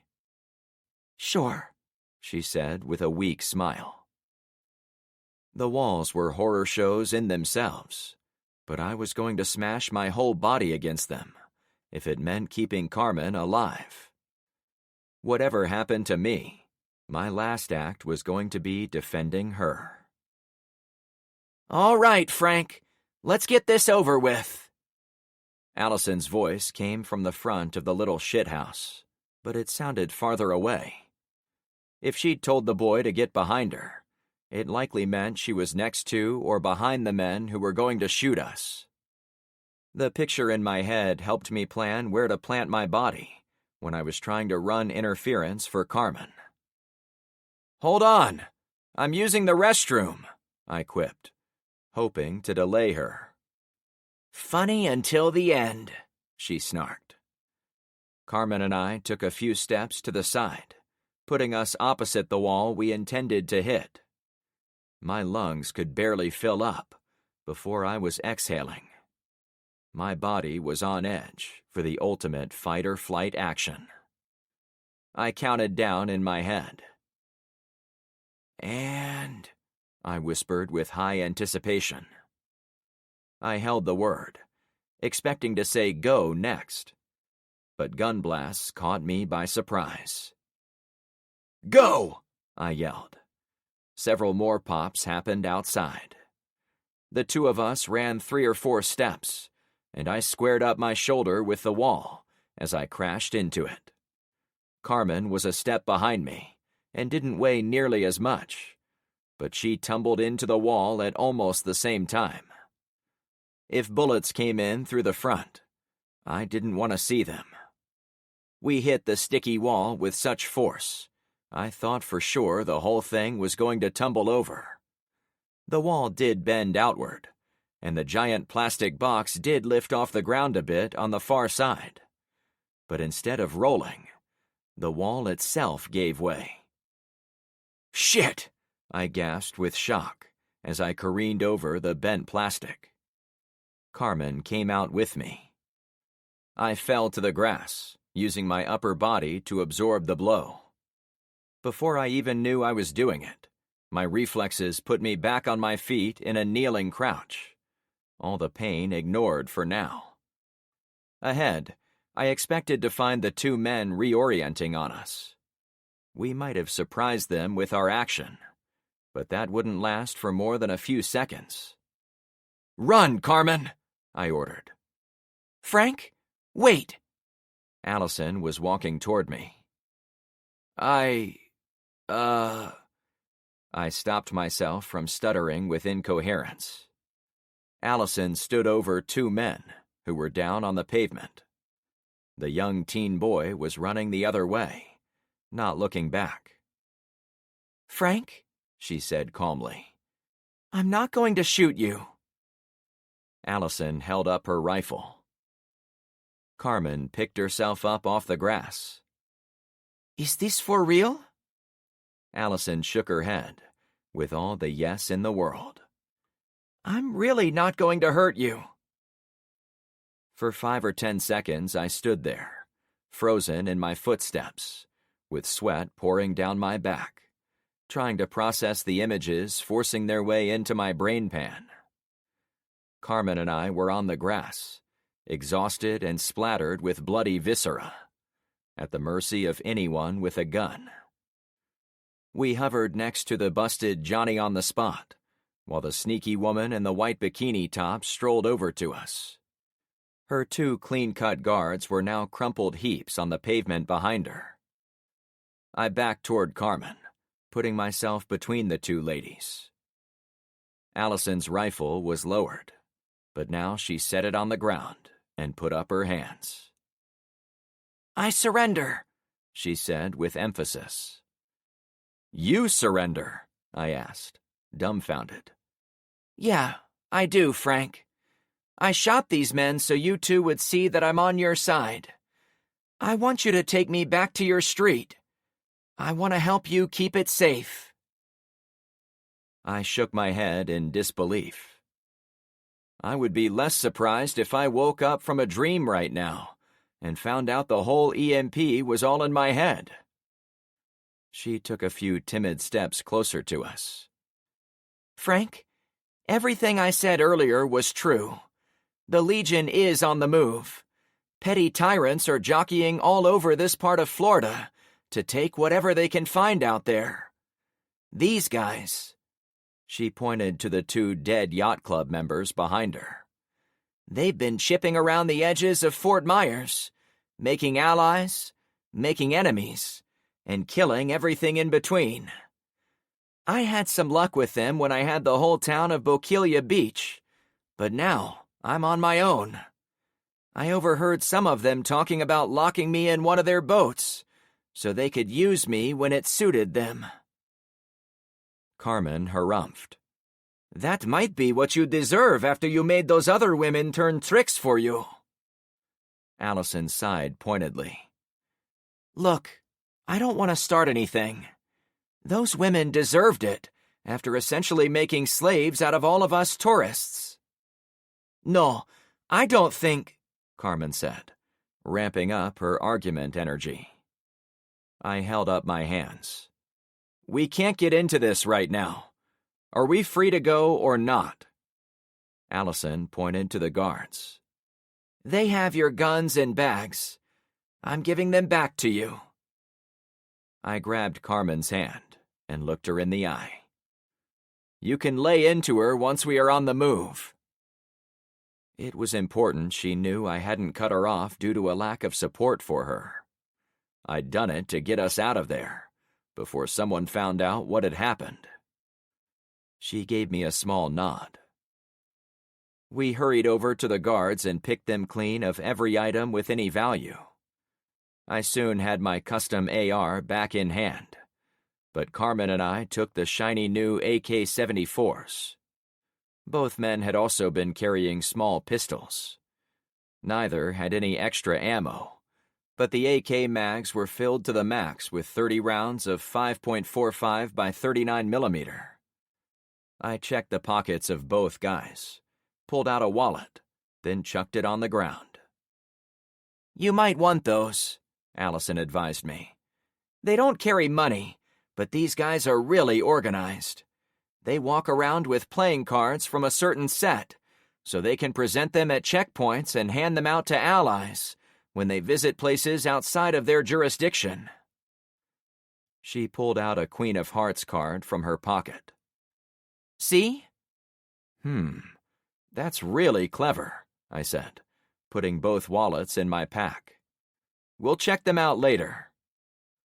The last thing I picked up was Allison's rifle.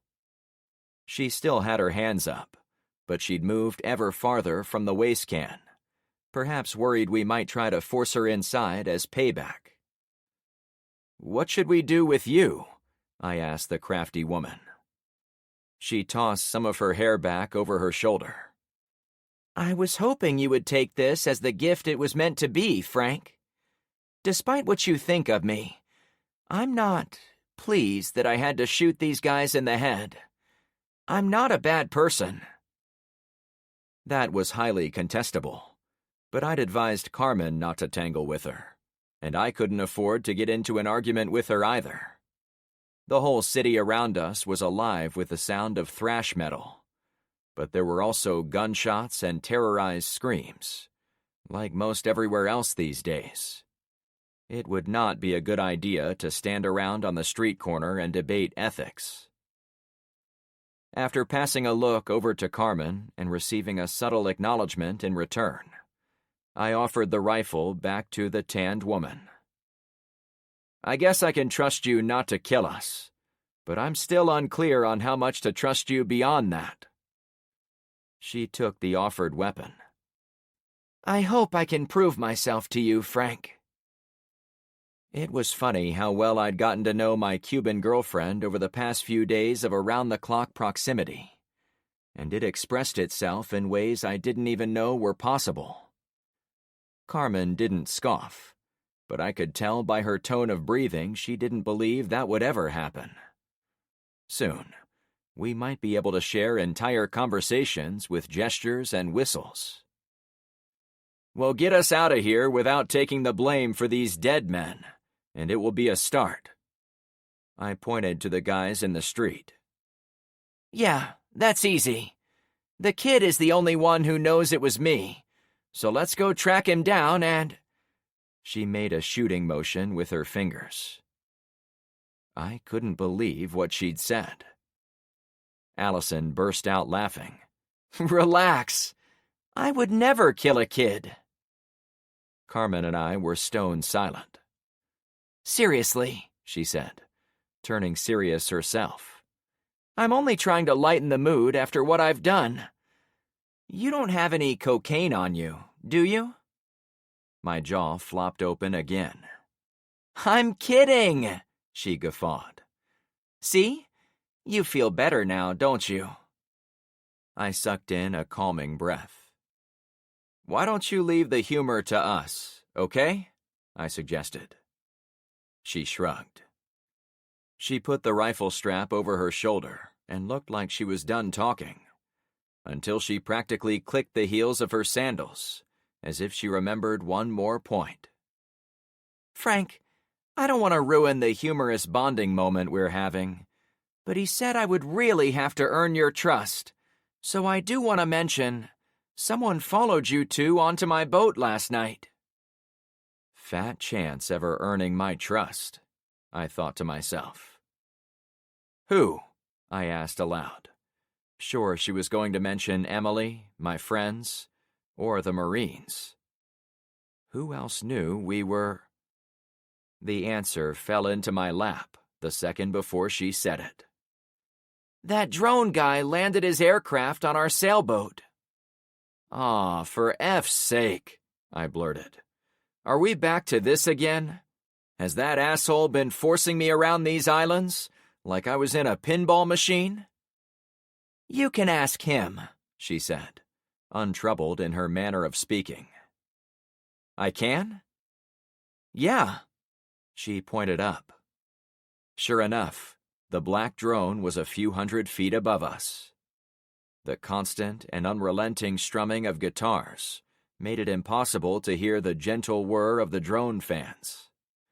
It had been able to hide in plain sight. It's coming down, she warned. Carmen and I bunched up. Do you want to shoot it again? She wondered aloud.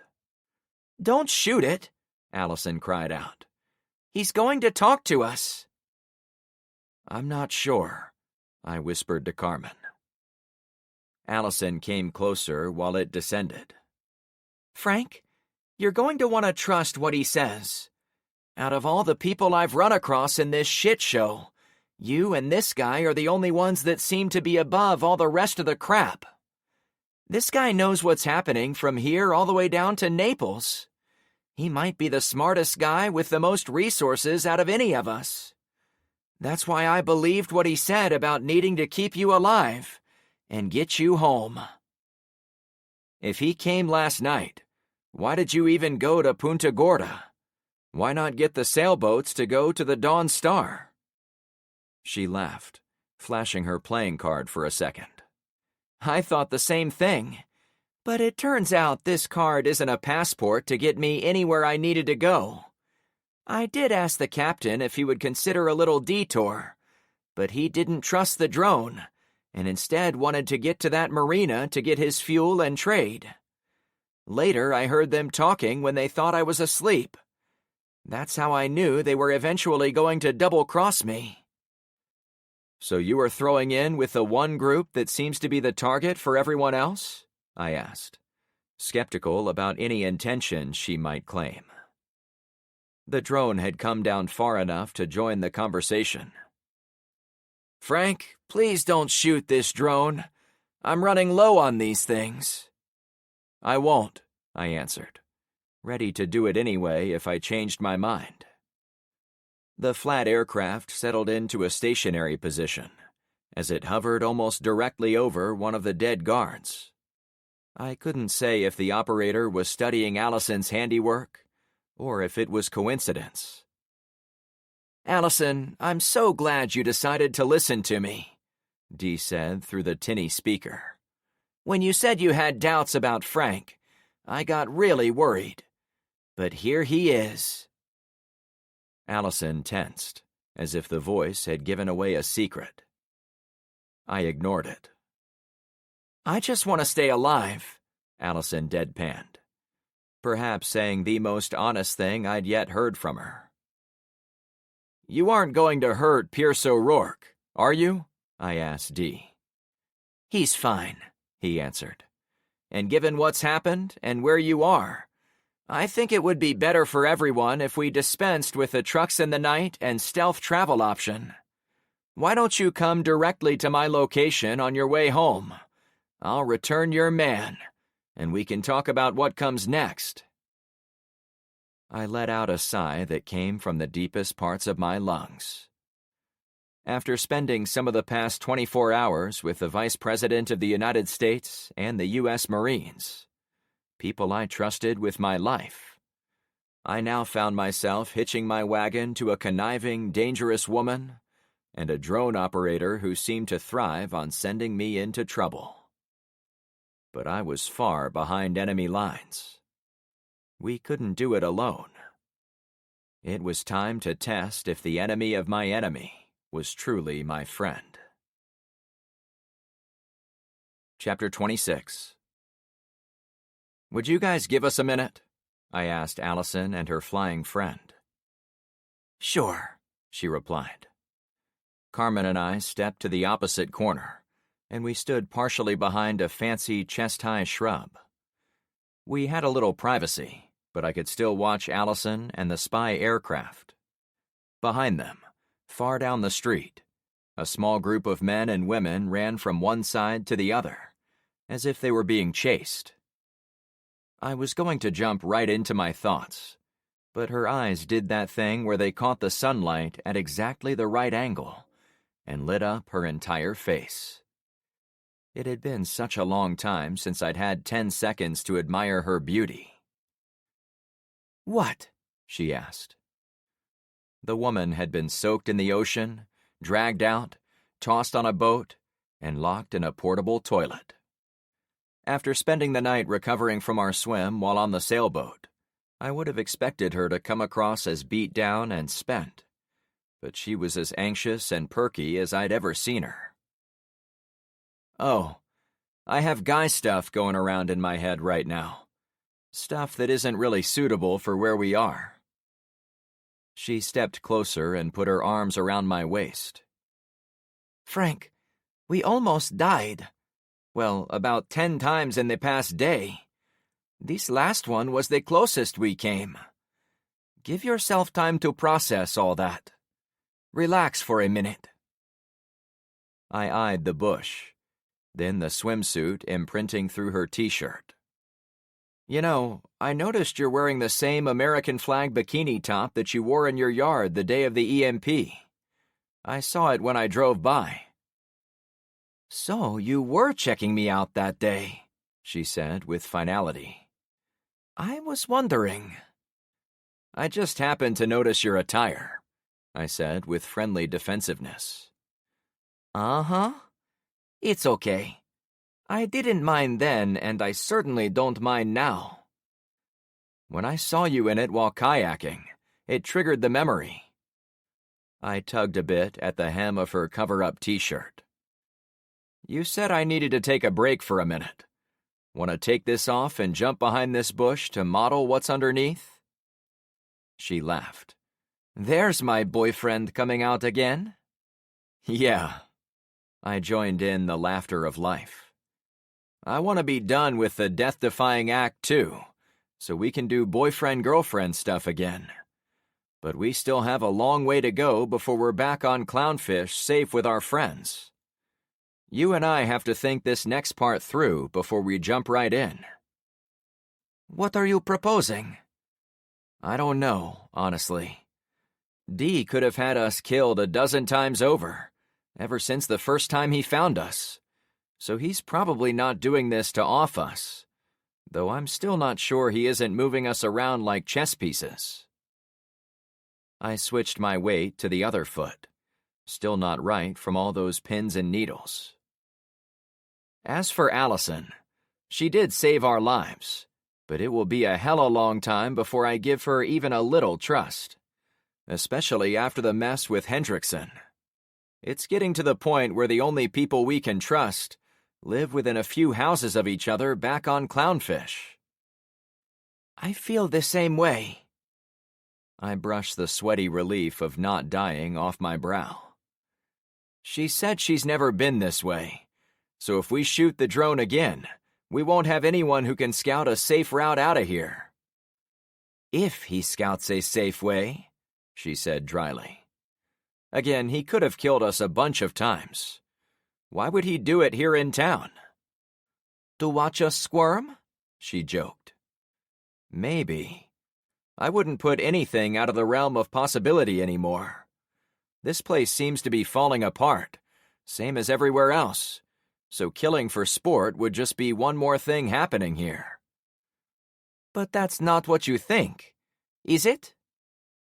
I checked across the street. Allison stood nervously by the waste can, looking at me in return. The drone was now perched on the roof of the portalet, taking a break to rest the fans. No, I answered. Allison called the guy some kind of genius. I'm not sure I would go that far, or certainly not a helpful genius, but he is definitely putting his drones to good use. I know I just said we can't trust anyone, and that goes double for those clowns. Maybe triple for Allison. But we would be fools to throw away an overhead view of whatever is coming up. Now I pointed to the people running across the street on the next block. I still didn't see anyone chasing those who were moving fast on foot, so I considered they were perhaps gathering. Maybe it was another town meeting, like the one in Bokelia, designed to start a war. Strange things are going on around here. She stood on her toes and gave me a quick kiss. I wanted to hold her close for a lot longer than a few seconds, but duty called. She knew it too. After separating and starting to walk from around the bush, Carmen gave me one playful slap on the butt. I whipped my head around. What? She laughed. You can daydream about things you want to see, and so can I. It helps remind me what I'm fighting for. I rolled my eyes at her, then put all my attention on the snake-like woman waiting for us. You two have fun? Allison jibed. I ignored the implication. What Carmen and I did was between us and no one else. We can stick together, but I'm in charge. Take it or leave it. I didn't have any leeway to give. I'll take it, Allison said without hesitation. And I'll support you, Dee added, as his drone hopped off the porta-potty and started hovering nearby. Dee, tell me what you know about Punta Gorda. The drone came closer. There isn't much to the town itself. As you can see, closer to the ocean front, there are a lot of condos and well-to-do snowbird mansions. Figure that goes for about 4 or 5 blocks.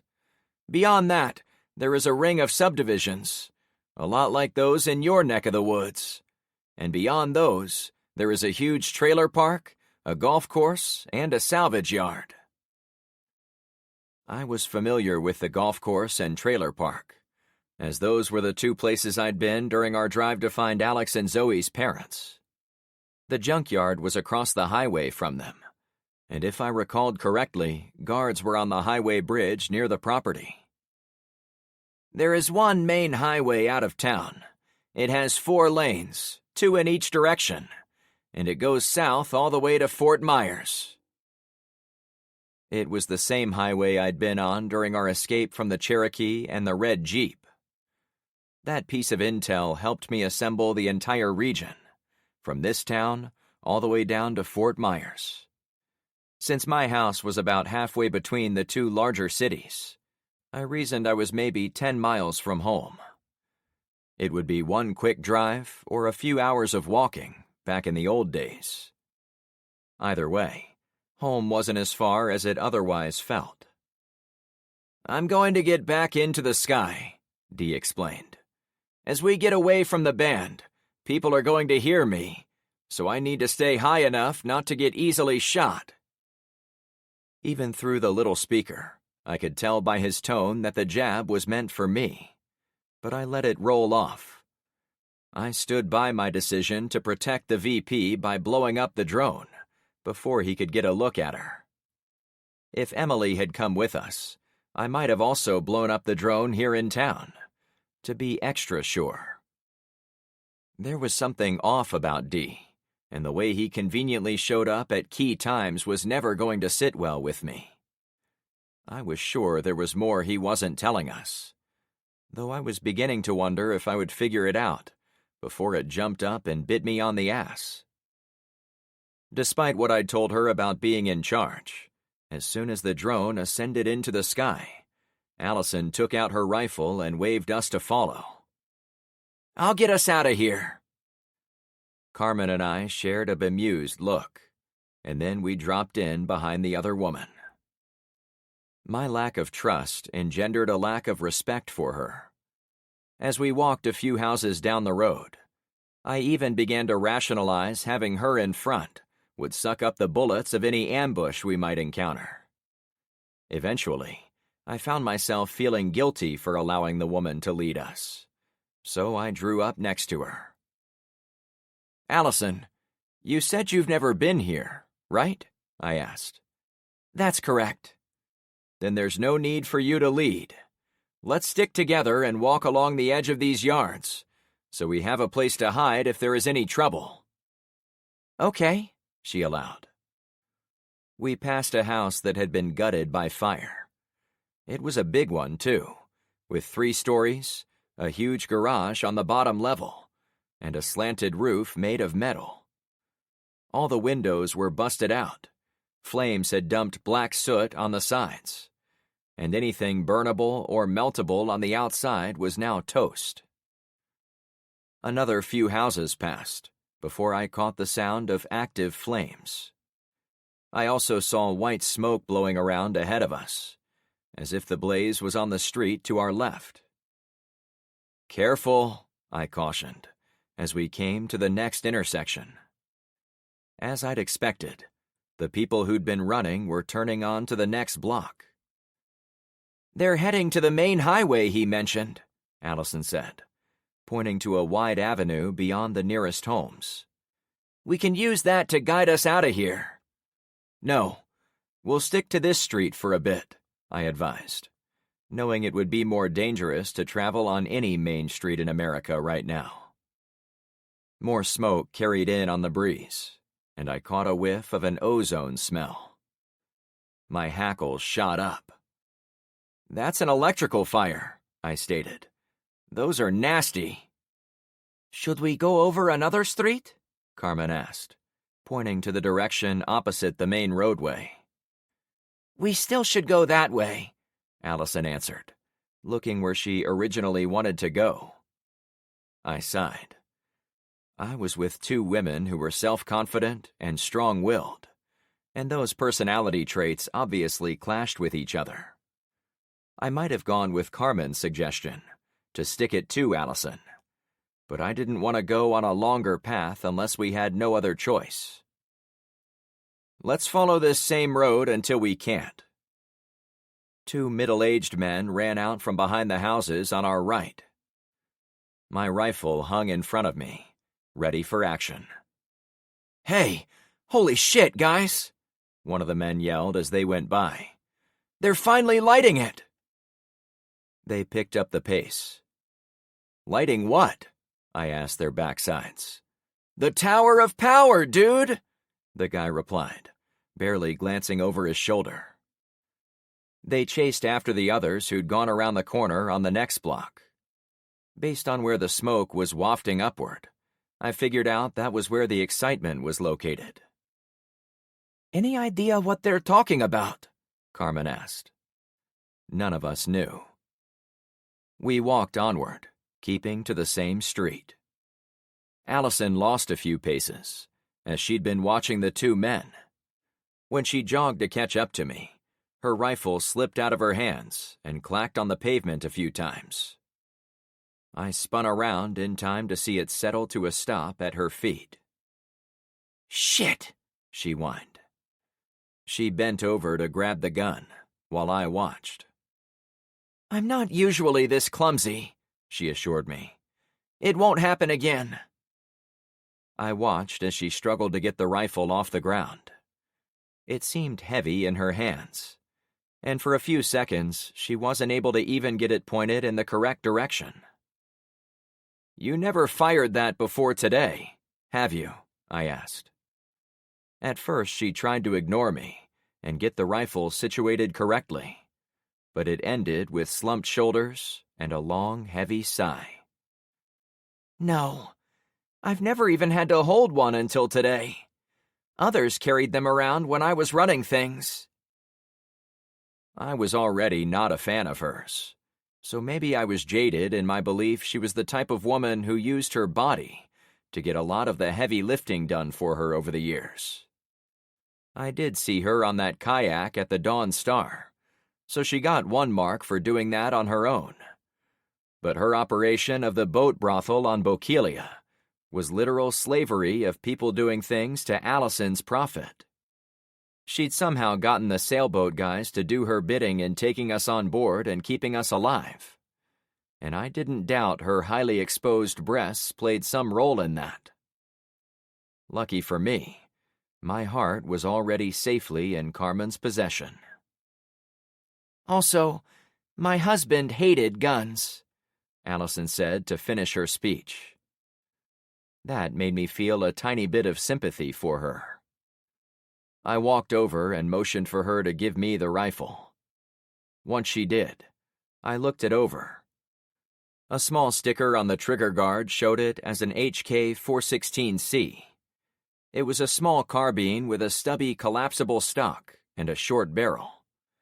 Though it carried the vague resemblance of an AR-15 platform, the weapon was designed to be squat and compact, like a submachine gun, more suitable for close quarters.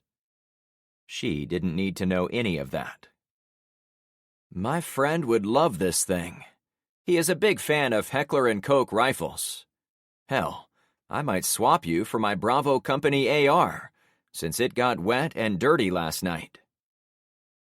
Our weapons would need a thorough cleaning when we got back to Clownfish, since they'd been underwater for hours the previous day. I never imagined we'd be gone long enough to need a cleaning kit, but I was going to start putting a travel version in my pack. "Cool," she answered. I correctly guessed she didn't care about the details. "Just hold it like this, and don't bother with getting fancy. If you have to fire it." I checked to see if there was already a round in the chamber, which there wasn't. I quickly showed her how to rack the first round and turn the safety on and off. Flick the safety, aim, shoot, then get behind anything bulletproof. While it would have been far better to walk around the hot zone with the safety off, so the rifle was ready to fire in an instant, I didn't trust her not to accidentally shoot me in the back, especially if she was clumsy enough to drop the entire weapon on the pavement when we weren't even stressed out by people shooting at us. "Here you go," I said as I gave it back. "Thanks." We continued down the same street, aware that more people were running across our path, toward what was obviously a large fire to our left. The music faded in the distance, but it was being replaced by a deep roaring sound, like air rushing in or out of an enclosed space. By the time we'd gone half a block, the source was becoming clear, but we didn't see it in full view until we'd gotten to the end of the street. A giant pile of tech was stacked at the next intersection, maybe 50 feet across and 20 feet high. "Sweet Lord," Carmen exclaimed. "What are those?" "I think they are mostly car batteries," I answered. The residents had chopped the huge batteries out of different types of electric vehicles. Many of those vehicles were on the far side of the pile, tipped over on the lawns of nearby homes, with their undersides gutted. Many battery packs were about 5 feet long, with the width of a standard car, and they could be detached from the vehicles so they could be serviced or replaced, or chucked on a fire. A crowd of about 100 people stood in a ring around the giant pile. Someone had torched a section of the pyramid to start the blaze, though it was burning hot and fast to spread to the others. A wave of heat washed over us. "Whoa!" Allison croaked. "We should stand back," I advised. More batteries went up. Each one flared hot and bright, like it might do if you set fire to the first match in a huge matchbook. One after the next was consumed, becoming as bright as the sun and spreading flames around the doomsday funeral pyre. Screams rose from within the crowd. "Shit! We've got to move," I said, grabbing and pulling Allison. The crowd scattered. "Yeah, we should," she said as if in a dream. The fire spread so fast it surprised even me. By the time we'd crossed the intersection, the temperature had gone well over 100 degrees. The fire had no interest for me, and it was little more than a distraction on our homeward-bound tour. But I couldn't resist looking over there one last time before we passed behind more homes. I stopped myself. "Tell me I'm dreaming," I lamented. Carmen came back, holding up her hand to block the heat from her face. "What is it?" "We can't stop," Allison said, not stopping. It fell on Carmen and I to watch the horror unfolding in the adjoining intersection. All the batteries were on fire, creating a small sun on an otherwise unremarkable stretch of this Florida community. Thick, impossibly black smoke billowed upward from the stack. What made it terrible was how people ran and then dove into the fire, screaming in pain the entire way. Time stood still as we watched. A young woman sprinted into the edge of the fire and halted, blasted by flames that shredded her shorts and shirt. It looked as if she'd had second thoughts, until the pain became unbearable, and she pushed into a light so bright I could not see where she went. An older man hobbled after her, not to rescue, but to die with her. Others ran into the flames at other points along the ring of fire. I was already sweating, and I was 100 yards away from it. A man shrieked as he rode a 10-speed bike into the pile. I saw him flip over the handlebars before he disappeared forever. I had no idea how hot that fire was, but it was certainly brighter than any fire I'd ever seen. "What in God's name is wrong with these people?" I said with disbelief. It was hard to look away. It was the middle of the day. The sun was shining, birds chirped in the trees, and a nice breeze was coming off the ocean. These people should have been enjoying the beach or working in the tourist industry, not jumping into an inferno. We stayed only long enough to watch as a man and woman locked hands and ran into the raging sparks of one of the flaming batteries. Their screams went on for 10 or 15 seconds, far longer than any of the others. It hit me hard how easy it would have been for our places to be switched, and for me and Carmen to be those two. How low would things have to get before I resorted to such an act? "This town is dying," I said, pulling Carmen away. "First the waste cans, now this. I wonder what other treats they have for us ahead." "Let's just get the hell out of this place," she answered. Dee chose that moment to come down to street level. "Frank, you've got trouble all around you." I laughed the laugh of someone used to bad news. "Tell me something I don't know." Chapter 27. The drone hovered next to us. The aircraft had a red light on the side that I'd never noticed before. It blinked on and off in a slow rhythm. "Frank, the Legion is coming over the bridges." "Now?" As we spoke, the strum of the metal band screeched in a loud whistle-like tone, as if the power had been cut, or the lead singer had been... "Yeah, now," he reported, sounding sad. "Shit, we've got to move out," I said to the two people actually with me. "Wait, that's not all. There are more nut jobs to your left running for that fire." "Are there that many people who want to burn themselves?" Allison snarked. "I mean, come on." "No, a lot of people want to watch," the drone answered. "That's cold," Carmen replied. The drone hovered in silence for a moment. Then Dee continued. "It's not much better on your right side. There are a lot of armed men pulling people out of homes. I think they're recruiting guys to defend at the bridges." "Things are falling apart," I said. "Like it always does," Allison added, throwing a knowing look my way. The breeze shifted, and black smoke from the electrical fire carried in from the next block and over the nearest row of homes, prompting me to hurry us out of there. However, before I got too far, the drone swooped in front of us.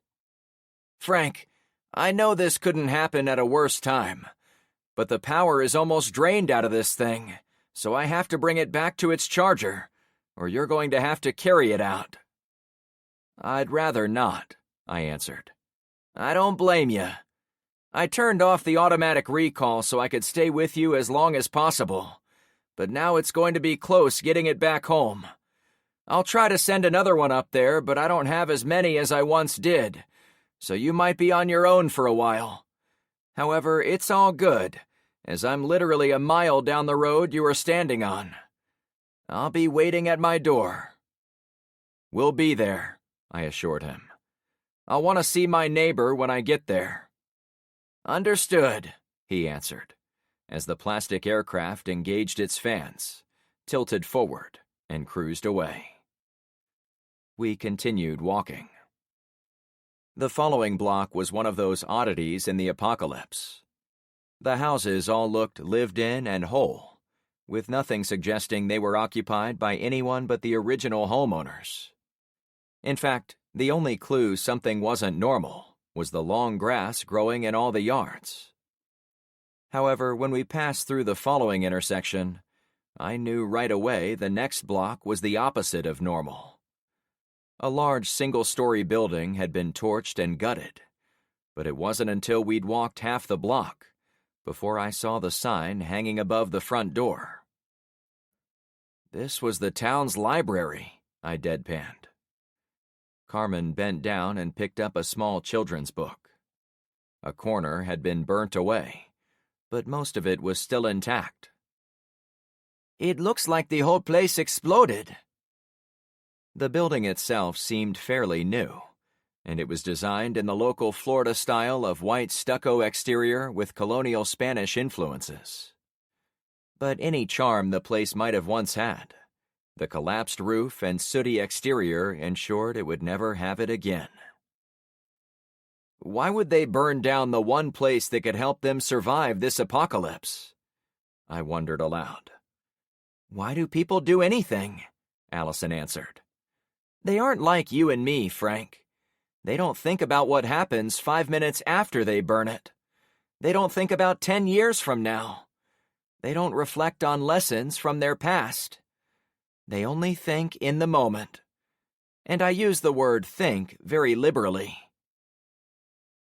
I didn't like being compared to her, since her idea of thinking ahead was tantamount to using people for her own means. But her overall idea wasn't wrong. "They're dumb shits," Carmen added. "That doesn't even scratch the surface," I said wistfully.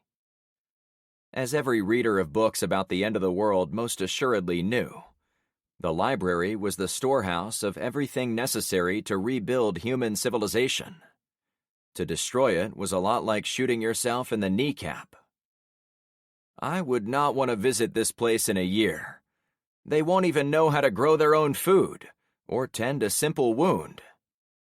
The urge to destroy is stronger than the urge to build right now, Allison replied.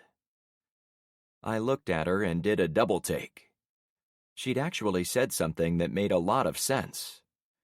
While we were in the destroy phase, we had to expect car batteries to go up in smoke, libraries to be torched, and people to be placed in waste cans. The apocalypse brought out the worst in humanity. I happened to notice a shaggy brown dog nosing around at the corner of the library. As we continued walking, it lifted its head and growled at us, clearly telling us to just keep walking. Gunshots from behind the library frightened the dog, making it run in front of the building, in the direction we'd come from. Loud gun blasts rang out from behind us. Based on my own experiences with the Legion soldiers, I knew what caused them, and it wasn't pretty. "They are rolling over the bridge with gun trucks. I'd bet on it." Carmen sped up. "Must go faster." The next block was a bit open, with palm trees set back from the roadway. A large group of people were gathered in the grass of the empty lot on the far corner. As we approached, I tried to make sense of what they were doing, so I nodded to a man walking from the intersecting street. "Hey, bud, what are we doing here?" I used we instead of they, so I could include myself in his community. I wanted him to think I was from up the street, same as him. "Guys came door to door to tell us to be here. I hate the idea of starting over, but I guess it was about time, huh?" I assumed he was talking about the recruiters, looking for men to fight against the approaching Legion soldiers. "Yeah, sure," I answered. "Things are pretty bad round here, aren't they?" He didn't immediately answer. Instead, he leered full throttle at Allison's chest. I took a step sideways to cut off the magnetic link between his eyes and her body. I don't know why I did it, since she and I were now frenemies at best, but his lack of decorum set my dial to uneasy. When his peep show was over, he glanced over to Carmen, since she was now in his line of sight. I was getting hot under the collar. I couldn't jump back and forth, but he saved me the trouble. His eyes settled on mine, and instantly figured out he was poking the bear. "Well, you have two of them." The guy hurried away. Another stray dog ran by, also heading for the big meeting. "Thanks, Frank," Allison said begrudgingly. "Don't worry about it." I was tempted to tell her to put a shirt on, but she was an adult. I was sure she could figure it out. "What do we do?" Carmen whispered. "We keep A voice in the crowd cut me off. A man speaking through a plastic megaphone, the kind used by cheerleaders, had begun his speech. He stood in front of a flagpole with Old Glory flying at half-mast. He was middle-aged, average weight and build, brown hair, and a thick beard growing in. The bulk of the audience was in front of him, rather than behind the pole. Ladies and gentlemen, thank you for sticking around for this next part. As you know, the torch has been lit a few streets back, at the giant fire pit set up by the town. It sucks that it came to this, but you know as well as I do that some of us can't go the distance with this power outage. Those who can't give up the hard drugs, people who need medications every single day, like those with diabetes, chronic pain, or even depression. Many have volunteered to walk the path of fire, giving the rest of us a fighting chance. A smatter of applause echoed from around the crowd. It wasn't the type of speech I would have given to men and women who were about to go off to defend their homes. I expected the rousing part was coming up. Over the past 12 days, we've chased out all the tourists, all the foreigners, and everyone who opposed our vision. We provided safe and effective treatments for bad illnesses by repurposing those porta-johns. The holdouts are jumping into the fire at this very moment. More applause followed this horrible statement. I motioned to Carmen and Allison to stay close as I walked across the intersection. If they were looking for men to man a barricade, I didn't want to accidentally get drawn into their service. There may be a few final holdouts. The crowd booed. In the minute I'd been listening, it was obvious the guy was stoking the sentiment of the residents, riling them up, but not for defense. So let's not drag this out any longer. Everyone raise your right hand and repeat after me. I, your name, am now a willing member of the country of Charlotte. Hoots and hollers went up. What happened to the United States? I asked the ladies. A lady turned to me from the back edge of the crowd. It abandoned us. A couple of people around her began to cheer. I didn't want to get into a discussion. These people were angry. Congratulations to you all, the man yelled. We're Charlottonians now. The applause went wild. Lots of the audience turned to their peers and shook hands, often congratulating each other for being part of history. Welcome to Charlotte, a man said, surprising me. You too, I said, shaking his hand. He went to a different man and repeated the action. He gave me a sideways glance, perhaps trying to work out whether I was a local or not, so we couldn't linger. We stayed on the edge of the crowd, but we had to go about 100 yards before we got through them, so I picked up the pace.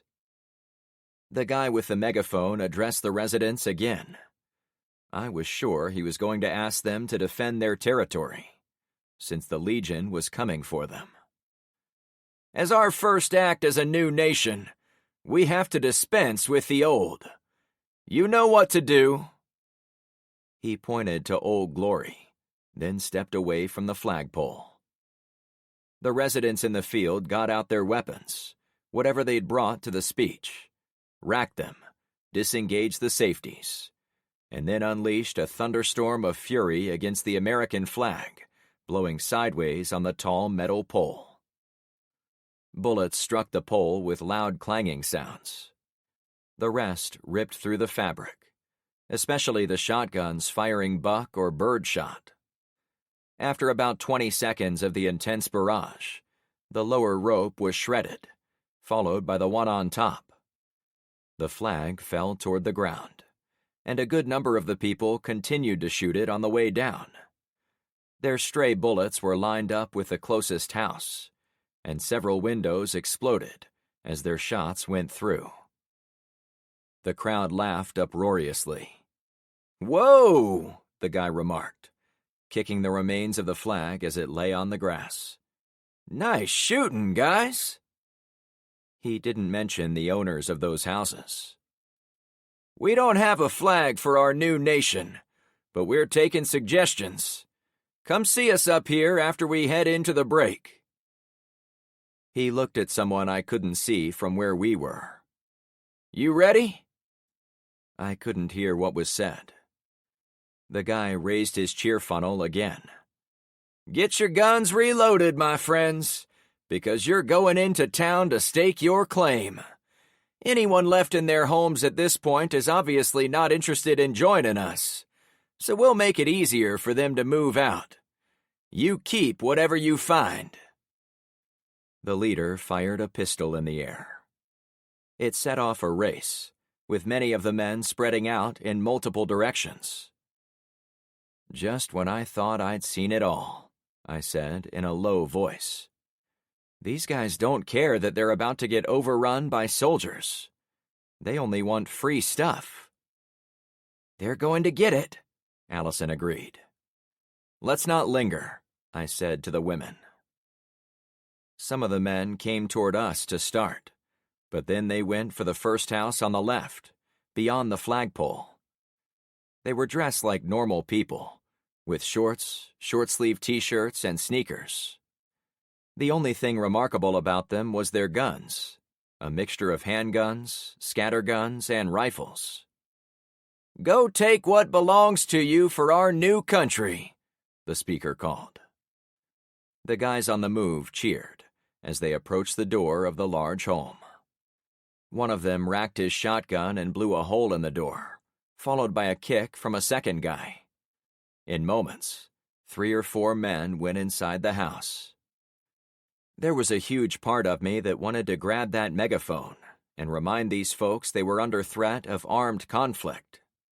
If they wanted to keep all their free stuff, they had to stay alive. To stay alive, they had to fight off the Legion. It seemed pretty basic to me. "Frank," Carmen warned. Her voice spiked my blood pressure, as she only used it when there was real trouble. A couple of big, tough-looking fellas came directly for us. "I see them." We were outnumbered 100 to 1 by the crowd. A crowd that was not fond of outsiders. Especially, it seemed, old-school Americans. The 3 of us were the only group clearly heading through the crowd for points beyond. If they'd been paying attention to us from the start, it wouldn't be hard to figure out we didn't really belong there. We walked through another large group of them. In one of those apocalyptic moments I could never see coming, a portly guy had kicked what was left of the flag into the street, just ahead of us. I used the people to shield me, as I respectfully scooped it up with my foot, caught it with my hand, then stuffed it up my shirt. Carmen might have been the only one who saw me do it. Her sly grin gave me all the encouragement I needed, that I'd done the right thing. Even the 2 big dudes missed it in the congestion, though I didn't want to get caught with it. "Don't stop," I said to my friends. Chapter 28. The pair of men dropped in behind us as we walked away from the meetup. They were fit, large, and probably in the prime of their 20s. Not guys I wanted to meet in a dark alley. I was already working on steadying my breathing, despite walking with purpose, since I had to pretend we were from the area and heading out to break some glass like the others. I also had to walk casual, like I wasn't smuggling a flag out of the enemy camp. The girls went as fast as they could, but the men were faster, even walking. "Let's cross to the other side," I said quietly. I wanted to see if they would follow, and then I'd know their game. The men were close. When we cut over, they did too. I gripped my rifle, ready to fight. "Keep going," I whispered. I dropped back, then stepped into the grass next to the street. I waved to the guys as they overtook me. "Working hard or hardly working, eh, Mac?" It was a line from a movie, my go-to when trying to defuse tense encounters. "Out of our way, Shrek," a gruff-looking guy said as he hurried past me. For a few seconds, I stood there. The girls had come into the grass once they saw what I'd done. To my surprise, the two men kept on the road, heading south at the same brisk pace. Neither of them looked back, nor did they eye up any of the homes along their route. They didn't appear interested in kicking in doors. My breathing tried to go back to normal. "I guess we should follow those two," I advised my traveling companions. "They look like they know the way out." Allison hurried off first. Carmen waited until I could join her. Then we walked together. The two men moved a lot faster than us, but we caught up to them when the road became 4 lanes rather than 2. The residential area ended, and a few big retail stores were ahead of us. Walmart on the left was a smoking ruin. A giant hardware store on the right was currently on fire. The guys stood behind a row of burnt-out vehicles, surveying what they were heading into. And it was wild. Men and women ran around in seemingly random directions, setting fires, breaking car windows, and engaging in fistfights. Others pushed carts full of stuff, only to have them tipped over by others who also wanted what was inside. Some worked together. Many seemed to be on their own. "Did these people eat bad seafood last night?" Allison said loudly. "They look like they're searching for a place to poop." "Sucks to be them," I joked, "since all the shitters around here have been repurposed." One of the beefy men turned around chuckling. "You guys aren't from around here either, are you?" He had on a blue shirt. "We're from south of here," I answered, not wanting to give anything specific. "Yeah, we're from a little nowhere town called Lakeport, out by Lake Okeechobee, due east about 50 miles. Came here to civilization to see if we could get any meds for our families." He left it hanging, his failure clear. The other guy spoke up. "Sorry for calling you Shrek, sir," he started. "No problem. I actually take it as a compliment." He continued. "This place is gone. We have to hope the other group had some luck over in Port St. Lucie, which is on the other side of the state." His legs were beefy and muscular, as if they'd walked the whole 50 miles, and he'd gained some muscle mass doing it. His shirt was red. "I'm going out on a limb and guessing these people were not very helpful," I said. As a group, we continued to watch the violence in the huge parking lots of the Torch stores. More people were in the lot for the hardware store, but more abandoned cars were in the Walmart parking lot. To my surprise, no working vehicles were rolling around. I hadn't seen anything larger than a person since we'd been on the sailboat. "Ever since we got here, maybe 3 days ago, they've been obsessing over people called the Legion. But we heard there weren't any of them in Punta Gorda. They were all across the bay in Port Charlotte." "We heard that too," I answered. "Then they started with the hunting down of anyone who didn't have a driver's license saying they lived in the city limits. The two of us have been able to blend in, but we haven't found any medications at all, so we decided to get out while we still could." "Well, you're not out yet," Allison corrected.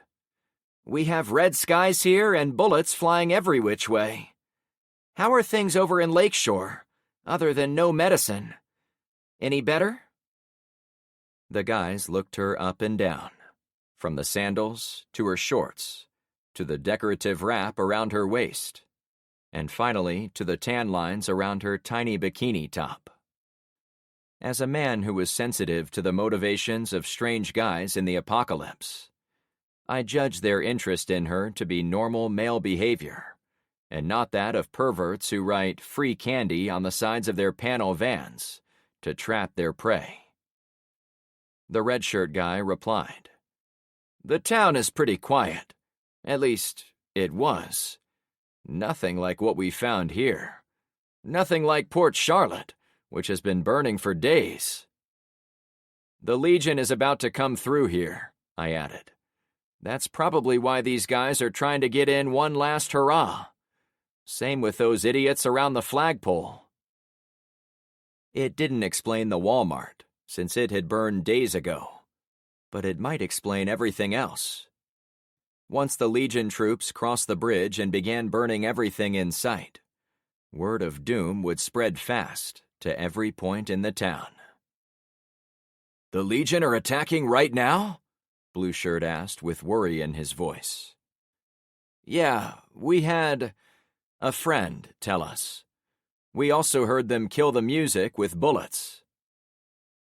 I realized after the fact I was helping the bad news spread fast.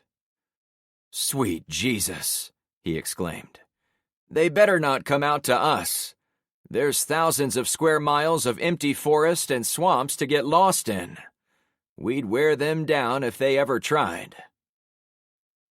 I wondered if we could do the same thing if Clownfish was attacked from the north. We didn't have so much remote forest, but there was a lot to be said for hiding in houses, in addition to the trees along Bayside Road.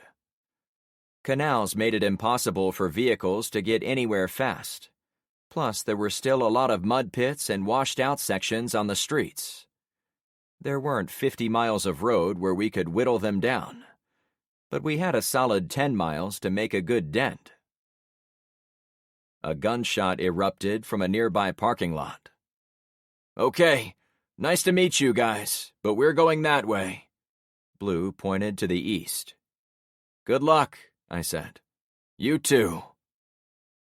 After ensuring no one was pointing a gun in their direction, the two men crossed the street, blended in with the rows of parked cars, and disappeared behind a gutted fast food joint.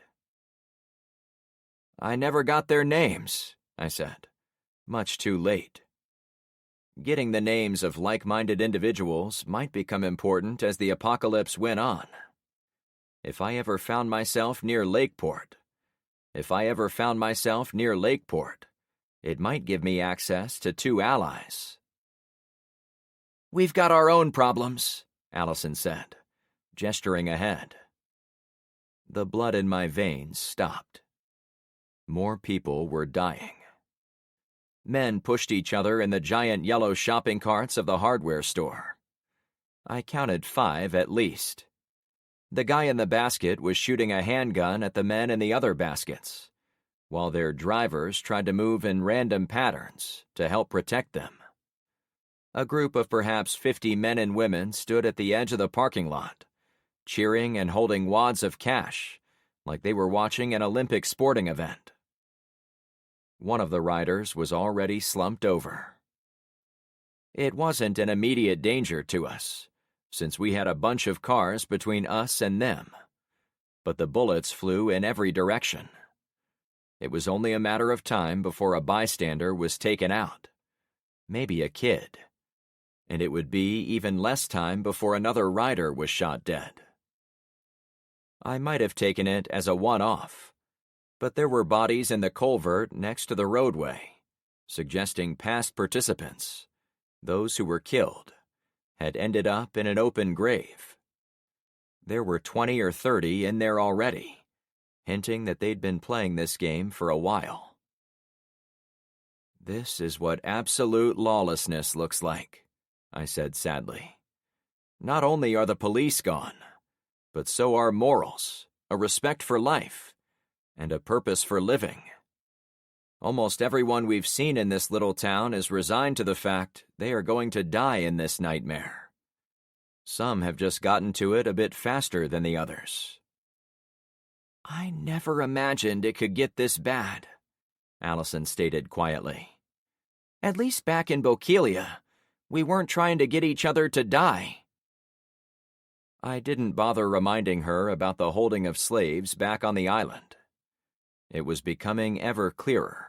There was a slippery slope of lawlessness during the collapse of society. We'd stumbled into the worst of the worst, south of Port Charlotte. Which way? Carmen asked, as if anxious to get through the gauntlet. I guess we'll try weaving through cars on the Walmart lot, then get back into the road on the other side. From there, it looks like we go through another burned-out roadblock, then through some woods. I think I see the hilly golf course in that direction. We were so close. Our first task was crossing the 4-lane roadway. Unlike my neighborhood, the residents of this area had left the cars in place. They seemed to already be falling apart. Most of the glass had been smashed out. Every side panel, hood, and roof had been bashed in with crowbars or baseball bats. For no logical reason, many of the seats and steering wheels had been ripped out and thrown on the ground next to the vehicle. Trunks were open, and their contents were also tossed everywhere. The parking lot was no better. We had to cross several rows of parked cars to keep metal between us and the assholes doing the cart rodeo across the roadway. There were sketchy characters hiding in the cars the whole way. First, a section of the vehicles had tarps over them, with people hanging out inside. I had no idea what they were up to, but the heat of the morning was coming on strong, and I didn't see how they could endure the rising temperatures in there. We then came to a group staying low between the cars, handing each other food and what appeared to be bags of drugs. I kept us moving past. The next area had a few cars with their doors still on.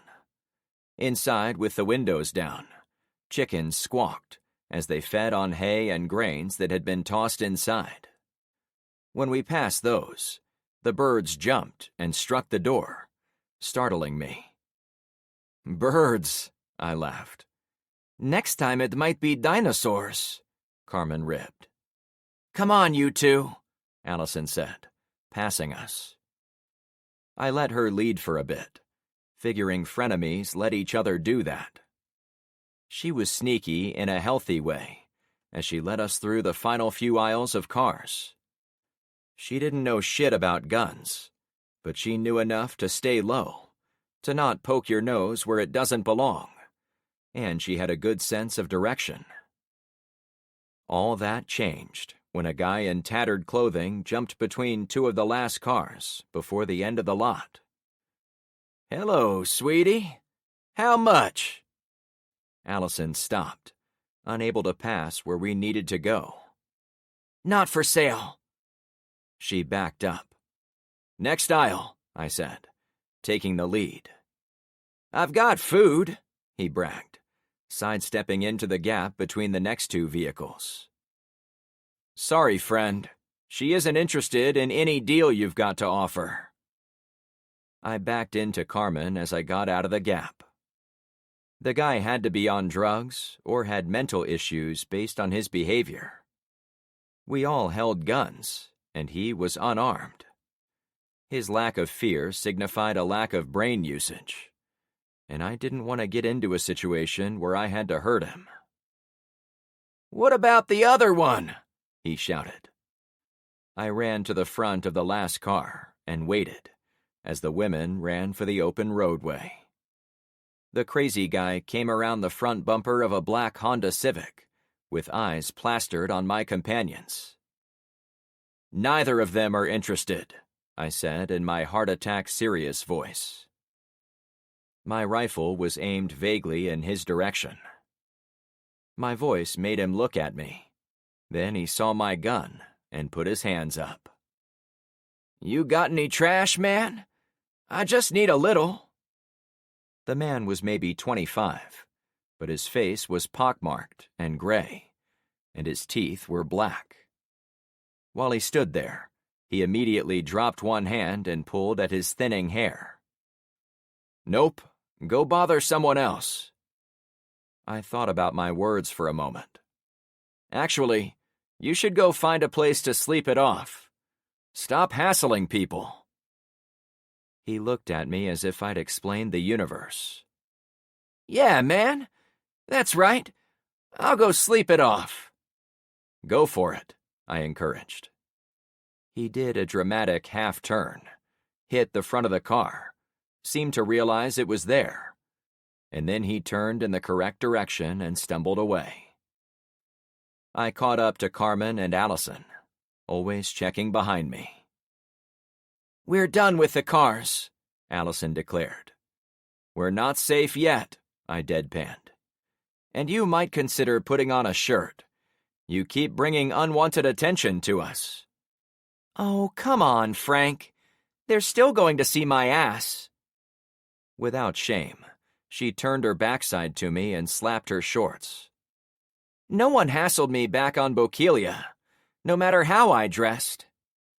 "We're not on Bokeelia. This is the real world." "You shouldn't listen to Frank," Carmen added, not in a defensive way, but simply stating a fact.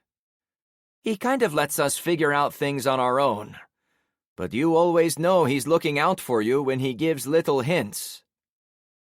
"Damn, guys, there's no need to gang up and be mean," she said with a hurt voice. "I'll leave you when we reach the drone operator, if you're going to be so critical of how I do things." Maybe that was for the best. Not that I was dating her, but she wasn't the kind of girl you took back to meet the family. Allison wouldn't be a good fit on Clownfish Cove, for sure.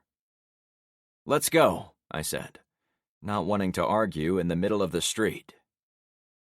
We left the built-up area with the stores, and I saw the first glimpses of both the trailer park and the hilly golf course behind it. However, before we'd reached either of them, a jagged line of cars blocked the highway from one side to the other. Many had been burned, like the blockade on the other side of the retail zone, but lots of the vehicles were still intact. 15 or 20 people walked on the road already, fleeing the town, the fires, the arriving soldiers, or the shopping cart rodeo. Whatever their reason, they were going the same way as us. We'd made it about 100 yards when a shot rang out, causing everyone on the highway to freeze like we were deer in headlights. It took me a second or two to figure out it had come from the roadblock. "Get behind the car!" I shouted, aiming us toward a gold sedan parked at an angle on the left shoulder. We sprinted together and each slammed our shoulders into the side panels to stop. I figured we were almost exactly 100 yards from the shooters. A second shot cracked under the red sky. I wasn't able to see if it landed, but people now jumped sideways into the drainage ditch running along the road, or they ran for other cars scattered around the area. Panting, we took a few moments to recover. Carmen tapped me on the arm. "Frank, thanks to a certain someone, we skipped breakfast this morning, and I'm getting lightheaded. I need to eat a little, or I'm going to slow us way down. I've been meaning to ask since we got off the boat, but there hasn't been time." She eyed my pack, which had the food. "Geez, hold a grudge much?" Allison said under her breath. I peeked through the interior of the car, hoping to get a sense of the scene. The person on the roadblock took another shot. A guy crouching in the grass about 20 yards ahead of us spun around like a top, then collapsed next to the highway. Others hiding in the same area immediately got up and ran. More shots barked out. I ducked back down, intending to shuck off my pack. She stopped me. "Nope. Bullets are flying. I've changed my mind. I'm good." "Are you sure?" I asked. "We should be pretty safe here." "I'm not taking any chances. If we get behind something substantial, then I'll hit you up. Okay?" "Sure." While Carmen and I spoke about lunch and whether we should eat it, Allison continued to pop up to see the roadblock ahead of us. "There are 2 guys," she said. "I can't see them, but I see their shapes through the windows." "Take 5 and don't get shot," I insisted, "while we catch our breath and think our way through this." She got down with us. I was content to use hiding as a strategy for a short time. Carmen wouldn't have asked to eat in such a circumstance unless she was also drained. It had been days since we'd had a real meal. Even I was a little tapped after our rushed exit from the town and the final sprint to get behind the car. "Why don't you reach into my pack and pull out some soggy crackers?" I suggested to Carmen, who remained crouched next to me. "We're here already, and we can't move until we know the safe route." No bullets hit the car, so I didn't think we were a target. There were no other walkers close to us, since they'd scattered in other directions. There were also no bodies behind us, suggesting we were at the edge of the kill zone, not inside it. For the moment, as long as we didn't hop up and make a scene, we could sit tight and regroup. A series of explosions shook the street, coming from far behind us. Several pieces of glass fell from the edge of the bashed-in windows, tinkling to the ground next to us. "What the shit was that?" Allison asked, now crouched with us, but closer to the front bumper. "It's either the Legion guys tearing things up, or members of the town finally fighting back." "So we don't really have the time to turn around and find another way around this," Allison said. "They probably won't advance through the city and come down this road right away," I said, sounding less sure of myself by the time I'd finished the sentence. "But they could," she clarified. Carmen had grabbed a sleeve of broken crackers and popped a few in her mouth. "We don't know that," I said with certainty. "Once Carmen gets some calories in her, we'll backtrack and go around to the backside of the Walmart. I'm sure there are other roads in that direction." "But Dee said we have to stick to this one," Allison insisted. "Yeah, but he didn't say we have to be married to it. We'll loop around the store, walk on another road, then swing back to this one when we are far enough from these gunmen. Even if there are no roads, we can walk across those fields." I pointed to the east. A fallow farm field gave a lot of visibility in that direction. Another open space, though smaller and with more trees, was in the south.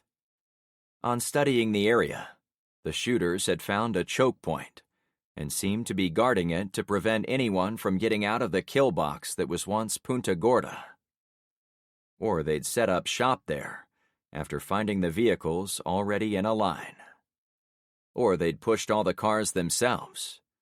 Or they'd been ordered to go there. There was no one around to explain it to us. "I know how to do this," Allison said to herself. "Here, let me put this back," Carmen said, wrapping the end of the cracker bag. "We've let ourselves go too long without calories," I said while she did that, and Allison did her whining. "We need a little dinner bell that goes off 3 times a day, so we at least get a little grub in us. That's probably why we've been so exhausted, too." "I haven't been tired. Have you?" Her sarcasm ran thick as she held up the cracker sleeve. "I slept like a baby on that sailboat," I said while flexing my back so she could reach the pack and put them away. "I probably should have been awake, trying to get us home." "No, we've already gone over this. We're running so hard each day, it's no wonder you crash at night. We're here. We're alive. That's all that matters." She smiled. It was enough to convince me I hadn't let her down. When she was done, she patted the pack, then my shoulder. "All good?" I asked. "Yep, for now." She drank from her water bottle. "Good. I was cut off when I noticed Allison was gone. "Hey, where is she?" Her black rifle leaned against the front corner of the car where she'd been hiding, but she wasn't there. I hopped up. The pulse inside my skull became a raging torrent. "There she is!" I was dumbfounded. The woman was walking directly toward the roadblock with her hands up. "What the f... Help me!" Allison cried out to the people at the roadblock. "I was assaulted!" Carmen gasped. "She's holding her bikini top in her hand." "Really?" I blurted. Sure enough, the woman was now topless. She was also limping. "Guys, I really need your help," she cried out in a girly woe-is-me tone of voice. Shit. She's pissed that I blamed her for the unwanted attention. Now she's going the other way. She's using her body as a weapon. I had flashbacks to the time Penny had volunteered to show her bra to those jackals in the pickup truck, back in North Point. I'd made it clear that wasn't how I conducted my affairs, and Penny had been able to use only her charm to get us out of that scrape. Now Allison was going full-bore sex object, and it was out of my hands to talk her out of it. "Jeez, I hate her, but she's bold," Carmen commented. I got the sense Carmen would call her a frenemy too. "Let's help," I huffed, already bringing my rifle to bear. We scrambled to get our weapons ready, careful to stay hidden behind the vehicle. Allison had gotten about halfway to the roadblock, and no shots had been fired. "She's actually doing it," Carmen said. "Yeah, but she didn't even ask us. What if you and I had stayed where we were, not looking at the road? What if we decided to take a nap?" My mind was conflicted like never before with all the what-ifs. "Then she would have been doing this on her own," she answered. Though I still wasn't a fan of Allison, she wasn't someone I wanted to discard for no reason whatsoever. If the daffy woman was going to try to sacrifice for the team, the least I could do was try to make it a worthy investment. The shapes at the roadblock joined together, as if chatting. "Here we go," I said. "Let's hope they don't know we're watching." "Well, we could simply let her get shot." It took me a few seconds to recognize she was kidding, but my hesitation made Carmen believe I was seriously thinking about it. "No, we couldn't do that," she snickered. "Could we?" I sighed, calming myself for the dirty business coming at me like a freight train. "No, not like this," I allowed. A guard came out from between a pair of SUVs, rifle aimed at Allison, and ran toward her. A second one appeared at the same gap, hesitated for 5 or 10 seconds, checking all around, then came out as well. She'd gotten almost all the way to the roadblock, but when she saw them approach, Allison stopped where she was, hands up, with weaponized breasts on full display. The pair arrived in front of her, stopping short by about 20 feet. "Oh, shit," Allison exhaled, loud enough to be heard from far away. Her gambit was in immediate jeopardy. It wasn't a pair of ogling men who'd come out. She faced 2 other women. Chapter 29. I stood there stunned for several seconds. The 2 women had flipped the entire script for Allison and for us. "Aren't you a sorry case, darlin'?" one of them drawled. Her blonde hair was cut super short. She stood to Allison's right and moved in closer while aiming a tan-colored AR at her face. The woman was in her late 20s, early 30s, and she looked like the ultimate mall ninja. She had the khaki trousers, tan military boots, a huge black tactical belt lined with accessories, a black vest, and black sunglasses. The rifle's Picatinny rails were stuffed with lights, scopes, and bipods. The one on the left was dressed almost identically, with the same decked-out weapon, but her cropped hair was black and an inch or 2 longer. It was hard to tell if they were amateurs who'd seen some shit, or military who were causing the shit. The contrast between types of women was stark in the apocalypse. Allison, despite her flaws, struck a pretty ladylike figure, dressed like a typical young woman on any Florida beach on a normal day. Though she carried a weapon and acted tough, there was no questioning she had a softness and femininity. It was, in fact, her primary weapon at the moment. The other two women had buried everything feminine and replaced it with the generic attire of soldiers. At one time I had suggested the women of Clownfish trim their hair and dress like men, as a defense mechanism, but I never went farther than talking about it. Now I wondered if this was the inevitable result. I'd seen these two in action. They might once have plied the beaches in bikinis and drank fancy cocktails with little umbrellas, but now they had turned into post-apocalyptic killing machines. And if I was reading the scene correctly, they killed for the sport of it. Pathetic, the brunette said while spitting toward Allison's feet. I didn't sense they were glad to see Allison. The pair crept to within about 10 feet of the topless woman. "I've got to hand it to you," said the guard on the right. "For a lady, you've got balls the size of a hot air balloon. We've cleared a path to go back to town, where there's fighting, but we wanted to tell you face to face. We've still got to kill you," the one on the left added with good cheer. "No," Allison whined with a sound of authenticity. "I was assaulted back there by a couple of guys. You're women, too. You should want to help." "That's your own damned fault," the dark-haired woman snapped. "If you're too weak to survive, we'll be doing you a favor." "Yeah," the blonde continued. "You've got this coming." I turned to Carmen. "We've got to defuse this." "Can't we just shoot them?" she asked. We were far past questions of whether it was right or wrong. To save my friends, even questionable ones, I'd take out anyone who held guns on them. However, real life always had to make things extra complicated. "Yeah, for sure, but we don't want to hit Allison." "What are we going to do?" she said with proper skepticism. "If we can distract them, Allison should be able to move away. Then we fire."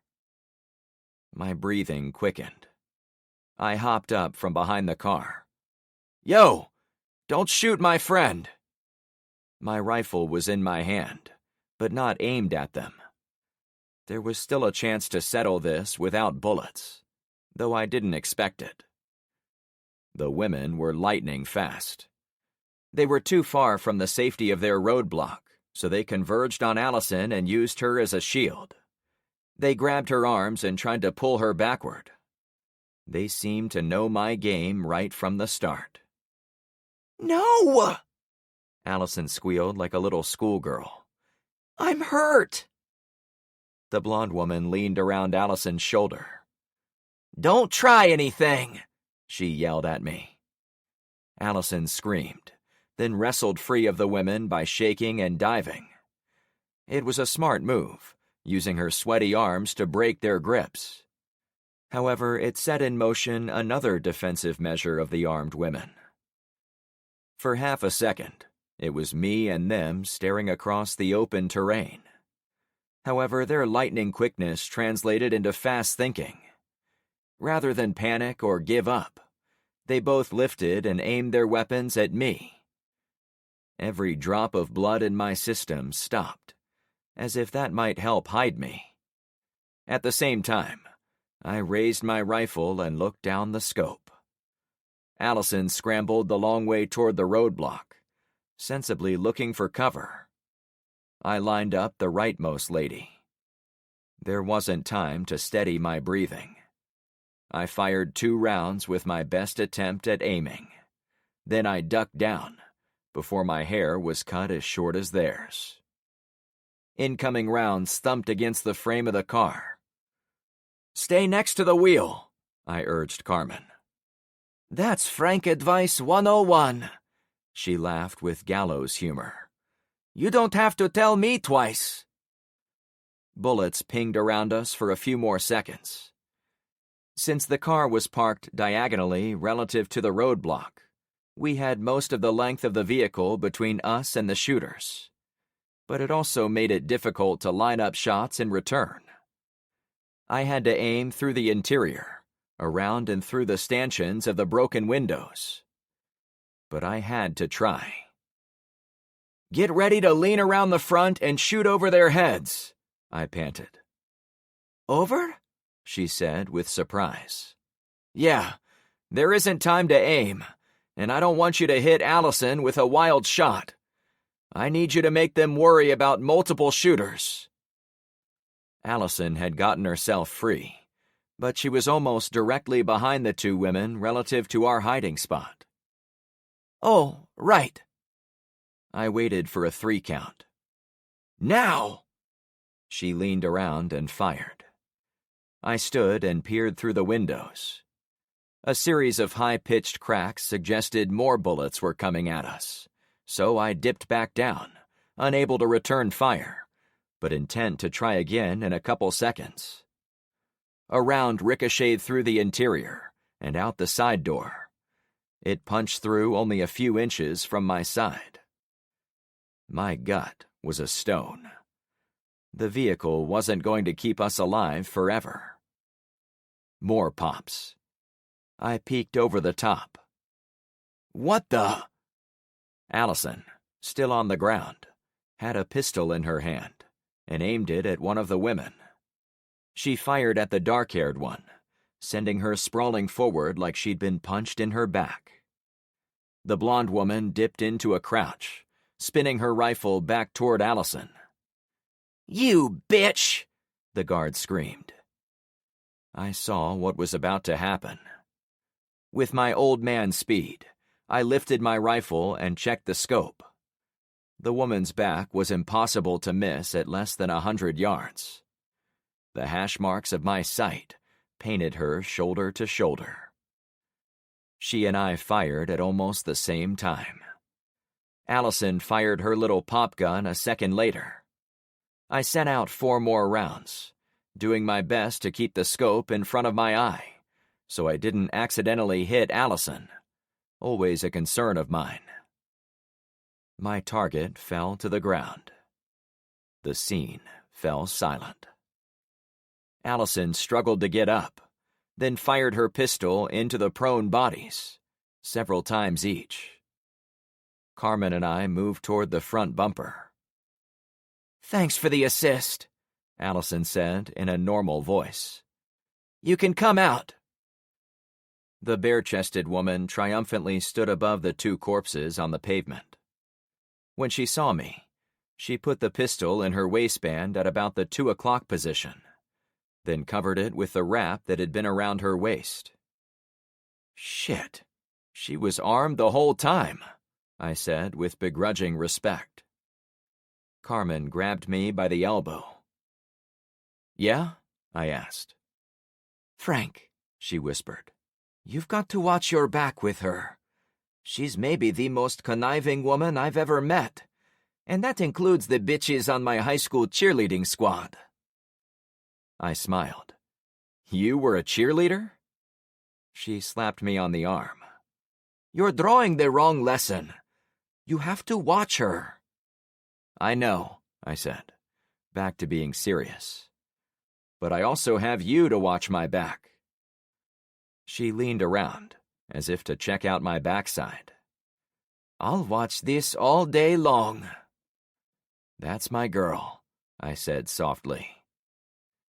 By the time we'd stood up and came from behind the car, Allison had put her bikini top back on. We walked up to her, and I could barely tell the pistol was inside the wrap, even though I knew it was there. "Don't ever do that again," I warned. Her happiness faded. "I do what I need to survive," she rebuffed. "Look," I sighed, to slow down my heart and my mouth. We appreciate what you did here, but while you are with us, you are a part of our team, okay? You put us in a bad position, and we didn't have a choice in how to react. Next time, I want us all working together. I didn't mention that if there was a next time, I would find a different way that didn't involve showing too much skin. Long term, that was a strategy bound to end poorly, even if she had a gun hidden.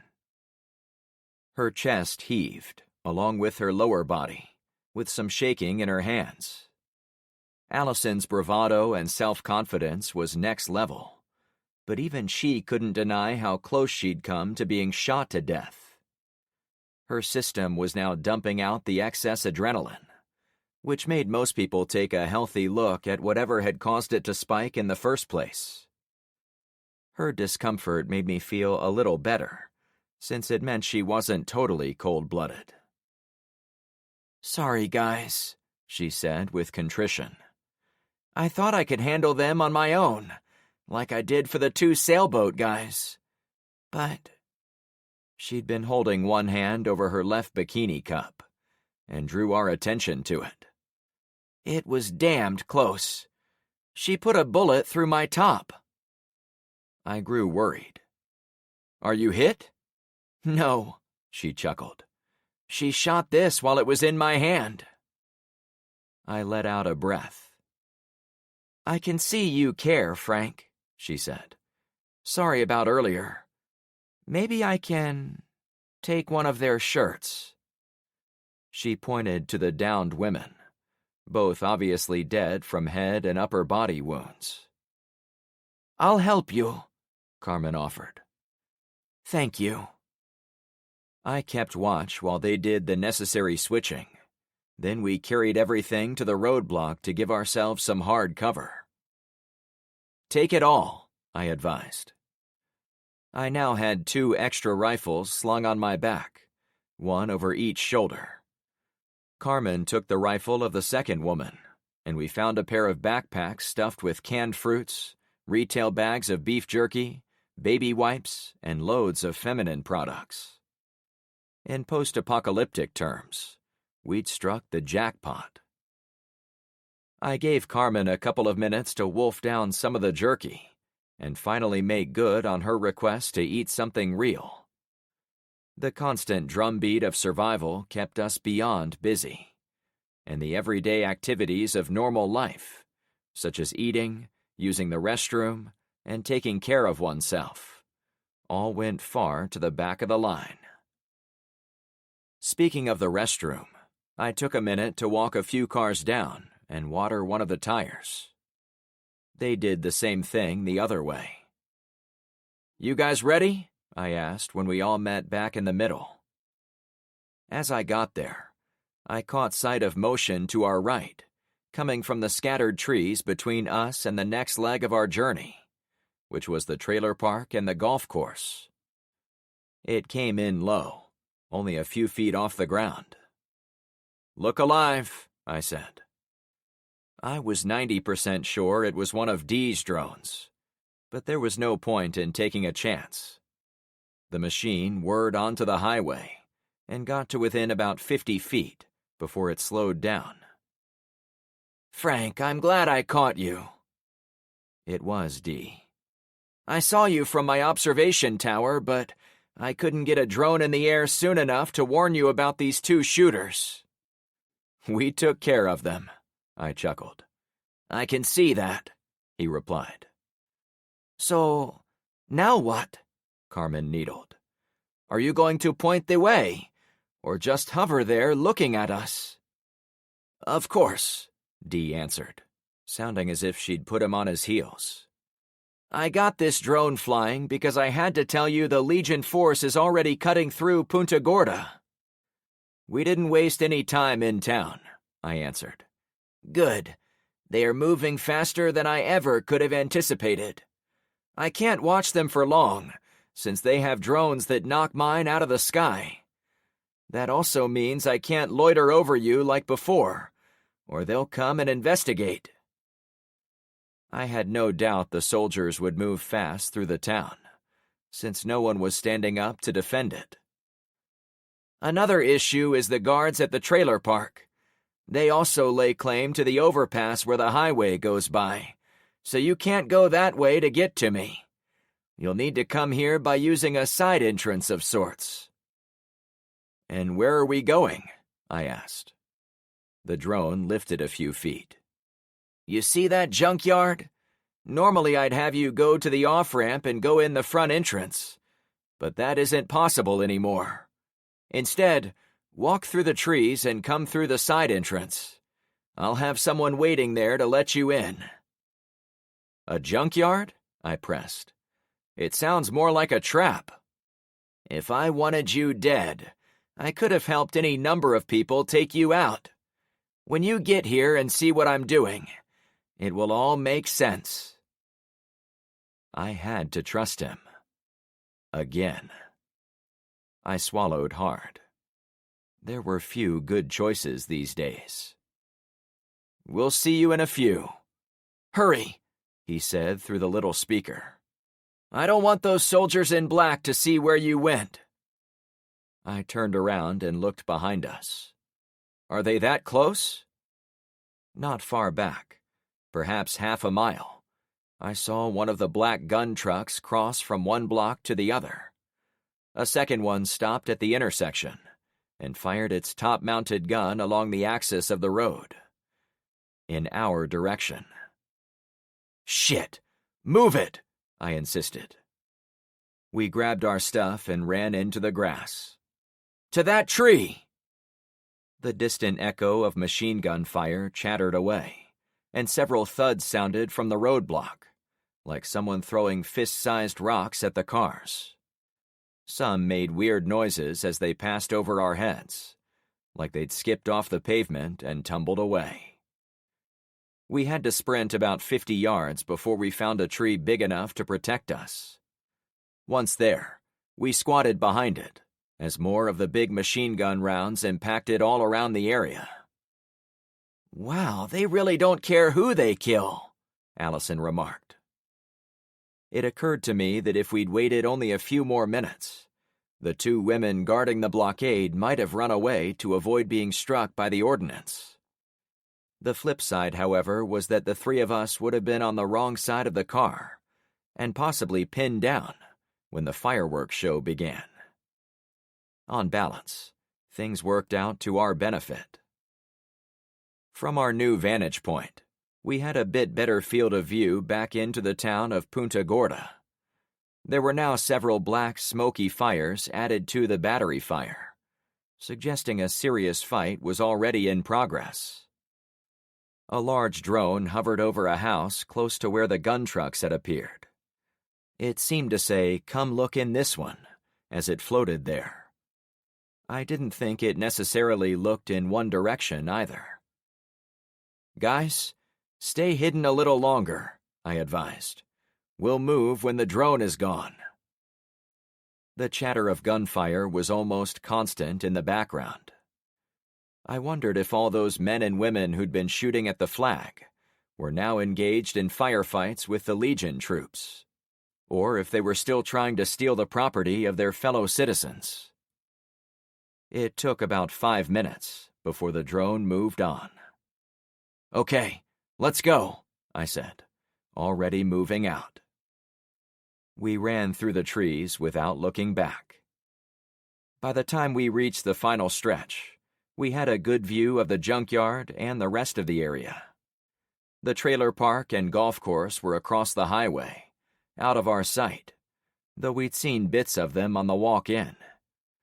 The edge of the earthen berm stuck out at the front corner of the junkyard property, making it impossible to see the other two locations around it. Railroad tracks ran between the berm and the highway. We'd crossed them coming in. One rail siding turned down the side of the junkyard, and I assumed it went inside the property at some point. A couple of old rail cars sat alone, each stacked with crushed cars.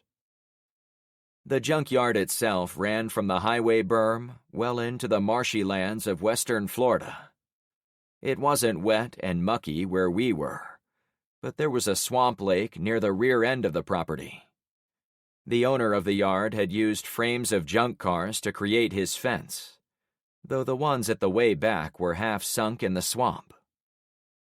"There they are," Carmen whispered. We all looked where she pointed. There were 3 men standing in front of the wall, waving us to come to them once they saw us looking their way. "Are you sure about this?" Allison pressed. "'Cause once we go through that wall of scrap, I think we'll be at their mercy." I considered leaving one of us outside the walls, as insurance, but I couldn't see the advantage. There was an army heading our way, so leaving one person outside could expose them to capture from any soldiers scouting ahead. Also, D had been flying his drones around our area with enough competence to scout every important event that happened. Though I questioned his motives most of the time, I couldn't deny he'd also been critical in helping us during a few daunting situations. He had the resources and technical skills to stay alive in a place this close to a populated town. That suggested he was a key player in the upcoming battle for our land, and that we needed his expertise working for us. The only way to make it happen was to talk. "Let's go meet our mystery man," I deadpanned. Chapter 30. We ran the last few yards to the wall of cars, then went through the secret entrance. The 3 men guarding the portal waved us in the whole way, seeming to scan the area for threats, like any professional survivor would have done. For a few seconds, I allowed myself to savor the fact we were going under the protection of someone who had their shit together. Someone who knew how to get things done in the apocalypse. Someone who might, I hoped, turn into a useful ally for Clownfish Cove. As much as I didn't think it would happen, D had made good on his promise to meet with me in person. The inside of the junkyard was exactly as I'd expected. It was several hundred yards from the front gate, around a central field of junk cars, to the back wall. Wrecked and discarded automobiles were everywhere they could be fit. In the middle of the property, dozens of cube-like crushed vehicles had been set next to the rail line, where 4 flat cars seemed to wait for them to be loaded. A crane sat on a rusty piece of equipment that ran on treads. The orange paint had fused with rust and drained down the sides, creating a new coating. A giant car crusher was located on the far side of the place. There was also an old train engine and boxcar on a siding, in the rear corner of the yard closest to us. The engine had a tarp over one side, as if someone had been doing work on it. These people had an entire locomotive and an untold number of vehicles they could fix up and drive around. They were kings of the apocalypse in my book. "Take me to your leader," I joked to the men. A particularly loud explosion in the distance caused the 3 guards to hesitate. We all looked at the sky, listening for more. When they didn't come, one of the men waved us to follow. "This way." Looking at them as we walked, the trio were guys I would respectfully call wrenchers. Despite the Florida heat, a bit cooler with the red sky dulling the sunshine, they wore the dirty blue overalls of guys who worked in junkyards. Only one of them had a visible weapon, a knockoff AK-47 rifle so scuffed up, it might have accidentally fallen in the crusher a time or two. We walked past 2 long rows of vehicles that stood out as interesting. Whereas most of the yards seemed to have scrap cars from all model years, these rows were only the older ones. In the front, there were a couple Model Ts. The middle had some World War II-era Jeeps and trucks, and the far end seemed to be dedicated to 1970s muscle cars. I tried to guess why they'd been laid in rows, figuring perhaps they were being used for parts now that old cars were in high demand. A junkyard would become a gold mine in an EMP scenario like the one we were suffering through. The guards didn't give me time to snoop. They led us toward the train, and I was surprised to see a small fire burning under the tarp, with another pair of junkyard employees tending it, unarmed. Why were most of them unarmed? Looking around, why weren't there men on the walls, guarding against the outside? Why were there no drones flying around? In that moment, I began to think I'd been had. Despite my expectations, I'd seen enough to know these weren't professionals. They looked more like squatters huddling around a fire, waiting for guys like me to stumble into their lair. And I'd walked right in, on the advice of a tin can voice. My pulse quickened, ramping into battle mode. I tried to think. What did D say about where he was?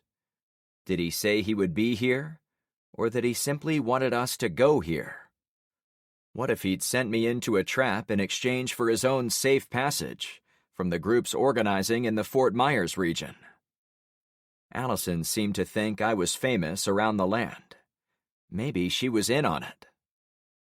I couldn't take the women into another trap. We hadn't been disarmed, so if I could nudge Carmen and pass her a message, maybe we could overpower. Before I could do anything, the door to the rail car slid open. "Hey, it's really you," a young woman said as she ran down steps that had been built next to it. "Who are you?" I asked, seriously perplexed. "I'm Dee," she gushed. The woman couldn't be a day over 20. She was pretty and tiny, maybe 5 feet tall, with long brown hair twisted into a complex style I would have thought more appropriate for weddings or fashion runways in Paris. My first impression was that she was someone who belonged in front of a camera, like maybe a reporter. A reporter for a high school newspaper.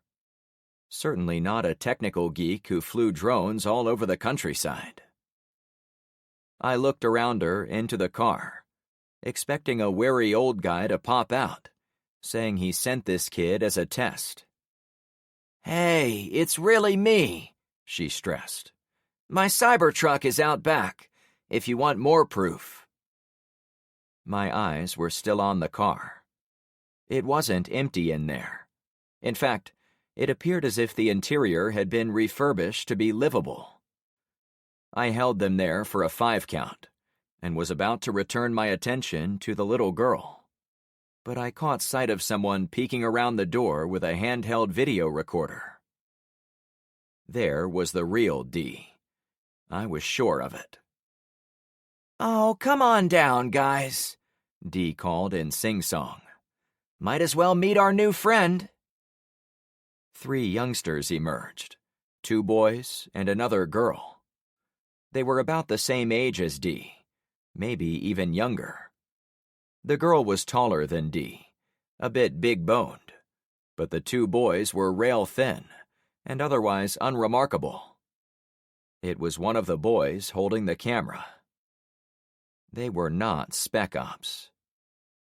I turned back to the young lady. "What the hell is this? Who are you?" She laughed, then looked over her shoulder. "I told you he would be surprised." Back to me, she went on. "Frank, I'm Dee. Deanna, actually. Nice to meet you." She held out her hand. I had a hard time processing. It took Carmen nudging me to shake out of it. "Sorry," I stuttered. "I'm having trouble with all this." She looked around. "Yeah, it is pretty cool, isn't it?"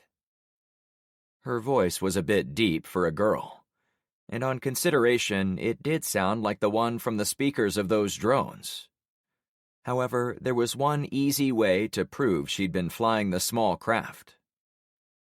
"Can I see Pierce?" I asked. Sure, he's right here.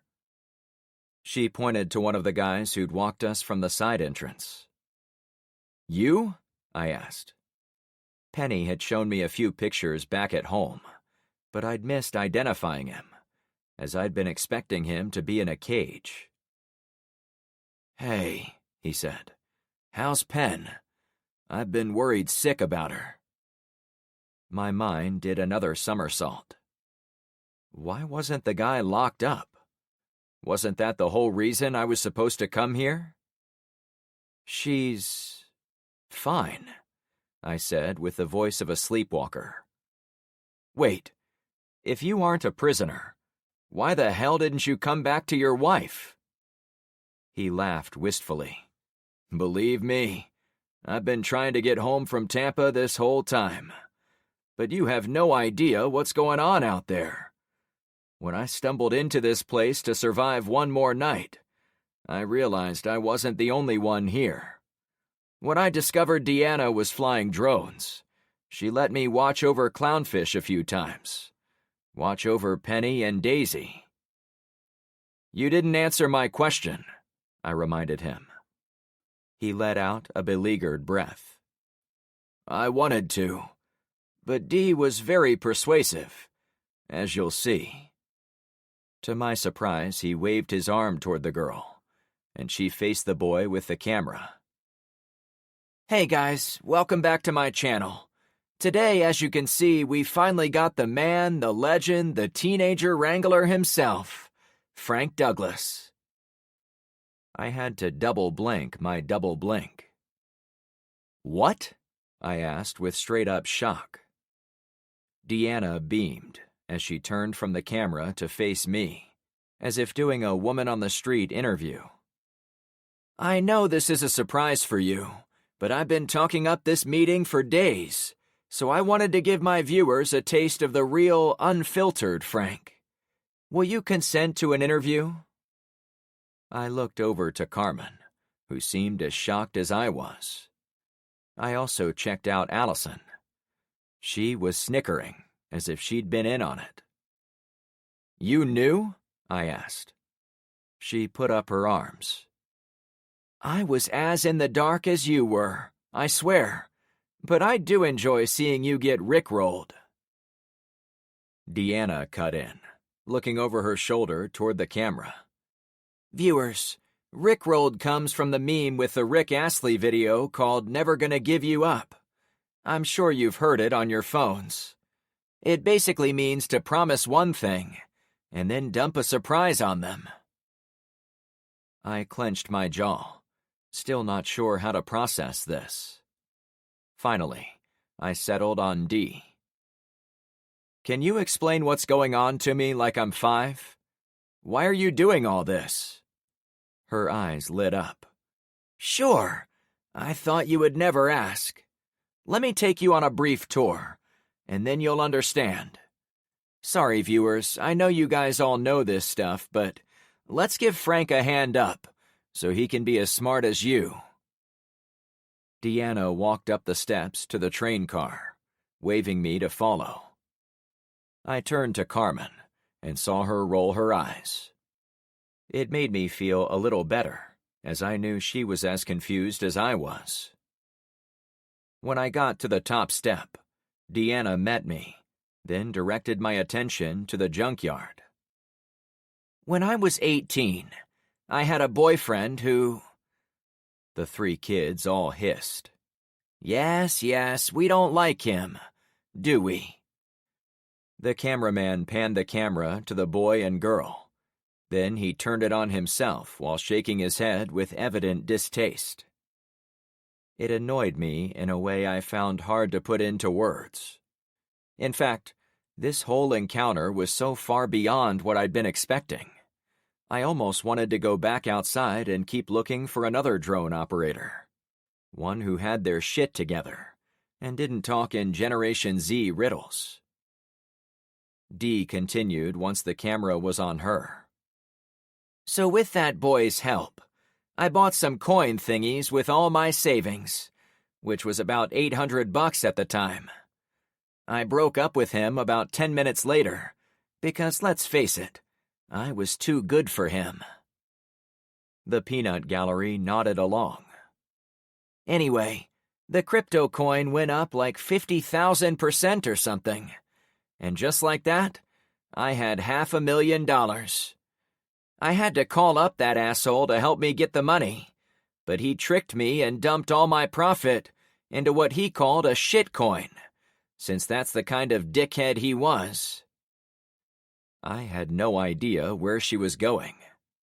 But the joke was on him, because that coin was tied to some billionaire on TV who mentioned it, which sent it skyrocketing. I kept watching more zeros get added until I had almost $500 million. She winked into the camera.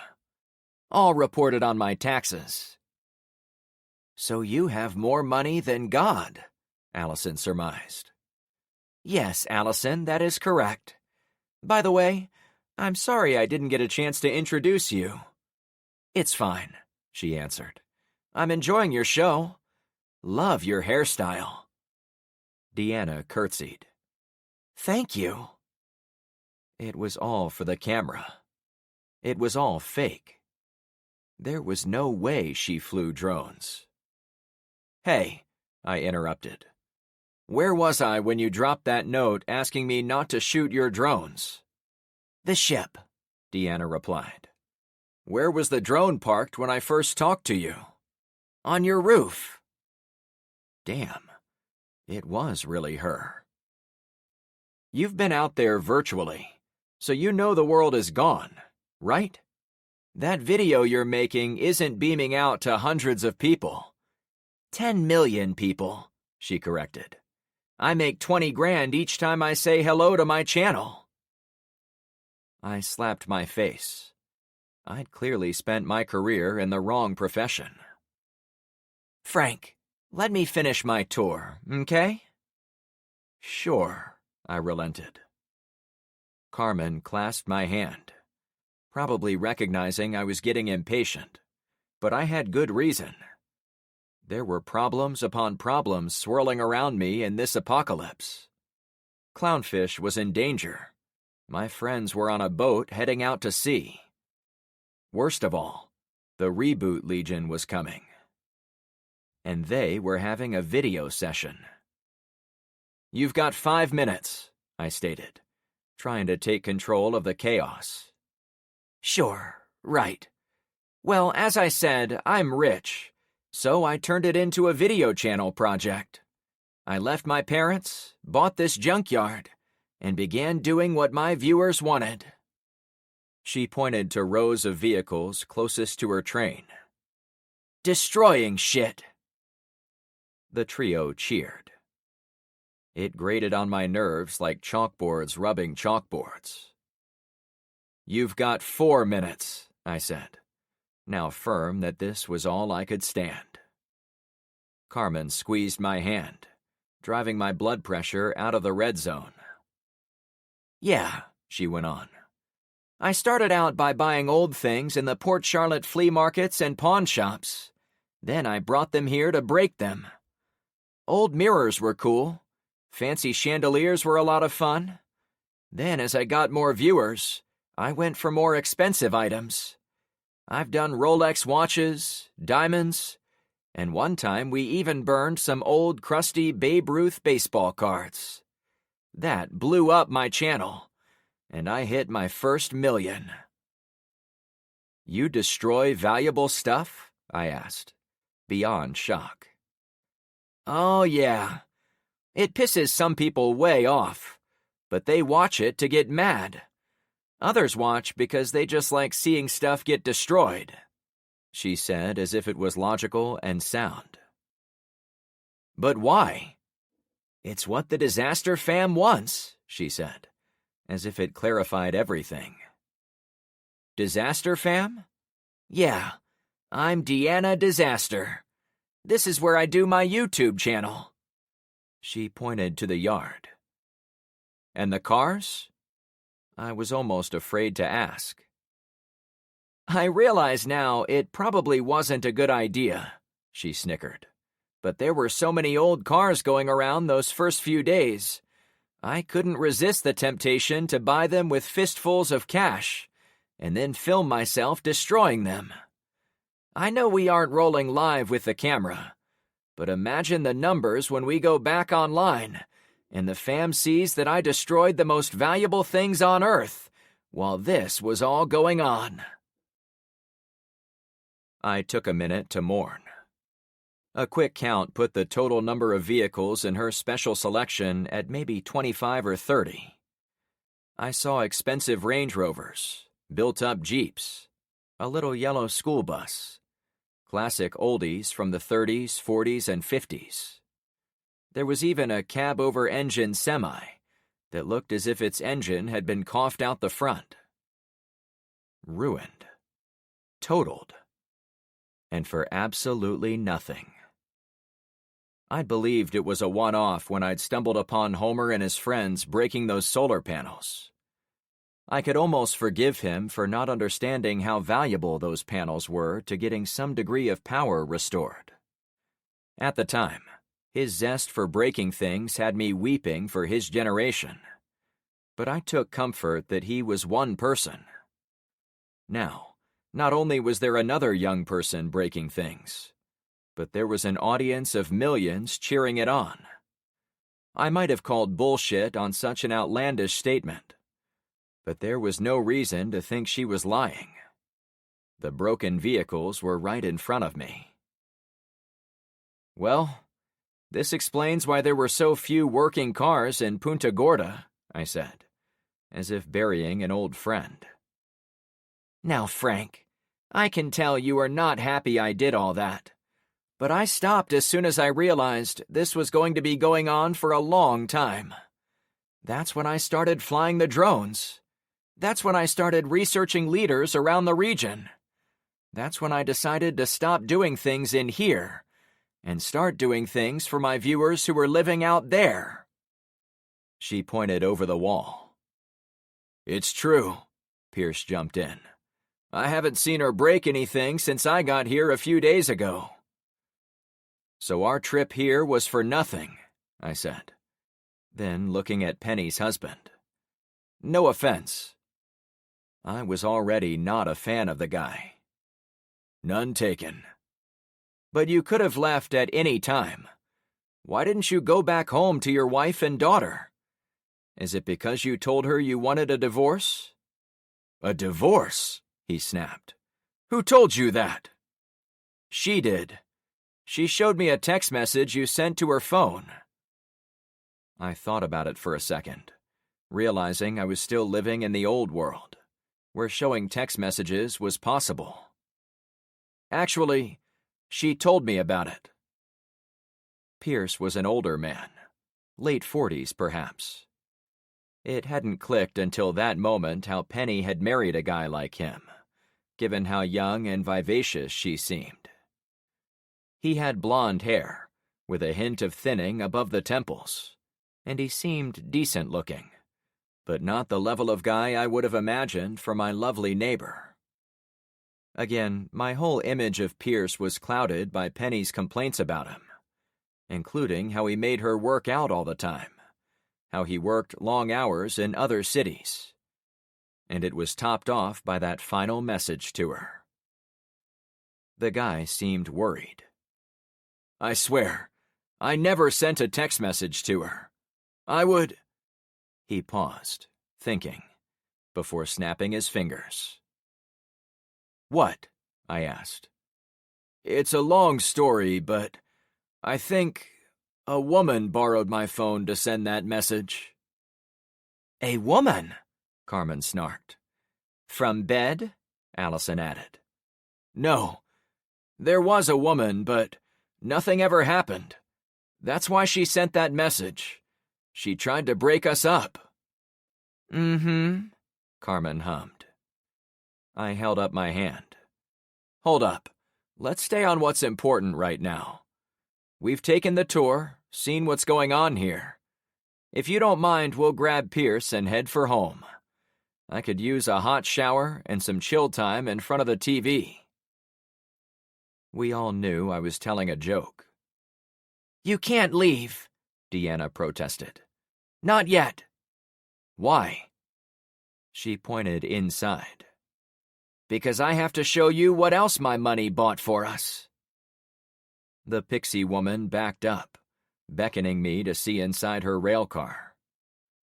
Carmen whistled in awe. Still in front of the camera, Deanna kept talking as if live on the air. Listen, guys. Frank is about to see my production center for the first time. If you think he is going to freak out, leave a comment. If you think he's going to play it cool, smash that like button.